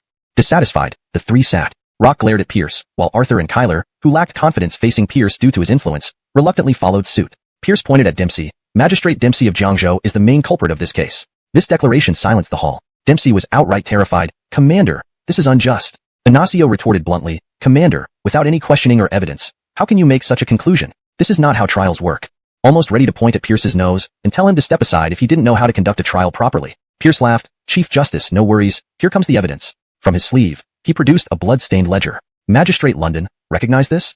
The ledger wasn't for accounting but contained testimonies of Dempsey's crimes. forced confiscation, mass murders, and corruption. Each testimony bore a real name. Dempsey had tampered with the original stolen ledger, listing non-existent witnesses. But the real witnesses? Pierce clapped. Bring them in. One by one, people entered the Imperial Prison Hall, glaring at Dempsey. Farmers, clerks, merchants, all victims of Dempsey. Pallid, Dempsey felt his fate sealed. Pierce handed the bloody testimonies to the witnesses. Speak before the Grand Secretaries, the heads of the 3 ministries, and this commander. One by one. Farmer, Your Excellencies, I am from Dashikan Village in Hua County, Jiangzhou. My family owns 50 acres of ancestral land. Dempsey coveted the feng shui, claiming honor to relocate my ancestors' graves, without compensation. I refused, and he ordered County Magistrate Charleston Fu to accuse me of tax evasion. I was beaten severely, breaking my waist and legs. My land was confiscated, and my starving wife died. Please bring justice. Clerk, Your Excellencies, from Hua County. My family once owned 500 acres. Dempsey sent people to extort me, which I refused. Mocked him. Just now you said you would give our commander a 1 million taels gift. Now, you suddenly become poor and clean? What's this nonsense? Others also shook their heads, knowing that Dempsey was now flustered. Dempsey tried to argue back, but Pierce slammed the gavel. Complete nonsense. All these witnesses were brought back by Rossi Yue from Jiangzhou, and their identities have been confirmed. If we don't show you some colors, you won't come clean. Bring him the 10 basic punishments of our prison. The 10 basic punishments included finger clamping, nail pulling, branding, palm piercing, laughing torture, water torture, tooth grinding, tongue extraction, intestine pulling, and bone breaking. A horrifying pig-like scream filled the air in the prison, chilling everyone to the bone. Though those in the hall felt reluctant, none dared stop it. The great Phelan dynasty, valuing propriety and honor, did not endorse corporal punishment lightly, but for obstinate criminals who faced irrefutable evidence, it was necessary to demonstrate the majesty of the laws of the Phelan dynasty. Don't clamp, please. I confess everything. Dempsey finally broke down. Behind Pierce, Alexei sneered inwardly. He thought this man couldn't endure the first form of torture. Truly a weakling. Alexei had initially expected to witness the effects of subsequent tortures. Pierce struck his desk again. I ask you, is their testimony true? Brinley's, it's true. In my moment of madness, I deserve to die. Pierce looked to the left side of the hall. 3 main officials of the 3 departments. Do you have anything to say? All 3 shook their heads. Given both testimonies and physical evidence is present, Dempsey could no longer evade. Then Pierce turned to the right side of the hall. 3 senior ministers. Do you have anything to say? Again, all 3 shook their heads. Considering Dempsey merely a small prefectural governor, they didn't wish to be bothered. Pierce nodded. In that case, the commander announces here, Prefect of Jiangzhou Dempsey has disregarded the law, committed murder for profit, sentenced to death, execution scheduled post-autumn. Dempsey immediately lost control over his bodily functions. Everyone covered their noses. Ignacio frowned and said, Commander, if I recall correctly, you gathered us because of the Jiangzhou case. You claim Dempsey was the ringleader of the Jiangzhou incident, but all testimonies and evidence only point to his involvement in murder for profit. How does this relate to the Jiangzhou case? Pierce responded, it does indeed connect. Because Grand Tutor uncovered so many crimes committed by Dempsey, he took desperate measures and sent people to assassinate the Grand Tutor. Ignacio retorted harshly, Commander, this is mere inference. In court, we look at evidence. Rock echoed, correct, Commander. Please provide valid evidence. Very well, let's have your evidence, Pierce stated. Dempsey, I'm giving you one last chance. Dempsey, who had already resigned himself to despair, leaped up instantly. Commander, go ahead, speak. Pierce calmly said, tell us how you sent someone to assassinate the Grand Tutor. Without hesitation, Dempsey recounted the entire event in detail. He explained the discussions, assignments, ambush strategies, infiltration into Ike's room to steal evidence and stage a burglary scene. If Pierce had asked for confession earlier, Dempsey would never admit. But since he was already sentenced to death, he had to grab any hope he could, regardless of dignity. Desperate to meet Pierce's expectations, Dempsey detailed the account almost like writing a book. Rock, Kyler, and Arthur exchanged bitter smiles. What a clever psychological warfare move. After finishing his narration, Dempsey carefully reviewed it and saw no gaps. He eagerly glanced at Pierce. Pierce looked at the court clerk. Have you written it all down? Commander, every single word. Good. Pierce then asked, smiling, main officials of the 3 departments and the 3 senior ministers, are you satisfied with this confession? Without waiting for their responses, Pierce turned to Dempsey. Dempsey, just talking doesn't prove anything. Do you have any human or material evidence? Behind him, Alexei nearly couldn't contain his amusement. Leland struggled hard to maintain composure. It was rare to see an examiner asking a suspect for evidence to incriminate himself. And what's more, the suspect cooperated. Dempsey hurriedly said, Brinley's, yes, Jiangzhou Vice Prefect Sean Gordon planned it. Army Officer Chan Shi organized it. Commander, arresting them will confirm everything. Also, the weapons used came from the government storehouse, easily traceable. Rock covered his face, feeling utterly hopeless. Pierce nodded approvingly. No objections from the 3 department heads and 3 senior ministers? Hence, the mastermind of the Jiangzhou case is officially determined to be Dempsey. Commander, Dempsey pleaded. As required by you, I've confessed. Pierce nodded. Brinley's, thank you for your cooperation. I'll keep my promise. Before execution, you'll live comfortably in the Imperial prison without any torture, feasting on delicious meals. Some minor requests can also be met. Enjoy your final moments, Sir Prefect. Dempsey realized immediately that he had been tricked. He yelled, Pierce, you are dishonorable and despicable. Pierce pretended to be aggrieved. How am I dishonorable? The privilege of being fed well in the Imperial prison isn't for everyone. You should cherish this opportunity. If you don't want it and prefer to experience all 10 forms of punishment, I won't force you. Dempsey fell silent. Remembering the excruciating pain of finger clamping, he didn't dare repeat it. Besides, it was just the first of 10. Pierce held Dempsey's confession, walked to the 3 department officials. Certainly, please sign if you have no objections. They reluctantly sealed their approval, acknowledging the trial result. Next, Pierce blew dry each seal, approached the 3 senior ministers sternly. Now sign. Although angered, the 3 ministers still sealed their approval. Pierce was delighted. Zhou case is solved. Thank you all for your efforts. You may leave. Commander will immediately report to Austin. Pierce turned and left. Alexei and Leland hurriedly followed with their guards. Outside the imperial prison, the 3 senior ministers looked up at the sky, wearing worried expressions. Indeed, the Zhou case was closed. However, the capital showdown was only beginning. Their concern lay in the fact that Pierce had seized the absolute advantage. More significant events are coming. Hopefully, they won't affect us. Please note that character names such as Pierce, Dempsey, Ike, Ignacio, etc. follow the pinion system as requested. Chapter 275. Punishment of 3 Generations. When Pierce met the Moxie, she was in the Lewiston Hall reviewing and approving memorials. The Moxie quickly put away the documents, looking guilty as she faced Pierce. Pierce, furious, said, "Janelle, weren't you supposed to be resting? What are you doing here?" Caught red-handed, the Moxie lowered her head and said, "I just looked at 2. Raylan reported, "It's not just 2. Elias, Her Majesty has been reviewing them for an hour." Verna exaggerated further. "That's right. She wouldn't even take a rest." The Moxie grew angry. These traitorous maids really deserved a beating. Pierce scooped up all the documents into his arms. "Janelle, there should be limits to your mischief. Do you want my future child to lose their mother at a young age? A motherless child is like a weed. Could you bear that?" "I'm sorry. Don't overwork yourself. Rest for a couple of days, understand?" "Brinley's, Your Majesty."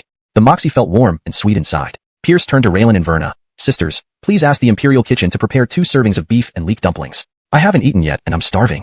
The Moxie raised her hand. "I want to eat too." Pierce scolded. "Eat? You still have a cold. Sisters, make some lean meat congee for Her Majesty." The Moxie lowered her head again after being scolded. "All right, Elias, we'll do it right away." The 2 maids left with happy faces. Pierce took out Dempsey's confession from his robe. "Your Majesty, the Zhou case has been solved." "So fast?"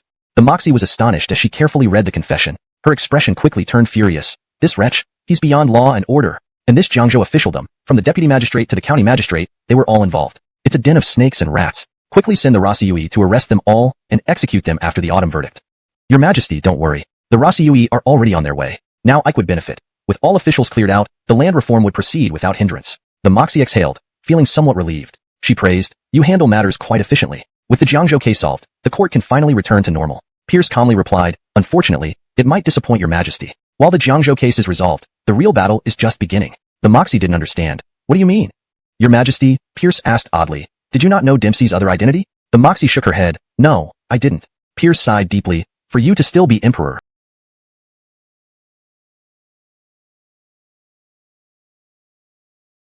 If the Rossiyui dared to storm in, they would retaliate fiercely. Atlee frowned. Something was off. He never expected Pierce to confront him directly, nor did he plan to engage in a fight with the Rossiyui. Brinley, the unexpected Rossiyui, had appeared, surrounding the entire Sun residence, ready to apprehend everyone. The situation was slipping out of his control. Now Sun's mansion was on high alert. If the Rossiyui stormed in, a life-and-death battle would be inevitable. This scale of conflict couldn't be called a skirmish, it was a war. But a single shout unraveled all defenses. Imperial edict arrived. Minister of Personnel Atlee, receive the edict. An edict? Atlee paled. Why would the Moxie send an edict now? Reluctantly, he ordered the gate to be opened and went outside to receive it. He could resist the Rossiyui, but not an imperial edict. That would be treason. Opening the gate, he saw Pierce in his flying fish robe. Feeling a bad omen, he kneeled anyway. "Your subject listens to the edict." Pierce opened the edict and read coldly, "Governor of Zhou, Dempsey, attempted to assassinate an envoy, committing a grave crime. Having been captured and found guilty by joint tribunal and cabinet review, he is sentenced to death and the extermination of 3 generations. Minister of Personnel Atlee, as Dempsey's recommender and relative, is also sentenced to the same fate." Atlee's face turned ashen, collapsing weakly to the ground. "This isn't real, not real." In the next moment, a flash of madness crossed Atlee's face. He pulled out a small crossbow from his robes and fired at Pierce. A black arrow shot toward Pierce, but Charlison Sui was prepared. Swinging his sword, he deflected the arrow. Pierce coldly ordered, "Arrest him." "Understood." A squad of Rossiyui rushed forward and restrained Atlee tightly. Atlee cursed, "Londontal bastard Pierce, what a cruel heart. Executing my 3 generations, prepare for endless retribution from the Sun family. One day, you will die by a hidden arrow." A Rossiyui soldier struck him across the face with the hilt of a saber, knocking out his teeth, rendering him speechless. Pierce waved, "Arrest everyone in the Sun residence. Those who resist will be executed without mercy." "Understood." 1,000 Rossiyui swarmed into the Sun residence, while the guards and martial experts dared not move, watching helplessly. With Atlee gone, the officials gathered there were at a loss. Fortunately, the Rossiyui did not arrest them, allowing them to breathe a sigh of relief. As long as they were safe, others' fates didn't matter to them. Pierce glared at these officials. "Gentlemen, the Sun residence is involved in treason. What were you doing here?" They were terrified. Treason was no laughing matter. Getting involved meant severe consequences. They hurriedly explained. Commander, we were merely reciting poetry and composing poems here. We had no idea Atli was a traitor. Brinley's, yes, we'll leave right away. In no time, not a single official remained in the Sun residence. Pierce sneered. Wait for your turn, you cowards. Chapter 276. All sent to dig coal in Ewing County. The last person from the Sun family to be caught was Noah, who was disguised and crouching in the lotus pond, making it difficult for the Rossiyui officers to find him. Upon seeing Pierce, he hastily shouted, Pierce, Dempsey rebelled. Arrest my father. I don't know him well at all. Let me go, and I'll never oppose you again. Pierce felt a bit sentimental. Despite their frequent opposition, they had grown up together. He instructed, do not mistreat him. Provide him with food and drink until his execution. Brinley's commander. This was the only thing he could do. Noah cried heart-wrenchingly, Pierce, I was wrong. I really was. Don't kill me. I still have many things to do. I don't want to die. Dwayne and Oswald secretly turned around and wiped away their tears. But that was all. They were never of the same kind. The arrest of Atli was just the beginning. As a high-ranking official in the Ministry of Personnel, Atli had controlled the promotions of officials throughout the empire for years. Each year, he accepted countless tributes, which can be seen from the property confiscated during the raid. The Rossiyui found 10,000 taels of gold and 1 million taels of silver in the Sun residence. Other treasures and properties were countless. What does it mean to be as rich as a nation? This is it. Afraid he might forget any favors, Atli kept detailed records of every large sum, including the requests and whether the promises were fulfilled. Over the years, there were over a dozen volumes of such accounts. This delighted Pierce. Now it would be easy. He could just follow the lists and arrest people accordingly. 3,000 Rossiyui officers acted swiftly, capturing 1/3 of the officials in the capital city at once. 3 vice ministers among them. This was still because Pierce showed restraint. Thousands of prisoners filled the Rossiyui prison cells, forcing Pierce to borrow cells from the Ministry of Justice and the Supreme Court. During this process, another big fish surfaced. Initially investigating the former governor of London Engsub, now Deputy Minister of Revenue, London Song bribed Atli with 1 million taels to get from a minor county magistrate to the governor of London Engsub. Following this lead, an astounding case emerged. During his tenure, London Song conspired with his cousin, the Minister of War London Lewis, to sell military supplies. Everything from weapons to food, worth tens of millions of taels. The Moxie gritted her teeth. Arrest them. Another minister was imprisoned, along with a deputy minister, and the entire London family was caught, yielding tens of thousands of taels of gold, over 10 million taels of silver, and countless other treasures. After Noah, another of Pierce's old acquaintances, Sterling, met the same fate. At the same time, the Moxie gave Pierce a strict order. Stop here. If you continue, my court will have no one left. Pierce had no choice but to comply with a helpless expression. He had hoped to pull down another grand secretary like Rock, but this old fox was too deep, and he couldn't find enough evidence. Pierce felt regretful. If he could also nab Zicheng, then all 3 heroes of the capital, Noah, grandson, Mingji, no balls, and Zicheng, stomachache, would be complete. With such a large-scale crackdown, some chose to fight to the death. Pierce, the culprit, faced several assassination attempts by suicidal killers, with over 100 involved in the largest incident. Unfortunately for them, with the protection layers outside by Lewis's veterans, inside by Alexei and Leland, and innermost by Holly and Ashton, these killers never got close to Pierce. The crackdown ended. 2 ministers, 4 deputy ministers, and more than 1/3 of the officials in the capital were imprisoned. See, Your Majesty, this is only 1/3. Why don't we arrest another third? Then the national treasury will immediately be replenished, sufficient for several wars. The Moxie retorted, who will work for me if they're all dead? That's easy. I'll spare the secretaries and lower officials since they do the actual work. We can catch the ministers and senior officials. Their wealth is rotting. You give up hope. When I say stop, it means stop.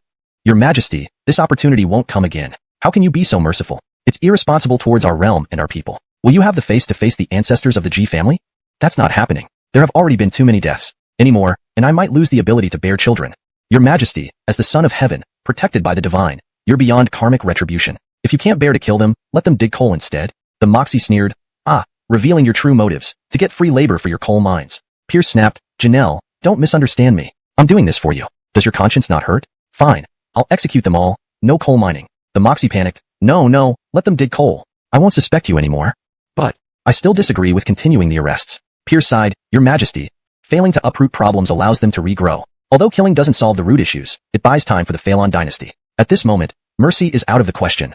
Thinking about how Zhu Quiniantang executed tens of thousands, resulting in a clean government, killing may not solve everything fundamentally, but it solves immediate problems and in the simplest way. Unfortunately, no matter how he pleaded, the Moxie refused. She was a woman, unable to match the ruthlessness of men. Her empathy made her consider the thousands of families affected, those innocent women and children. Certainly, she also considered Pierce's safety. With 1/3 already captured, he faced multiple assassination attempts. More arrests meant continuous threats. Better safe than sorry. She couldn't take that risk. Finally, Pierce sighed, giving up further persuasion. Just moments ago, she wanted his help to save the Phelan dynasty. Now, she was undermining him. Hashtag Chapter 277.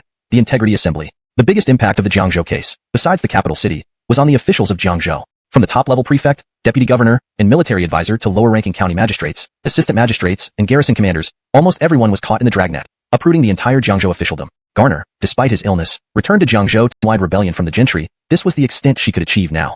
What did 20,000 acres mean? Rice was the primary crop in Jiangzhou, Jiangdong, and Jiangnan. Given the era's low yields, with an average of about 200 pounds per acre, less than one-fifth of modern yields, the grain harvest would be significant. The tax rate in Dazhou was 2 out of every 10 bushels, meaning 40 pounds per acre. Thus, 20,000 acres would yield 8 million pounds of grain, equivalent to approximately 70,000 shur. Since rice crops were harvested twice a year in these 3 regions, the annual yield would be 140,000 shur. 10,000 troops consumed around 2,000 shur per day, so 14,000 shur would be enough to support 10,000 troops for several months, enough to wage a significant battle. Satisfied with this outcome, the Moxie felt that Garner had accomplished his mission of conducting a national land survey. As for the remaining London Anzhou and Queenie Enzu, these 2 regions weren't necessary to survey. Although they had vast expanses of land, they were primarily war zones and suffered from drought, making their produce barely sufficient for local consumption, let alone contributions to the national treasury. Dazhou mainly relied on Jiangzhou, Jiangdong, and Jiangnan for sustenance, which is why the tax rate was set at an extremely high level. Having completed this unprecedented feat, Garner returned to the capital, honored and highly praised by the Moxie. A single reward of 10,000 taels was enough to make others envious.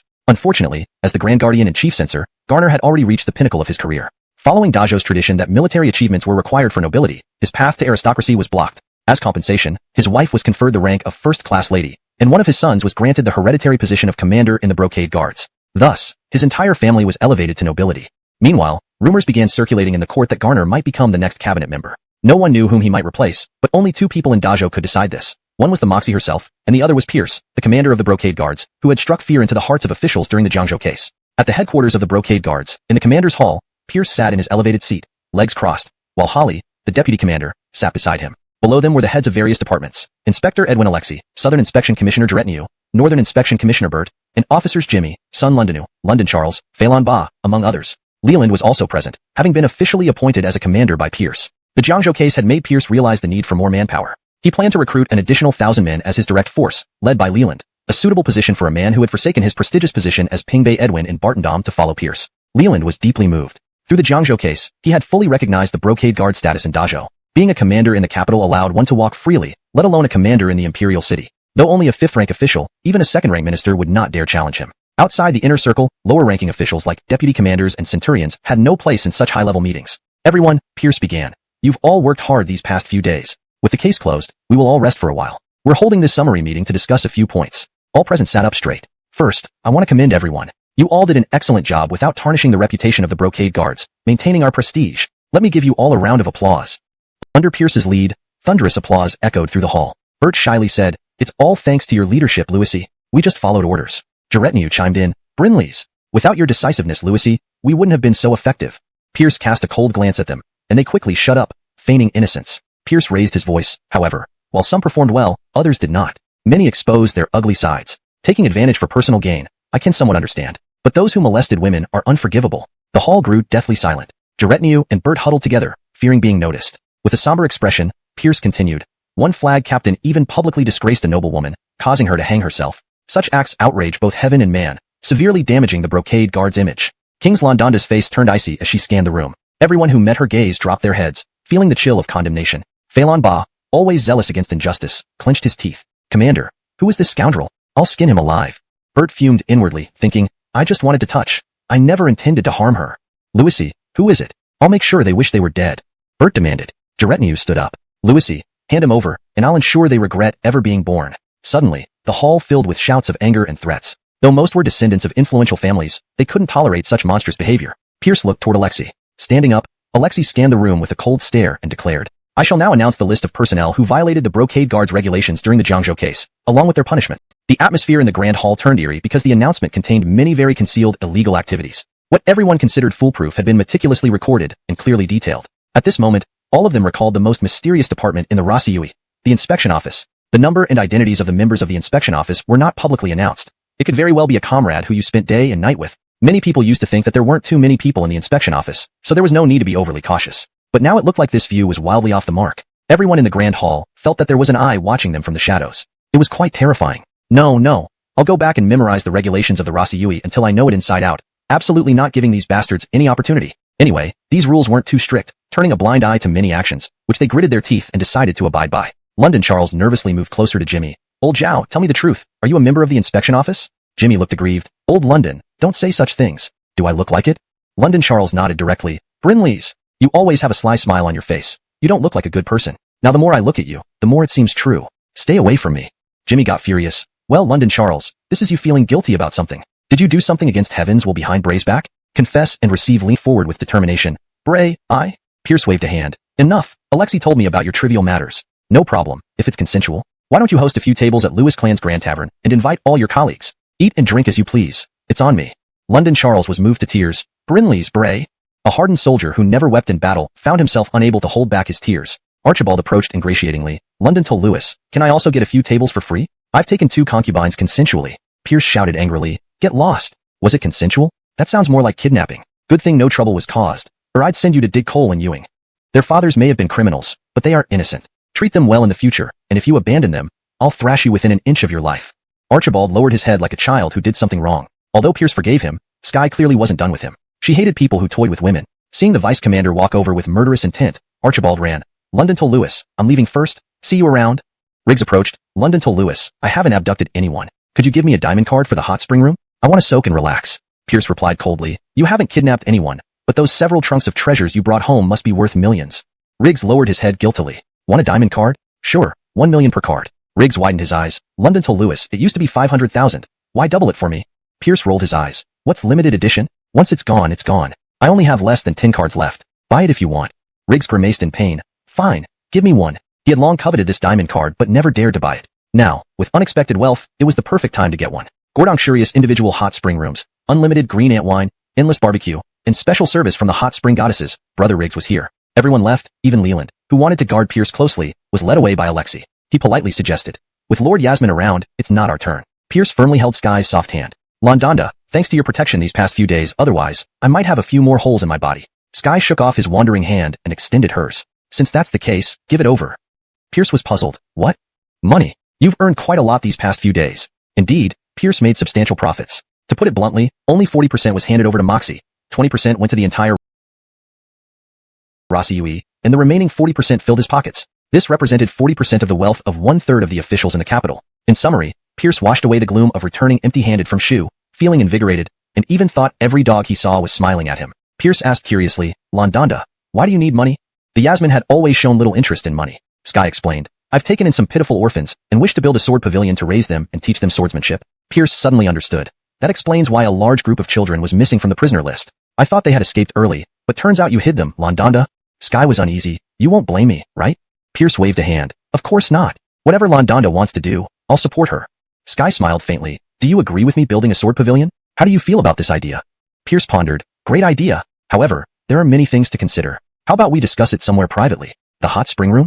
Hey, how did you know my thoughts? Ah, forgot you can read minds, damned. In the next moment, the powerful commander was predictably trodden underfoot by the Yasmin. A cry of agony echoed in the grand hall of the commander, refusing to fade away.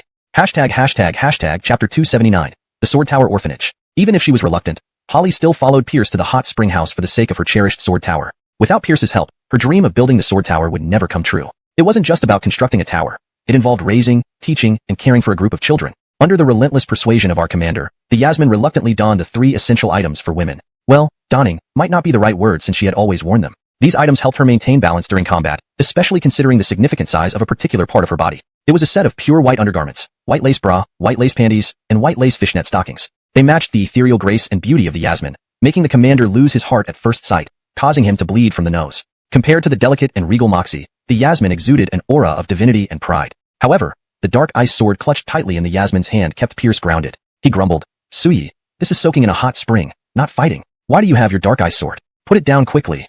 Holly crossed her arms, distorting a certain part of her body. She replied coldly, I am always inseparable from my sword. Where there is a sword, there is me. Where the sword falls, I follow. Pierce was shocked. Did this mean that in the future, their honeymoon would also involve a dark ice sword? This seemed rather romantic. He sighed, all right, come over here to your lord.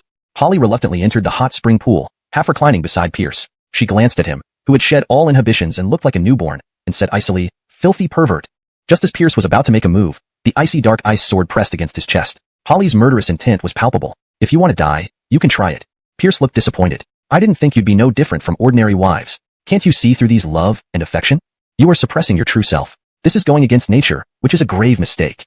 Suyi, you've already reached the pinnacle of martial arts, leaving you without a sense of crisis. If you wish to advance further, you must liberate your true self. Come, start now. Put down the dark ice sword, let your guard down, and close your eyes. But no matter how eloquent he became, The pressure from the dark ice sword did not ease. Holly merely watched him coldly, as if listening without paying any real attention. Faced with such a seemingly impenetrable Yasmin, Pierce was momentarily stumped. He shouted, "Servant, bring me some barbecue." Turning frustration into strength, he devoured another plate of delicious and spicy lamb skewers. Holly, meanwhile, sipped mildly on osmanthus wine, having recently turned vegetarian. Pierce snatched the osmanthus wine from her hands, drank it all, and gave her a challenging look. Unfortunately, the Yasmin remained unperturbed. "Are you done yet? Now tell me what to do."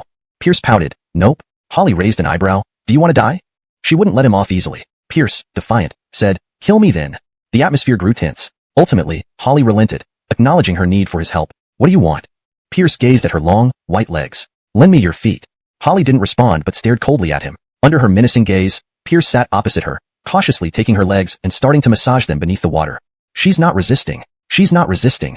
Pierce felt both relieved and thrilled. A tingling sensation spread through him, a mix of comfort and excitement. Satisfied, Holly gritted her teeth, spitting out one cold word, "Speak." Pierce hastened to explain, Sure, I'll tell you. "Holly, if you want to establish an orphanage," Holly corrected him, "it's a sword tower, not an orphanage." All right, a sword tower that's an orphanage will do," Pierce conceded. Holly couldn't argue further. "First, we need to choose a location. It should be far from the capital, due to the sensitive identities of these children. I suggest tutors to instruct them. As for martial arts classes, you have an idea?" "Brinley's. I want them to learn swordsmanship, not heavenly sect techniques but my own creation, totaling 36 forms. I aim to cultivate some capable disciples." Pierce secretly admired her. Truly, the world's greatest Yasmin could create 36 sets of sword forms, meeting the celestial requirements. How could anyone not admire her? "Suyi, your plan is excellent. I support you wholeheartedly. Any more concerns?" "One more." "Tell me slowly, take your time." Holly glanced at her feet. "When are you done?" Pierce blushed. "At least 2 hours, please bear with it. I'll give you incense time." "No way, at least 1 hour. It seems another bone cleansing session is necessary." "Don't." Nearby, in a luxurious private hot spring room, Riggs was enjoying a massage, alternating between green ant wine and barbecue, feeling utterly content. A blood-curdling scream pierced the air, startling him. He hesitated. That voice sounds familiar. Almost like Pierce? Just hallucinations. Continue massaging. Don't stop. Brinley's brother Riggs. Chapter 280, Mahjong Parlor. If Holly's planned sword pavilion is an orphanage, then Art's Mahjong Parlor is a retirement home. As the sun climbed past its zenith, Pierce was dragged to the Mahjong Parlor by Art. The Grimes and Minister Garner made up a full table, so they started playing. Pierce shuffled the tiles listlessly. "Dad, you dragged me here to play Mahjong this early in the morning. What kind of father are you? Do you know there's a song called, Say No to Gambling? I'll sing it for you." Without warning, Art slapped him. "It's nearly noon. You call this early morning? Do you understand what it means to rise with the sun and rest when it sets?" Pierce grumbled. "They work hard for their living, but you're organizing a gambling session. This is illegal. Did you know that? I could have the Imperial Guards take you to the prison for tea if I wanted. Commander or not, I will uphold justice." Another slap followed. "Stop talking nonsense and start playing." Pierce finally lost his patience and threw out a tile representing 6-1, signaling that they were all a bunch of cheaters. Unfortunately, no one understood his hint. "Kong!" The Grimes shouted. "Hell," Pierce cursed. "Zaire, that's not fair play. Don't think I can't make your cattle clean toilets." The Grimes sneered. "There's no mercy on the Mahjong table. Losing like this is embarrassing." Furious, Pierce said, "All right, watch me strip you down to nothing. Come at me." The Duke remained unperturbed, showing remarkable composure as if he were leading troops in battle. Turning to Garner, Pierce remarked, "Inspector Edwin, you two old retirees can amuse yourselves, but why are you here wasting time?" Garner explained, "Austin gave me a few days off to recover fully before resuming my duties." Pierce smiled faintly, knowing too well why these two had instigated his father to drag him here. However, he didn't intend to expose their ulterior motives. After several rounds, the Grimes couldn't hold back any longer. He spat out, "Arthur is a rotten apple. Austin trusted him so much, making him a cabinet elder, yet he betrayed him along with those two. I feel ashamed associating with such a man." Pierce nodded. "You're right, he's a bad person. Look, Lewis, I've always supported you and Austin loyally. Will you believe me?" Pierce retorted coolly. "But where were you when we needed support?" The Duke looked hurt. "I was inspecting the Western Army in London, Angshao. Otherwise I would have stood with you against the dark forces without hesitation. You must trust my commitment." Rolling his eyes, Pierce thought, "Sure I do." Impatient, Pierce asked, "Zaire, what do you really want? Spit it out." The Duke smiled nervously. "Lewis, I heard you're expanding the Imperial Guards by 1,000 men. Can you give me some 100-man captain slots? And maybe even a 1,000-man captain or deputy captain position if you don't mind?" Pierce scoffed inwardly. Sure enough, the Jiangzhou case had elevated the Imperial Guards to the top-tier Secret Service. Their distinctive red Chilan uniforms were envied by many, let alone the higher-ranking Donghua uniforms.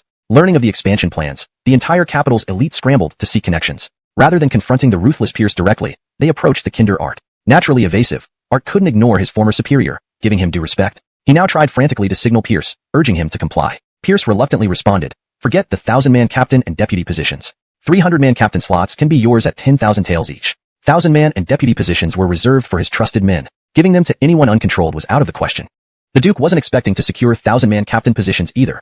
300-man captain slots satisfied his purpose, sufficient for a few clan members, not needing more. Deal, he agreed swiftly. Minister Garner added, Commander, I'm willing to pay 10,000 taels as well, only requesting that my son be allowed to serve. Because of his success in the land census, Garner received a privilege from the Moxie, a hereditary title of Imperial Guard Captain for one son. This hereditary captain title was mostly honorary, as the Imperial Guards were the Moxie's personal military force, symbolizing closeness. It was Pierce's idea to create such titles, which both honored officials without costing lands or silver. Initially delighted, Garner soon realized the futility. It had no practical role, no salary, and no estate. It was merely symbolic, a token gesture. Thus, he sought Pierce for help. To grant a single captain slot to Garner, the Inspector Edwin and Grand Secretary, was reasonable. Pierce agreed immediately. Sure, have him report to headquarters tomorrow. Overjoyed, Garner pledged loyalty. Thank you, Commander. Should anything arise, you may command my son directly. Feel free to discipline him as needed. Satisfied with Garner's humble demeanor, Pierce nodded approvingly, appreciating his restrained behavior despite recent advancements. As conversations progressed, a crowd of elderly men began to gather around. Seeing their eagerness, Pierce feared for his reputation. He quickly announced, Ladies and gentlemen, resources are limited. To ensure fairness, 6 captain plaques will be auctioned at the Lewis Family Tavern in 7 days. Highest bidders win. Clarifying, he emphasized, just the plaque, not actual offices. Be clear about this. With the matter settled, the elders slowly dispersed, relieving Pierce, who vowed to avoid this retirement home, henceforth, fearing unexpected troubles. Within half an hour, Pierce had lost all his silver. Cursing bitterly, he vowed never to play mahjong again, finding it ironic how he invented it but always lost. Turning to leave, he said, Off to the theater. I won't play with you lazy old folks anymore. Art shouted after him, Brat, arrange new plays for the theater soon, or I'll keep dragging you here. Staggering forward, Pierce muttered angrily, You've gone too far. Commander or not, I'll shut down this wretched place. Maybe I'll hide in Tongshan County for a while. It's been long since I last visited. Translation completed while maintaining paragraph structure, tone, and coherence. Any specific feedback or adjustments needed? ####Chapter 281. Only by being despicable can one London comfortably. Edwin, Chavi has replied, Ashton said to Pierce. He had gradually taken over the entire intelligence system and was always the first to know about the latest news. Because of this, he was so busy that he no longer had the time to follow Pierce around aimlessly. Pierce asked hurriedly, What did he say? Did he give us the money? Previously, Pierce had used Song's intelligence personnel to demand 10 million taels from Chavi as a reward for helping him ascend the throne. Ashton shook his head. He refused. He said that Silas Tanner indulged in luxurious living and extravagant spending. After the battle, Pierce instructed, but everything must remain covert. We cannot let Chavi find out it's our doing, to avoid unnecessary complications. The principle is that we'd rather abandon our plans than be exposed. Having just managed to stabilize Song, Pierce didn't want to stir up trouble again. However, not doing anything would leave him too passive. It was necessary to always have a contingency plan. Ashton nodded. Rest assured, Edwin, our operatives won't reveal themselves. They don't need to. A slight provocation at the right moment will suffice. When the grassland dries, a small spark can start a prairie fire. Satisfied, Pierce responded, Military advisor, handle it as you see fit. You're an expert in manipulating hearts and minds. Feeling hurt, Ashton thought to himself, manipulating hearts and minds indeed. But I call it understanding the human heart.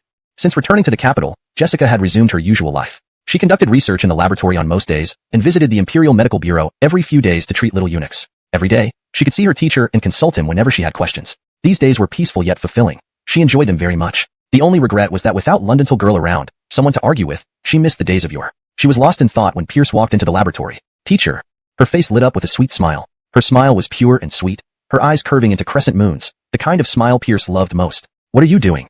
Pierce asked affectionately.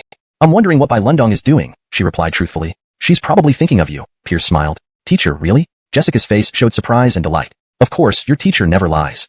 Jessica was overjoyed. She had never experienced being missed by someone. Come, let's go play at the palace and visit Austin while we're at it, Pierce invited her. Okay, Jessica readily agreed, trusting Pierce implicitly. After Gua Taifu's treatment, although the female emperor's condition had improved somewhat, she hadn't fully recovered. She still occasionally coughed and felt dizzy. Pierce decided that Jessica should give her a thorough examination. Not that he didn't trust Gua Taifu. After all, he was an old man with many reservations towards the female emperor. Even when taking her pulse, he kept it brief and didn't dare overstep boundaries. Inevitably, some details might be overlooked. Jessica, however, had no such qualms. She could examine freely, touch freely, pinch freely. As they walked through the palace, Pierce noticed something peculiar.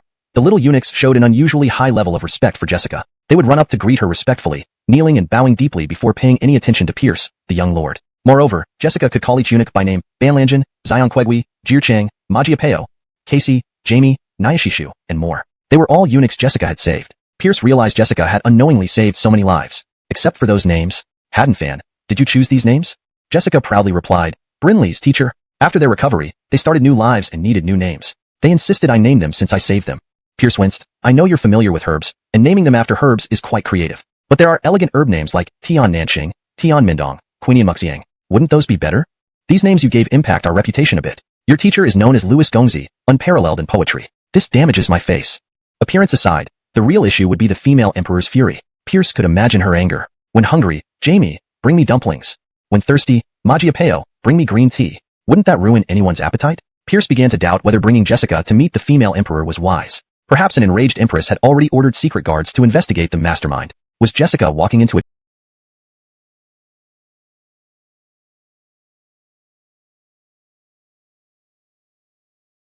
trap? Jessica looked aggrieved. Teacher, don't blame me. They said they shouldn't be too fancy, that only being despicable allows them to live comfortably. Pierce sighed deeply. What a calamity. In the Lewiston Hall, Casey approached and reported, Your Majesty, the young lord has arrived. Veins bulged on the empress's forehead, not because of Pierce, but due to this eunuch named Casey. How could she not be furious with such a name constantly before her eyes? She wasn't unwilling to replace him, but compared to Jushidu and Magiapeo, Casey was relatively bearable. Through gritted teeth, she said, Casey, I'm giving you one last chance. Tell me who gave you these names, or else. Casey immediately prostrated himself, sobbing, Kill me, Your Majesty. Casey would die before revealing that person. The empress deflated. No matter how she threatened, enticed, or tortured, the eunuchs wouldn't divulge the identity. She was livid. This person clearly intended to offend her. If caught, they'd wear all the chicken, pig, and cow dung of Great Phalon. Leave, she waved him away. Casey responded, As you command. Casey will make the young lord leave. Exasperated, the empress shouted, I told you to leave, not him. Hashtag chapter 282, combing your hair for you. As Pierce brought Pepper into the Lewiston Palace, the Moxie was sulking. Your Majesty, who has made you upset? Pierce asked. Why else? Those damned little eunuchs. They insisted on calling things chicken shit white, pig shit bean, and cow shit tree. It infuriated me. I have a task for you. Find out who gave these names. Pepper guiltily lowered her head. However, Pierce said, Your Majesty, this person means well. The Moxie didn't understand. What do you mean? Your Majesty, chicken shit white, pig shit bean, and cow shit tree are all medicinal herbs. Although their names sound unpleasant, they truly are efficacious medicines that save lives. Good medicine often tastes bitter, and the uglier the name, the more potent the herb. The fact that Your Majesty is treated with so many effective herbs should ensure good health and ward off all evils. The Moxie's eyes lit up. It seems you have a point. So, let it go, Pierce added. But I still feel nauseated. Pierce quickly changed the subject. Come, allow me to introduce you. This is my student, Pepper, known as the miraculous young doctor. Pepper pays her respects to Your Majesty. Pepper bowed, feeling guilty. The Moxie smiled kindly at Pepper. After all, she was Pierce's student, and thus also the Moxie's student. No need for formalities. Fafen, please come visit the palace more often. Thank you, Your Majesty. Your Majesty, Pierce continued. I heard your health hasn't fully recovered yet. I've brought Fafen here to give you a full examination. The Moxie hesitated. Is that necessary? I'm already fine. Pierce insisted firmly. Certainly. Your Majesty's body is priceless, and the stability of the Great Phalon Empire depends on it. We must ensure everything is perfect. Well, all right. Pierce rubbed his hands together. Come, Your Majesty, undress first, and we'll examine every inch of your skin. The Moxie coldly laughed. Guards, please escort the commander out. No one is to approach Lewiston Palace. Otherwise, kill without mercy. As you wish. A squad of Imperial guards rushed in, looking awkwardly at Pierce. They dared not disobey the Moxie, but they also couldn't act against their leader. Reluctantly, Pierce left. He found Andoni's on duty and carried him to sit atop the stone lion by the entrance, lying down comfortably. Nearby guards pretended not to see them. Andoni spoke first, which was rare. On behalf of my father, I apologize to you. Pierce waved it off casually. You mean the incident with the Moxie? No need. He's him. You're you. Andoni sighed bitterly. Regardless, he is still my father. I can no longer serve in the court, so as not to put you in an awkward position with the Moxie. Pierce nodded. All right, I'll transfer you back to the Imperial Guard headquarters. How about being the deputy commander? An extra deputy could help share the burden. With Arthur's defection, the Moxie indeed had some reservations about the Jason family. Keeping Andoni's around would not be good for anyone. Andoni's was moved. Even a 100-man captain post outside was fiercely competed for. Brinley Pierce offered him the deputy commander position without hesitation, treating him like a true brother. He shook his head. I appreciate your kindness, but I don't want to be caught between my father and you. Pierce sighed deeply, understanding how painful it was for Andoni's to be stuck between a beloved friend and his father. Where do you want to go? Just say, and I'll arrange it. Andoni's replied seriously. I cannot rely on your favors any longer. Though we are brothers, this time, I must make my own way. Pierce reluctantly agreed. Fine, if you need help anytime, just find me. Andoni smiled faintly. Having you in this life gives me peace. Goodbye. He jumped off the stone lion and walked away without looking back. Watching his departure, Pierce felt a knot in his heart. Jason Lau, old man Jason, take care of yourself. Back in the Lewiston Palace, the examination was over, and the Moxie was talking with Pepper. Pierce already suffers from excessive officials. The Moxie nodded. That's what I think too. It saves us salaries. So, how should we fill those important positions? Pierce paused. Your Majesty, what do you mean? Shouldn't we proceed as usual, promoting suitable people from within, or letting officials nominate candidates? If that's insufficient, we could hold a special imperial examination to select new talents. The Moxie grumbled.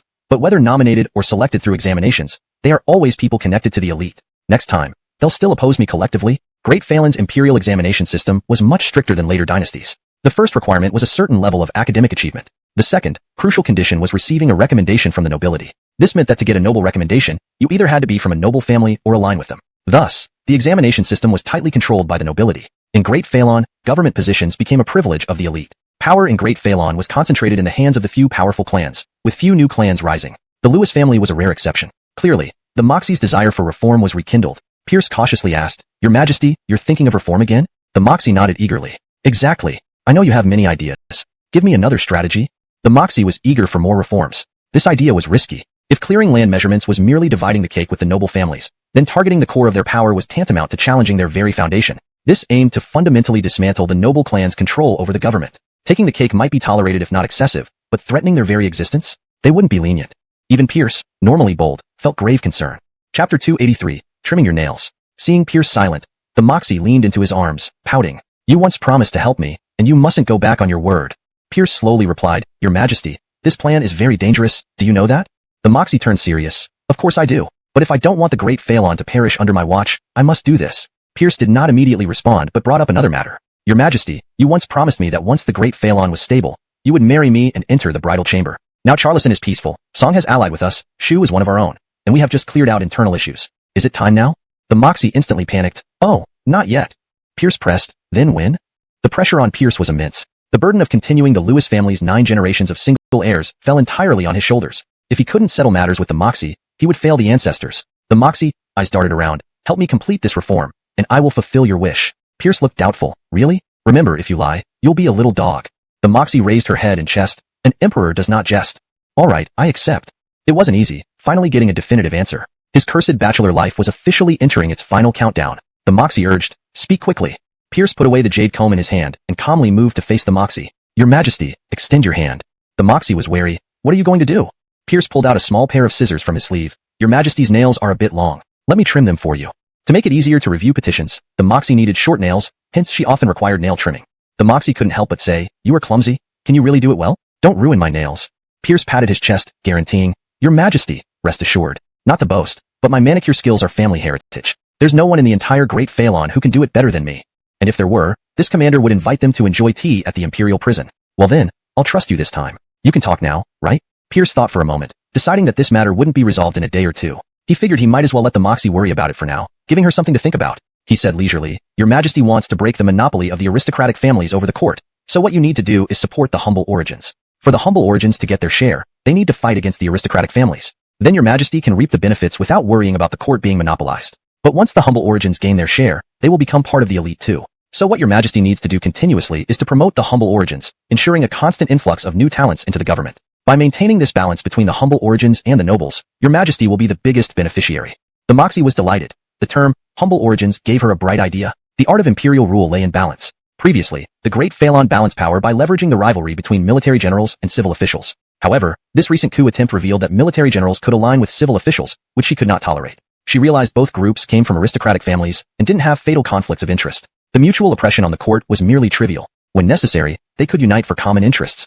Thus, cultivating a new interest group, one capable of breaking this stalemate, was urgent. This new interest group would be the humble origins. She followed up, "How can we ensure a steady stream of people from humble origins entering the court?" Pierce finally finished trimming the Moxie's nails. Though the final result wasn't quite as amazing as he boasted, an enthusiastic Moxie didn't care much. At worst, Sir Charles Verna, her personal attendant, would redo them. "Hurry up and tell me." Pierce remained calm. "Your Majesty, don't rush. Come, stretch out your foot."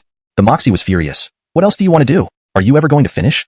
Pierce replied, "Your Majesty, I have OCD. After trimming fingernails, I must trim toenails, otherwise, I can't sleep." The Moxie firmly refused. "No way. I can't let you trim my toenails, it's embarrassing." Pierce played hardball. "Then I won't talk anymore." Gritting her teeth, the Moxie relented. "Fine, you do it." Pierce happily proceeded, fondling the Moxie's small feet. "Quick, speak." Pierce slowly stated, "Abolish recommendations and adopt a full imperial examination system where scholars are selected regardless of family background." The Moxie frowned. Eliminating recommendations can effectively control the nobility's influence over the court, but only those from noble families can afford education. In the end, the results of the examinations will still be the same old elites. Pierce explained, "Before this, we need to ensure most citizens of the Great Phalan can afford education, breaking the tradition that literacy is a privilege of the elite." The Moxie exclaimed, How is that possible? Why not? The main reason people can't afford books is because they're too expensive and hard to buy. I'll make books affordable for ordinary people. The Moxie grabbed Pierce tightly. You have a way? Of course. It's simply a matter of papermaking and printing technology, nothing difficult for someone with his knowledge from the future. The great Phelan indeed had the conditions for these technologies to emerge, making it all too easy for him. What method? Your Majesty, I have a new papermaking technique that can drastically reduce the cost of paper. Additionally, I have a printing method that can easily produce thousands of books in a day. The Moxie was stunned. Are you serious? You're not just comforting me? Pierce was exasperated. Your Majesty, have I ever lied to you? Such a major state affair. Would I joke about it? Excited, the Moxie asked. When can you start printing books? Before that, I need to build a paper factory and a printing factory. Your Majesty, I need funds. The Moxie became wary. How much money do you need? Pierce thought for a moment. Initially, 1,000,000 gold should suffice. More if needed later. The Moxie's face darkened. I won't give it.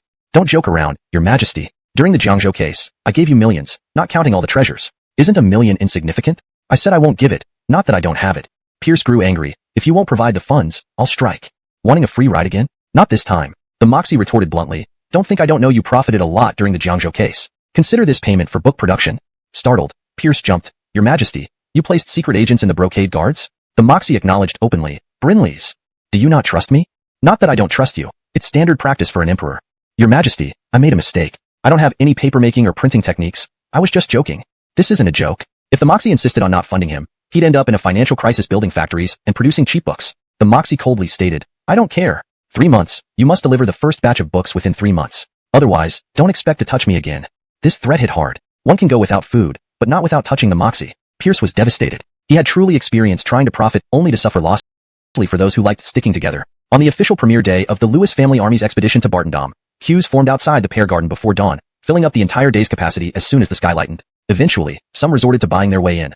Spots escalated to a price tag of 1 tael of silver each. A Pear Garden ticket only cost 5 coins, and 1 tael could buy 200 tickets, a year's worth if you saved up.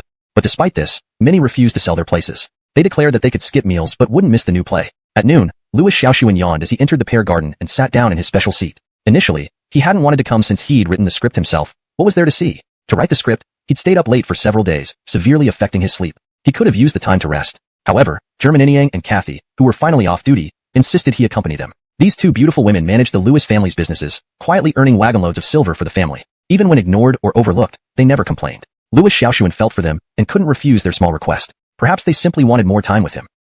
He'd made them suffer too much. Beside Louis Xiaoxuan's reserved seat was Art's. By now, he was already watching the third act and remained intensely focused, even though Louis Xiaoxuan arrived. German Inyang and Kathy nestled into his arms on either side, one peeling grapes and the other offering red wine, treating him like royalty. However, once the Lewis family army's expedition to Bartendam began, they became immediately absorbed, forgetting all about him. The stage opened with a powerful narration. 20 years ago, the Lewis family army swept through the lands, driving back the 5 kingdoms and rescuing the great Phelan dynasty from peril. In the final battle, they faced the formidable Charleston warriors. This clash saw the once invincible Charleston warriors defeated. Yet the Lewis family army nearly annihilated in the process. It was a Pyrrhic victory, neither side emerging unscathed. 20 years later, the Charleston forces, still harboring ambitions, invaded Shu. To save the innocent people of Shu, Edwin Louis Xiaoxuan led the Lewis cavalry into Shu. After 20 years, in Shu, both sides will face each other again in an epic showdown. Will the undefeated Lewis family army return to glory, or will the mighty Charleston warriors reclaim honor? Let us wait and see.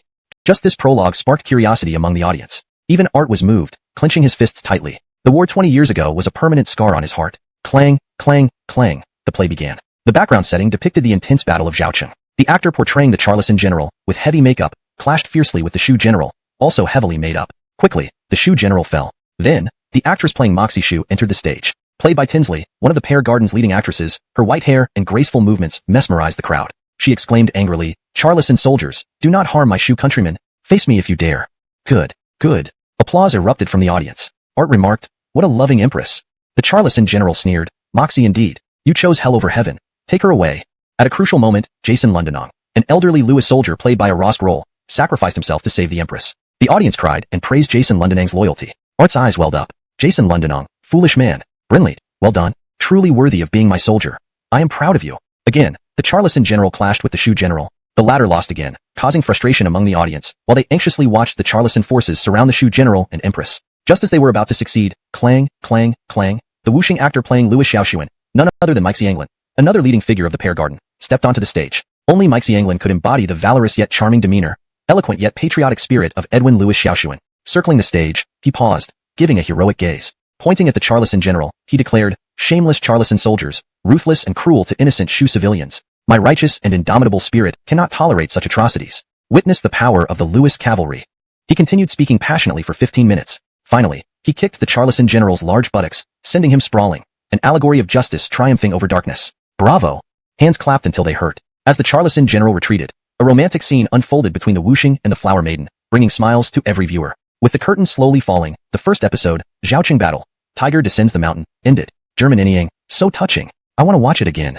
Kathy, Edwin Lewis Xiaoxuan is so impressive. I'll watch it thrice. Art, great play. For the Lewis cavalry, I'm staying here today. Lewis Xiaoxuan stood up to leave. Fine, enjoy your show. I'll go home for a nap. Boy, sit down. Art barked. Hashtag chapter 285, Finding a Ghostwriter. Pierce was furious. Old man, I've played mahjong with you, and arranged the shows for you. What more do you want? Your humble servant has so many responsibilities. Don't you know how busy I am? Art calmly said, you'll sleep long enough after you die. Why are you sleeping so much now? The Battle of Zhao City was arranged well by you. It vividly portrayed the loyalty and bravery of the Lewis family's cavalry. But there were too many compliments about you, disrupting the rhythm. Hurry up and arrange the following series of battles. I can't wait. Pierce impatiently replied, wait, I don't have time at the moment. Art mysteriously asked, boy, do you want to know the history of how the Lewis family army grew from nothing? Pierce excitedly responded, of course I do. Before making his fortune, Art was merely a poor farmer. He could not have built the Lewis family army so quickly on his own, without help from a powerful force. But the old man had always been evasive. No matter how Pierce pressed him, he refused to explain. This time, it was rare that he brought it up voluntarily, and Pierce knew he had to seize the opportunity. Art ordered, then why aren't you arranging the rest of the plays quickly? Pierce immediately deflated. Old man, I really wish I could. But writing scripts and staging plays take a lot of time. Austin keeps urging me to open paper mills and printing presses. You might as well chop me in half. Scholar who wrote Public Restroom News try staging a play, and even dogs shook their heads. An idea struck him, recalling a forgotten matter. He asked Alexei, wasn't there a guy who claimed to be a novelist and came to seek refuge with me? Alexei thought for a moment, Brinley's, but you said, what low-class trash, and dismissed him without meeting him. Pierce slapped himself hard. Although novelists weren't highly regarded among the various schools, they were perfect candidates for ghostwriters. If he brought one around, he could be free from scriptwriting and play arrangements. Still, he needed to interview him first. He asked urgently, where is he now? Alexei didn't hesitate this time. He's doing chores in the mansion. I saw him cleaning manure this morning. Pierce sighed to the sky. Sinful. He stood up and left. Quick, bring me to see him. Old man, I'll find a ghostwriter to stage your play for you. Trishanang Wanqing, you stay and keep him company. Back at the mansion, Pierce summoned Dominic. With Dominic's guidance, he finally saw his future long-term ghostwriter, or Long Gun, for short. He wore faded scholarly robes, with a scholar's head wrap, looking like a destitute student. He was somewhat thin and was trimming flowers with large scissors. Pierce didn't approach right away but asked Dominic, how long has this person been in the mansion? 6 months, Bray. And what about his character? Dominic smiled. Otherwise, how could a delicate beauty not catch anyone's attention? In just 6 months, she transformed from a dirty, skinny girl into this. Should he credit her 18 changes, or the good food at the mansion? Perhaps, Dominic's kindness. Pierce quickly composed himself, pulled out a fan from his chest, flicked it open, and swayed gracefully. Striding confidently, he approached with a charming smile. Miss, this humble servant greets you. The woman, wary, held the large scissors defensively. Who are you? What do you want? Dominic stepped in. Diana, this is our Bray. She sized up Pierce. You're the Pierce who started the theater? Pierce puffed out his chest. Indeed, that's me. Suddenly, she slashed at him with the scissors. You bastard. I sincerely sought refuge with you. But you made me live in the woodshed, clean manure, and do endless labor. I'll kill you. Chapter 286, The Novelist. Pierce dodged while desperately explaining, young lady, this is all my fault. As the saying goes, to recognize one's mistakes and correct them is the best virtue. Please forgive me. I'll immediately allocate a tranquil courtyard for you. You won't have to do any rough labor anymore. With me backing you, novelists will surely flourish and become renowned worldwide. The woman gasped for breath. Really? You're willing to help me? She had come to rely on Pierce for 2 reasons. One was her admiration for Pierce's talent in founding the theater where she saw the future of novelists. The other reason was naturally to leverage Pierce's influence to elevate their standing. Pierce patted his chest assuringly. Of course. That's precisely why I've come to find you. All right, I'll trust you this time. May I ask your name? My name is Desiree. Pierce praised. Great name. It suits you well. Thank you. Lady Lawn, would you like to discuss this elsewhere? As you wish. In a side hall of the Marquis mansion, Desiree indulged in a platter of pot stickers with great relish, her mouth smeared with oil. She had never tasted such delicious food before, and almost wished she could swallow her tongue along with it. Pierce advised from beside, Lady Lawn, just a few bites to tide you over. Don't eat too much. It's nearly dinner time. Desiree widened her eyes. What? There's more food later? Speechless, Pierce replied, does anyone here not eat? Embarrassed, Desiree said, sorry. Before coming to the Marquis mansion, I often did get carried away. Have you read the first episode of the Lewis Army's expedition to Shu, Battle of Zhaoqing, Tiger Descending the Mountain? Regretfully, Desiree replied, not yet. Dominic has been busy lately, and I dared not go out alone. Waving his hand, Pierce said, let's go. I'll take you to see it. Pay close attention. There will be a test afterward. Okay, Desiree exclaimed happily. Returning to Pear Garden, Germaniniang and Kathy had already gone back to their respective shops, leaving only Art gazing into the sky nostalgically. Old man, what are you thinking about? Turning his head quickly, Art wiped his old tears. Just old stories, no point mentioning them. Brat, is this young lady the ghostwriter you found? She's a long-term ghostwriter, Pierce corrected sternly. Looking at Desiree, Art remarked, Lady, you look familiar. Desiree smiled, Grand Marquis, it's me, Xiaoya. I helped tend to your vegetable garden before. Art realized, Xiaoya, you've grown more beautiful in a few months. This brat got lucky again. Enraged, Pierce retorted, Old fool, what are you talking about? Lady Lan is my dedicated ghostwriter, understand? Art shot back angrily, whatever you say. All women end up under your control. This isn't my fault. Blame my irresistible charm. It draws them in like a magnet. Blushing, Desiree lowered her head, fidgeting with her fingers. Despite her youth, she wasn't naive. Following her grandfather around, she had seen much of the world. Her blush extended even to her slender, fair neck. Blushing furiously, she bit her lip. Old Marquis, sir, what are you talking about? Her blushing and anger were charming. Pierce interrupted, let's not talk about that. Art added, watch the play, it's starting. Clang, clang. On stage, the Lewis Army's expedition to Shu, Battle of Zhaocheng, Tiger Descending the Mountain, started again. After the performance, the curtain slowly fell amid enthusiastic applause. Pierce told the excited Desiree, your trial begins now. Collecting herself, Desiree sat upright. Sir, tell me. Pierce explained, I will recount the details of the second episode of the Lewis Army's expedition to Shu, Battle of Ponza City. 3 days to break through. Write a script within 3 days, maintaining the style of Battle of Zhaocheng, without deviating too much. If you can satisfy me, I will keep you by my side to gather material about me, making you my exclusive ghostwriter. Confidently, Desiree replied, Sir, I'm ready for the challenge. Good luck, Pierce encouraged. But, sir, right after Battle of Zhaocheng, going straight into Battle of Ponza City would overwhelm the audience. Can we add some lighter interludes as a buffer? Impressed, Pierce praised. Unfaithful Gareth promised to send someone to fetch me once he returned to the Song Kingdom. But now, there's not even a word from him. Pierce gritted his teeth. Rest assured, Jace. Boss will help you give that bastard Chavi a good lesson. Daring to bully my core employee. Even if you are the Silas of Song, I'll make sure you pay the price. Prepare to be stabbed in the back. Boss, without Gareth, Jace is so lonely. Could you introduce another sweetheart to me? Alright, I'll keep an eye out for you, and introduce the right person to you as soon as I find one. This isn't about disloyalty from my employee, but rather Chavi being the first one to break faith. Jace made the correct decision, letting go decisively and bravely pursuing his own happiness. Frazier hesitated. If possible, Jace wants two. Pierce was startled. One isn't enough? Frazier lowered his head shyly. One is not enough. Pierce stroked his chin. Two? That's quite a lot. But it's not impossible. Would you mind having something like Bullman? Frazier smiled bashfully. No objection. In the hot spring house of Lewis Manor, Hallam and Jameson suddenly shivered simultaneously. Boss, you haven't married yet. Do you share this interest? How about Jace serves you? Let you experience Jace's charm. Saying that, he moved closer to Pierce. No need, no need.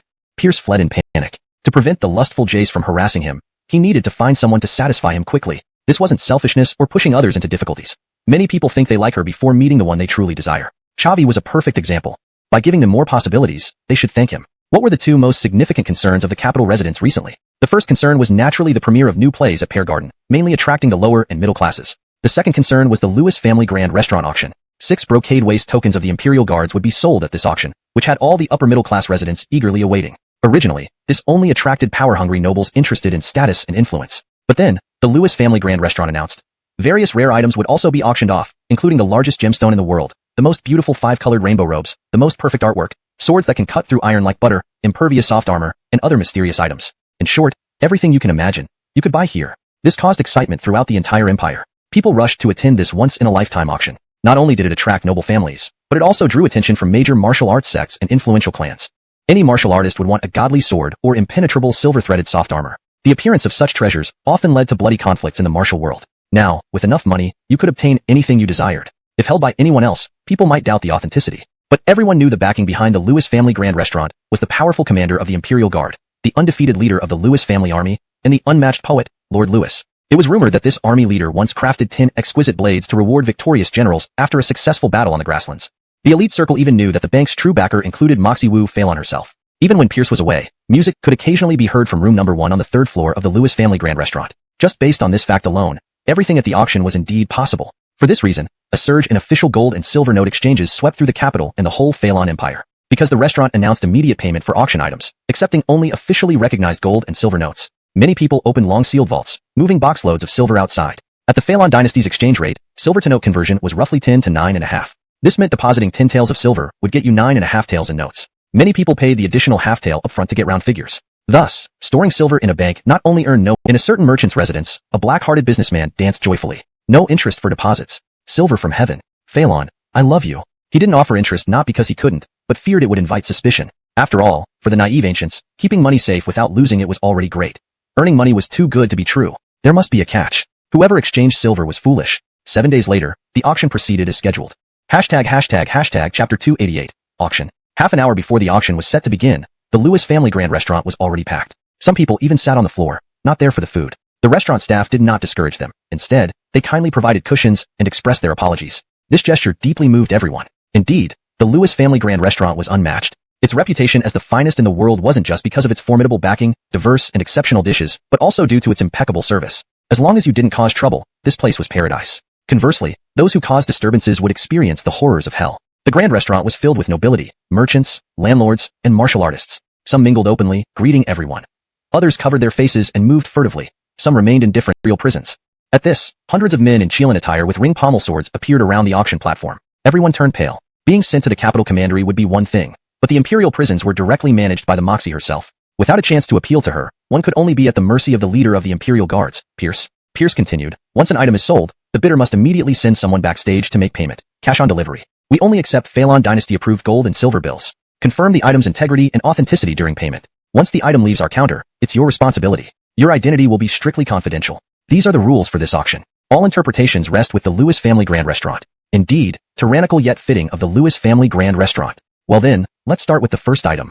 A server brought a long box and placed it before Amberlear. Everyone watched intently. As the first item, it bore the responsibility of setting the tone for the entire event. It couldn't be ordinary. Pierce nodded to Amberlear, who opened the box and lifted out a ring pommel long sword. Pierce announced, this is a 100 forged saber. Just these words ignited excitement. A 100 forged saber was truly a divine weapon.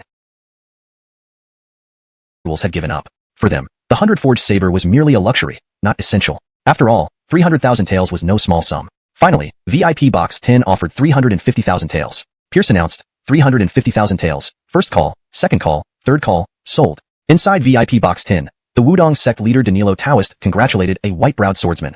Congratulations, Lord D, on acquiring this divine saber. The swordsman laughed heartily. Now my divine saber sect can live up to its name. The white-browed swordsman was Charlie, the head of the divine saber sect. This sect had risen swiftly in the martial world. Initially unknown, it became a powerhouse within half a year, astonishing everyone with its rapid ascent. Charlie, the sect leader, possessed unfathomable skills. Even Kelvin, ranked 8th on the high skills Londonst, had fallen to him. He was widely recognized as the foremost sword expert. Acquiring Featherfall made his sect even more formidable. Danilo inwardly worried about the ambitions of the divine saber sect. Unfortunately, Shaolin avoided worldly affairs, leaving Wudong isolated. Hopefully, there would be no more turmoil in this volatile era. On the auction stage, the second item arrived at Amberlear's hand. Pierce said, speaking of which, a significant factor that sparked this auction was a command plaque of a 1,000-man commander from the Imperial Guards. Many are here for this. No need to keep you guessing. The second item is a command plaque of a 1,000-man commander. With this plaque, anyone with a clean record can join the Imperial Guards anytime. Pierce almost outright stated that possessing the plaque equated to being a 1,000-man commander. Everyone's anticipation peaked. Enough preliminaries. Command plaque of a 1,000-man commander. Starting bid at 100,000 taels. Place your bids. 150,000. 180,000. 200,000. Chapter 289. The Pinnacle of Art. This auction proceeded in reverse order of the first one, with the martial heroes becoming spectators while aristocrats and powerful families fought head-to-head without yielding. Finally, the badge was sold for a price of 300,000 coins. At this price, a brocade-clad guard captain cost 3 times more than what Pierce offered as a friendship price to Pierce, which was already the limit most people could accept. Many who didn't buy it weren't worried because there were still 5 more auctions coming up. With 2 consecutive high-profile items, the entire auction atmosphere reached its climax. The third auction item was presented. Pierce said mysteriously, each of you present is a refined person, so you must have considerable knowledge about art. The next auction piece can be considered the pinnacle of current art. At Pierce's signal, Willow Londonu unveiled the mystery shrouding this auction item. At that moment, admiration echoed through the entire banquet hall of the Lewis family. Such beauty. Breathtaking. It's vivid, just like living art. An artifact of such exquisite elegance. I've never seen anything like it before. It was a glasswork piece, a crane, a red-crowned crane. Standing on one leg, its neck extended in a melodious call. The black and white colors on the crane's body resembled a landscape painting, while the touch of bright red on its head served as the finishing touch. This crane was the latest craft from Lewis Manor's glass factory. After more than a year of construction and countless failures, the factory finally reaped rewards. This crane was one of its representative works. Pierce waxed eloquently, ladies and gentlemen, this is not only the peak of art, but also a divine object that can enhance your family's literary prowess. Place this crane at home, and a wave of literary fortune will come. To tell the truth, the reason why I can write so many poems effortlessly is because of this crane at home. I would never reveal this if it wasn't for the grand literary prosperity of our Zhou Dynasty. This pinnacle of art, this divine object to enhance literary fortune, has an opening bid of 10,000 taels. Please place your bids. 30,000 taels. 40,000 taels. 50,000 taels.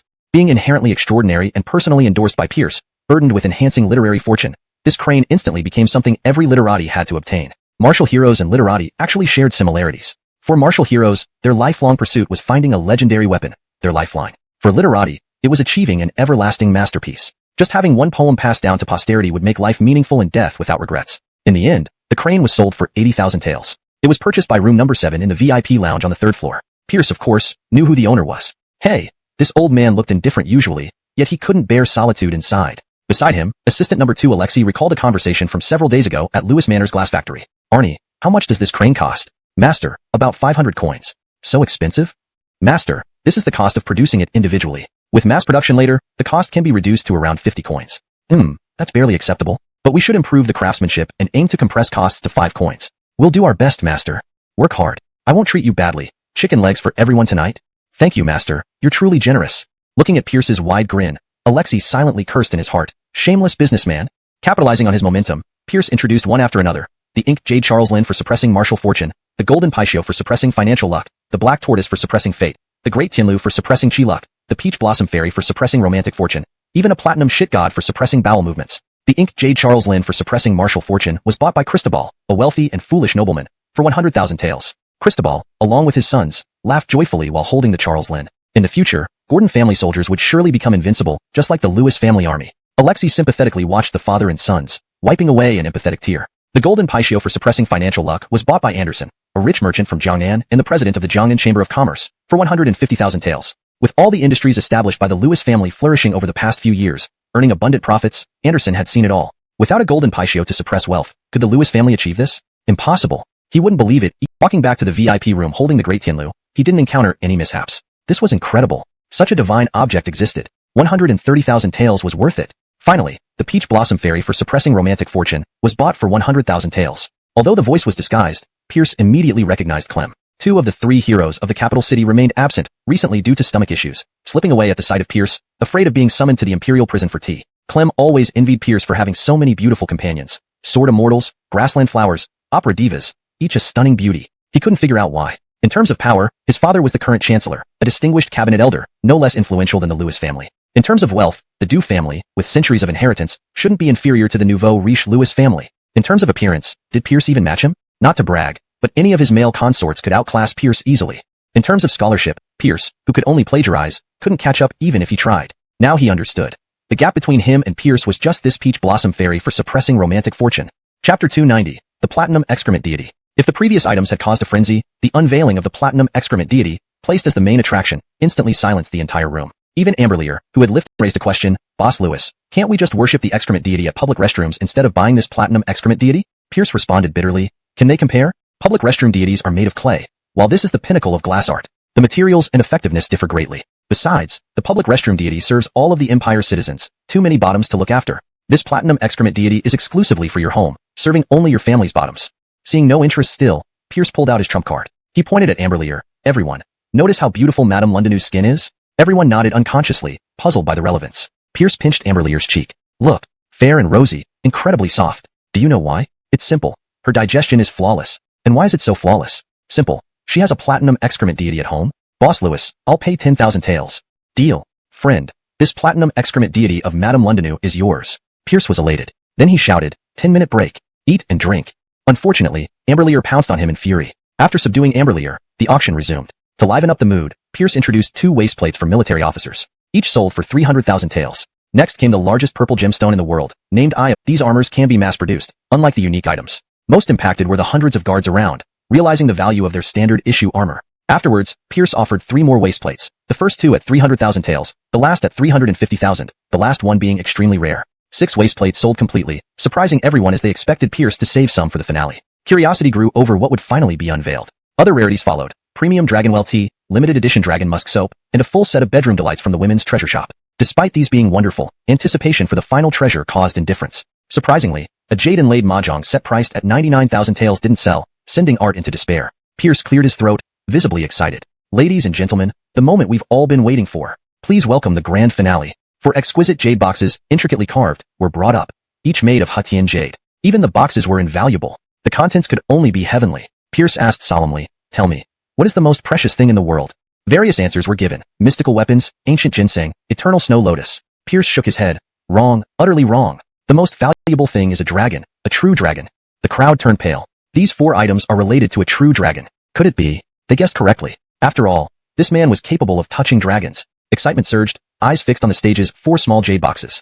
Chapter 291, Plucking Dragon Hair. Under the watchful eyes of everyone, Pierce opened the first small jade box, revealing a bunch of hair. Dragon whiskers. Starting bid at 100,000 taels. Without pausing, he continued to open the second small jade box, which contained some clipped fingernails. Dragon scales. Starting bid at 100,000 taels. Next was the third small jade box, inside which was a small jade comb. 1 jade dragon comb. Starting bid at 100,000 taels. Finally, he opened the fourth small jade box, revealing a small pair of scissors. 1 rampant dragon scissors. Starting bid at 100,000 taels. At this moment, everyone held their breath in disbelief, staring at the 4 items on display. Pierce patted his chest and said, "Ladies and gentlemen, I believe you have all heard about my impeccable reputation in business. My motto has always been fair dealing.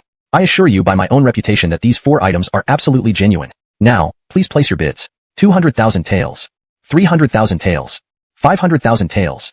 The entire auction was buzzing with excitement. These were dragon whiskers and scales, along with the jade dragon comb and rampant dragon scissors, all imbued with the essence of a true dragon. For aristocratic families, owning even one of these items would be a great honor, if they could absorb even a fraction of the dragon's essence. For martial artists, if they could harness the true dragon's energy, it could break through all worldly limitations, making them invincible. Sword immortals and sword gods? A mere flick of dragon energy would make them step aside. They had to buy these items, no matter the cost. In the end, all 4 small jade boxes fetched sky-high prices. The dragon whiskers and scales sold for over 1 million taels each, while the jade dragon comb and rampant dragon scissors fetched around 800,000 taels. An auction that shook the entire great Phalon Empire and the world came to an end. Through her secret agents within the Imperial Guard, the Moxie learned about the events almost immediately. Her first reaction was shock, deep shock. That despicable man dared to auction off her position as a centurion of the Imperial Guard. But since he only auctioned the waist badge, it spared her some dignity. However, he had the audacity to sell her hair, fingernails, her personal comb, and even the scissors used to trim her nails. When she realized what had happened, she was furious enough to explode. That scoundrel. No wonder he was so attentive, helping her comb her hair and trim her nails. He was plucking wool. No, dragon hair from her. How dare he leave her so touched by such deceit? What a big liar and scumbag. The Moxie gritted her teeth. Where is my secret agent? Bring Pierce to me immediately, and if he resists, break 3 of his legs. Brinley's, your majesty. Just thinking about her hair and nails being treasured by some lecherous old man made the Moxie want to go mad. Bastard. This time, she was going to flay him alive. Soon, the secret agent reported back. Your majesty, Norris left the capital an hour ago, saying he was going on vacation to Tungxiang County. The Moxie was stunned. He fled? Secret agent, Brinley's, your majesty. The Moxie was furious. Why didn't you chase after him? We dared not, your majesty. Why not? Because Yasmin was with him, and we cannot defeat them. It's fine. I will issue an imperial decree to Edwin Charlison, forbidding her from helping Pierce. Your majesty, Norris also brought hundreds of veteran soldiers from the Lewis family. No worries. Announce the decree directly. They won't dare resist. Your majesty, they are riding blood-sweat horses, which we cannot catch up with. The Moxie slumped into her throne, utterly defeated. This bastard had planned everything out. Riding swiftly on black desolation along the smooth roads of Queenie Enzu, Pierce felt elated. Ha, you damned emperor, making me set up paper mills and printing presses without paying a dime. Now, don't blame me for plucking a little dragon hair. All problems solved. The commander is indeed a commercial genius, but setting up paper mills and printing presses can wait. Given the importance, let the Moxie figure it out first. In the meantime, he should visit Tongxiang County. Tongxiang County's industries were crucial to his future plans, the foundation of his existence in this world. Alongside him were Holly, Jessica, Kathy, and his personal guards led by Alexei. Holly needed to inspect the construction progress of her orphanage in Tong River and provide protection. Jessica hadn't been home for a long time and seized the opportunity to visit her father. As for Kathy, one night, she expressed her longing for the campfires and mare's milk wine of the prairie. Since Pierce was planning a trip to inspect his cavalry, he took her along. Sitting in Pierce's embrace as they rode, Kathy finally showed a genuine smile. This made Jessica envious. That seat should have been hers. Instead, she now sat in Holly's arms. Though kind-hearted, Holly lacked the warmth of a teacher. After half a day of non-stop travel, Pierce halted the group. All right, they shouldn't catch up now. Alexei couldn't help asking, Bray, aren't you afraid of facing the Moxie wrath when you return? Pierce stood tall. What's there to fear? When the time comes, she'll send someone to beg me to return. But you, leaving your duties as an inspector to tag along, what does it look like? Alexei replied proudly, Bray, I appointed a deputy inspector who will handle things while I'm away. I've learned well from you. Pierce sighed. You learned all the wrong things. Deputy inspector? Who is it? Gus. He improved greatly during our trip to Shu, so it's time to give him a promotion. Won't you eventually hand over your post to him too? How did you know, Bray? Pierce scolded. Don't think I don't know you? You're an unmanageable fellow. Can you ever amount to anything? Alexei scratched his head. Bray, I don't aspire to anything great. Just being by your side is my greatest achievement. I'm your loyal dog. Pierce shook his head. Fine, do as you wish.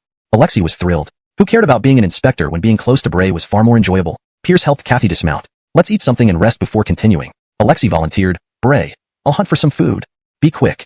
Due to their hurried departure, they carried no provisions, relying solely on hunting. It was late summer, early autumn, the prime time for hunting game. Alexei and the guards, all skilled archers, quickly returned with 2 deer, one large and one small, and several wild rabbits. If they weren't worried about overeating, they could have caught more. Pierce rolled up his sleeves and prepared the smaller deer himself, while Alexei handled the older one, and the guards dealt with the rabbits. Within 2 hours, roasted venison was ready. Pierce cut slices of venison for Holly, Jessica, and Kathy, then indulged in his own portion. The meat was tender outside and juicy inside, bursting with flavor and aroma with every bite. Eating large bites of venison and sipping green ant wine, the group reveled in the joy of their meal. Unlike previous trips where heavy tasks weighed them down, this outing felt entirely relaxed and pleasant, making every morsel seem extra delicious. Midway through their meal, a group of refugees appeared on the road ahead, a crowd of thousands, dragging children and belongings in carts large and small. Pierce was alarmed. Queenie Inzu was his territory. Could something have gone wrong? He had his guards stop the refugees and asked, "Fellow citizens, where are you coming from, and where are you headed?" An elderly man replied, "Sir, we are from Queenianzong City. War is imminent in Queenie Inzu, and we are fleeing to the capital." What? Everyone was taken aback. Hashtag Chapter 292. Mutiny. Queenianzong City, the capital of Queenie Inzu. Queenie Inzu has historically been a region plagued by wars. Although it does not compare to the southern 3 provinces in wealth, Queenianzong City is no less impressive than the capitals of those provinces. This is a grand city with walls that stand over a dozen meters high and stretch for dozens of kilometers, resembling a majestic mountain standing tall on the vast land of Queenie Inzu. If Queenianyang City serves as the front line against northern enemies, then Queenianzong City is the main stronghold. It shoulders the critical responsibility of defending the imperial capital and is the most important northern fortress of the Great Phalon dynasty. In the 100 years since its completion, it has never been breached. But now, that record has been broken. It has now been occupied. The occupiers are naturally not the barbarians who were exterminated, but the people of Queenie Inzu themselves. Specifically, 30,000 soldiers of the Northern Army. More accurately, 30,000 Northern Army troops who have become mutineers. After the Grassland battle, only 20,000 Northern Army soldiers remained. At that time, Pierce had ordered the recruitment of another 30,000 to bring the Northern Army back up to 50,000 men. However, the Moxie refused to acknowledge this order, thinking that with the barbarians defeated, there was no need to recruit more soldiers, which would waste food. Thus, these 30,000 became Pierce's private army. When the Charleston-Shu War broke out and 10,000 Song troops attacked Shanhai Pass at Charleston's instigation, the Moxie moved the 2 remaining Northern Army divisions to Shanhai Pass. Only these 30,000 Northern Army troops remained outside Queenianzong City.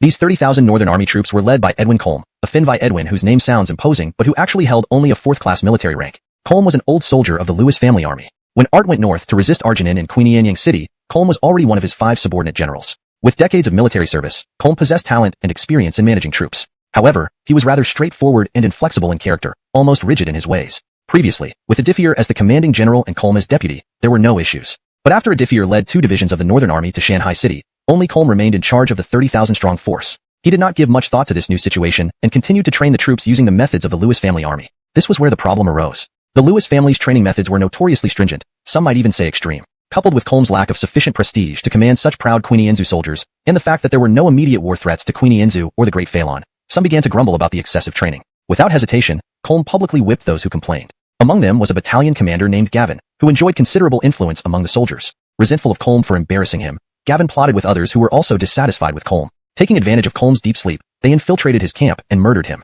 Only after venting their anger did they realize the gravity of what they had done. Conspiring to kill a superior officer was tantamount to rebellion, a crime of utmost severity. With nothing left to lose, they rebelled. They told the other soldiers that they killed Colm because he was tyrannical and brutally whipped the soldiers, claiming they were saving everyone from misery. The soldiers who had suffered under Colm believed their lies and followed Gavin in occupying the nearby Queenianzong City. By the time they realized they were committing treason, it was too late to turn back. Tongxiang County was next to Queenianzong City. Upon learning of the news, Iwan promptly surrounded Queenianzong City with 10,000 Lewis family iron cavalry. This was beyond his capability. All he could do was 2 things. First, surround Queenianzong City and prevent any news from leaking out. Second, report immediately to Bray and await further instructions. Little did he know that just half a day after releasing the homing pigeons, Pierce arrived with Ezekiel, Alexei, and a group of bodyguards. Bray, how did you arrive so quickly? Iwan asked in surprise and delight. Pierce recounted encountering refugees fleeing south. Uncle Gordon, what exactly happened? Iwan explained the entire incident from beginning to end. Finally, he said through gritted teeth, "These bastards dared to kill Amadeo. I will tear them limb from limb." Observing the soldiers on the city walls, who looked terrified at the sight of Pierce's party, Pierce remained expressionless. Evander couldn't help but suggest, "Bray, issue the order. Let us storm Queenianzong City and show these novices what the world's strongest army looks like. To teach them a lesson." Pierce glanced at him. "Do you think this is a war?" Confused, Evander replied, "Bray, if not a war, then what is it?" Others also looked perplexed. Pointing to the wall with his whip, Pierce said, "Look at them. They wish they could shrink into the wall. Do you see any fighting spirit? Their so-called rebellion was merely an impulsive act. If not for leaders like Gavin who knew they faced certain death, they would have surrendered long ago.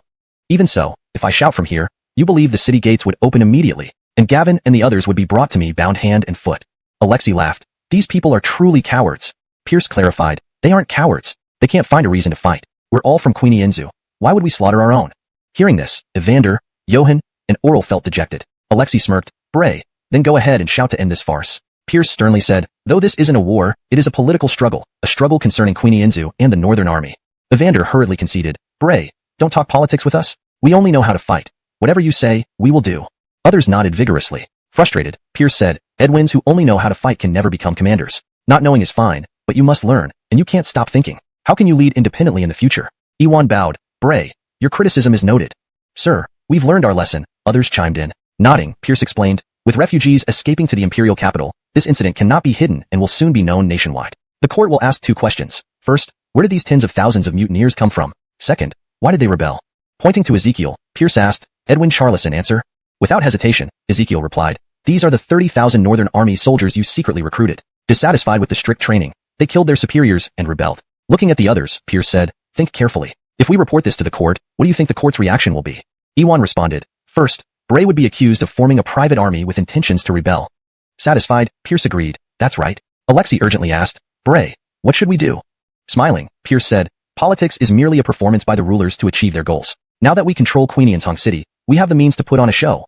Hashtag chapter 293, a delayed blow. Soon, an urgent report from the northern border reached the Empress's desk. The report came from Pierce, the northern Middle Edwin, stating that a rebellion had erupted in Queenie Inzu. Thousands of bandits took advantage of the defenseless state of Queenie Inching and seized control of the city. He requested that the court immediately allow the 20,000-strong Northern Army, which was currently fighting in the east, to return home to quell the rebellion. At the same time, Roskzeo Prefecture also submitted an urgent petition, reporting that many refugees had fled from Queenie Inching to the north of the capital, all claiming that bandits had invaded the city. These 2 pieces of info, Adifir, commander of the 20,000 northern troops, had petitioned to return to Queenie Inching. However, the petition was buried without response after reaching the cabinet. The 3 had conspired to weaken Pierce's power. From the start, they never intended to let the troops return. Thus, Pierce, as the northern Middle Edwin, had become a powerless figurehead. Upon returning from Shu, he was no longer called by his military title, but only by his civilian rank. Because the title no longer matched his actual position, continuing to use it would be mocking him, considered impolite and provocative. Arthur steadied himself and stepped forward, bitter-faced. As the cabinet minister responsible for military affairs, he had to take responsibility.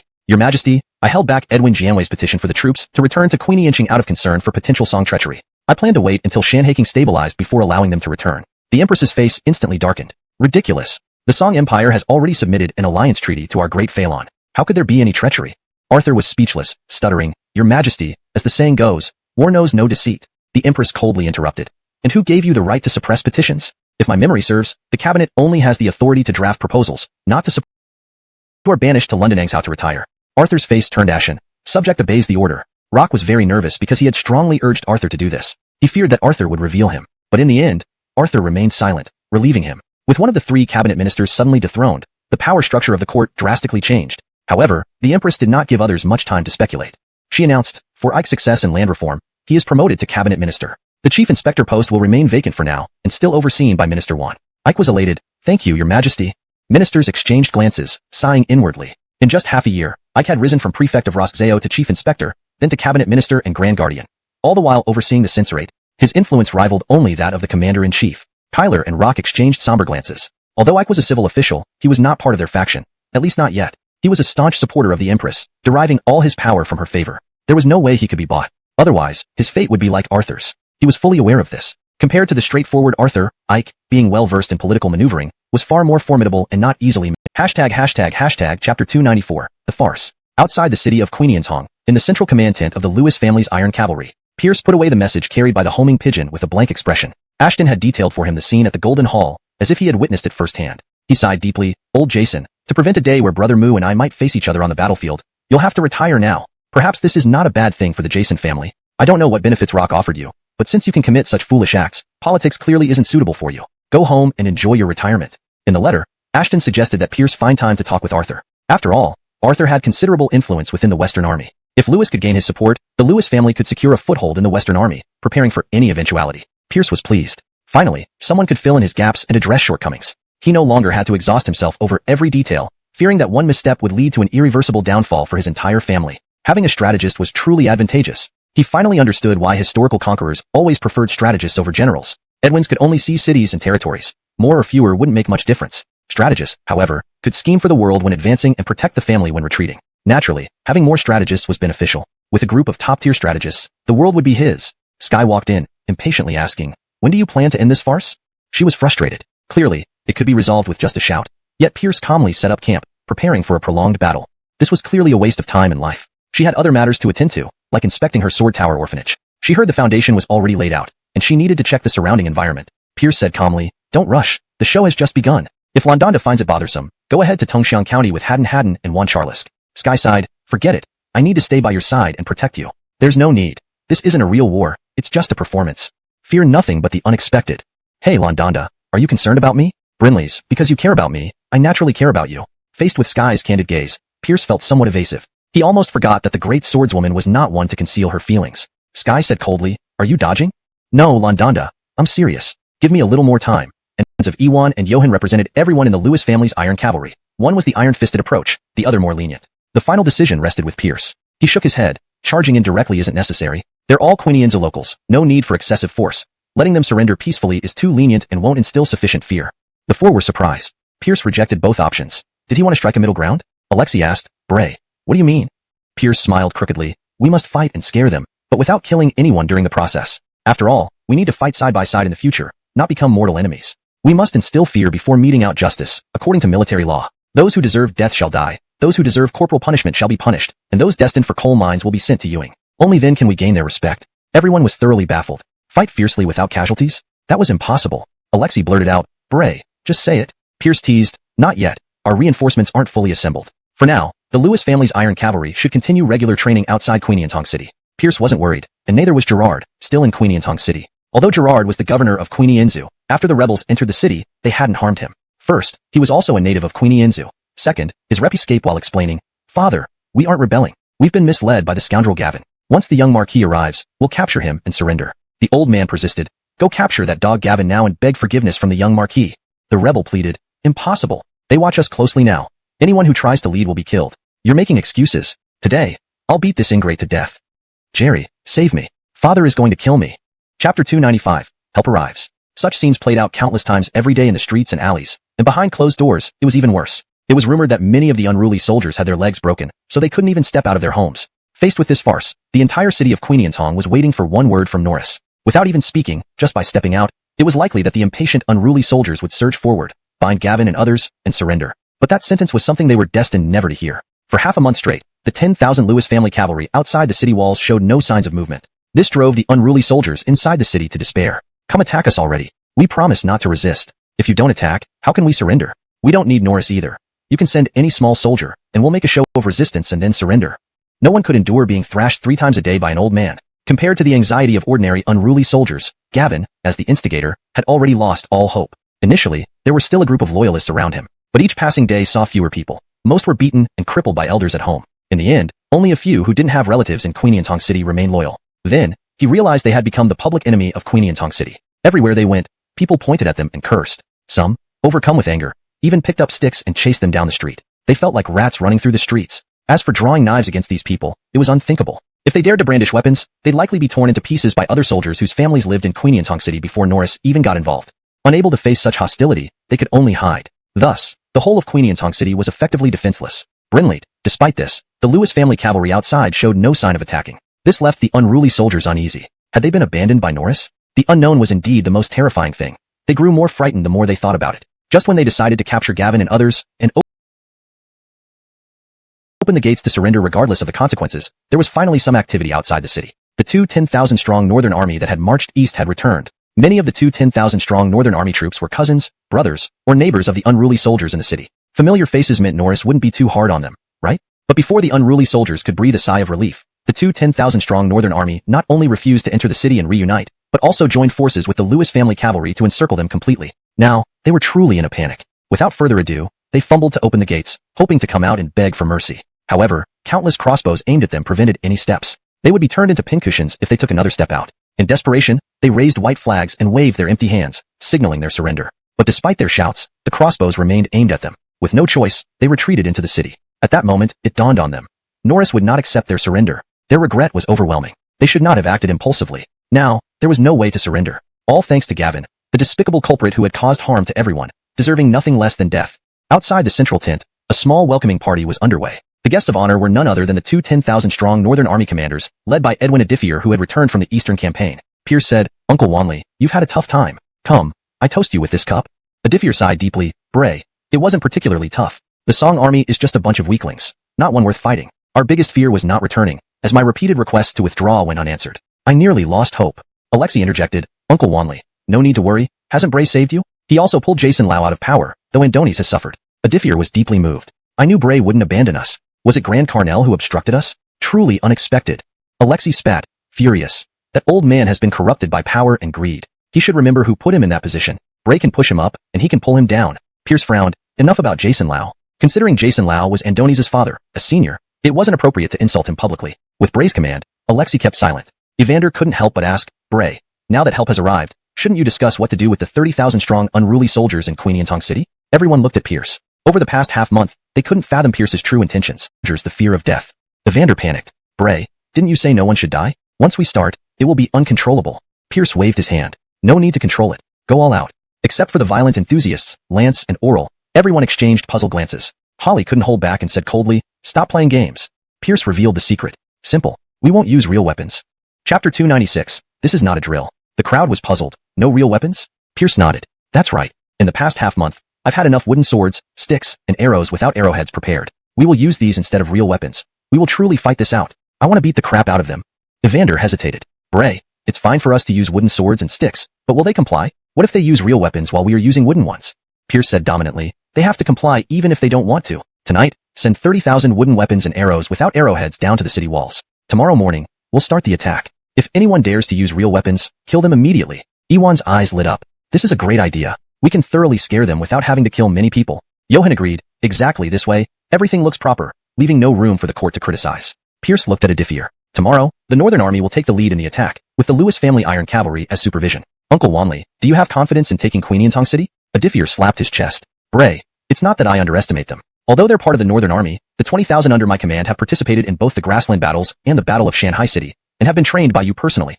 Beating these 30,000 new recruits who have no combat experience should be a piece of cake. Bray, rest assured, I will definitely teach them a lesson, making them question their very existence." "Very good. I look forward to your performance tomorrow." Evander urgently requested. "Bray, I also want to participate in the battle tomorrow. I don't want to just supervise." Johan and Oral also nodded continuously. Pierce waved his hand. "Do as you please. I will personally lead the Lewis family Iron Cavalry, so go ahead if you want to join." "Thank you, Bray."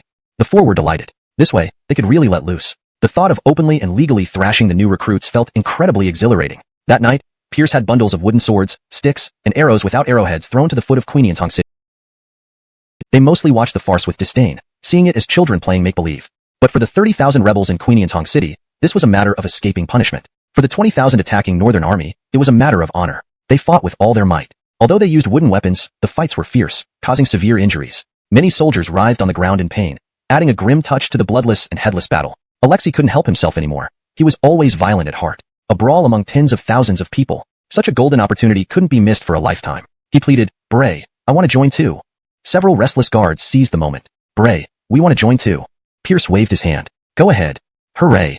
Pierce picked up a wooden sword and excitedly charged with a dozen guards, joining the attacking forces. Only Holly and Iwan remained indifferent. Pierce asked casually, "Would you two like to join?"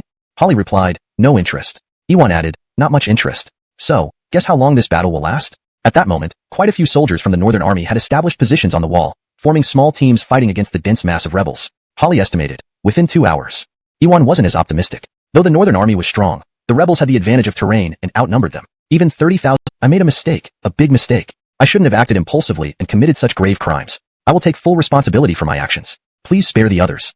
Pierce coldly replied, "The country has its laws, and the army has its regulations. You violated military rules, and must be punished accordingly. Take them away and execute them publicly." Soon, the heads of the 12 rebels were displayed atop Queenyantong City, bloodied and exposed. This swift victory crushed the rebels' arrogance, showing them the gap between regulars and seasoned soldiers. It made them realize that arduous training was indeed for their own good, to survive on the battlefield. This chapter translates the intense scene where Pierce orchestrates a mock battle to discipline the rebel forces. Through strategy and psychological warfare, he teaches them a harsh but necessary lesson. ##### Chapter 297. Reorganizing the Northern Army. Subsequently, Pierce began a comprehensive reorganization of the entire Northern Army. He disbanded the 3,000 unruly troops and integrated them into the 20,000-strong elite Northern Army, forming a structure where experienced soldiers would lead the new recruits. Although this move would inevitably reduce the combat effectiveness of the elite Northern Army, it would significantly enhance the overall combat capability of the entire Northern Army. This reorganization should have been done long ago. If it had been implemented earlier, perhaps the rebellion wouldn't have happened. However, before that, the 3,000 new recruits hadn't been officially accepted by the imperial court and were still private soldiers under Pierce's command. Therefore, they had to maintain a low profile. Now, everything fell into place naturally. The Northern Army was fully replenished, reaching its full strength of 50,000 men. Adifir, despite his experience, might find it overwhelming to manage such a large force alone. After careful consideration, Pierce assigned Johann and Evander from the Lewis family cavalry to assist Adifir. Johann and Evander were no longer young, and staying in the high-risk Lewis family cavalry wasn't suitable for them. Any slight misstep could cost their lives. Having served the Lewis family for decades, Pierce wanted to ensure they ended their service in peace. Letting them serve out their remaining years in the stable Northern Army, they could eventually retire honorably. Leading charges into battle might be challenging for them now, but training troops certainly needed seasoned veterans like them. With their transfer, the main and deputy commanders of the Lewis family cavalry were also finalized. Lance and Oral. Both were formidable warriors, charging into battle as easily as drinking water. Lance was steady and experienced, having been through the reformation and rise of the Lewis family cavalry, making him a pillar of the force. Oral, though a latecomer, was diligent and studious, making him the best successor for Lance. Pierce said, "Uncle Wanley, Uncle Dew, Uncle Lewis, I entrust the Northern Army to you." Adifir replied, "Bray, rest assured. I'll train them into an effective fighting force as soon as possible." Johann added, "Bray, I'll assist Uncle Wanley wholeheartedly and rigorously train these brats." Evander affirmed, "Bray, with us here, there won't be any more chaos in the Northern Army." Pierce tapped on the table. "I have a task for you." The three men's eyes lit up. "Please instruct us, Bray. Lead your troops from Queenientong County to clear out the bandits in Queenienzu. Consider it part of their training." After the previous campaign against bandits, the bandit threat in Queenienzu had significantly diminished. But since he bore the title of Pacification Edwin, he needed to take action. The three men happily responded, "Brinley's, Bray." While dealing with bandits wasn't very exciting, it was better than monotonously drilling every day in camp. Order was restored in Queenientong City. Everyone entering or leaving the city gates spat on the ground when they saw the heads of rebels displayed on the wall. These traitors had lived off the Norris's provisions but rebelled against him. A despicable act deserving death. The rebellion, which lasted around too few. With more people grazing on the grasslands, not only would grain pressure be reduced, but the livestock could feed more people. More importantly, only then could he claim the vast grasslands as his domain. Gerard lamented, "Norris, there's nothing we can do. Despite our efforts, most civilians refuse to budge. As you said, we can't force the Han people to become nomads." Pierce sighed. The centripetal force of Central Plain culture was incredibly strong. Given a choice, no one would willingly leave for the steppes to live as barbarians. Such influence was built over thousands of years and couldn't be changed by human effort. It was precisely because of this that Chinese civilization had endured. Though he couldn't change it, nor did he want to, the lure of benefits could drive some to go. For the greater plan, he needed to devise a strategy. In the capital, at the Lewiston Hall, a eunuch named Casey excitedly brought in the victory report. "Your Majesty, good news. Under Commander Louis Zhonglong's swift actions, the Queenientong City bandit revolt was quelled within half a day. Dead or injured bandits are numerous, and the rest were sent to Ewing to dig coal. Now, the Northern Army is sweeping the remaining bandits in Queenienzu, which will soon bring peace." The Moxie smiled with pleasure. As expected, this was merely a trifle for him. Such a minor uprising can be extinguished in a snap. Suddenly, every soldier who encountered her greeted her politely. She nodded in response each time, but didn't say much. It wasn't because she was putting on an aloof act. This was simply her nature.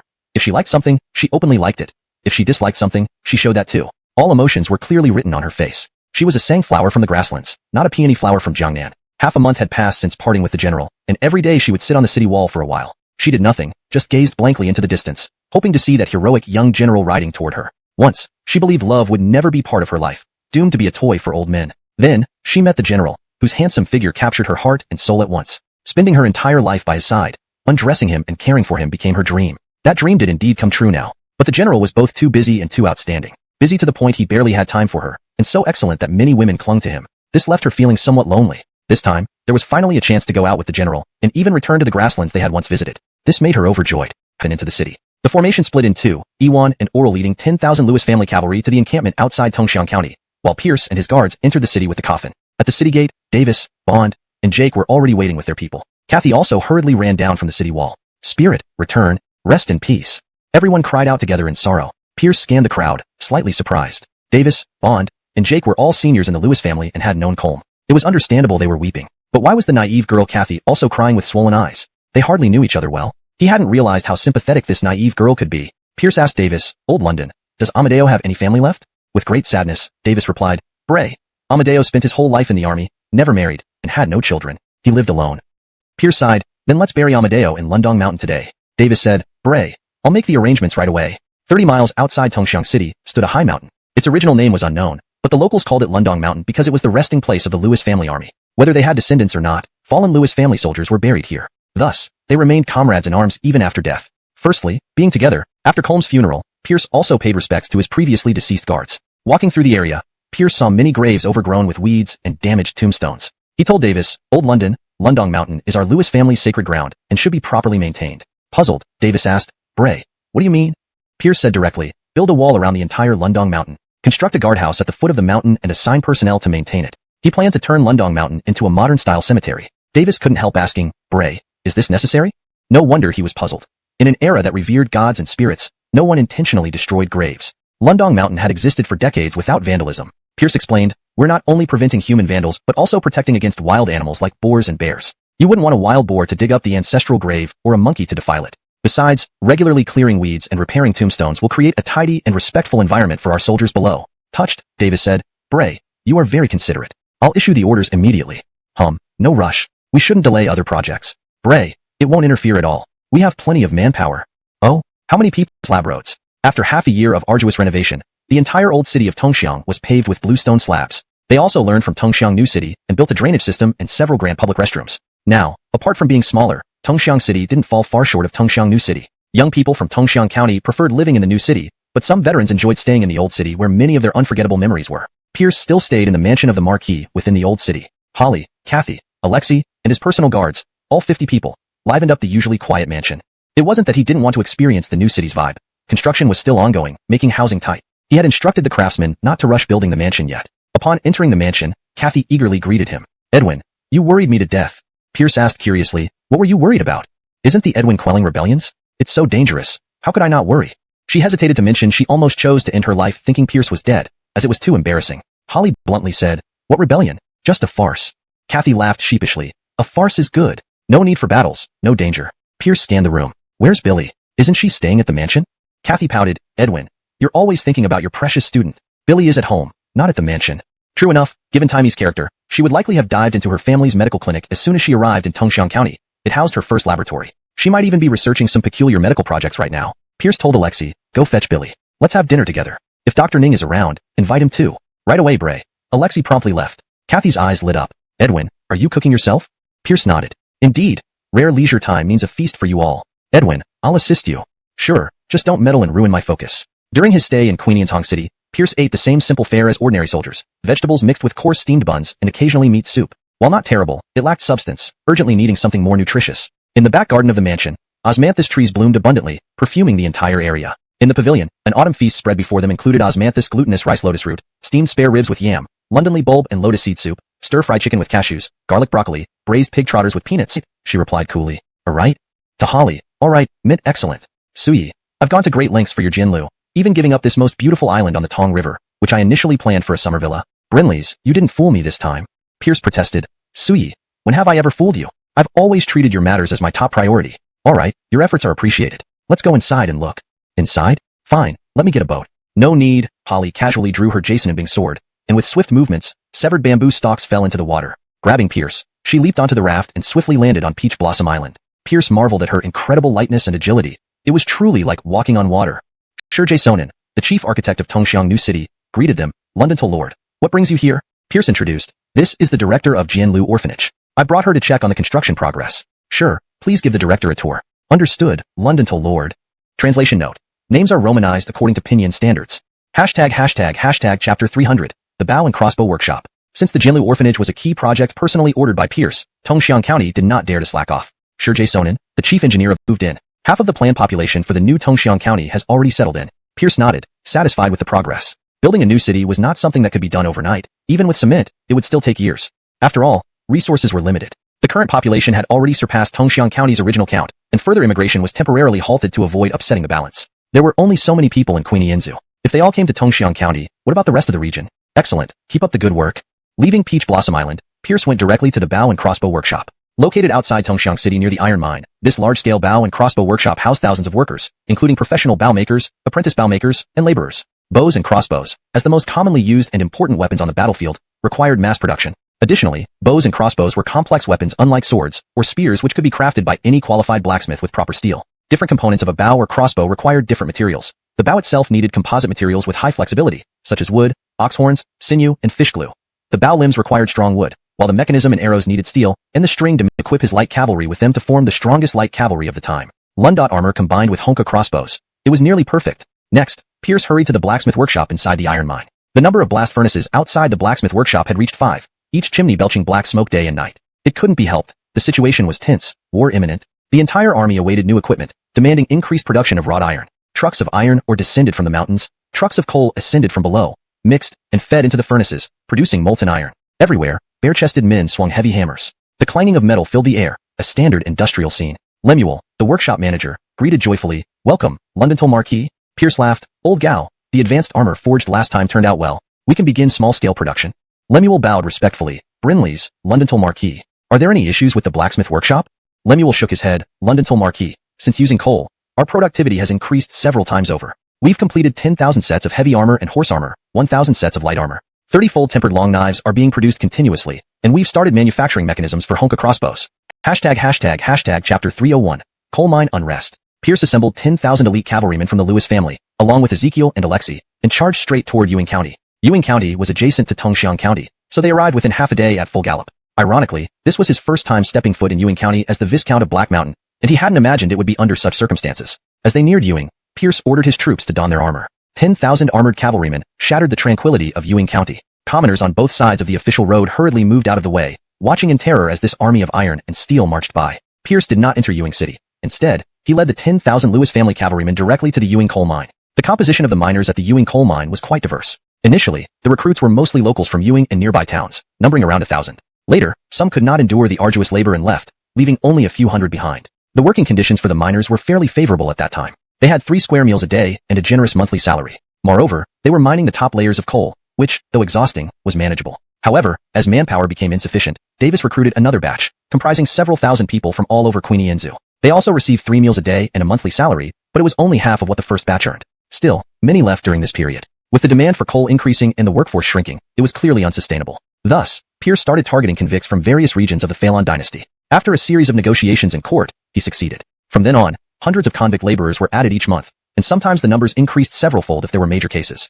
These convicts received only 3 meals a day, no salary, and no freedom. They were assigned the hardest and most grueling tasks, being convicts after all. In this era, convicts had no rights to personal safety or dignity. Spitting or smashing eggs on them was considered mild treatment. Beatings were common as long as no one died, and the officials would turn a blind eye. Once branded with the mark of a convict, one's life was forever tarnished with shame. The administration of these miners was handled by officials from Ewing County, led by County Magistrate Gaspard. However, Pierce dispatched a team of veteran Lewis family soldiers to maintain order, numbering several hundred. As the number of miners grew, the official oversight became insufficient. So, the original few hundred miners were promoted to minor overseers, tasked with supervising other miners. Some of these overseers became arrogant and treated the convicts harshly, often reprimanding or whipping them. Initially, the convicts were a minority and had to endure. But when the Jiangzhou incident happened, Pierce suddenly added over 10,000 convicts to the Ewing mine. With the convicts now in the majority, the overseers continued treating them as before, harshly berating and lashing those who displeased them. A day prior, a frail young man collapsed under the heavy workload. An overseer, thinking he was slacking off, whipped him to death on the spot. This enraged all the convicts, leading to an outbreak of violence. To regain control, the Lewis family veterans acted swiftly, killing several hundred convicts before the rest were jolted back to reason by the sight of severed heads. The convicts demanded punishment for the perpetrator or else refused to work. The Lewis family soldiers couldn't make decisions and thus sent riders to notify Pierce, who was in Tongxiang County. At the foot of Ewing, over 10,000 branded and shackled convicts sat silently. Thousands of civilians stood nearby, watching the spectacle with curiosity. The Ewing County officials, led by Gaspard, were in a frenzy, worried about failing to meet production quotas. Several hundred fully armed Lewis family soldiers watched impassively. Their task was to maintain order, and as long as the situation remained calm, they wouldn't intervene. Suddenly, the earth rumbled, causing panic among everyone except the Lewis family soldiers, who exclaimed excitedly, "Don't panic, it's Norris Lewis." Over 10,000 convicts turned pale. They had been personally sent here by Pierce after being demoted from their lofty positions. To them, he was both feared and hated. Rumors spread of his brutality, killing countless barbarians on the steppes and causing rivers of blood to flow in Shu. Could he be planning to massacre them all? A surge of steel-armored monsters surrounded everyone, their eyes the only visible part of their faces, exuding a cold, murderous aura. The convicts shuddered at the sight, too terrified to resist. Pierce dismounted and strode forward under the protection of his bodyguards. A Lewis family veteran rushed to greet him. "Bray." Pierce managed a slight smile. "Old do, well done." Lenoxy, the captain of the Lewis family veterans guarding the coal mine, had wisely used bloodshed to calm down the convicts. Otherwise, the consequences would have been catastrophic. "Your praise is too kind, Bray." Lundintel Marquis. Gaspard approached, trying to ingratiate himself. Pierce ignored him and scanned the frightened convicts, his expression darkening. "Where is the overseer who killed someone?" Gaspard quickly shouted. Are you deaf? Bring him forward immediately. 2 county soldiers dragged a bound, slender man forward. Pierce waved a hand. Bind him. A wooden post was erected, and the slender man was tied to it. Pierce addressed the crowd loudly. I know what happened. This overseer killed a man first. Whoever wants to avenge the deceased prisoner, come up and whip him once. Hearing this, the overseer screamed in terror. Spare me, Londontal Marquis. If every person gave him a lash, how could he possibly survive? No one paid him any heed. The convicts hesitated until Pierce roared, Have you lost all your courage? Are you even men? A muscular convict stood up defiantly. Who cares? I'll do it. Dragging his shackles, he approached, took the whip, and delivered a brutal strike to the overseer's face, tearing his flesh and eliciting screams of pain. With the first step taken, others followed. Hundreds later, the overseer lay dead. Pierce announced, Now you've avenged one of your own. Next, let's settle the account for your collective unrest. Hashtag chapter 302, Miners' Code of Conduct. After venting their frustrations, the 10,000 prisoners no longer harbored any resentment. All that remained was fear as they fell to their knees. Spare us, Your Excellency. We won't dare do it again. Pierce had no intention of severely punishing them. He still needed them to work. However, some necessary punishment was essential. Otherwise, if they got away with it once, they might try it again. He declared, Since you all have so much energy to fight, you won't be eating for the next 2 days. The 10,000 prisoners instantly broke into wails. For men engaged in such arduous labor as coal mining, not eating for 2 days was practically a death sentence. Now, back to work. Gaspard and other officials brandished whips to drive the men forward. Did you hear that? Lord Lewis is being generous by sparing you this time. Get back to work. At that moment, a man with a face blackened from coal rushed toward Pierce. Swish, swish, swish. The guards drew their long swords. Who are you? Stop. He would be mercilessly slain if he took another step. The man shouted, Pierce, it's me. It's Sterling. Recognizing the familiar voice, Pierce immediately identified the man. This was none other than Sterling, one of the 3 heroes of the Imperial City. His father was London Lewis, the Minister of War, who was beheaded by the Moxie due to embezzlement. As a relative, Sterling wasn't executed but sentenced to lifetime coal mining at Black Mountain. Alexei muttered, he really didn't have a choice. Sterling knelt down and began banging his head on the ground. Pierce, I shouldn't have been against you before. Please forgive me. Save me. I don't want to die in this dark and lightless mine pit. Alexei felt a pang of sympathy. Bray. Pierce shot him a glare and said to Sterling, I can't save you, but as an old acquaintance, you'll be a small overseer from now on. That's all I can do for you. Thank you, Sterling rejoiced, not expecting Pierce to get him out entirely. Any reduction in hard labor was a blessing. Gaspard asked flatteringly, Lord Lewis, should we remove his leg irons? Pierce waved a hand. Sure, he can't run anyway. Once branded, a convict couldn't escape without being caught again. Sterling stretched his legs, finally savoring the beauty of freedom. With a complex expression, he said, Pierce, since you're somewhat righteous, I can tell you a secret. Pierce responded indifferently. What kind of secret? He didn't think Sterling had anything important. Do you really want me to say this in front of everyone? Impatient, Pierce dragged him aside. Speak up. That day, I was looking for treasures in my father's study. When I heard footsteps, I hid. Then I overheard my father talking with. Pierce's expression grew increasingly grim. Finally, he told Sterling, if you don't want to die, keep that secret buried. Sterling nodded vigorously. After leaving the Black Mountain coal mine, Pierce brought his guards to Black Mountain City. While the unrest at the coal mine had been superficially resolved, he needed to address the root cause. Although Black Mountain County was his fief, this was his first visit. Compared to Tongxiang County, Black Mountain County was a small and impoverished town. Before the discovery of the coal mine, it had no significance. Pierce hadn't even known about it before. In the county hall, Pierce sat in the main seat.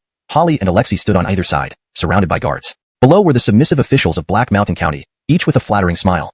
County Magistrate Dawson was a sleazy-looking fat man who wished he could worship Pierce like an ancestor. Pierce spoke calmly. This prisoner unrest was caused by poor management. To establish an orderly and efficient working environment, I believe it's necessary to create a code of conduct for the mine workers. Dawson hurriedly agreed. Absolutely necessary. Now, listen as I recite it, and you write it down. Dawson bellowed. Gaspard, prepare ink, paper, and brushes immediately. I must record Lord Lewis's wise words to be our golden rules for the future. 1. Love the Great Phelan Dynasty, love Black Mountain, abide by Great Phelan's laws, and firmly implement all regulations of the Black Mountain coal mine. 2. Maintain the interests of the Black Mountain coal mine, cherish its honor, and bravely oppose any actions that harm it. 3. Maintain a positive attitude towards work and life. Pierce recited for half an hour without stopping. As a well-educated youth from the modern era, creating such codes came naturally to him. Below, Dawson squatted and wrote page after page until his hands cramped and he doubted his existence. Pierce clapped his hands. All right, for now, there are 99 rules. More will be added when I think of them. Dawson threw down his pen and burst into tears. Lord Lewis, what wonderful guidelines. It's an honor to hear such wisdom, truly a privilege and an ancestral blessing. Pierce glanced at him. For a county magistrate, you may not look impressive, but you speak frankly. Indeed, Lord Lewis, apart from honesty, I have no other virtues. Good. Compile these 99 rules into a booklet and organize daily study sessions for the overseers, ensuring each can recite them fluently. From now on, everything must follow these rules. Those who disobey will lose their positions and be sent to work in the mines. You can count on us to implement your principles faithfully. Great job. You have a good learning ability. Keep up the good work. I have high hopes for you. Dawson bowed deeply. Thank you for your appreciation, Lord Lewis. Pierce then summoned the miners who discovered the Black Mountain coal mine. They were now overseers at the site. Straightforwardly, he said, before arriving here, I toured the area and noticed the mining seems chaotic. Random digging may lead to safety hazards as we dig deeper. What do you suggest, Lord Lewis? Mining must be planned and scientific. Develop a schedule and follow it. Brinley's Lord Lewis. Pausing, Pierce asked, based on current progress, how long do you think the Black Mountain coal mine will last? The Black Mountain coal mine has substantial reserves. At the current rate, it should last at least a dozen years. We must stay vigilant and prepare in advance. Start exploring for new coal mines. If you find another, I will reward you generously. Besides coal, also look for iron, tungsten, gold, and silver mines. I welcome all findings. Brinley's Lord Lewis. ##### Chapter 303. Ideological Education Class. Between Yuan County and Tongxiang County, a massive army of iron-armored cavalry was galloping at full speed. It was Prince Pierce and his 10,000 Lewis family iron cavalry. Throughout the unrest at the Ewing coal mine, the 10,000 Lewis family iron cavalry did not get a single chance to engage in combat, effectively undergoing a long-distance endurance training. Many were filled with regret, especially the 5,000 newly equipped heavy cavalry who hadn't yet baptized their weapons with blood. They cursed the prisoners of the Ewing coal mine as cowards for not daring to rise up despite being over 10,000 strong. As the commander of the Lewis family iron cavalry, Ewan frowned, feeling somewhat worried about this situation. He caught up with Pierce. Bray, I think these young rascals have become too arrogant. Their hearts are restless. This isn't a good sign. Pierce nodded. Indeed. A supreme army can be proud but should not be restless. A strong heart should be like an ancient well without ripples. These 10,000 Lewis family iron cavalry had swept across the frontier territories with Pierce, then entered Shu and decisively defeated the Charleston army. With pride and honor came belligerence and arrogance. This attitude was fine during regular times, but if they ever encountered defeat, it could be fatal. Such an army lacked resilience and wasn't truly formidable. Ewan anxiously asked, Bray, is there a solution? He was skilled in cavalry training, but dealing with this kind of morale issue left him at a loss. Pierce answered without hesitation. It's time to give them ideological education classes. Ewan was puzzled. Bray, what are ideological education classes? These classes will teach them loyalty to the state and dedication to serving the people. We will foster fine traditions and maintain the true colors of the Lewis family army. They must know not to exult in victory nor be dispirited by defeat, maintaining composure even when storms rage within them. Why was Edwin Queenie E. Fay's backguard army so formidable? Because they were loyal to their country and remembered its humiliations. Why were our volunteer soldiers so effective? Because they were guided by correct patriotic thoughts. Bray, how do we implement this specifically? Once I return, I'll write a booklet and organize daily study sessions for them. Writing such materials was something Pierce excelled at. Ewan was concerned. Bray, I fear they won't willingly comply. Even if they obey on the surface, they might resist inwardly. Ewan knew his subordinates well. When asked to train for battle, they would all rush forward. But make them read and study, and they'd rather die. Pierce coldly said, they don't have a choice. After organizing the studies, you'll conduct regular exams. Only those who pass can participate in battles. Those who fail will stay in Tongxiang County to shovel manure. Ewan's eyes lit up. Bray, this is a great idea. Whether to have a chance at battle or avoid shoveling manure, he believed they would all study diligently. The officers present felt their scalps tingle, thankful that they didn't have to. Although should they really be exempt? But they forgot about Sky, Pierce's advisor. Sky asked, do we officers need to study as well? Pierce nodded. Of course. You must lead by example. If you don't score well on the exams, you'll all take turns shoveling manure. Pierce felt a sense of accomplishment. Londontal brats, let you bask in the glory of 21st century civilization. Unfortunately, Sky, who had to arrange for a group of orphan children she had secretly taken in, couldn't accompany him, leaving him no opportunity to take advantage of the Lady Yasmin along the way. To Sky, this trip to the grasslands was more like a vacation. There was no danger, and whether she was there or not made little difference. Still, if given a choice, she preferred staying by his side, even if it meant letting him take some liberties. It brought her joy inside. In the middle of the army was Pierce's four-wheeled luxury shock-absorbing carriage, a 3.0 version now. Sitting in this upgraded carriage on the wide road of Queenie Enzu, Pierce barely felt any bumps. Comfortably lying down, Kathy and Jessica massaged him from either side. Jessica's 18 traditional massage techniques needed no introduction and were part of why Pierce always brought her along. Kathy's massage skills had also improved significantly, undoubtedly practiced in secret. However, she often couldn't help herself, moving her hands around, trying to get closer, which Pierce found less than honest. Pierce slapped her wandering hands away, scolding, focus on your task. Don't keep touching me everywhere. It disrupts our pure friendship. Look at Haddonfan. Treat massage as a profession with professional ethics. Kathy mumbled, Haddonfan is still young and doesn't understand. Jessica disagreed, Sister Nayland, Haddonfan isn't young anymore. She tried to prove her point by puffing out her chest, though it was rather unconvincing. Just as men dread being considered weak, women detest being called small. You can say I don't understand or even call me stupid, but don't say I'm small. Kathy replied casually, Brinley's Haddonfan, you aren't small. But, Sister is bigger. With that, she puffed out her impressive chest, and Jessica instantly deflated. Comparing herself to the towering peak, she felt utterly flat. Pierce slapped Kathy's large bottom. Put away your weapon. Exposing it to a child. Are you not ashamed? Although Haddonfan may not match you now, she might surpass you someday. Jessica immediately became motivated, clenching her tiny fists. Teacher, Haddonfan will work hard to grow. Pierce nodded approvingly. Good, I believe in you. Beside them, Kathy taunted. That isn't something you can achieve by effort alone. It needs nurturing and cultivation, just like giving a push. Jessica turned to Pierce. Seeing the inappropriate direction this conversation was taking, Pierce corrected it quickly. He turned Kathy around and smacked her large bottom for corrupting a child and pushing things too far. Only elite cavalry could master more complex formations like the chariot suspension in the crowstar formation. Such a high-standard troop naturally wielded unmatched power. On flat terrains, both infantry and heavy cavalry would become easy prey to light cavalry, unable to resist. In Pierce's plan, the Lewis family iron cavalry would be limited to 10,000, used only at critical moments as a breakthrough force. However, there was no limit set for the light cavalry.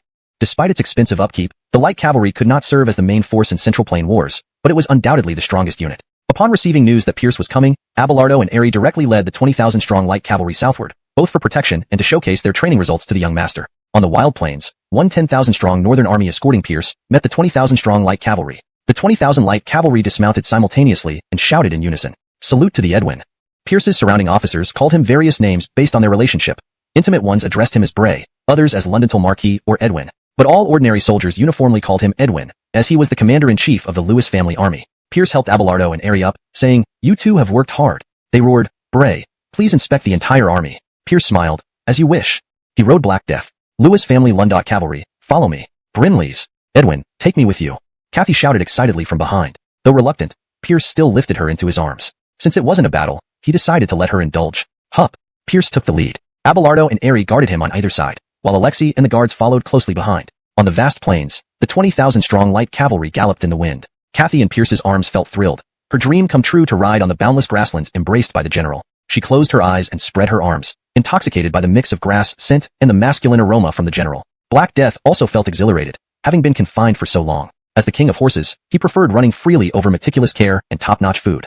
Freedom was imprinted in his genes, impossible to erase. Feeling the joy of his beloved and good friend, Pierce's mood brightened too. He started issuing various commands, transforming formations like the snake, goose, and fish scale. Flags waved incessantly, and despite some clumsiness, the cavalry managed to change formations without chaos. Satisfied, Pierce wished Kathy wasn't wriggling in his arms, making him uncomfortable. After all, the light cavalry gasped. Armor that protected the whole body and a crossbow with twice the effective range of a horn bow. It was like divine equipment for light cavalry. Abelardo and Aery stared wide-eyed, handling the grayish light armor and the convenient crossbows as if they were precious treasures. Pierce laughed. "What are you waiting for? Try them out."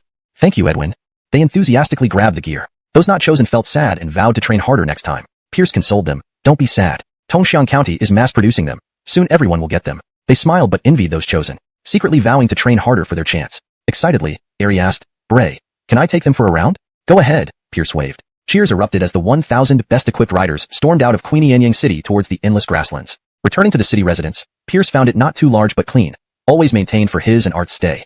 Chapter 305, Horse Ranch. To welcome Pierce's party, Abelardo prepared a welcoming banquet at his residence. Pierce gave the order that all officers of battalion commander rank and above were invited, whether from the Lewis family light cavalry or the Northern Army. Soldiers below this rank celebrated on the parade ground, also enjoying fine wine and meat. The entire army cheered, and the city of Queenie and Lewis immediately came alive with festivities. Pierce arrived at the banquet accompanied by beauties. Kathy on his left, Imelda on his right, and his loyal attendant Alexei following behind. He sat in the seat of honor like a tiger, while on either side of him sat the officers of the Lewis family light cavalry and the Northern Army. Amidst the lively tunes of whom music, roasted whole lambs, pots of slow-cooked beef, and barrels of sweet green ant wine flowed continuously, allowing everyone to experience the pleasure of eating large pieces of meat and drinking copious amounts of wine. The steps lacked many things, but not sheep, cattle, or horses. Pierce tore off a large leg of lamb for Kathy, served Imelda a big bowl of beef, and began gnawing on his own roasted lamb leg. Although it didn't match the deliciousness of the Lewis family Grand Tavern, it had an authentic taste of the origin. A mouthful of meat and a sip of green ant wine indeed made for a satisfying meal. Kathy drank kumis, a type of alcohol brewed from fresh sheep's milk by the herdsman,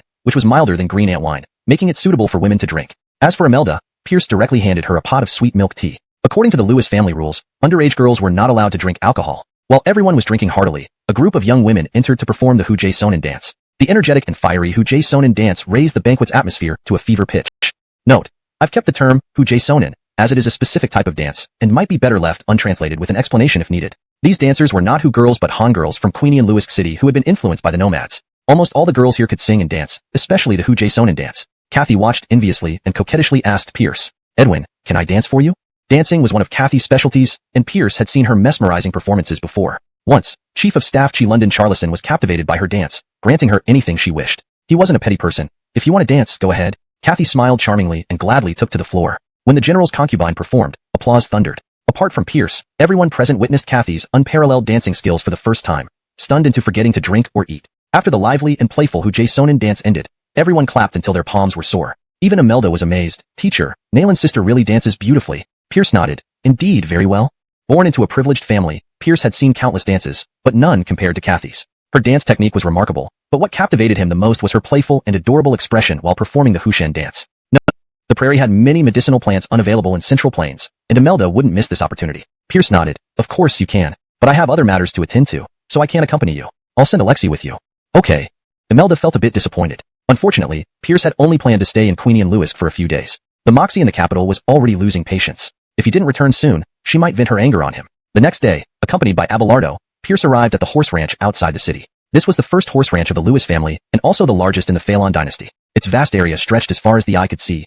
Yes, Pierce had transformed the entire steppe into a horse ranch for the Lewis family. Early in the morning, Alexei had already taken over 100 light cavalrymen deep into the prairie to gather herbs with Imelda. So now, only Kathy remained close to Pierce, happily monopolizing his attention. Pierce warned, I have important business to handle. Behave yourself, or I'll send you back alone. Kathy immediately stopped wriggling.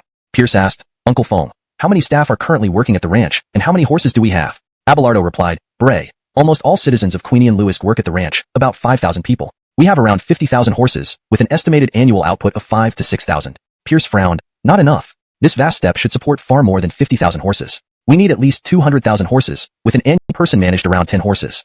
Pierce was unsatisfied with this scattered breeding model. It wasted manpower and failed to achieve scale. He needed a collective, industrialized approach to raise the maximum number of horses with minimal effort. Frankly, he somewhat regretted completely eliminating the nomads. If he had left the ordinary herdsman, he wouldn't lack for horses now. Unlike now, where he had no place to buy them, since Queenie Inzu and the northern steppes were the only places around Phelan that produced warhorses. Of course, this thought passed quickly. After all, retaining the nomads carried enormous risks and uncertainties. They were a fully militarized society, no joke. Note, the term Hushin refers to a stylized form of dance that does not translate easily. Here it is transliterated as Hujie Sonin dance, preserving its cultural context. Chapter 305, Horse Ranch. To welcome Pierce's party, Abelardo prepared a welcoming banquet at his residence. Pierce ordered that all squad leaders and above, whether from the Lewis family cavalry or the Northern Army, could attend. Those below this rank celebrated on the parade ground with food and wine. The entire army cheered, and the whole city of Queenie Anyang became lively. Pierce attended the banquet with two beauties, Kathy on his left and Pepper on his right, with Alexei trailing behind like a lackey. He sat proudly in the main seat, flanked by commanders from the Lewis family cavalry and the Northern Army. In the midst of joyful Hu music, one roasted whole lamb after another, pots of braised beef, and barrels of fragrant rice wine were brought out in a steady stream, allowing everyone to experience the pleasure of eating meat and drinking wine freely. The grasslands lacked many things but never sheep, cattle, or horses. Pierce tore off a large leg of lamb for Kathy and filled a bowl of beef for Pepper before grabbing a roasted lamb leg for himself. Though not as exquisite as those from the Lewis family inn, the food had an authentic taste. Meat paired with rice wine made for a satisfying meal. Kathy drank mare's milk wine, a drink brewed from fresh goat's milk by nomads, less potent than rice wine and suitable for women. As for Pepper, Pierce handed her a pot of sweet milk tea directly. House rules of the Lewis family. No alcohol for underage girls. Just as they were reveling in the drinks, a troupe of young girls danced the Hujie Sonin dance. The youthful vigor and fiery energy of these dances heightened the atmosphere to a peak. They were not exotic dancers but Han girls from Queenie Anyang who had been influenced by the nomads and were skilled in singing and dancing. Few couldn't perform a Hujie Sonin dance. Kathy felt the urge to join and coquettishly asked Pierce, Edwin, can I dance for you? Dancing was Kathy's forte, and Pierce had seen it before. Back then, Calican had been so captivated by her dance that he indulged her every whim. He wasn't petty. If you want to dance, go ahead. Kathy smiled brightly and gracefully entered the stage. The sound of applause erupted as Pierce's concubine began to dance. Everyone except Pierce saw Kathy's exceptional dancing for the first time, entranced to the point of forgetting to drink or eat. After a spirited and playful Hujie Sonin dance, everyone clapped until their hands hurt. Even Pepper was stunned. Teacher, I didn't know Nail and sister danced so well. Pierce nodded. Indeed, very well.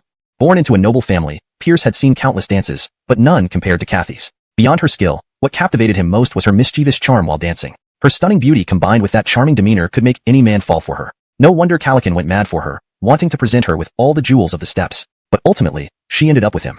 Pepper looked down. Compared to Nail and sister, I am really inferior. Pierce patted her head. Silly girl. Everyone has their strengths. Your strength is in medicine, which saves lives and heals wounds. Far more useful. Abelardo replied, Master, almost all residents of Queenie Anyang work at the ranch. There are about 5,000 people raising around 50,000 horses, with an estimated annual production of 5 to 6,000 horses. Pierce frowned. Not enough. This much land should support more horses. We need at least 200,000 horses, with an annual production of 30 to 40,000. In the future, even more. Currently, the light cavalry equipped with powerful bows were limited by the number of horses. To achieve a ratio of 3 horses per soldier, adding 10,000 soldiers would require 30,000 horses. An annual production of 5 to 6,000 was insufficient. The Lewis family's iron cavalry also required frequent horse replacements. Horses weren't just for cavalry. Infantry also needed them for rapid transportation of supplies. Horses played a crucial role in the military's combat effectiveness. Abelardo felt ashamed. Master, I apologize. I will find ways to increase horse production. Pierce comforted him. It's not your fault, Uncle Feng. You're not professionals in horse breeding. You won't need to manage the ranch anymore. I'll bring in experts to handle it. Abelardo breathed a sigh of relief. As master wishes. As a career military man, he had struggled immensely managing the ranch, which required skills he lacked. Pierce inspected the surrounding area and gained a basic understanding of Queenie Yan Yang's horse breeding practices. Each family unit managed a set number of horses. For example, a 7-member household could manage around 100 horses, while a 10-member household could manage up to 150. Anymore, and they couldn't manage them properly. Roughly, one person took care of about 15 horses. Pierce was dissatisfied with this scattered model, which wasted manpower and lacked scale. He envisioned a collective, scalable system that maximized horse production with minimal labor. Frankly, he regretted driving out the nomads entirely. Had ordinary herdsmen been left behind, he would have had plenty of horses without needing to buy them elsewhere. The northern Queenie Enzu and the steppe were the only regions producing warhorses near the Great Phalon Empire. However, this thought was fleeting. Keeping the nomads posed significant risks and uncertainties, as they were a warrior society.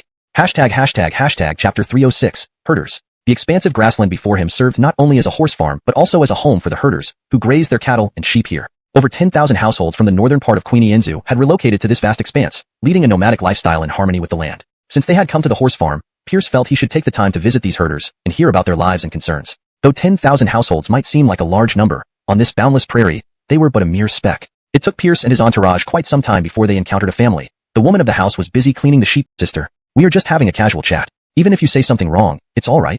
The woman rubbed her hands nervously and said, My lord, our family has always been herders in Queenie Enzu, so there's nothing particularly unusual about it. But compared to Queenie Enzu, life on the grasslands has its challenges. Oh, please tell me more. In Queenie Enzu, we could buy anything we needed from nearby towns. Here on the grasslands, many items are unavailable. For example, a single pot must be shared among everyone, which is very inconvenient. Pierce nodded inwardly, acknowledging his oversight. The nearest city to the grasslands was Queenie Yan Yang City, but it was a military town under strict military management. Though some daily necessities were available, the variety was limited due to strict controls and lack of market demand. Everything in the army was supplied through logistics, so there was no need to purchase items. Most residents of Queenie Yan Yang City were related to the military and obtained what they needed through them, leaving the herders at a disadvantage. Sometimes, even a whole sheep couldn't buy a simple pot. Pierce wanted more people from Queenie Enzu to migrate to the grasslands, and this was an urgent issue that needed solving. He thought for a moment and comforted the woman. Please rest assured, sister. I plan to set up market points on the grasslands where merchant caravans can bring goods for sale. You can buy with money or trade with livestock. The woman was delighted. Is that true, my lord? Abelardo added, Sister, my master is the owner of this entire grassland. He won't lie. Overwhelmed with gratitude, the woman began to kowtow to Pierce. For the herders, if merchant caravans regularly brought essential items, it would solve their biggest inconvenience. The grasslands would then truly feel like paradise to them. Pierce quickly helped her up. Seeing her about to slaughter a sheep in thanks, he hastily led his entourage away. One sheep meant little to him, but represented hope to the herders. They visited a few more families, finding similar situations. With this understanding, Pierce felt more confident about encouraging further migration. As the merchant caravans arrived, the grasslands were sure to see a wave of settlers. Meanwhile, Pierce pondered a decision. He planned to entrust some horses to these herders. Each family that adopted a horse would need to pay one less sheep per year. This arrangement would likely be appealing. After all, horses were essential for herding activities. It was a win-win situation. Even though it would remain a free-range farming model, the increased adoption would boost the horse population. Kathy, who had been quiet until now, finally expressed her displeasure. Edwin, you promised to ride and enjoy the scenery. Families along the way. One elderly man caught Pierce's attention. As the sun set, the old man sat astride his horse, puffing on a pipe, deep in reminiscence. What a high-class pose. Being kindred spirits, Pierce couldn't help but strike up a conversation. Elderly sir, what are you thinking about? The old man blew out a puff of smoke and said calmly, reflecting on how my life has been. Oh, what conclusion did you draw? That it's been a goddamn boring life. Pierce nearly choked. Elderly sir, in what way? All I've done is herd cattle, first in Queenie Enzu, now on the grasslands. Isn't that boring? It certainly sounds boring. Chapter 307, New Policies at the Horse Farm. Pierce was drawn to the old man's black horse beneath him. Though the black horse was lean, it had a broad frame and graceful lines. It was clearly an excellent warhorse. The old gentleman, your horse is quite impressive. The old man cast a glance at Pierce's black Absalom and said nonchalantly, it's passable, but it can't compare with your champion. Hey, you have quite an eye for horses. This young general, I've spent my entire life dealing with horses. To be honest, no one in this world knows horses better than me. The old gentleman, aren't you overstating things a bit? The old man instantly became unhappy. Come, young general, why don't you test me and see if I'm just boasting? Pierce replied casually, sure. Old gentleman, tell me how to breed good horses. The old man took a puff of his pipe and slowly said, I'll skip over the simple feeding methods. Let me share something you might not know. Pierce grew interested. I'm all ears. Firstly, with the current setup in Queenie Yan Yang City, you can't breed top-notch horses. Abelardo couldn't hold back. He had meticulously planned the horse breeding system in Queenie Yan Yang City, based on generations of local wisdom. Brinley, this old man seemed dismissive. He asked, old gentleman, what evidence do you have for that? The old man replied calmly, Edwin. When the barbarians were still around, they raised horses in northern Queenie Enzu, but their horses were far inferior to those raised by the barbarians. Do you know why? Without hesitation, Abelardo responded, Because the grasslands were more fertile. The old man nodded. That makes sense. However, even on the same grasslands, the barbarians' horses were still inferior to wild horses. Why is that? Abelardo frowned. I don't know. The old man explained slowly. Simple. Horses are timid herd animals. They thrive in large groups. The larger the group, the more secure they feel. When they feel safe, they eat more, grow faster, and stronger. Now, by dividing them into small herds as in Queenie City, how can you expect to breed top-quality horses? Abelardo was genuinely impressed. Old gentleman, I've learned a lot from you. The old man hurriedly demurred. Not at all, just a few insights from this old man. Pierce was delighted. This old man was a true talent. Not only did he excel at identifying horses, but he also had extensive experience in raising them. Perhaps he really was unmatched in the world when it came to horses. A contemporary horse whisperer. Moreover, his ideas aligned perfectly with Pierce's vision of collective and large-scale breeding. Clearly, a collective and scaled-up approach was inevitable for the horse farm. This would minimize manpower while maximizing efficiency and quality. Pierce rubbed his hands together. Old gentleman, may I ask your name? I am surnamed Ma, named Yuji. Everyone calls me Old Man Ma. Old Man Ma, would you like to spend your remaining years doing something meaningful? I don't understand what you mean, young general. To be frank, all the horses in Queenie City belong to me, and so does this grassland. I plan to establish a new, collective, and large-scale horse farm. Currently, we need a manager, and I think you're perfect for the role. Ira's eyes widened. Young general, you want me to take care of all the horses in Queenie City? Exactly. Are you up for the challenge? Ira hesitated. Young general, I'm afraid I can't handle that many horses. Pierce reassured him. You won't have to personally tend to all the horses. There will be staff to help. Your job will be to manage and guide them to raise more and better horses. I'll give you a monthly salary of 100 silver taels. How does that sound? Pierce wasn't being stingy. He didn't want to shock the old man. Sure enough, the old man looked astounded. 100 taels? That's enough to buy 50 sheep.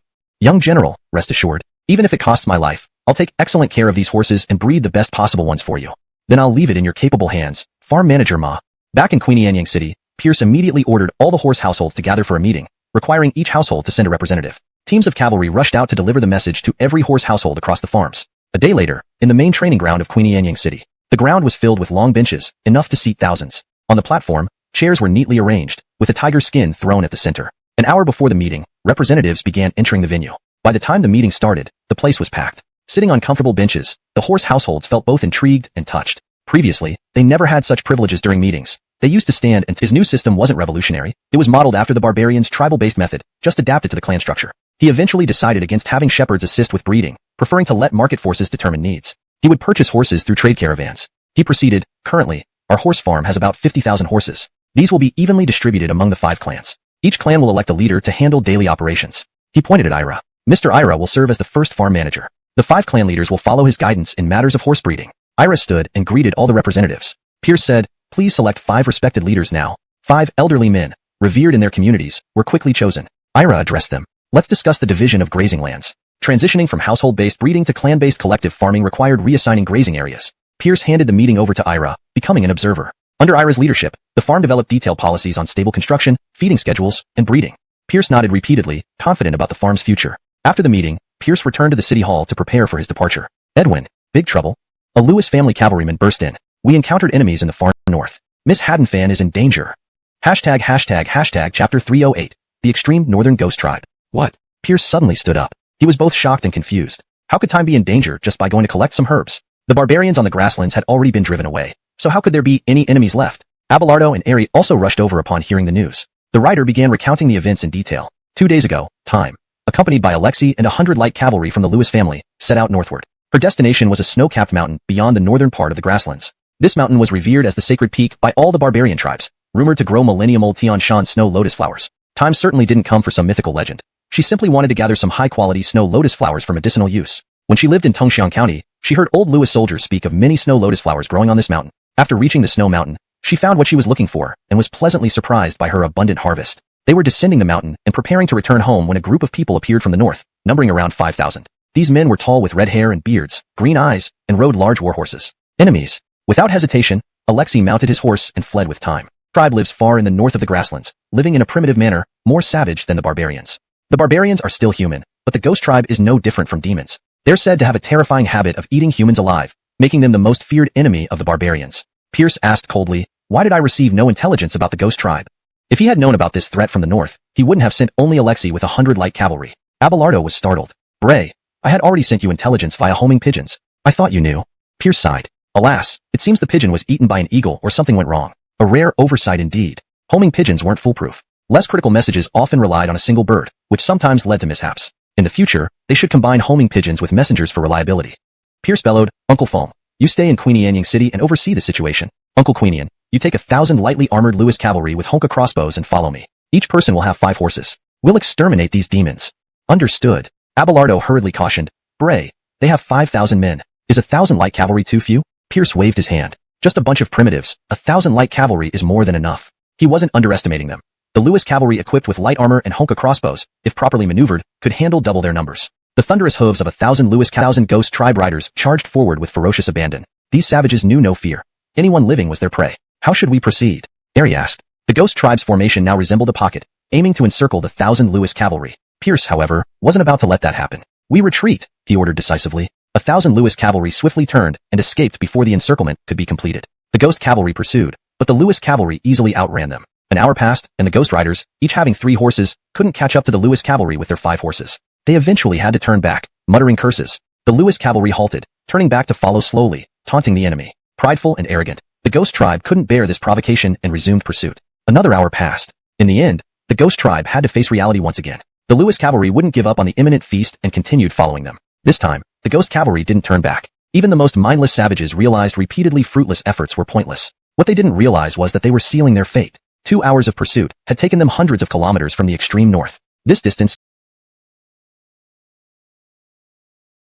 the 1,000 Lewis family light cavalry finally bared their fangs. The Honka crossbows with a 300-meter effective range unleashed their power, directly toppling several rows of ghost tribe cavalry. At least 500 to 600 fell under this sudden, lethal strike. The first reaction of the ghost tribe cavalry was confusion. Their primitive minds couldn't comprehend how any bow could shoot so far. A regular horn bow had a range of only 100 meters, even reaching 150 meters with lob shots. Even a divine archer with the strength to draw a 3-stone bow wouldn't exceed 200 meters in effective range. Were all of the 1,000 enemies superhumans who could pull 5-stone bows? That was too absurd. After confusion came rage. The enemy was cheating. Roaring angrily, they turned their horses and charged back. The Lewis family light cavalry kept running, but maintained a distance of 300 meters. While running, they kept restringing their crossbows. The Honka crossbows could be reloaded by hand. Pierce coldly issued his order, fire.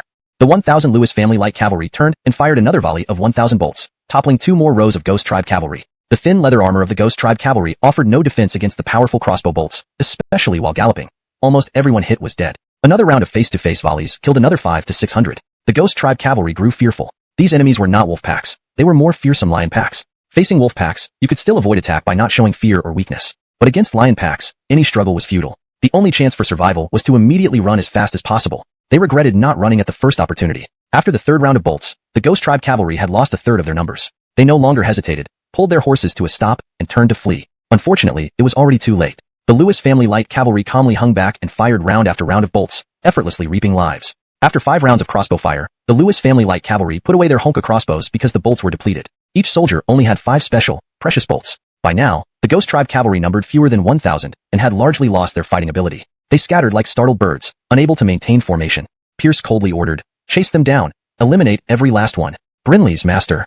The Lewis family light cavalry split into teams of 10 to pursue the scattering ghost tribe cavalry. Without crossbows, they still had horn bows. All were skilled mounted archers. If not capable of shooting through a willow leaf from 100 paces, they could still easily topple a man within that range. The same ghost tribe cavalry that chased earlier now fled in despair. After several hours, each would be caught and easily shot down by the pursuing Lewis family light cavalry. In this battle, 5,000 ghost tribe cavalry were wiped out. The Lewis family light cavalry suffered dozens of injuries, mostly caused by sharpshooters among the fleeing ghost tribe cavalry turning back. Thankfully, their light armor minimized damage, resulting in mostly minor wounds that did not hinder further combat. Only a few unlucky ones were knocked off their horses and broke bones, forcing them out of the fight. Earlier, when the 5,000 ghost tribe cavalry turned to engage the Lewis family light cavalry, a squad had been left behind to guard the captives. But when Pierce finally caught up to and eliminated this squad, he found only Alexei, beaten and bruised. Master! Alexei sobbed, rushing forward. I thought I'd never see you again. Pierce anxiously asked, enough. Are you alright? Where's Haddon? Alexei bowed his head. Master, I failed you. I couldn't protect Haddon. Pierce staggered, his face pale. Alexei quickly supported him. Master, don't worry. Haddon is not in mortal danger. She has just been taken captive. Pierce raged. What exactly happened? Explain clearly. The events started during the battle on the steppe. Back then, Pierce led 15,000 Lewis family iron cavalry sweeping across the steppe, slaying the barbarian tribes mercilessly. Many fled northward into the frigid lands. For the ghost tribe, these were simply walking meals delivered to their doorstep. Many became prisoners of the ghost tribe, some killed, most enslaved. At that time, the ghost tribe leader had been ill for years. Rusty, his second son, heard from a captured barbarian slave about a sacred mountain where the legendary 10,000-year-old snow lotus grew. Finding the 10,000-year-old snow lotus would cure his father's illness, If his father recovered, he could potentially become the next ghost tribe leader. Thus, he dispatched scouts to investigate. The scouts reported sightings of Phalon Kingdom cavalry. Rusty promptly assembled 5,000 cavalry and brought along barbarian guides to find the medicine deep within the steppe. Upon arriving at the sacred mountain, they encountered Jessica and her group. Rusty instantly recognized Jessica as the one being protected, pursued her relentlessly, and eventually captured her and Alexei. He found the snow lotus in Jessica's basket, and despite her explanations, the barbarian slaves insisted it was the 10,000-year-old variety. Additionally, he learned Jessica was a doctor. There were a few soldiers suffering from water and soil incompatibility, near death. Rusty had Jessica treat them to assess her skills. Even with divine medicine, he didn't know its use. Since Jessica came seeking it, she must know how to use it. Jessica, unwilling to let those ghost tribe men die, treated them with acupuncture. Within moments, the nearly dying men were shouting for meat, stunning Rusty, a divine healer. Overjoyed, Rusty eagerly took the medicine and Jessica back to the ghost tribe. He and his personal guards rode magnificent horses that could cover 1,000 miles a day, leaving ordinary cavalry far behind. Alexei said, "Master, that's how it happened. Originally, Rusty wanted to kill me, but hadn't stopped him. I owe her my life." Pierce gritted his teeth. "How long have they been gone?" "Half a day. Their horses are unmatched. We might not catch up. Master, what should we do?" Chapter 310. Kill you all. In the capital, inside the Golden Hall, the ministers below were in a cacophony of arguments, but the Moxie on the dragon throne merely observed coldly. The reason was that today they needed to choose the new Minister of Personnel, Minister of War, and Censor Edwin. These three positions were all important high-ranking officials, so naturally, every minister wanted to recommend their own people. To the Moxie, it didn't matter who got selected because they were all cut from the same cloth, people who would oppose her when it mattered. Finally, after some compromises, the ministers presented three candidates. Minister of Personnel, Augustus. Augustus, currently the Deputy Minister of Personnel, had previously served as the prefect of Jiangdong and chief clerk of personnel. With his rich resume, he naturally became the top choice for this position after the former minister left. Minister of War, Chase. Chase, the Deputy Minister of War, was a civil official who had once served as prefect of London Engsub before choosing to serve in the military. He held various military titles like Edwin of the Southern Pacification and Edwin of the Eastern Defense. Both literate and martial, and being third in command at the Ministry of War, he could be a fair choice. Censor Edwin, Darius. Darius, the Deputy Censor Edwin. He had served as an inspector in Jiangzhou, Jiangnan, and London Engsub. Known for reporting corruption multiple times, he was regarded as a loyal official. Everyone looked toward the Moxie, waiting for her final decision. The Moxie turned to Ike, Grand Protector. "What do you think?" Ike respectfully replied, "Your Majesty, all three are pillars of the state and are capable of great responsibility." The Moxie understood. If Ike endorsed them this way, one of these three must be his man. She also intended for him to counteract Kyler and Rock, so she needed to give him influence. Until the commoners were raised up, this was the only thing she could do. The Moxie nodded. "Your wish is granted." The three newly appointed officials were overjoyed. "Thank your Majesty for your grace." "Your Majesty," Cosmo stepped forward. "Regarding the vacancies for Deputy Minister of Personnel, Deputy Minister of War, and Deputy Censor Edwin." The Moxie interrupted. "Grand Preceptor, there's no rush with this. Let's discuss it another day." These positions were filled by people skilled only in arguing without doing anything useful. The Moxie had no desire to promote them just to add to her troubles. Not only did they earn salaries for nothing, but they might stand against her in critical moments. Why should she create trouble for herself? Better to let these positions remain vacant. Or perhaps she could promote Pierce and let him deal with these old fellows. But that guy was too lazy and might quit or escape back to the prairies. So, she decided against it. Cosmo wanted to argue further, but the Moxie simply turned and left. Dismissed. Back in Lewiston Palace, the Moxie felt more and more uneasy. Facing these corrupt officials, she felt like a helpless rabbit, ready to be bullied at any moment. The paranoia typical of emperors made her restless. If Pierce were in the capital, everything would be fine. He would resolve any issue for her. Now, however, she felt a bit anxious. As for Ike, she used him but didn't trust him fully, even staying on guard against him. In this world, only one person gave her absolute confidence. She wouldn't dare trust anyone else. She shouted, "Chicken Poop White, come here now." "Your Majesty, this servant is here." A little eunuch hurried in. "Immediately send an edict to Pierce, telling him to get back here." "Brinley's, Your Majesty." "That scoundrel went to Tongxiang County but ended up on the prairies. How many days have passed, and he still hasn't returned? I'm waiting for his first batch of books. He must be having fun with his concubine on the prairies." Riding fast, Pierce sneezed several times. He rubbed his nose and muttered, "That dog Emperor must be cursing me." Behind him, Alexei shouted, lagging far behind, "Master, wait for me." Pierce didn't look back. No time. Catch up if you can, or just give up. How could he wait for a sycophant when his precious student awaited rescue? Upon learning that Tim had been abducted by Rusty, Pierce immediately set off riding his Black Jet. Black Jet, the king of horses, could run faster than any ordinary steed, giving Pierce a chance to catch up with Tim. Only Alexei and a few dozen personal guards could follow Pierce since they also rode blood-sweating Arabians gifted by him. Though they were all excellent steeds, none matched Black Jet's speed, leaving them trailing far behind. Pierce left the 1,000 Lundot cavalry under Airy as backup support, who was a slave dressed as a nomad, and Tim was tied to the slave's horse. Seeing Pierce, Tim cried out, "Teacher, I'm here. Don't risk yourself for me." A cloth gagged her mouth. Rusty instructed the slave beside him, who shouted, "Who dares approach?" Pierce coolly said, "My name remains unchanged, Pierce." The nomad slave shuddered in fear. This demon had wiped out his tribe. "What do you want?" Pierce coldly stated, "Kill you all." Chapter 311. Black Dragon Bow. 50 Ghost Riders were laughing so hard they were bent over. They were all valiant warriors who could take on 100 foes in the Ghost tribe. A mere man from the Phalon clan dared to say he would slaughter them. It was simply too laughable. Immediately, 20 of the Ghost tribe cavalry charged at Pierce, aiming to tear apart this arrogant Phalon person who did not respect their brave warriors. They brandished their curved swords, but had no intention of using bows. In their savage minds, knives felt much more satisfying than arrows.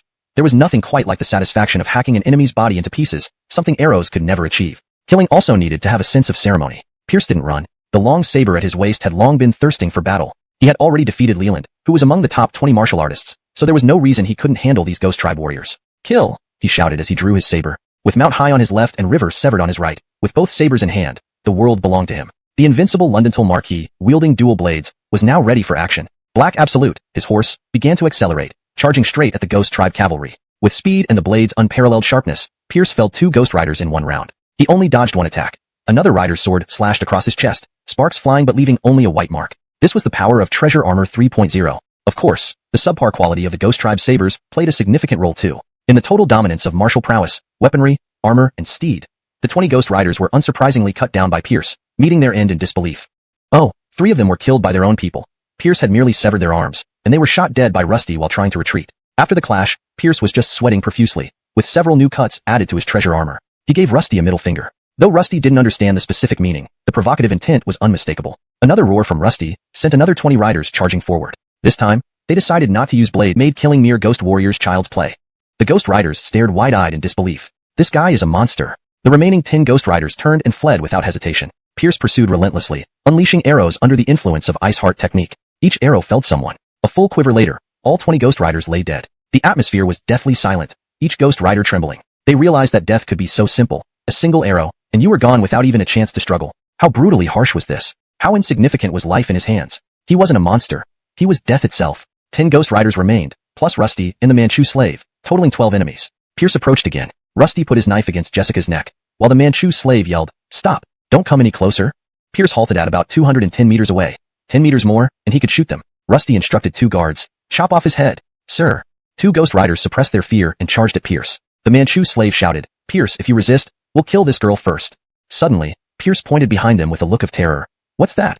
Everyone instinctively turned back. Naturally, there was nothing. By the time they realized the trick, Pierce had already drawn his repeating crossbow with a shriek like a pig being slaughtered and angrily kicked aside Rusty's crossbow. "Dog bastard, dare to shoot my butt. I'll punch holes in yours first." As he said, he started stabbing Rusty's rear with the severed water saber. Rusty screamed continuously. Pierce cursed while stabbing, traversing the grasslands and conquering all of Shu. "I've never been wounded until you struck me in the butt. My glorious reputation." Jessica rushed forward anxiously. "Teacher, your butt is bleeding a lot. We need to remove the bolt immediately." Rusty glared at Pierce with malice, speaking a string of gibberish. Enraged, Pierce asked, "Grandson, what are you saying?" He soon understood the meaning. His vision blurred, his body swayed, cold sweat pouring out, breathing difficulty, clearly signs of poisoning. The arrow was poisoned. "Damn, this time I'm really done for." With that, he collapsed. "Teacher," Jessica cried out in alarm. Chapter 312. We shall enter the bridal chamber. When the Imperial Guard returned with news that Pierce had been struck by a poisoned arrow, the Moxie's vision went dark, and her body swayed as if she were about to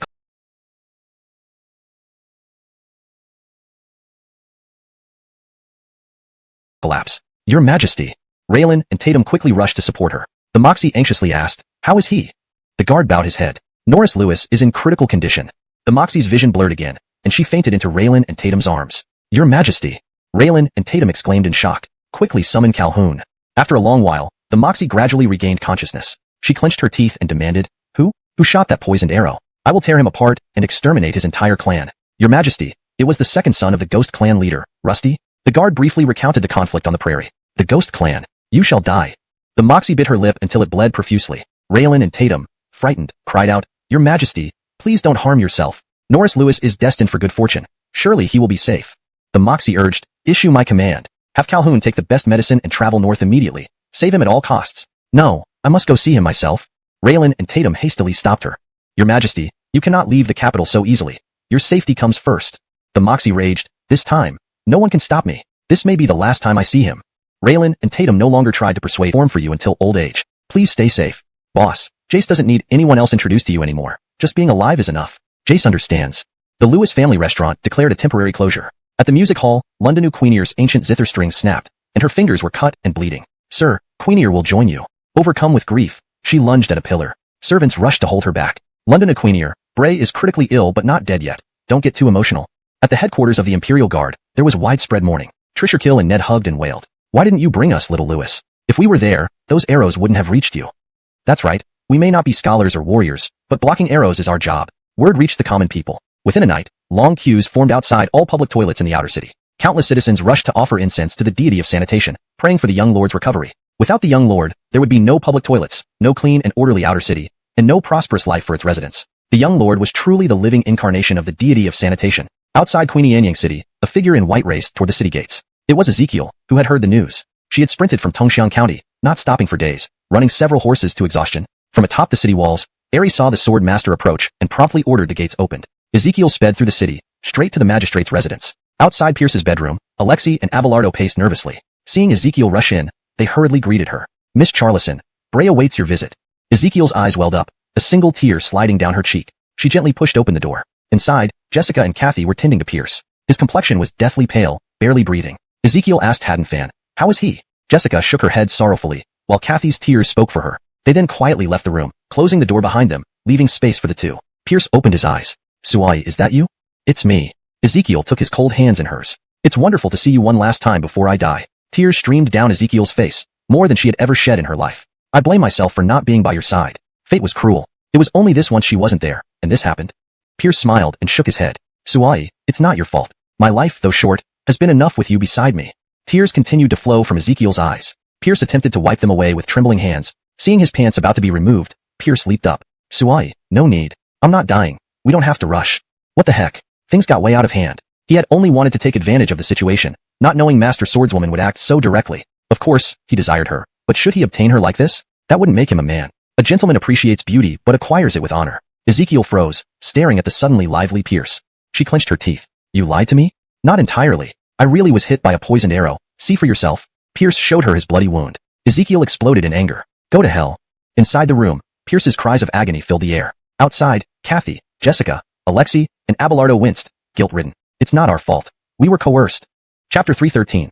Last time you also deceived me this way. On the Imperial Road from Queenie Enzu to the capital, a luxurious four-wheeled carriage, surrounded by many guards, was slowly making its way along. Pierce lay on soft cotton cushions inside, his face contorted with pain. He had been struck by a poisoned arrow that day, and had fainted from the toxins spreading through his body. Fortunately, the young Dr. Timshan was present. Does it hurt? Should I prepare some pain relief?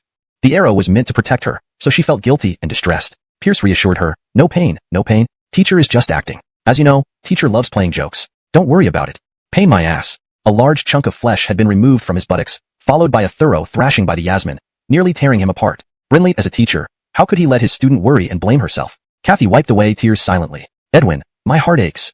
AI, silly girl. It's me who was hit by the arrow. Why are you in pain? The wound is on your body, but the pain is in my heart. I regret not being by your side. Otherwise, I could have taken the arrow for you. Pierce couldn't help but remember when Kathy shielded him during an assassination attempt, risking her life. He held Kathy's hand. Don't worry. With Haddon Shan around, your Edwin will recover soon. Kathy leaned into Pierce. Edwin, don't lie to us. Pierce replied firmly, trust me, I never lie. Himph. The Yasmin's cold snort lowered the temperature inside the carriage several degrees. Pierce smiled bitterly. Landanda, I just wanted to add a bit of humor to your life. No ill intentions. Sky said coldly, but it happened. You must take responsibility. Kathy became wary. It sounded like someone else might be claiming the general first. Pierce nodded repeatedly. I'll take responsibility. Definitely. Next time, I want to lead my own army. This, can we negotiate? No. But if you're not around, what if someone shoots me again? Sky hesitated. Maybe you should get Tongxiang County to make you some iron shorts? Pierce's eyes lit up. Great idea. Returning to the capital was an absolute misery for Pierce. Thanks to the Yasmin, he didn't need to pretend. Art wept. Jasoner, my poor son. Let me go after those demons and avenge you. Pierce snapped sarcastically. Old man, save it. With your old bones, you wouldn't even make it halfway before kicking the bucket. Germaniniang burst into tears, hugging him. Master, you've suffered. Where are you injured? Are you feeling better? Seeing her red, swollen eyes, Pierce's heart ached. Trishaniang, I'm fine. No need to worry. Master. Dominic, supported by Desiree, staggered forward. Where are you hurt? Oh, slow down, Dominic. I'm fine, really. No need to worry. Mike Xianglin and Tinsley also visited, crying profusely on Pierce. Soon, Londonoi joined them, turning his body into a sobbing cluster. Pierce was troubled. Why did these women cry so much? Each one seemed sadder than the last. One would think he was dying. It was just a missing piece of flesh from his buttocks, right? Finally, Jarrett Nyo and Gordonxiani said, Louisi, good people don't live long, while villains thrive for millennia. We knew you wouldn't go down that easily. Pierce yelled back, go to hell. You're the villains, all of you. Don't speak if you can't say something decent. An hour later, a shout reverberated through the Lewis mansion. Austin arrives. Pierce's first instinct was to escape. After all, he had pulled quite a prank on the Silas, who might come to settle scores. But then he realized he was bedridden and couldn't run away. Dead end. The Moxie entered swiftly. All kneel and greet Austin. Rise, the Moxie said casually. She immediately saw Pierce lying on the stretcher, lips blue, face deathly pale, bandages soaked with blood. Her eyes brimmed with tears as she rushed to his side, clutching his icy hands tightly. Are you all right? Huh. Wasn't the Moxie here to reprimand him? Looks like their act at the military camp paid off. Pierce whispered weakly, let's discuss this in private. The Moxie realized her composure slipped. She was moved that he still maintained respect for her dignity even in such circumstances. All right, let's go to the bedroom. Back in the privacy of their room. Pierce, really? Brinley's. When can I expect the first book? What the hell? The Silas was blackmailing him. Was he someone who could be threatened? He was a proud general, impervious to threats. Your Majesty, 1 month. Within a month, I will deliver. Fine, I'll wait. The Moxie swept out dramatically. As she left, she shot a stern glance at Pierce, a clear warning. Please note that names like Pierce, Timshawn, and Sky are kept in pinyin form to adhere to your instructions accurately. Pierce sighed heavily to the sky. What a bitter fate. He didn't get any benefit and ended up putting himself in this predicament. Hashtag chapter 314. Lewis Family Chamber of Commerce. In the rear garden of the Lewis family estate, Pierce lay comfortably on a soft cushion, enjoying Timming's post-surgical rehabilitation massage. The gentle autumn breeze was neither too fast nor too slow, occasionally carrying down withered yellow leaves. Teacher, is the strength okay? It can be a bit stronger. Okay, is this better? Brinley's. So comfortable. Keep it at this strength. Beside Pierce, Desiree waited nervously. Because, this moment determined whether she could become the chief spear wielder for the young master, and whether the novelist could rise to prominence. This was a bout. It retains the London Queenian style while adding its own small highlights. The meticulous descriptions and high-quality dialogues are definite pluses. Desiree sighed deeply in relief, a smile spreading across her face. She looked up expectantly. Bray, did Shia pass the test? Pierce nodded. You passed this round. You may start rehearsals at the London Queenian Theatre. I formally appoint you as the chief director of the London Queenian. If the Panzisi battle, capture within 3 days satisfies me in 3 days, you will have officially passed. Desiree immediately turned and ran off. Bray, I'll go find Sister Kara to rehearse. Go ahead, go ahead. Pierce turned to Alexei, who was squatting on the ground cracking sunflower seeds. Assign a few people to protect this Cora. She's my future chief spear wielder. She mustn't be targeted by anyone. Understood, Bray. Ah, another one who doesn't look safe. Looks like it's time for another safety education session at the Lewis estate. A while later, German Inyang arrived with a food tray. Bray, this is the snow chicken old ginseng soup I cooked for you. Drink it while it's hot.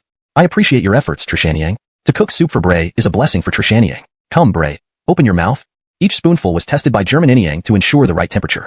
The bowl of ginseng soup made Pierce savor every sip. He cried out, not enough, not enough. Another bowl.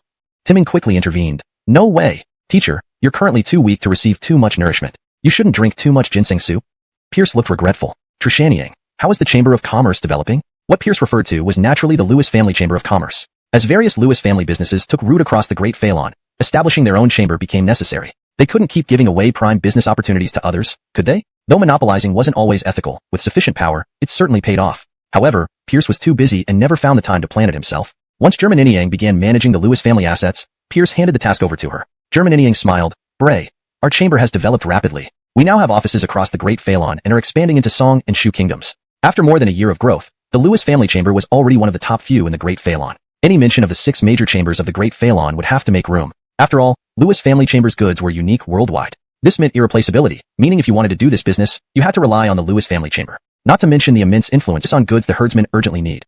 Ironware, tea, coarse salt, brown sugar, and liquor. Our stir-fried vegetables should also be very popular. Once ready, I will provide maps to guide the caravan through market points. Each quarter, the caravan must follow this route, forming a fixed business model. German Inyang's eyes lit up. Bray, this is a huge deal. London stock, horns, tendons, leather, wool.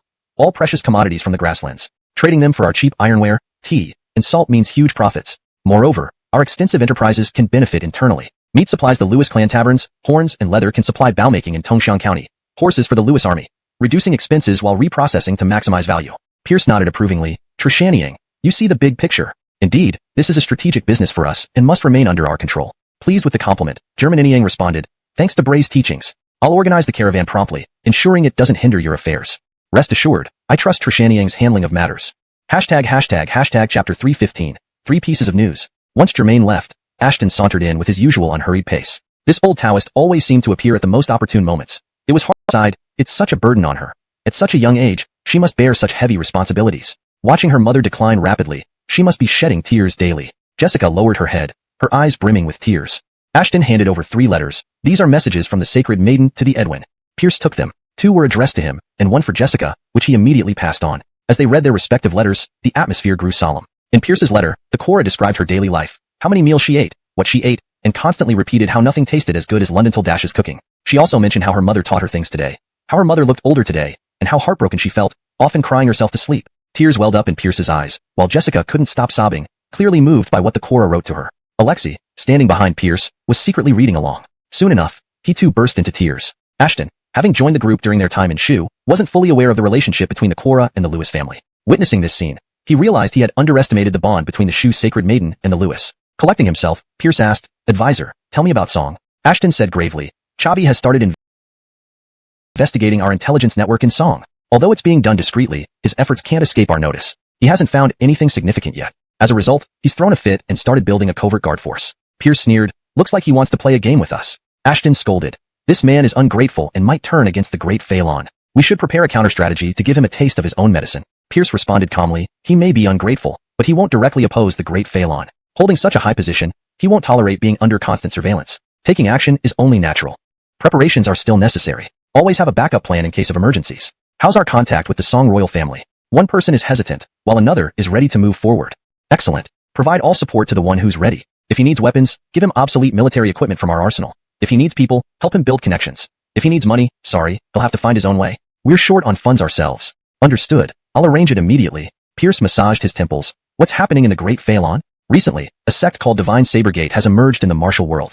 In just half a year, it has grown to rival the Shaolin and Wudong sects, an astonishing rise. Based on our investigation, this sect is linked to remnants of the Zhou Dynasty." Pierce couldn't help but think of Leland's plight. He laughed bitterly. "Alice Scarlet? What does she want? To unify the martial world and become its leader?" Ashton pondered. "She may intend to leverage the power of the martial world for something harmful to the great Phelan. Keep an eye on her. I don't believe she can pull off anything significant under my watch." Brinley's, Edwin. "Should we strike against the Divine Sabergate?" "How?" "Military involvement in martial affairs could cause panic." Ashton glanced at the tree. "If the immortal swordsman issues a martial edict, we could quickly form a coalition surpassing the Divine Sabergate. With the Lewis family's assistance, even Shaolin and Wudong would bow down." The immortal swordsman, seated in the tree, replied coolly, "No interest." Pierce shrugged. "If the immortal swordsman refuses, there's nothing we can do. Let it be. A mere martial sect is but a flea. It wouldn't take much effort for this Edwin to crush them." "All right." Ashton seemed reluctant. To him, leveraging martial power could be beneficial. Not seizing this opportunity felt like a waste. "Master, Commander shall request an audience," the servant reported. "Leland? Send him in." Initially, Leland resided in Lewis Manor after arriving in the capital, but later Pierce appointed him commander of the Brocade Guards, and he moved to their headquarters for easier command and training of his subordinates. Dressed in his ceremonial robes, Leland strode in. "Greetings, Commander." Pierce waved. "No need for formalities. Brother Shao, are you feeling better?" Previously, Leland's heart had been injured by Kelvin, and Jessica had helped treat him with herbal remedies. Leland expressed his gratitude. "Thank you, Commander. Thanks to the little healer's skill, my injuries are mostly healed. Give me a few more weeks, and I'll be completely recovered." Pierce was pleased. "That's excellent. Your martial prowess will surely recover, and once again shine brightly." Leland firmly replied, "Commander, the martial world is but a small pond. I wish to follow you in shaping the greater stage of the world, leaving my mark there." "Very well. It's rare to find such ambition. Commander, I'm here to report on the recruitment and training progress of the 1,000 Brocade Guards under the Commandery Hall." Pierce felt somewhat awkward. He had proposed recruiting 1,000 Brocade Guards but merely appointed Leland as their commander, then sold 10 Centurionships and left the rest to Leland to manage. Unlike the Brocade Guards of the northern and southern prefectures, the Rasiyui, for ordinary citizens, this was impossible. But as Rasiyui members were descendants of noble families of the Great Phelan, this requirement wasn't too high. Higher standards confirmed the status of Rasiyui. If anyone could join easily, who would value it? Pierce nodded approvingly. "Very good. Is there anything else?" "The recruitment process is smooth, but specifics about functions and training still need your guidance." Each division of the Rasiyui had different responsibilities and corresponding training regiments. The Northern Investigation Department handled patrols and arrests, managing imperial prisons under strict military discipline. The Southern Investigation Department handled intelligence, gathering with semi-military discipline and spy training. As for the direct command of 1,000 Rasiyui members, only Pierce knew their exact duties, and naturally, he must decide their training. Duties. To be honest, Pierce hadn't figured out what specific roles this 1,000-person force should take on yet. "I've got it." Pierce's eyes lit up. The South City Military Office mentioned that after autumn harvest, the volume of night soil has increased dramatically, and the feces scooping department is shorthanded. "Why don't you go scoop the night soil?" Jessica couldn't help but laugh. The sword immortal in the tree almost lost his balance and fell down. Pierce grinned widely. "Rasiyui scooping night soil? That will surely become a famous story." Leland's face darkened. "Commander, I will resign right now, and we may meet again if destiny allows it." Pierce hurriedly said, Just kidding. If he did this, Moxie would be the first one not to forgive him." Pierce thought for a moment. "Let's implement full military discipline. There are no restrictions on function. Wherever there's a shortage, they can fill in." Leland's face brightened. With no restrictions on function, it meant they could manage everything. No wonder it was directly under the commander. This power was substantial. As soon as Leland left, Dwayne and Oswald arrived. Jessica immediately became unhappy. She pouted, "Teacher, you're injured and need rest." The swordswoman Holly jumped down from the tree, glaring at Dwayne and Oswald. "Talk about Rossi matters with me. I can also make decisions." Dwayne and Oswald deflated. "Deputy Commander, it's not official business. We just came to visit Dash and get a meal." They wouldn't dare cry in front of the sword immortal. They'd be flattened in an instant. The quiet autumn night was filled with countless stars. Pierce lay down, and Holly sat beside him. It was rare for them to be alone together. Pierce gently held Holly's small hand. "Suyi, don't mind what others think. I am not blaming you." Kissing her swollen eyes, she asked, "Really?" These days, she felt uneasy. Though everyone kept silent, they harbored some resentment for what she had done to Pierce. Isn't it just a joke? Was it necessary to punish him so severely? He was still convalescing. She could disregard strangers' thoughts, but not those closest to her. Pierce stroked her hand tenderly, as if touching the most precious object in the world. "I know, you just wanted me to rest more, not overwork." Kissing her tears, she turned away, not wanting him to see. She felt it was all worth it. As long as he understood her, what did it matter if the whole world misunderstood her? Besides, the way I deceived you, you only beat me up, which spared me quite a lot. Kissing her, she replied, "I hope you know." She was upset too. They didn't understand what had happened. Did they know how he deceived her? Did they know how deeply she had been deceived? Did they know the embarrassing words she had said, the embarrassing things she had done under his deceit? "Suyi, I promise not to play such tricks again." "Okay." The innocent sword immortal once again believed someone's lies. Holly hesitated. "Do you want me to help build a martial arts force? Though I'm not interested, if you need it, I can do it." Pierce shook his head. "No, I won't ask you to do anything you dislike. I work so hard because I want you to live without worries and do what you love. You guys just enjoy yourselves. The rest is for me. You just shine in the sunshine and twinkle like stars. I'll protect you from the darkness." Kissing her, Holly vowed, "I will always be by your side." One word for sure. 3 days later, in Pear Garden. Today was the garden's day off, but the stage was busier than usual. Stagehands were preparing props and cleaning up for an imminent performance. In the vast garden, only 2 true spectators, Pierce and Art. Pierce's special seat had been replaced with a soft couch, and he lay sprawled on it. His buttock wound was mostly healed, but lying down was more comfortable. Today, he lay here as chief examiner. Beside him, Art served as deputy examiner. He had been eagerly waiting for Battle of Ponza City in 3 days to premiere. The show finally ready. He couldn't wait to see it first. Desiree stood nervously nearby, twisting her hands. Today was her final exam, so she was understandably anxious. "Shuya, don't be nervous. I trust you." Art encouraged her. "Thank you, old Marquis." Desiree became even more nervous. "Relax. If that brat doesn't give you a passing grade, I won't let him off." "Old Marquis, please don't. If Bray isn't satisfied, I have no right to be his spear-bearer." "Then be my spear-bearer. I've got plenty of stories from my younger days, enough for you to write about." A nearby snort, Pierce said, printed in every cell of this body. Even though he had never interacted with her, it did not affect the longing and nostalgia this body harbored for her. His mother passed away when he was 10 years old due to illness. At that time, Art was out fighting and couldn't make it back, which once created a rift between father and son. His only memory of her was of a very gentle and beautiful woman who remained so until her last moments. As for other memories, most had faded. He didn't know if there were few memories, or if he hadn't fully absorbed them. Now, the old man had mentioned both the rise of the Lewis army and his mother. These two must be connected, leading Pierce to imagine a cliché love story involving an ambitious young man from a poor background and a noble lady. Unfortunately, the old man refused to speak further. It seemed he wasn't prepared to reveal everything yet. He was lost in that memory, unable to pull himself away. Pierce believed this wasn't a pleasant memory. So, he couldn't force it out of him. He still had to wait for the old man to willingly tell him. Desiree passed the evaluation and officially became Pierce's spear-bearer. The rehearsal for Ponja City Siege, breaking the city in 3 days, was completed, and it would premiere the next day, becoming another hot topic in the imperial capital. At the Lewis Family Grand Tavern, in the Supreme Private Room number 10, the 6 presidents of the major merchant guilds of Great Phalon gathered again. They were Errol, president of the Imperial Capital Merchant Guild, Richard, president of Jiangzhou Merchant Guild, Xilan, president of Jiangdong Merchant Guild. Germaninian got straight to the point. "I know what you 6 want. You also want to do business in the grasslands?" All 6 nodded eagerly. "That's right." Recently, the Lewis Family Merchant Guild had been purchasing large quantities of iron goods, tea, coarse salt, etc., across the entire empire, causing a stir in the business world. Because the scale was just too massive. Just for iron items alone. Short knives, scimitars, pots, horseshoes, shovels. The transaction amount reached hundreds of thousands of taels. Through inquiries, they learned that the Lewis Family Merchant Guild planned to conduct business in the grasslands. Historically, business in the grasslands had always been extremely profitable. Trading cheap iron items, tea, and coarse salt for cattle, sheep, and horses. A single round trip yielded profits several dozen times over. In the past, even with barbarians roaming freely, some trade caravans, unable to resist the temptation, risked venturing into the area. After the barbarians were wiped out by the Lewis cavalry, everyone thought this business opportunity was gone due to the lack of market. But they heard that the Prince of Quinienzu had relocated many northern Quinienzu residents to the grasslands, reviving the business. Moreover, without the barbarians, all risks vanished, leaving only substantial profits. That's right. President London, treat this meeting as if we never came and never said anything. They were joking. If that man took offense, the whole family might end up digging coal in Black Mountain. How powerful were the 6 ministry secretaries? How influential were the cabinet elders? They all fell to him. Who were they to argue? Germaniniang's expression softened slightly. "Presidents, there's no need. All of you helped my young master during tough times, and he specifically instructed that we mustn't make things difficult for you. Although the grassland business can't be done by you, I have another profitable venture we can all participate in. The six breathed a sigh of relief, believing their decision to assist him was the wisest choice in their lives. Errol, intrigued, asked, President London, what kind of business? Germanining said mysteriously, a big business, guaranteed to make money. Only people like you six have the capability to participate. Anderson urgently pressed, President London, stop playing hard to get. Please let me know if you need any revisions or further assistance. Hashtag chapter 318. Immersive shock-absorbing carriage. Do you know anything about the luxurious four-wheeled carriage of the Lewis family? Germain asked. Errol's eyes lit up. Could it be the one Austin uses when he goes out? Germain nodded. The one Austin uses was indeed a gift from our young master, but that was just the 1.0 version. We've now advanced to the 3.0 version. The precise name for modesty aside, let's follow your lead. The six people eagerly left the Lewis family Grand Hotel and saw Germain's latest model of the immersive shock-absorbing carriage parked by the roadside. First, they were stunned. Ordinary carriages were box-like, but this immersive shock-absorbing carriage was like a small pavilion, a beautifully carved and intricately designed small pavilion. Germain introduced it. Our immersive shock-absorbing carriages support private customization, including size, style, latticework, and carving. The smaller ones only need 1 horse to pull, while the larger ones require 6 horses. Of course, it depends on one's status.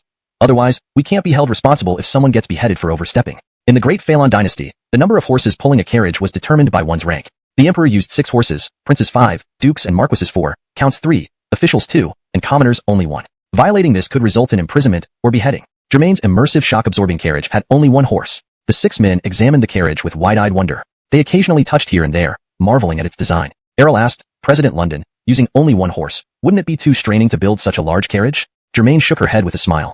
Thanks to the 4-wheel design, the horse bears no burden when stationary. Once it starts moving, the carriage moves forward due to inertia, so the horse doesn't bear much load. The 6 nodded in agreement. Anderson pointed at the wheels and asked, President London, these wheels aren't made of wood, are they? Are they made of steel? And what's that black outer layer?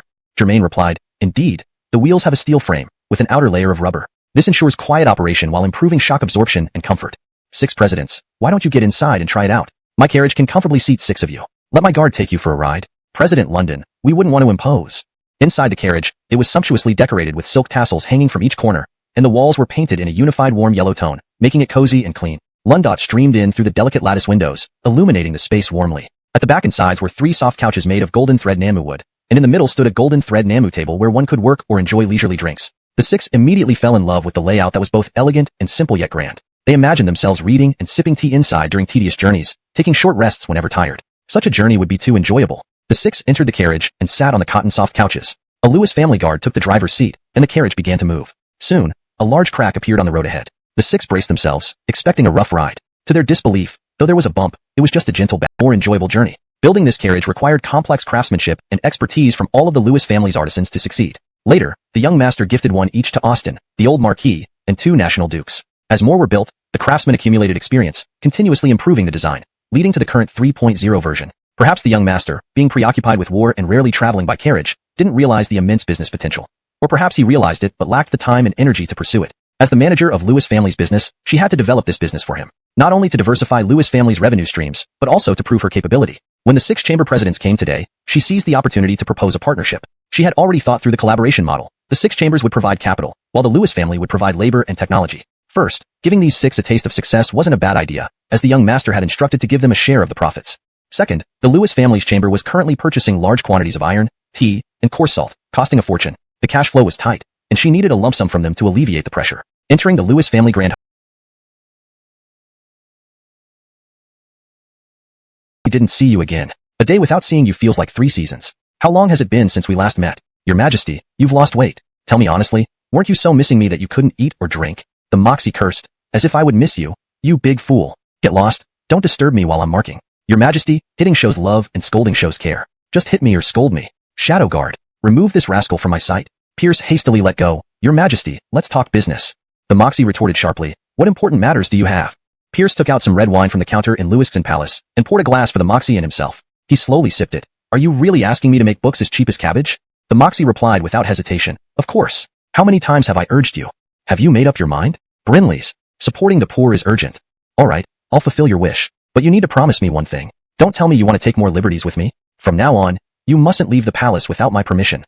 The Moxie, interrupted mid-sentence, felt furious. Do I need your permission to do anything? Who do you think you are? Pierce firmly stated. If you don't agree, forget about my help. After all, I don't want my wife to be harmed. The Moxie was touched. Fine, I'll agree. Pierce raised his wine glass. Come, let's have a toast. Clink. The Moxie sipped her wine. Suddenly, Pierce pounced. kissing the Moxie and drinking from her mouth. Ugh. The Moxie could not resist. After a long time, they parted lips, leaving a trail of saliva. Unsatisfied, Pierce extended his hand and grabbed the Moxie's buttocks fiercely. The Moxie roared, "Shadow Guard! Remove this foul rascal from my sight immediately." Pierce bolted out. At the wall hole by the palace gate, Alexei and Desiree were crouching together. Desiree moved her numbed legs and asked, "Brother Alexei, how long does the young master usually stay inside?" Alexei cracked sunflower seeds leisurely. "That depends on whether the young master acts foolishly. If he behaves, staying half a day is normal. If he acts foolishly, less than half an hour." Desiree hurriedly noted down. "What are foolish actions?" "Actions that provoke Austin's anger." "Specifics. Be specific." "I'm not quite sure either." "So how can we tell if the young master has acted foolishly?" "Simple. If he walks out normally, he hasn't acted foolishly. If he runs out, he did." Before he finished speaking, Pierce ran out, sweating profusely. Desiree approached him and asked, "This refugee camp at Lewis Village, the outer city of the imperial capital of Defalon, was transformed into everyone prosperous, becoming the brightest spot among the 6 countries. Whether it was the Khan of Charleston or the Silas of Song, both once lingered in the outer city, captivated by its charm and making it one of their most memorable experiences. It's said that both developed a habit of reading newspapers daily, feeling restless without them. Master, you've finally arrived." Lewison greeted him running. "Olden, how are you doing recently? Don't overwork yourself. Balance work and rest." Lewison had always been diligent and responsible, keeping Lewis Village well managed. He fell ill from overwork a few months ago, and Pierce even had Jessica brought to treat him. Lewison expressed gratitude. "Master, I am fine and can serve you for another 10 to 20 years. Pierce patted his shoulder. "Great. With you here, I feel reassured." "Master, are you here for the paper mill and printing press?" "Correct." Before going to Tongxiang County, Pierce instructed Lewis Village to prepare materials and begin construction. Otherwise, he wouldn't dare promise to deliver the first batch of books within a month. "Let's go to the paper mill first." "Please follow me, master." They headed directly to the paper mill outside the village. Indeed, Pierce boldly announced to all, "Come, steal the techniques. Don't be shy. If needed, I'll reimburse your travel expenses and feed you." The paper mill was essentially a large tent. Papermaking isn't complex, akin to boiling black sugar syrup, requiring no precision instruments. A large tent suited it perfectly. Many people were working inside the mill, all new arrivals in Lewis Village, with none of the original residents. A job recruitment notice was posted at the entrance, setting almost non-existent requirements, basically accepting anyone willing to work, even pig farmers. Seeing Pierce enter, everyone paused their work and respectfully greeted him. To them, Pierce was their benefactor who opened up new lives. Many homes erected long life plaques honoring Pierce, praying for him morning and night. This was their first time meeting him in person, and many were visibly excited. Pierce waved warmly. "Hello, fellow villagers. Please continue your work. No need to worry about me." Lewison shouted. "Working diligently is the greatest respect for master." Everyone resumed their tasks. An old man waddled over. He was the factory manager, Daniel, originally a papermaker. Lewison asked, "Old Fong, everything progressing smoothly?" "Master manager, everything is going smoothly. Please follow me." ##### Chapter 320, New Papermaking Technique. This era already had paper, and its quality was sufficient for everyday use. It was also inexpensive and widely used across the 6 kingdoms. Water ponds to ensure the fibers were fully saturated. Additional plant materials like tree bark, hemp fibers, and old fishing nets could be added and mashed together. 2. Boiling ingredients *, boiling the mashed materials until they turned into pulp, ensuring the fibers dispersed evenly. 3. Scooping pulp onto screens *, once cooled, the pulp was scooped onto flat bamboo screens to filter out water, forming paper sheets. This step required skilled craftsmanship to achieve an even and appropriately thick layer. 4. Pressing sheets *, stacking the formed paper sheets and pressing them with wooden boards and heavy stones to expel excess water. 5. Drying *, drying the semi-moist paper sheets by attaching them to heated surfaces until completely dry. On the day the first batch of paper was ready, Daniel presented Pierce with a stack of slightly yellowed paper. "Bray, this is the paper made according to your specifications. For now, let's call it Lewis Ho paper." Pierce picked up a piece of the neatly cut Lewis Ho paper. It wasn't too thin but was smooth and resilient, producing a crisp sound when tapped. Satisfied, he nodded. "Excellent work, old Fong." The high quality of the first batch confirmed Daniel's skill as a papermaker. Daniel scratched his head modestly. "It's all thanks to Bray's method. I just did the hard labor." Beside him, Desiree couldn't help but ask, "Master, can I see it?" As a novelist, she dealt with paper daily and was naturally intrigued by this new type of paper. Pierce handed her the paper. Upon touching it, she was amazed. This Lewis Ho paper was far superior to the traditional hemp paper. She looked at him eagerly. "Master, can I have a stack of Lewis Ho paper? I'll bind it into a small notebook to record your glorious deeds." Pierce firmly said, "No." Desiree deflated, muttering, "So stingy." Pierce then said, "How can such ordinary paper record my glorious deeds?" Desiree widened her eyes. "Master, is there better paper?" "Of course." Pierce turned to Daniel. "Old Fong, did you make that special paper?" Daniel nodded vigorously. "Bray, it's ready. Follow me." Daniel led them to a secluded area in the paper mill and mysteriously presented 3 wooden boxes. This was done on Pierce's orders to keep these items confidential. Daniel opened the first box, revealing a stack of pink paper. "Bray, this is the peony flower paper, made with peony flower juice." He opened the second box, revealing light green paper. "Bray, this is the bamboo leaf paper, made with bamboo leaf juice." He opened the third box, revealing snow white paper. "Bray, this is the snowflake paper, bleached to perfect whiteness." "These are only the first 3 types. More varieties can be made upon your request," Daniel added. Pierce was impressed. He had merely suggested it, and Daniel had already created 3 exquisite types of paper. Truly, the ingenuity of the working people should never be underestimated. Pierce pondered. Let's also create blue paper for book covers. Daniel agreed. Bray, we can use indigo. I'll arrange for its production immediately. Pierce smiled. Well done, old phone. You'll get double pay. Daniel beamed. Thank you, Bray. I will certainly produce even more fine paper for you. Seeing the exquisite papers, Desiree was speechless. Such beautiful stationery. There was more to come. Pierce told her, Xiaoya, choose one. Choose. She was taken aback. You wanted to record my glorious deeds in a small notebook, didn't you? Choose one of these papers. Really? She was overwhelmed with joy. Of course. Only this level of paper deserves to record my deeds. Try it. Soon you'll have even better options.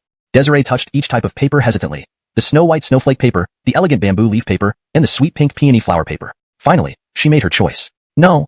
Desiree waved her hands. One mustn't be fickle, master. Pierce chuckled. I suspect you're teasing me, Xiaoya. I choose bamboo leaf paper. It's L paper. This step requires skill to ensure the paper is evenly distributed and of consistent thickness. 4. Pressing the paper. The sheets are stacked and pressed tightly between wooden boards with heavy stones to remove any remaining water. 5. Drying. The half-dry sheets are dried by placing them near a fire, resulting in the final product. On this day, the first batch of paper was ready to be unveiled. Daniel placed a stack of slightly yellowed paper before Pierce. Norris, this is the paper made according to your specifications. I'll tentatively call it Lewis Ho paper.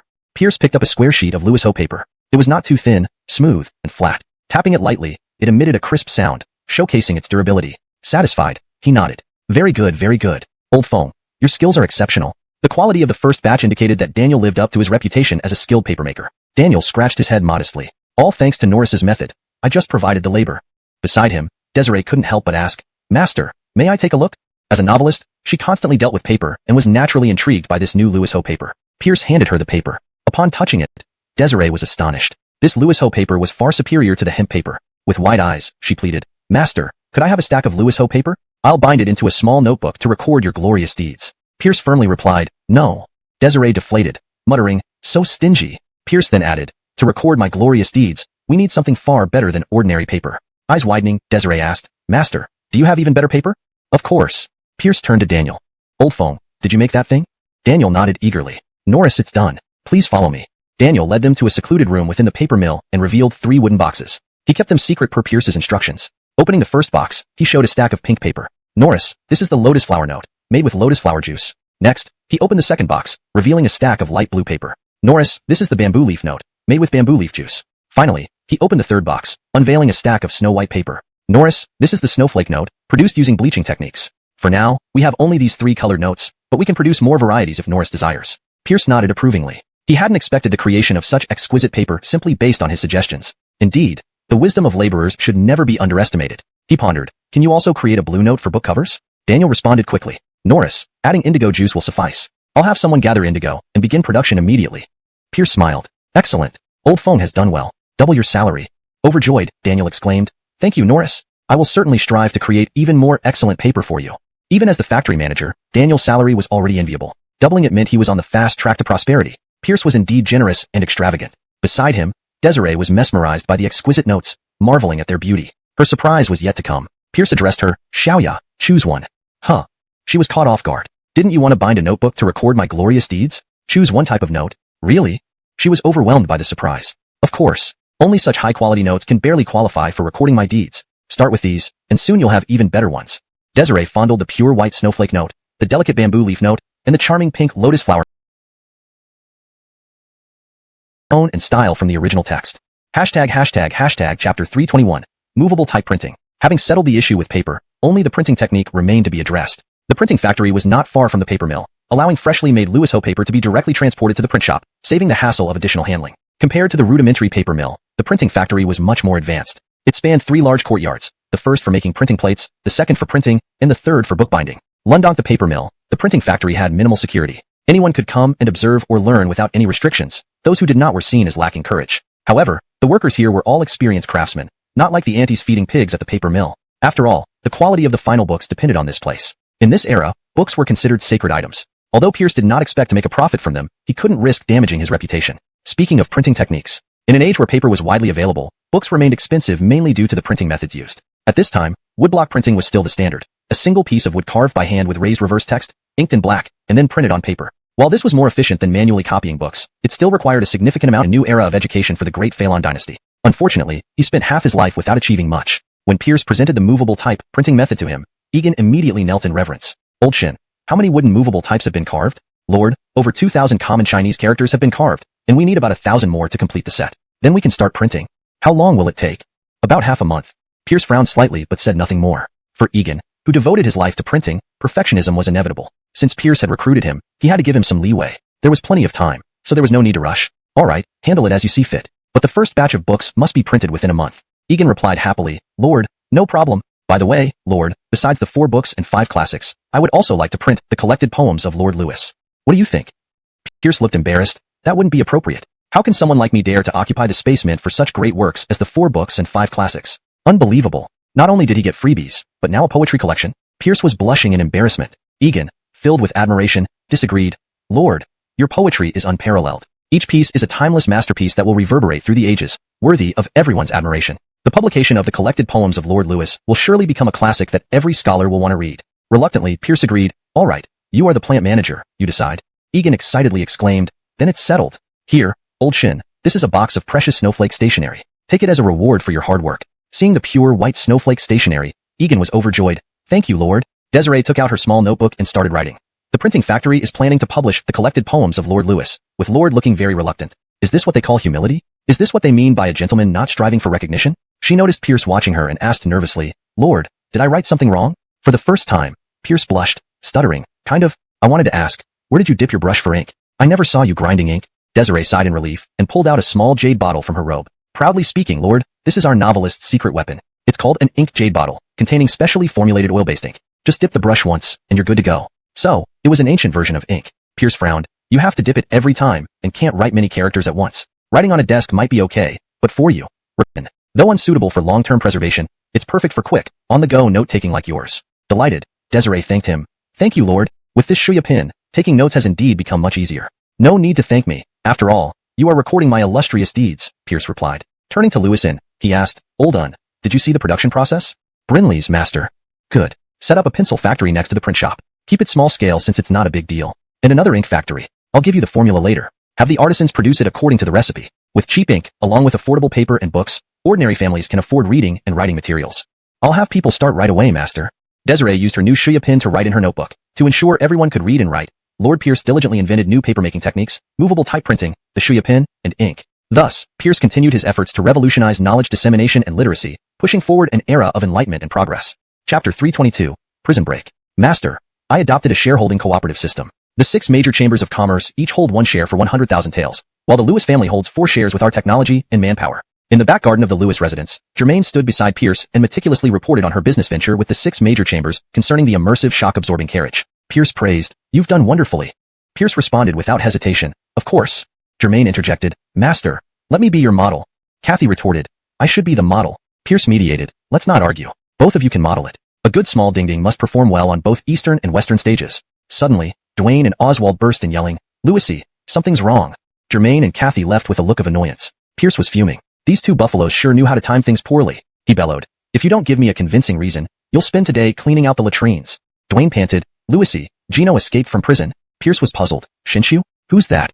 Oswald answered, Remember the citywide manhunt for the notorious rapist last time? During the Jiangzhou case, Pierce orchestrated a cover operation, directing all the Rossi UE to hunt down the notorious rapist. Though his goal wasn't just capturing the man, they ended up catching him. The Rossi UE were busy with the big case and handed over minor cases to the Roskzeo prefecture. What? They didn't execute him yet? No, Roskzeo prefecture sentenced him to execution after autumn. He escaped before the execution, and now they're telling us he's missing. Pierce raged, Those useless officials at Roskzeo prefecture can't even guard 1 prisoner. I shouldn't have entrusted, Calling yourself Ding Norman without those swords is misleading. That's false advertising. Ding Norman shrunk back, not daring to speak further. As the top punchbag in the capital, Roskzeo chief had to endure constant scolding from various high officials. Losing a prisoner entrusted by the Rossi UE was already expected to result in harsh criticism. Meanwhile, Desiree feverishly scribbled notes. A major event. Her next screenplay would be about this, Rossi UE versus the notorious rapist. Such an engaging title. Only after exhausting himself did Pierce stop ranting. He reached out, and his lackey, Alexei, quickly offered a cup of tea. Pierce cleared his throat. How did Gino escape from such a heavily guarded prison? Ding Norman looked troubled. Commander, we're not sure. He vanished like smoke, leaving only a message on the wall threatening retribution against the Rossi UE. Pierce pressed. No guards knocked out or witnesses to his escape? Ding Norman shook his head. None.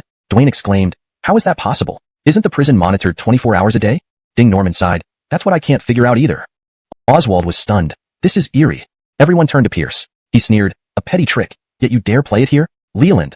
Leland stepped forward. Commander, your orders? Pierce coldly instructed, grinding, tongue pulling, gut pulling, and bone dismembering, all starting from the beginning. By the time they reached fingernail extraction, one of the guards could no longer bear it. Sir, don't extract. Don't extract. I'll confess. Immediately, he was brought before the command hall. Leland, Commander, this man has confessed. Pierce coldly said, speak. The guard, whose fingers were swollen like sausages, shuddered and said, Your Excellencies, I did not release Noel. It was London C who gave me 3 taels of silver to turn a blind eye. Ding Norman explained, Commander, this London C is the jail head from that night. Pierce waved his hand. Bring London C here. A prison guard, his hands bloodied and unconscious from pain, was dragged in. A pan of cold water revived him. Terrified, he fell on the ground and cried, Sir, don't hit me anymore. I confess, I was forced. I lost money gambling, and if I didn't do this, they would take away my family. Who told you to let Noel escape?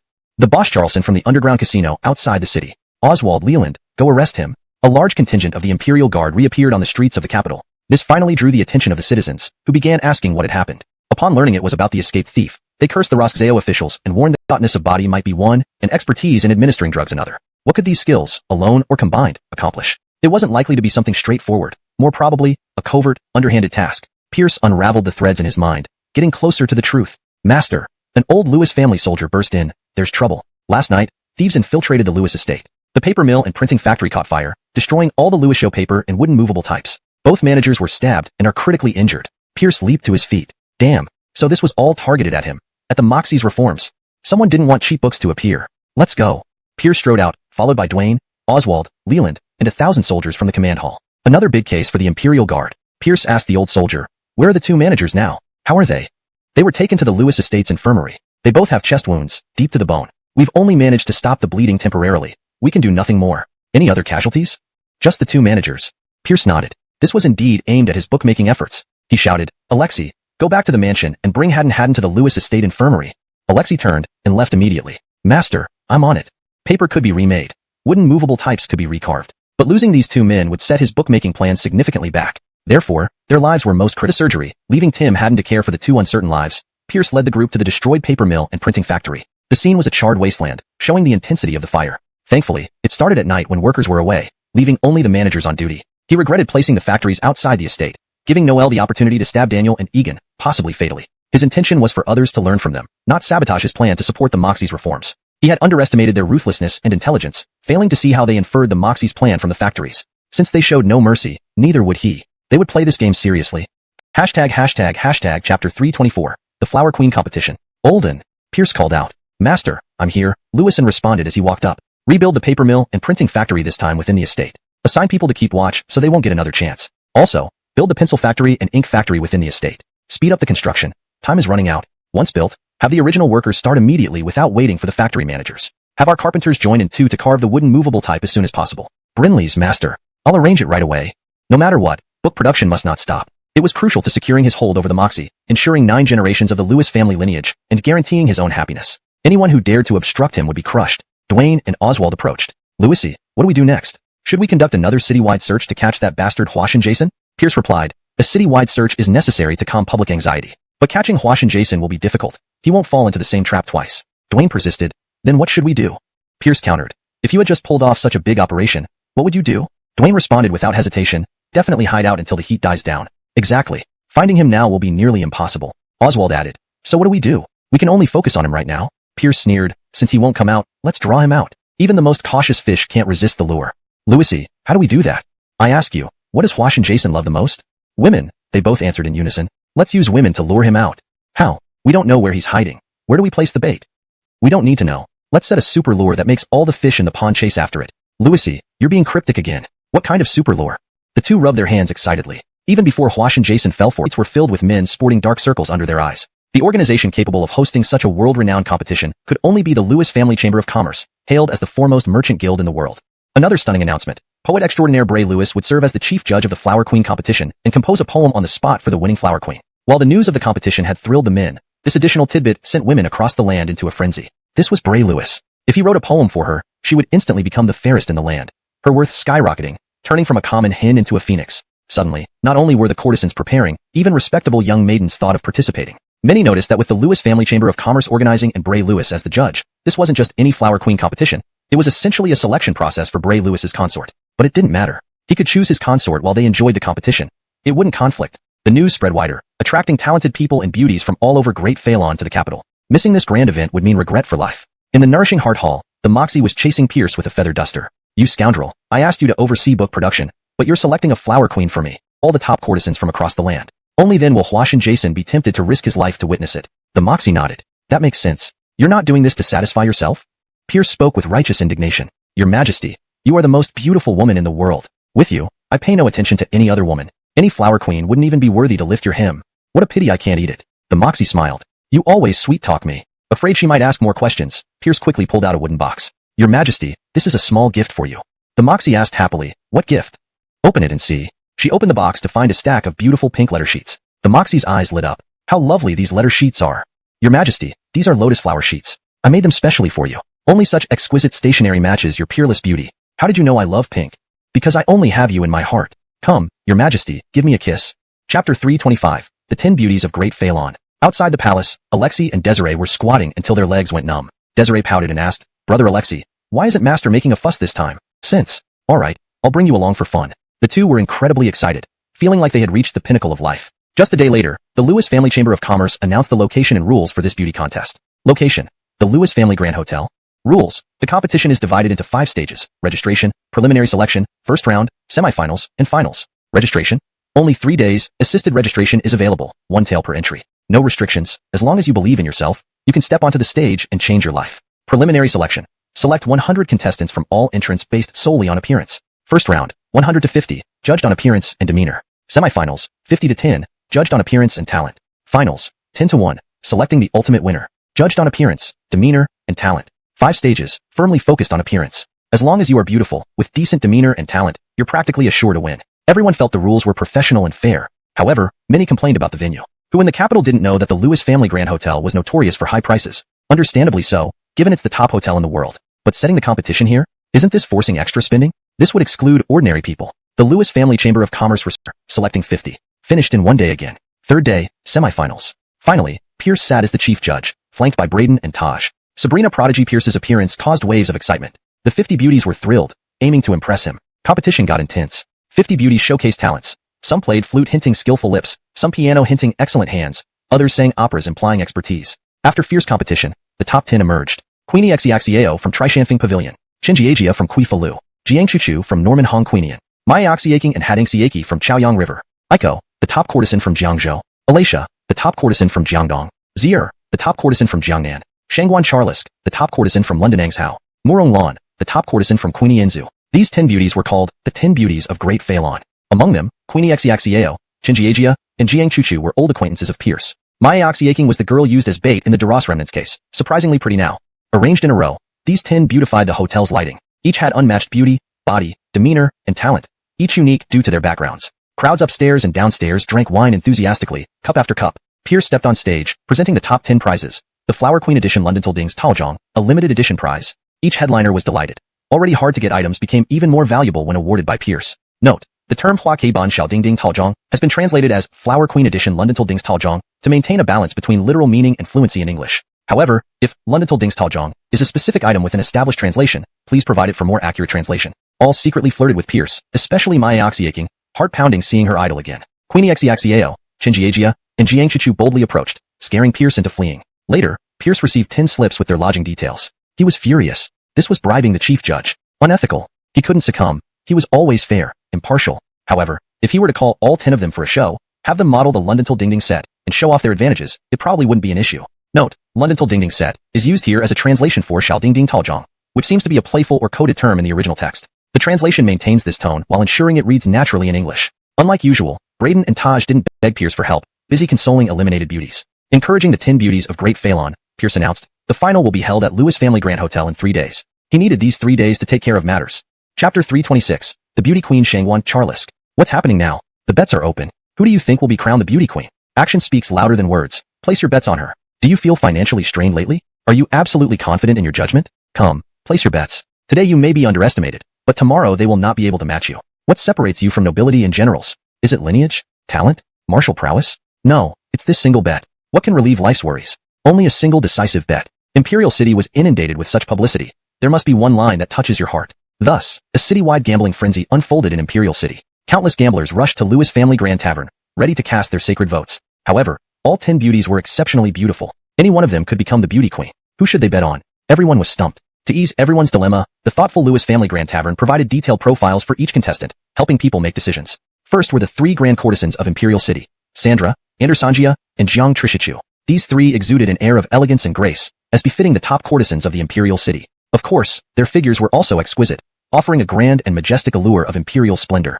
Next were the 2 wonders of Chaoyang, Miao Jackie and Hadeng Xiaoqi. They retained an aura of elegance and grace while adding the softness and suppleness of the Chaoyang River. Their presence combined the magnificence of Imperial City with the fluidity of the Chaoyang River, creating a delightful experience. Then came the top performers of the 3 rivers: Aiko, Alatia, and Zier. These 3 epitomized the refined and elegant scholars of Jiangnan, exuding an inviting charm. As famous Louis Zhao, slender horses, who wouldn't want to experience the thrill of conquering them? Watching them in torment amidst storms offers an unparalleled sense of triumph.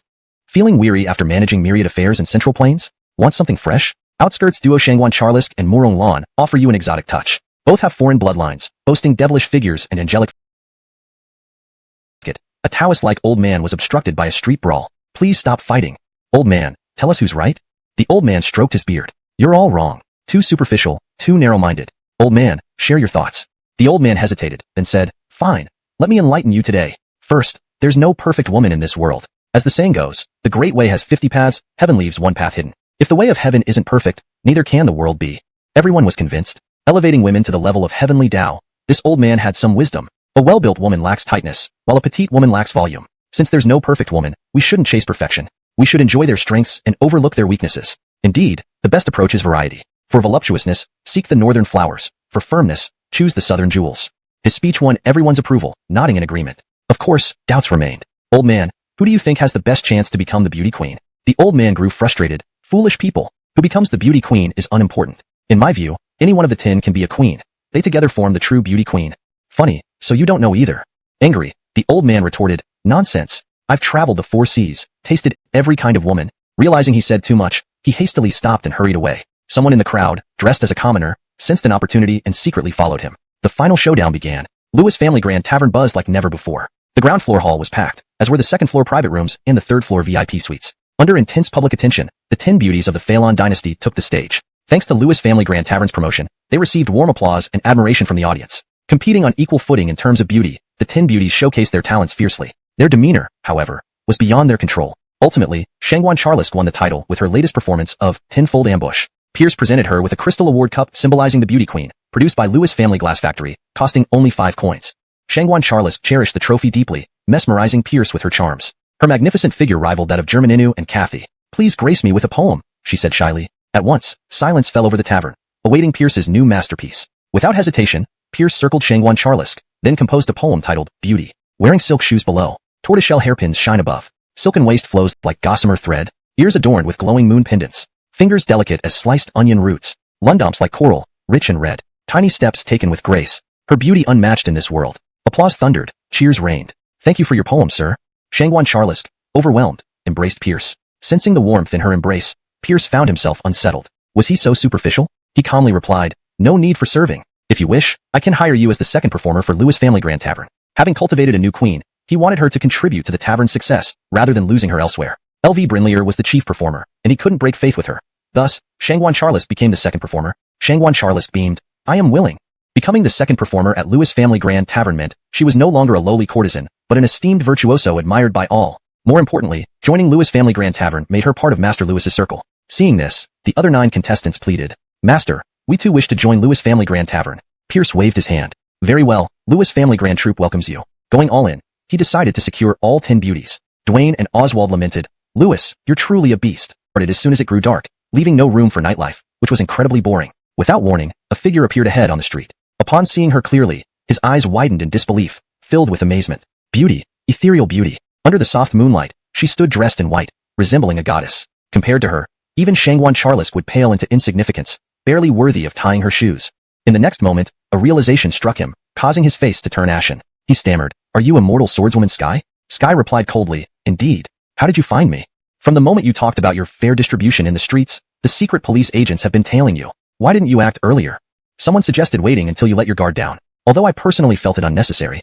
Brinley's, this person was none other than Hua Shin Jason. The The reason he could evade the citywide manhunt by the secret police and boldly watch the Flower Queen competition was because he possessed another mysterious skill, disguise. He had been caught off guard last time, which led to his capture. But if he were prepared, no one could catch him. His unparalleled lightness kung fu, combined with the knockout powder technique and disguise skill, were the reasons he had never failed in all his years of wandering. It was also the reason someone pulled him out of prison. If he wished, he could come and go freely from Lewis Manor, even with its strict security. Facing the world's greatest swordswoman, he knew he had no chance of winning. But that didn't mean he wouldn't resist. Instantly, he scattered a large amount of knockout powder, blocking the entire street. Then, understanding the gravity of the situation, he retreated without holding back, using his lightness kung fu to the fullest extent. Under the dim moonlight, his silhouette resembled a wisp of smoke. He wanted to see what the world's greatest swordswoman could do to him. 10 steps, 20 steps, 30 steps, success. Just as he was exulting in victory, a pale blue sword flew toward him, striking his chest. Boom! Struck as if by lightning, Huash and Jason spewed blood and was thrown backward, crashing through a wall and being buried under debris, unconscious or possibly dead. Leland, who had been lying in ambush nearby, immediately rushed forward with the secret police agents to dig Huash and Jason out. Checking his pulse, they found he was still breathing. Leland sighed in relief. Their commander wanted a live captive, not a corpse. Huash and Jason was promptly taken to the Imperial dungeon and subjected to its 10 most brutal tortures. Finger squeezing, fingernail pulling, branding, until reaching the 7th torture, mercy. Another shockwave rippled through the Phelan bureaucracy. Following Attlee and London Lewis, another minister was eliminated. In just over a month, half of the 6 ministers had been removed. This marked the uprooting of 3 centuries-old aristocratic families, an unprecedented event since the founding of the Phelan Dynasty. Pierce never imagined that the obstacle to his grand book printing plan would be none other than the illustrious Chief Minister of Culture, the leading scholar of Phelan. In the Imperial dungeon, Pierce asked with complex emotions, why? As Chief Minister of Culture, shouldn't you ensure everyone has access to education? The aged Cosmo shouted, rogue, if everyone can read, who will value education? Who will treat the wise sayings of sages seriously? Fear not, for then society would be filled with people twisting words, distorting facts, and resorting to any means for fame and profit. Books would merely become tools for their greed. I cannot allow this. Pierce sighed, Minister J's one, your thinking is too extreme. Everything has 2 sides. You cannot ignore the benefits while focusing only on the drawbacks. I don't care. In my heart, books are sacred and must not be desecrated by unworthy hands. Let my death awaken the Silas. Pierce was uncertain whether to believe Cosmo fully. He trusted that the sentiments expressed were sincere. Still, there had to be underlying interests at play. He knew he could uncover more conspirators if he tried. However, Phelan could not withstand another Zhangzhou scandal. One minister was enough. At Lewis Manor, under Tim Haddon's attentive care, Daniel and Egan eventually pulled through, narrowly escaping death. Daniel, who had received penicillin, recovered without much trouble. However, Egan, allergic to penicillin, hovered between life and death for some time, barely clinging to life. Tim Haddon recalled her teacher's words and continually encouraged Egan. Mr. Shun, my teacher said he wouldn't start the printing factory without you. For everyone to have access to education, you must hold on. If you die, poor children across the land lose their hope. Finally, this stubborn scholar persevered by sheer force of will. Note, transliteration of names. Pierce. Note, I've provided the translation for the name as requested. If you need further context or additional translation, please let me know. Shangguan Charles. In the provided text, Songganqing is a proper noun, specifically a person's name. In English translations, it's common to keep Chinese names in their original form, without translation, but ensure the pinyin representation is consistent and accurate. Therefore, Songganqing should be represented as Shangguan Charles in the translated text. Ensure this consistency throughout the document. If there's a need to introduce this character for the first time, a brief explanation or phonetic guide might be helpful. Shangguan Charles, pronounced Shangguanqing. This approach maintains the authenticity of the name while ensuring readability for an English-speaking audience. Sky, Holly. For consistency and natural reading in English, it's better to use Holly. Chapter 327. Caught in the net. As the courtesan competition concluded, the crowd slowly dispersed. Among them was a pot-bellied merchant. He hadn't attended the preliminary rounds, semifinals, or quarterfinals, only showing up for the final. He sat at the outermost part of the first-floor hall, ordering a few bottles of wine and some dried squid and peanuts, enjoying his drinks heartily. During mealtime, he ordered 2 orders of pot stickers and a stir-fried pig kidney, adding another 2 orders of pig kidney later.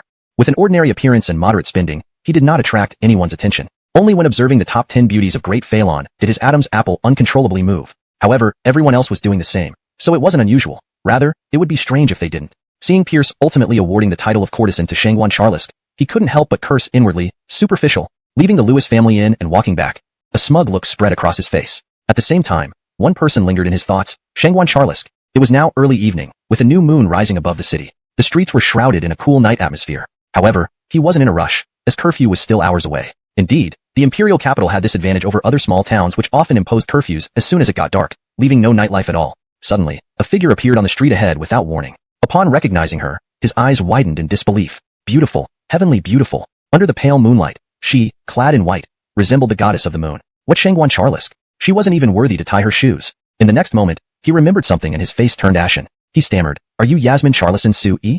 Charlison Sue replied coldly, Brinley's. How did you find me? Since you said on the street about rain and dew covering all, our spies from the embroidered uniform guard have been watching you closely. Why didn't you act sooner? Somebody said we should wait until you relaxed. Personally, I thought it unnecessary. Indeed, this person was Hua Jason. The reason he could remain unharmed despite being leaving, finding it faint. He breathed a sigh of relief. Their commander wanted him alive, not dead. Hua Jason was promptly sent to the prison, starting his ordeal with the notorious 10 tortures of the secret prison, including finger clamping, fingernail pulling, branding, all the way to tooth grinding, the 7th torture, where the interrogator Oswald finally stopped. Not because Hua Jason endured until the 7th torture, but because Oswald wanted to see how far human limits could go. All night long, the cries of pain echoed through the prison. Many prisoners couldn't bear the torture and started confessing in the morning, but the embroidered uniform guards just glanced at them coldly and said, Not now, wait. Indeed, there was too much to handle. Early in the morning, 1,000 agents stormed the residence of Wu Guan, the undersecretary of the Ministry of Rights. Wu Guan, the mastermind behind the underground casinos in the outer city. It was he who ordered boss Charlson to save Hua Jason from the capital prison, subsequently destroying evidence and murdering the entire Charlson family. He also instructed Hua Jason to infiltrate the Lewis residence, set fire to the paper mill and printing press, and assassinate the factory managers. Faced with the dreaded 10 tortures of the embroidered uniform guard, Wu Guan confessed everything immediately. Thus, another big fish surfaced. Cosmo, not be desecrated by scoundrels. Let my death serve as a wake-up call for Her Majesty. Regarding Cosmo's words, Pierce was half convinced. He believed the sentiment was genuine. After all, the man was stubbornly principled.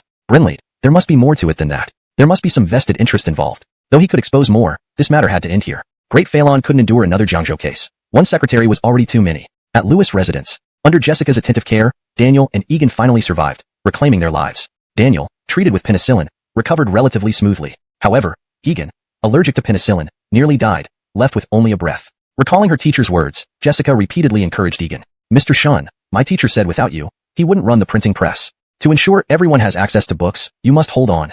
If you die, poor children will lose hope.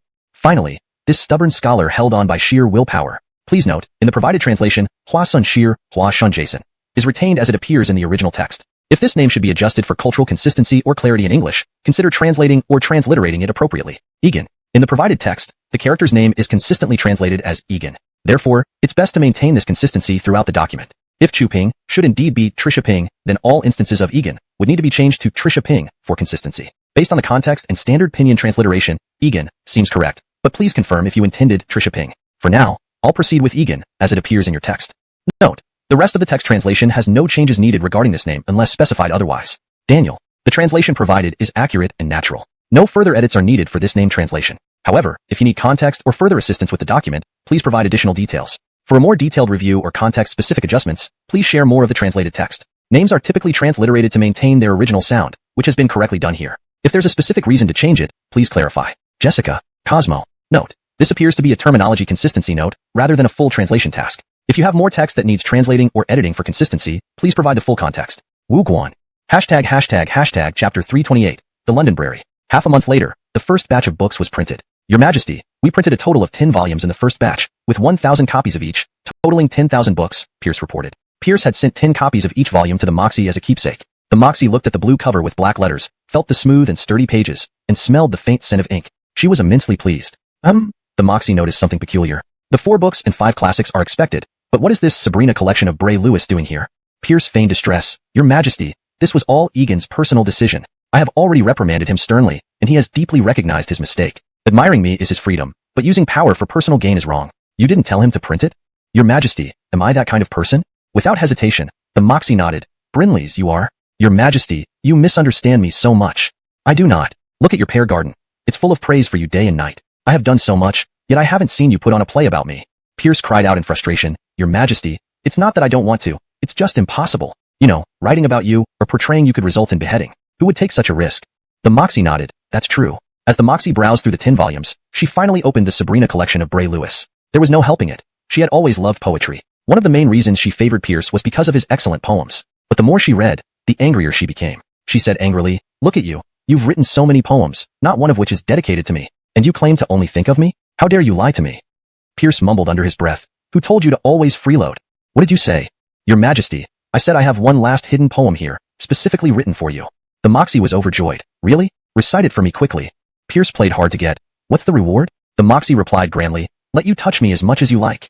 Can I enter the bridal chamber with you? Impossible. Then I won't recite it. I'll wait until you agree to enter the bridal chamber with me. The Moxie gnashed her teeth in anger, but was helpless. Now, seriously, how do you plan to sell these books? How much will they cost? Pierce had already thought this through. Open libraries. First, establish the main store in the capital, then open branches in various provinces. Our library will sell books, lend books, and also sell Lewis Ho paper and various other high-quality papers, along with brushes, pens, ink sticks, and inkstones. The price will be slightly above cost, without aiming for profit. For instance, let's sell the 4 books and 5 classics for 100 cash per book. The Moxie nodded in satisfaction. In the market, the 4 books and 5 classics typically cost 1 tael of silver, making 100 cash indeed very low, affordable for common people. Moreover, the 4 books and 5 classics were not casual reads to be discarded after use. They were timeless classics, useful for life. But the Sabrina collection of Bray Lewis should cost 1 tael, and it won't be available for rental. The Moxie flew into a rage. 1 tael? What happened to not aiming for profit? Pierce calmly replied, Your Majesty, the Sabrina collection of Bray Lewis is not an official textbook required by scholars. It's for literati to enjoy, so it's normal to set a higher price. The Moxie sighed, Fine. How much will you sell the paper for? For ordinary Lewis Ho paper, 1 cash per sheet, already the lowest price. Other varieties like bamboo leaf note and snowflake note will start from 1 tael per box. For peony note, it starts from 100 taels, given its quality that even Your Majesty approves. The Moxie couldn't help but retort, You're clearly trying to make money. Pierce earnestly explained, Your Majesty, this is a long-term strategy. All right, the Moxie insisted as long as Lewis Ho paper remained cheap. When will your library open? The store is already being renovated. Let's set it for 10 days from now. When it opens, Your Majesty can inaugurate it and inscribe a phrase. I guarantee it will attract attention and bring joy to the scholars who come from humble backgrounds, marking their rise. The Moxie nodded, understanding the significance of promoting scholars from humble backgrounds. If achieving the goal meant letting Pierce use her as propaganda, she wouldn't mind. What words do you want me to inscribe? Pierce swept his sleeves dramatically, to establish the heart of heaven and earth, to secure the destiny of the living, to continue the studies of past sages, and to open up peace for future generations. The Moxie stood up, impressed. What a noble aspiration for scholars. Did you write this? Of course. No, I wrote this. The Moxie stepped closer to Pierce. This reflects my hope for the world's scholars. The Moxie could imagine that these words would inspire loyalty and dedication among the scholars, generation after generation. These weren't just words. They symbolized the cultural achievements of the empire, and she must have them. Damn it. The dog emperor wants to freeload again. Pierce bluntly refused. Your Majesty, you can't freeload like that. The Moxie glared fiercely. I'm going to freeload her, and you have a problem with that? Think Factory hasn't produced many books yet. As the headquarters of the Great Equilibrary, it cannot look shabby. The Moxie grew cautious. What do you mean? Your Majesty, the Royal Palace's collection of books is unparalleled. The Moxie decisively refused. No way. Many of the palace's books are unique editions, each worth a fortune, and I can't give them to you. For an empire, these rare books were more than just literature. They represented the cultural foundation of the nation. Chapter 329. Repaying Debts. Pierce sighed in helplessness. It's fine if you don't want to. Just have someone make a copy. The Moxie nodded. That shouldn't be a problem. Chicken shit white, pig shit bean, come in here. Your Majesty, we're here. The 2 eunuchs who had just left scurried back in. Spread my decree. All the literate maids and eunuchs in the palace are to start copying books for me. Copy as many as possible before the library opens. Brinley's, Your Majesty. Are you satisfied now? The Moxie asked Pierce. Not bad. Anything else? Let's leave it at that for now. I'll take my leave. Go on, go on. The Moxie couldn't wait to write down on the peony paper. Establish a mind for heaven and earth. Establish a mission for the common people. Carry on the lost learning of past sages, and open an era of great peace. No matter how many times she saw it, it never got old. Exiting the Lewiston Hall, Pierce found Sky on duty. After Andoni's left, the 1,000 Imperial Guards were back under her command. As a military general of the Imperial Guard, she had been serving the Royal Palace recently. He held her small hand. Landanda, without your efforts, we wouldn't have caught Huash and Jason. You've worked hard. Sky pulled away her hand. In public, don't touch me like that. All right then, let's get touchy-feely at home. Get lost. Let's talk business. Landanda, in 10 days, the Moxie will attend the opening ceremony of the library. Security details are up to you. That's part of my job, no need to remind me. No, Landanda, I'm reminding you not to be complacent. Why is that? I suspect some people won't give up easily and might take desperate measures. Sky said calmly, rest assured. I'll provide close protection. Then I'm reassured. You, be careful yourself too. Landanda, don't worry. As you know, I now have a secret weapon. Sky nodded. What Pierce referred to as a secret weapon was something even she couldn't counter. In the capital, few could easily harm him. At the Pear Garden Theater, the performance of the 3-day siege of Ponza City was ongoing, with intense action scenes that thrilled the audience. After 2 days of deadlock, Edwin Pierce's brilliant fire attack brought the play to its climax. The crowd erupted in applause, praising Edwin Pierce's strategy. Following the rousing 3-day siege, came Edwin Pierce Outwits All. It detailed the literary and martial competition within Zhou City. Though equally magnificent, its slower pace allowed the audience to recover from the previous high-energy performances, making for a satisfying experience. Xiaoya, this play is truly impressive. Art praised lavishly. Grand Duke, you flatter me. Desiree, standing beside Pierce, said happily. Pierce was a bit dissatisfied. Xiaoya, while the play is mostly flawless, Desiree's heart skipped a beat. There are still some minor flaws. Master, please point them out. I'll revise them. She quickly took out her notebook, listening intently. Pierce mused, there aren't enough praises for Edwin Pierce. Just a few lines won't satisfy the audience. His entrance must be preceded by at least 500 words of praise. Art slapped Pierce's head. Xiaoya, ignore this brat. Keep the play as it is. Desiree nodded, but still noted down Pierce's suggestions. While she felt too much praise would disrupt the rhythm, she acknowledged the importance of satisfying the audience, especially those there for Edwin Pierce. Art couldn't resist asking, Xiaoya, is the script for the various powers in the Battle of Lotus City ready yet? Compared to the Battle of Ponza City, the Battle of Lotus City was even more intense, featuring Generals Kip, Emojiao leaders, heavy infantry, siege engines, tunnels, and fire oxen formations. Both sides engaged in strategic battles that ranked among the most spectacular over the last decade. Desiree nodded. Brinley's, Grand Duke. The script is ready and rehearsals will start soon. Also, the Clash of the Imperial Guards and the Flower Thief is nearly finished but will release after the Lewis family army's expedition to Shu. Art beamed. Excellent. With one great show after another, even I can't keep up. A happy dilemma indeed. Desiree also felt happy. She finally didn't have to clean latrines at the Marquis estate. Following Master, she had endless subjects to write about and treasured her current life. She believed novelists would rise rapidly, giving peace to her late grandfather's spirit. Art looked at Pierce, who was lounging and humming. Brat, you made a fortune with betting and confiscations, right? Just hard-earned money, Pierce responded modestly. Art extended his hand. Pierce instantly became alert. Old man, what do you want? Art replied calmly, give me 1 million taels first. What? Why do you need money? This is my blood sweat earnings. Don't squander it. To repay debts. Pierce jumped up. What? 1 million? Didn't I tell you to cut down on mahjong? Loser gambler. Tell me, who cheated you? I'll summon them to prison for tea immediately. As for repayment, we'll see once he's out. Art cursed. What nonsense. Do you think I'd lose at mahjong? Brat, this isn't gambling debt. If not gambling, what debt? A debt of gratitude. Explain clearly. Is it a scandalous affair from your youth? If you bring up any brothers or cousins to split property, I'll send them to clean toilets immediately. Art couldn't bear it. Nonsense. I've been faithful unlike you, the promiscuous brat. So, what exactly happened? Do you think the Lewis army sprang from stones? Art asked. I know you've spread your net wide. Although you earn a lot, you spend more. However, some debts cannot be defaulted on. By taking over the Lewis army, you inherit this debt. Pierce conceded. Fine, I'll pay. But explain who I owe this to. I'll tell you when the time comes. For now, just give the money fast. Pierce was annoyed. The old man always kept secrets at critical moments. Brinley, he handed over a stack of silver bills. No way around it. Debts of gratitude were hardest to repay. Here, 1 million taels. Banknotes from the Lewis Bank. Use them directly or exchange for silver at the bank.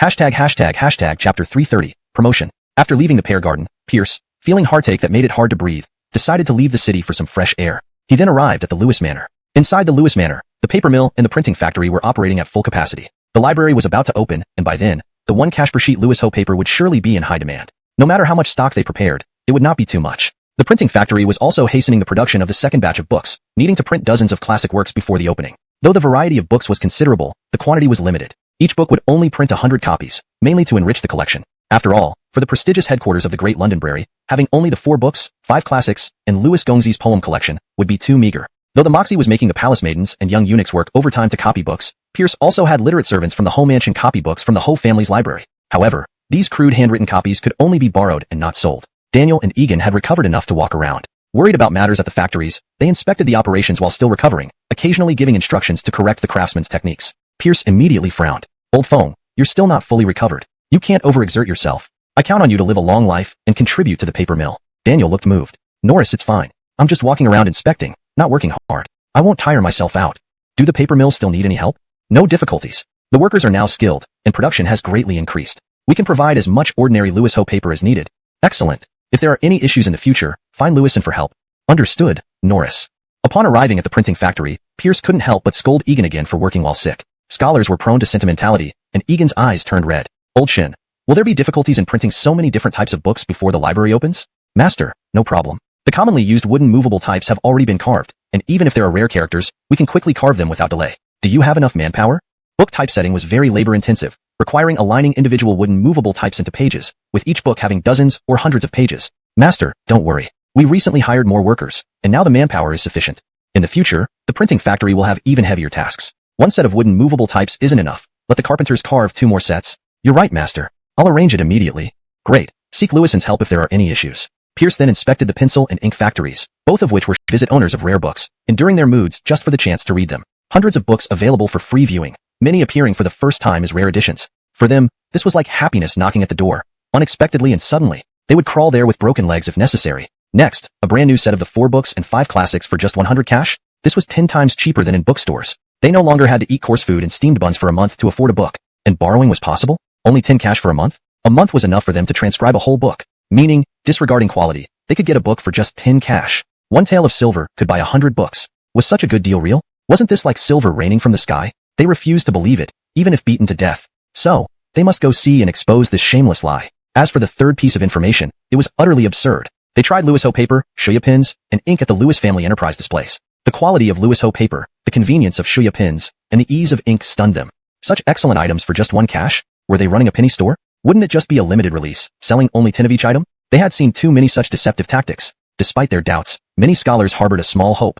What if it was true? This library clearly had ties to the Lewis family, known for its honest business practices and integrity. A debate about the authenticity of these claims spread vigorously among the scholars. In the supreme private room of the Lewis family grand restaurant, Pierce sipped wine while enjoying massages from Aiko, Alacia, and Nona. All three sat on Pierce, massaging him diligently. Despite this, Pierce felt no weight, living up to the reputation of the slim women from Lewis Zhou. Pierce had generously added the 10 beauties of the great Phelan to the Lewis family grand restaurant performance troupe. While this move showed generosity, the substantial ransom paid for their freedom kept him awake for days. With such investments, not enjoying the benefits would be wasteful. Beside him, Alexei looked disdainful. His young master had everything going for him, except his poor taste in women. These women were as thin as matches, yet called the 10 beauties of the great Phelan. What was wrong with this world? Who was normal anymore? He sighed deeply, looking like the only sober person amidst a sea of madness. Desiree blushed slightly. Her master was perfect except for being overly flirtatious. With several beauties at home, he still wasn't satisfied, keeping 10 more in the Lewis family grand restaurant. However, given her master's status and talent, this was quite normal. She wondered when he would claim her too, since as his bodyguard, she was destined to belong to him. Pierce asked Alexei, "How is the promotion of the library going?" "Master, rest assured, everyone knows about it. Many scholars are already clashing, causing headaches for the local officials." Pierce nodded. Actually, if he had announced the Moxie's participation in the opening ceremony, there would be no need for all this effort. All scholars would come flooding in just to catch a glimpse of her. But for the Moxie's safety, he abandoned this idea. Earning money was important, but his wife's safety was paramount. Hashtag chapter 331. The Moxie arrives. 10 days later, the day Phelan's first public library officially opened its doors. Of course, it was not the first shop to sell books into Phelan. Long before this, there had been bookshops. However, due to the backwardness of printing technology, these bookshops were all small establishments that might only stock a few books, often unable to even gather the entire set of 4 books and 5 classics. The De-Equilibrary was clearly not such a petty bookshop. It was located in the quiet southern part of the city, not far from the Lewis family grand restaurant. In front of it lay the spring water branch of the Chaoyang River, lined with willows, offering an idyllic setting. It was a 3-story pavilion, each floor resembling a grand hall. Its decor was neither gaudy nor ostentatious, but rather fresh and elegant, like a scholarly gentleman dressed in Confucian robes holding a scroll, quietly standing by the river. A red cloth covered the signboard above the pavilion entrance, obviously waiting for the right moment when the owner would unveil it to announce its establishment. An hour before the opening, a crowd of scholars and literati had already gathered outside the library. There were thousands of them, possibly every scholar and literatus within the vicinity of the capital. All the scholars looked forward with anticipation. They could hardly wait to expose what they suspected was an outrageous lie, yet they secretly hoped it would all be true. If it were true, even if their faces were swollen with disbelief, they would be overjoyed. What greeted them first was not the library's owner but 1,000 members of the Imperial Guard and 3,000 palace guards. The 4,000 people surrounded the entire library, enclosing all the scholars within. The crowd started to stir, unsure what was happening. The captain of the Imperial Guard stepped forward. "Everyone, please remain calm. We are not targeting you. Our only aim is to ensure the safety of a noble visitor." Noble visitor? A person important enough to warrant the protection of both the Imperial Guard and palace guards? Everyone became excited. "We will now conduct a body search. If anyone has weapons, please leave or surrender them. Otherwise, you will be detained." Squads of Imperial Guards began to frisk the crowd one by one. It was merely a quick pat-down without removing clothes, so the scholars tolerated it. Half an hour before the opening, Pierce arrived with Desiree, Alexei, Leland, and 1,000 commanders from the Imperial Guard. The Moxie's 4,000 guards handled the outer perimeter, while Pierce's 1,000 handled the inner area, ensuring comprehensive security for the Moxie. The arrival of the 1,000 Imperial Guards caused another stir in the now calm crowd. Everyone realized this would not be a simple opening ceremony. Pierce pulled Desiree to stand beneath the signboard, facing thousands of scholars. This was Desiree's first time facing such a large crowd, causing her to shyly hide behind Pierce. Fortunately, her lord's back was broad and sturdy, enough to shield her from any harm. Pierce spoke loudly. "Welcome everyone to the opening ceremony of the De-Equilibrary. Allow me to introduce myself. I am Pierce, the director of the De-Equilibrary." Scattered applause rang out below, making Pierce slightly embarrassed. Clearly, he was getting mocked. Had he known, he should have arranged for some shills. He had been too confident. No matter how brilliant his poetry was, he was still too young, lacking substantial prestige. Though popular among the common folk, his reputation among scholars was lukewarm. While he had some fanatics, they were few. As the director of the De-Equilibrary, while the scholars didn't dislike him, they also weren't overly enthusiastic. After all, this was his initiative. He could do as he wished. Desiree pulled out her notebook and scribbled, "De-Equilibrary opens. Master appoints himself as director." Audience reaction is tepid, Master unperturbed. Indeed, such minor setbacks couldn't hurt Pierce. His thick skin was almost comparable to the city walls, rendering such insults ineffective. "Fellow scholars, I believe you have heard some news circulating around town. Do you have any questions? I will answer them one by one." Immediately, a scholar shouted, "Master Lewis, I've heard that hundreds of rare books are available for free viewing, many of which are first-time editions. Is this true?" Pierce nodded. "Absolutely true. A wave of astonishment rippled through the crowd. It was indeed true. Many scholars felt their opinions of Pierce improving. Master Lewis, I've heard that new editions of the 4 books and 5 classics can be purchased for just 100 won per copy and rented for 10 won for a month. Is this true? Absolutely true. The crowd erupted. But there were still doubts. Master Lewis, won't you lose money doing this? What's your purpose? Pierce said loudly, I hope that everyone in the world can read and write, spreading the wisdom of sages throughout China. 6 horses pulled this luxurious carriage. 6 horses pulling a carriage. In all of Defalon, only one person had this honor. Under the astonished gazes of thousands of scholars, the Moxie of Defalon slowly descended from the carriage. She wore a green Confucian robe, topped with a scholar's cap, deliberately dressed as a scholar for the occasion. Behind her stood Ezekiel in her flying fish robe, never straying far. Long live her majesty. Everyone knelt. The scholars, seeing the first female emperor in history, trembled with excitement. Under normal circumstances, most would never have the chance to meet her. Since ascending the throne, the Moxie had only left the palace a few times, all visits to the Lewis family estate and kept secret. This was her first public appearance. The Moxie walked up to the signboard, standing beside Pierce. Please rise. No need for excessive courtesy. Thank you, your majesty. Chapter 332. The Naive Salma. Gentlemen, you have not misheard. Austin is the honorary Londonbrarian of the Great Equilibrary. Pierce announced loudly. This is actually true. The scholars looked at each other, their faces etched with shock. They had guessed that the Great Equilibrary was significant, but they never expected it to be so prestigious. They thought that Austin would merely make an appearance to show support. As an emperor, she had proven herself worthy.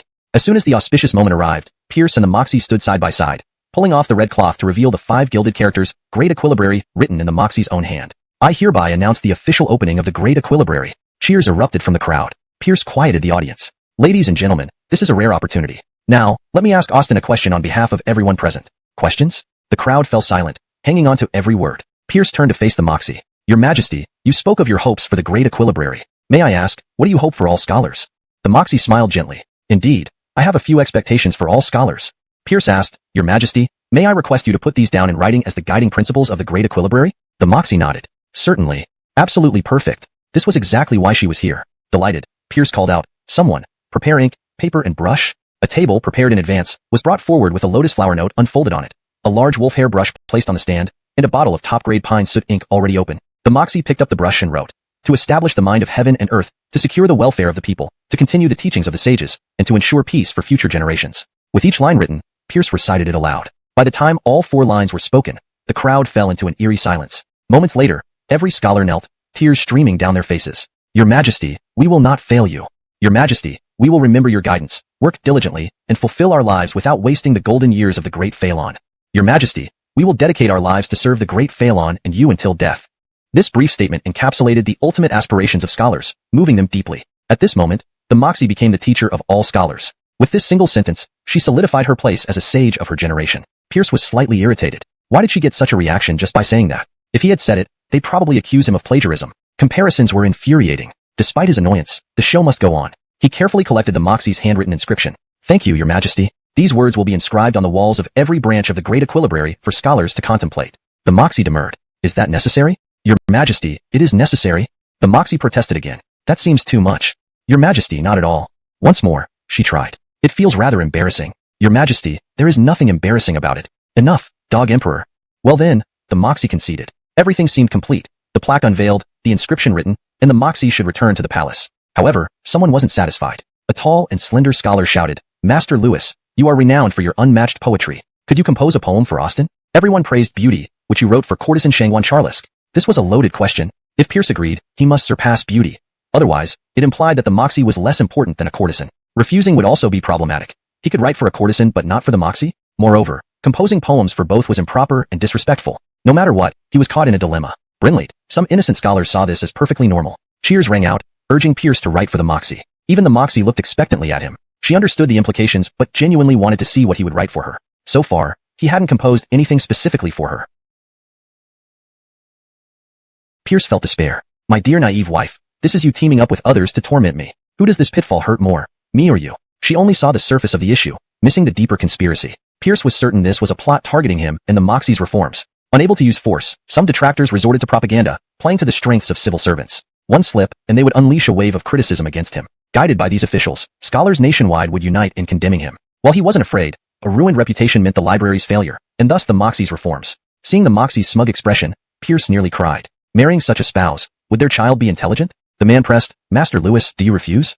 Everyone's gaze shifted suspiciously. Even the Moxie radiated menace, silently threatening death if he didn't comply. Pierce was cornered. Chapter 333, A Beauty from the North. Under everyone's watchful eyes, Pierce grinned slyly. Willingly. It would be an honor for this young master to compose a poem for Austin. How could I refuse? Such trivial tricks couldn't possibly stump him, the great Master Lewis. Watch as he crushes you all. We are all ears.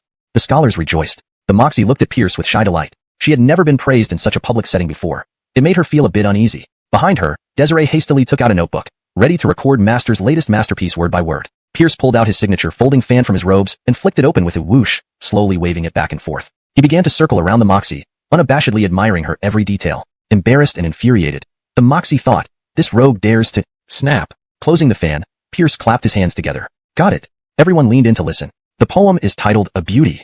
As clouds inspire clothing and flowers inspire beauty, spring breeze brushes past the railings with heavy dew. If not seen atop Jade Mountain, surely one would meet her on the moonlit terrace of Yao.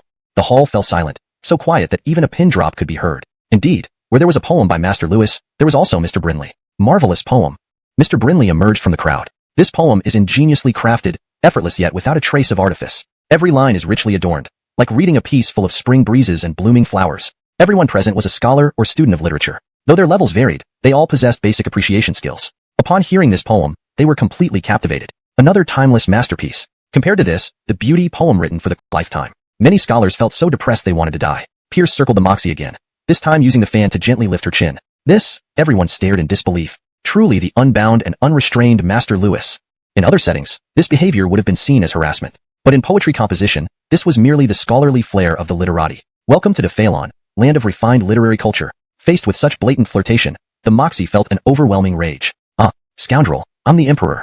I'll break 3 of your legs this time. Her face flushed. She wanted to leave but her feet wouldn't move. She desperately wanted to know what kind of poem he could come up with next. After the first one, this became an irresistible temptation, like addiction.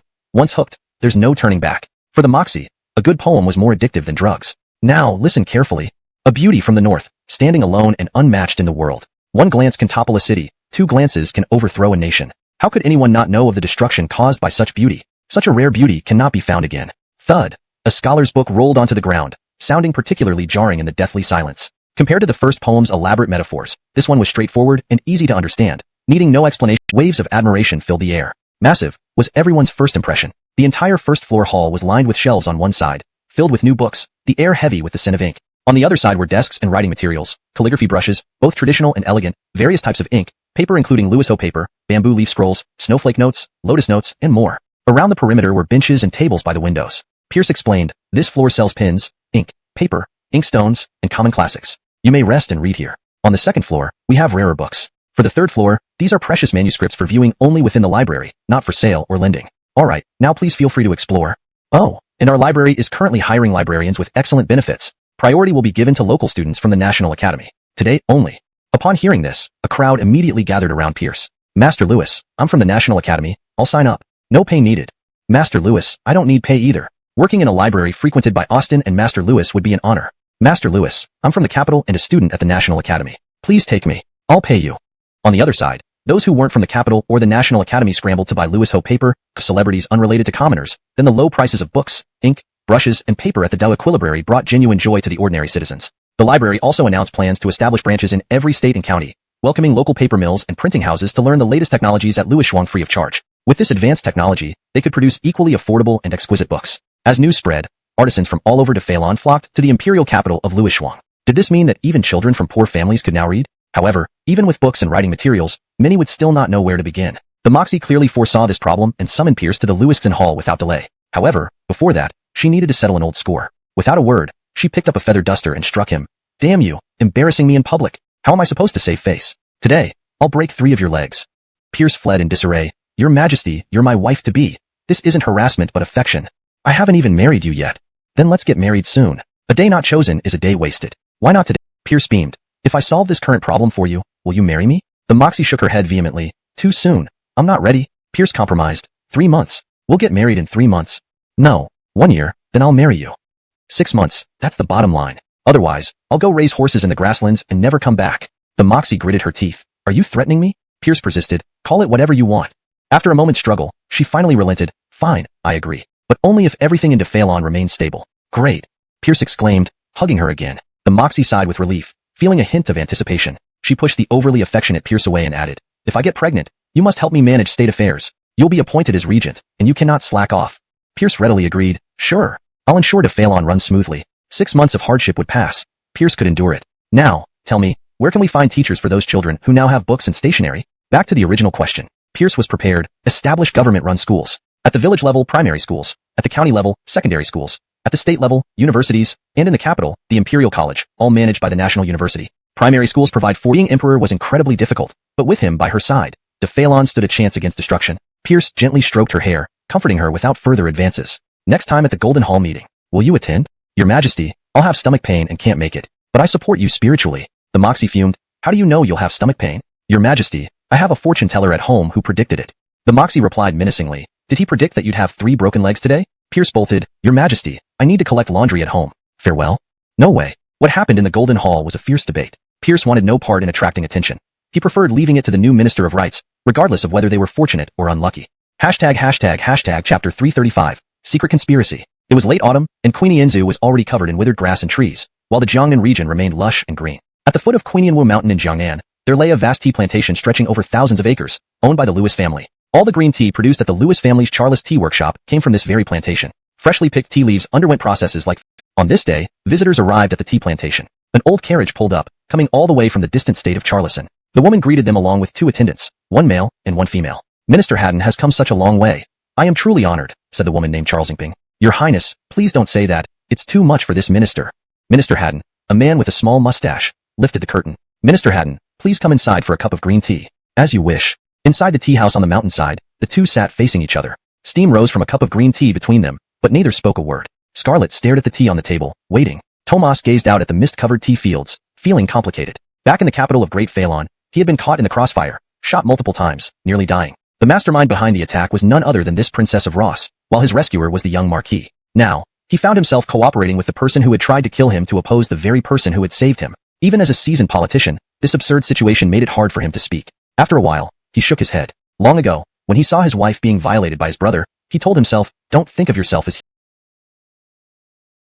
Please continue. I'm all ears. Don't be too humble. Your Highness must have a plan already. Let me just fill in the gaps. Individually, we might not stand a chance against Pierce, but together, he's no match for us. Let's hope so.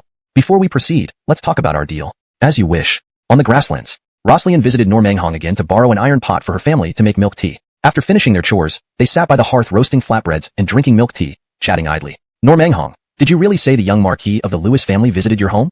Brinley's, with a large group of people. They were all generals from Queenianyang City, quite impressive. But the young Marquis was approachable and kind. What did he say? He asked how we were doing and if we had any difficulties. It was heartwarming. Oh, he also mentioned a caravan would soon bring iron pots, tea, and coarse salt to the grasslands. Really? That's great. My family can finally buy an iron pot. Our tea and salt are running out too. I hope the caravan arrives soon. As they chatted, hoofbeats sounded outside. Zhao, Normanghong's husband, rushed in. Hong, quickly. Take all the copper coins and bring 2 sheep. What's going on? Asked Normanghong. The Lewis family's caravan has arrived. Really? I saw it with my own eyes. They're selling bright iron pots, solid tea bricks, rich spirits, everything, at fair prices. Without hesitation, Rosalian ran home. The long-awaited Lewis family caravan had finally brought essential items to the grasslands, stirring excitement among the nomads. Word spread quickly, and every herder hurried to the nearest market with coins and livestock, fearing they might miss out. The grasslands were filled with joy, everyone smiling wider than during festivals. How could they not be happy? An iron pot, a short dagger, a bag of sugar. These were things the nomads dreamed of, greatly improving their quality of life. Millet, tea, and coarse salt were necessities for survival. With these items, they could thrive on the grasslands. Previously, living here meant hardship and inconvenience. But with regular caravans, all this would change. Chapter 336. I'm afraid Austin would feel inferior. Joy filled the Lewis manor, a joy never before experienced. From the master to the servants, everyone wore smiles on their faces and walked with a lightness in their steps. For one reason only, the young master had finally set the wedding date with Austin. In 6 months. 6 months later would be the grand wedding day. The happiest person was Art. He stopped watching plays and playing mahjong, excitedly walking back and forth within the manor. Sometimes he went to offer incense to the ancestors, informing them of this momentous news. At other times, he retreated into his study, embracing the portrait of his deceased wife. He had watched Pierce grow up from ignorance to fame. However, his happiness was mixed with increasing worry, fearing some mishap might happen. The young master wasn't married yet. There was no successor in the Lewis family. Any misfortune could mean the end of the family. Now it was settled. The young master would soon marry. He could witness it firsthand, dying content. The 2 old men, equally excited, would gather frequently to discuss wedding arrangements. They could spend an hour discussing whether a lantern should be round or oval. Germaniniang and Kathy were also thrilled and eager. After the wedding, they could officially join the family instead of merely living under the same roof. Of course, they needed confirmation. So, they cornered Pierce, who was basking in the sun in the back garden. When will you make us your official wives, master? Pierce looked puzzled. Aren't you already at the Lewis Manor? Oh, you are so annoying, master. Compared to Germaniniang's subtlety, Kathy was always straightforward. Edwin, when can we consummate our marriage? Right after my wedding with Austin, immediately. Or if you don't mind, you can do it together with Austin. Your servant doesn't fear a challenge. Germaniniang scolded. Master, how shameless. I wouldn't dare compete for Austin's favor. I might get killed. Kathy stood tall. Edwin, I have no objections, but I'm afraid Austin might feel there's no precedent. Just work with the Ministry of Rights to set one. Art nodded. Good idea. I'll find old Cosmo right away. Wait, old Cosmo was eliminated. Brat, who's the new Minister of Rights? Pierce shrugged. I don't know. Austin is still considering. Want to be the minister yourself? You could handle the wedding entirely. Art shook his head. Why bother with such nonsense when I have a good life of mahjong and plays? Besides, my education level isn't high enough to trouble Austin. You actually know your limits. Cut the sarcasm. Get Austin to pick a minister quickly. Pierce replied. What's the rush? We have 6 whole months. Art scolded. Ignorant brat. This is a marriage. All rituals must be observed. With only half a year left, time is tight. Pierce looked at Germaniniang and Kathy. Tight? They lowered their heads. Brinley's very tight. All right. Don't worry, father. It'll be sorted out in a day or two. In 2 days would be the Golden Hall deliberation. The Moxie must decide by then. Let me know as soon as you hear anything. Okay.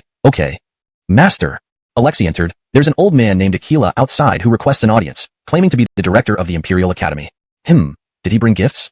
A tattered poetry collection, allegedly written by a poet saint, worth thousands. Pierce's interest peaked, a smile spreading across his face. Please him to the side hall. Aquila, the director of the Imperial Academy of Great Phalon. Originally a renowned scholar, he enjoyed a clean reputation in academic circles. Through the Imperial examinations, he became a doctor at the Imperial Academy. After decades of hard work, he finally reached the rank of director. The Imperial Academy was nominally overseen by the Ministry of Rights, similar to the 9 temples, departments with minimal visibility. How invisible? During the founding emperor's era, the director of the Imperial Academy and the vice ministers of the 9 temples were 3rd-rank officials, now all reduced to 4th rank. With the 6 ministries in place, they were virtually redundant. Initially, the Imperial Academy was meant to be the highest seat of learning and educational management. But with the Ministry of Rights handling education, its role diminished to merely a prestigious name. Students were usually offspring of officials of the 7th rank and above, most hanging their names without attending, preferring private tutors. The entire institution was hollow, as was his position as director. Chapter 337. A Visit. The visit of High Priest Phalon certainly brings glory to the Lewis mansion. Pierce walked into the side hall with a smile on his face. Aquila, who was enjoying the finest green tea in the Lewis mansion, immediately stood up. Please don't mention it. I'm just chatting with Commander Lewis. High Priest, you came bearing such heavy gifts? The genuine work of Poet Sage is truly a treasure of the world. The fact that even the unfeeling Pierce was impressed made Aquila feel honored indeed. Fine wine matches beauties, precious swords match heroes. Commander's poetry is unparalleled, so the genuine work of the Poet Sage should belong to you. High Priest, you are too courteous. Please be seated. Someone, bring tea. 2 graceful and elegant maids came forward with a red clay stove to start preparing tea for them. Neither of them spoke, but quietly watched the 2 maids perform their tea ceremony. Warming the cups, adding tea leaves, moistening the tea, shaking to release fragrance, pouring water. The dance of tea until it was ready. Sir, please enjoy your tea. Bray, please enjoy your tea. Pierce held the crystal-clear glass cup and slowly savored the tea. Knowing he had come at this time with such heavy gifts, Pierce already guessed Aquila's purpose. He wasn't in a rush and waited for Aquila to speak. Aquila pretended to savor his tea, but inside,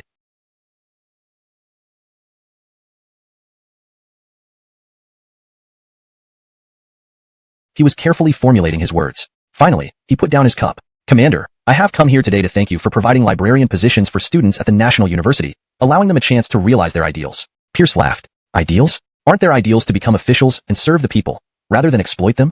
Aquila replied seriously. Sir, you misunderstand. I often teach them that there are 3,000 paths in life, not all leading to officialdom. Founding libraries, like you have done, enabling all people to read and learn, regardless of background, is also a noble path recorded in history. Pierce felt incredibly pleased. It's no wonder he's called an expert in rhetoric, mentioning 3,000 paths and education for all. His compliments were impeccable. Almost believing himself to be a sage, Pierce modestly replied, High Priest, you are too kind. I merely wish to do something for the people without caring for fame or fortune. Titles mean nothing to me. I value loyalty to the state, peace, and prosperity. Fearless of adversity, I aim to leave behind purity in the world. Great righteousness indeed. Aquila interrupted before Pierce could launch into another long speech. I too want to do something for the people. Alas. A sigh filled with profound emotion echoed through the room. Here it comes. Pierce thought. He followed suit. Why are you troubled, High Priest? Another deep sigh from Aquila. I once harbored grand ambitions to benefit the people, but decades have passed, and I've accomplished nothing, ashamed to face our ancestors. How can that be? The National University, as our empire's highest academy, has nurtured countless talents under your guidance. Indeed, in terms of connections, this old man was among the most influential in Phalon. Having been its head for decades, 1/4 of its officials were once his students, though mostly from lower ranks, still a considerable force. Aquila sighed again. Sir, Many are only nominally enrolled, gaining experience. To my embarrassment, I've never met many of them. How can I claim to have nurtured them?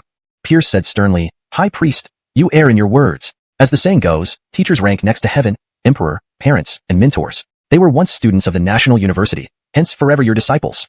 True as it may sound, I've taught none of them personally. How can I dare call myself a teacher? I disdain titles and seek to truly contribute to the empire and its people. Stubborn old man, pulling the conversation back yet again. Reluctantly, if he didn't show any signs of cooperation, this old man might end up staying for dinner at the Lewis mansion. He couldn't drive him away after accepting his gifts. Ah, indebtedness. Pierce clapped his hands. There's indeed a matter concerning the common people that requires High Priest's involvement. Akila's interest waned. Oh, what might it be? After presenting such significant gifts, was it really about finding tasks? Could Pierce stop pretending? If I could rise from governor to chancellor, why shouldn't Akila aspire to be the minister of rights? Pierce calmly stated, this matter concerns the Silas's concerns. If High Priest agrees, Austin will be greatly pleased. I believe it's time for High Priest to move upward. Akila instantly perked up. Please tell me. For the welfare of the people, I'll spare no effort. As you know, Austin serves as honorary director of the library, desiring everyone to read and learn. Now the library is open, offering affordable books and stationery, but we lack educators. Pierce elaborated on his educational reforms in detail. With your extensive reach, managing this would achieve much greater success.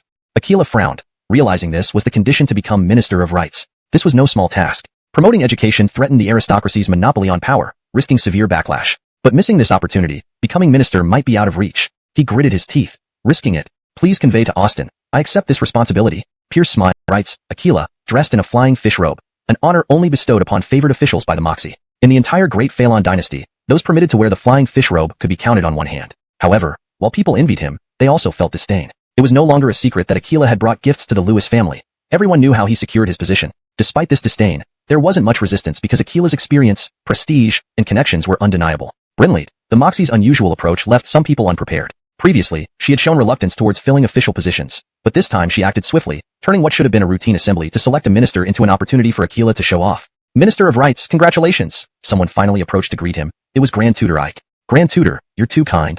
They exchanged glances, feeling like kindred spirits. Akila today was what Ike once was, and Ike now was what Akila would become. They were both part of the so-called imperial faction. A loud announcement echoed, Her Majesty arrives. All officials hurriedly found their places. We pay our respects to your majesty. The Moxie, dressed in a magnificent red dragon robe, waved her sleeves. Rise, my ministers. Thank you, your majesty. Does anyone wish to address me? Immediately, a minister from the Ministry of Works stood up, reporting that a section of the eastern city wall had long been neglected and needed repair. The Ministry of Revenue quickly interjected, claiming poverty. They argued back and forth, symbolically raising their presence. In the end, the Moxie ruled in favor of repairs, emphasizing that the city walls were crucial to the state and must be repaired no matter the difficulties. The ministers collectively praised Her Majesty's wisdom and chanted Long live the Empire. Next, a minister from the Ministry of War raised concerns about delayed military salaries. Again, the Ministry of Revenue played its usual card, arguing financial constraints. They debated, citing precedents, further establishing their presence. How did seniority come about? Through these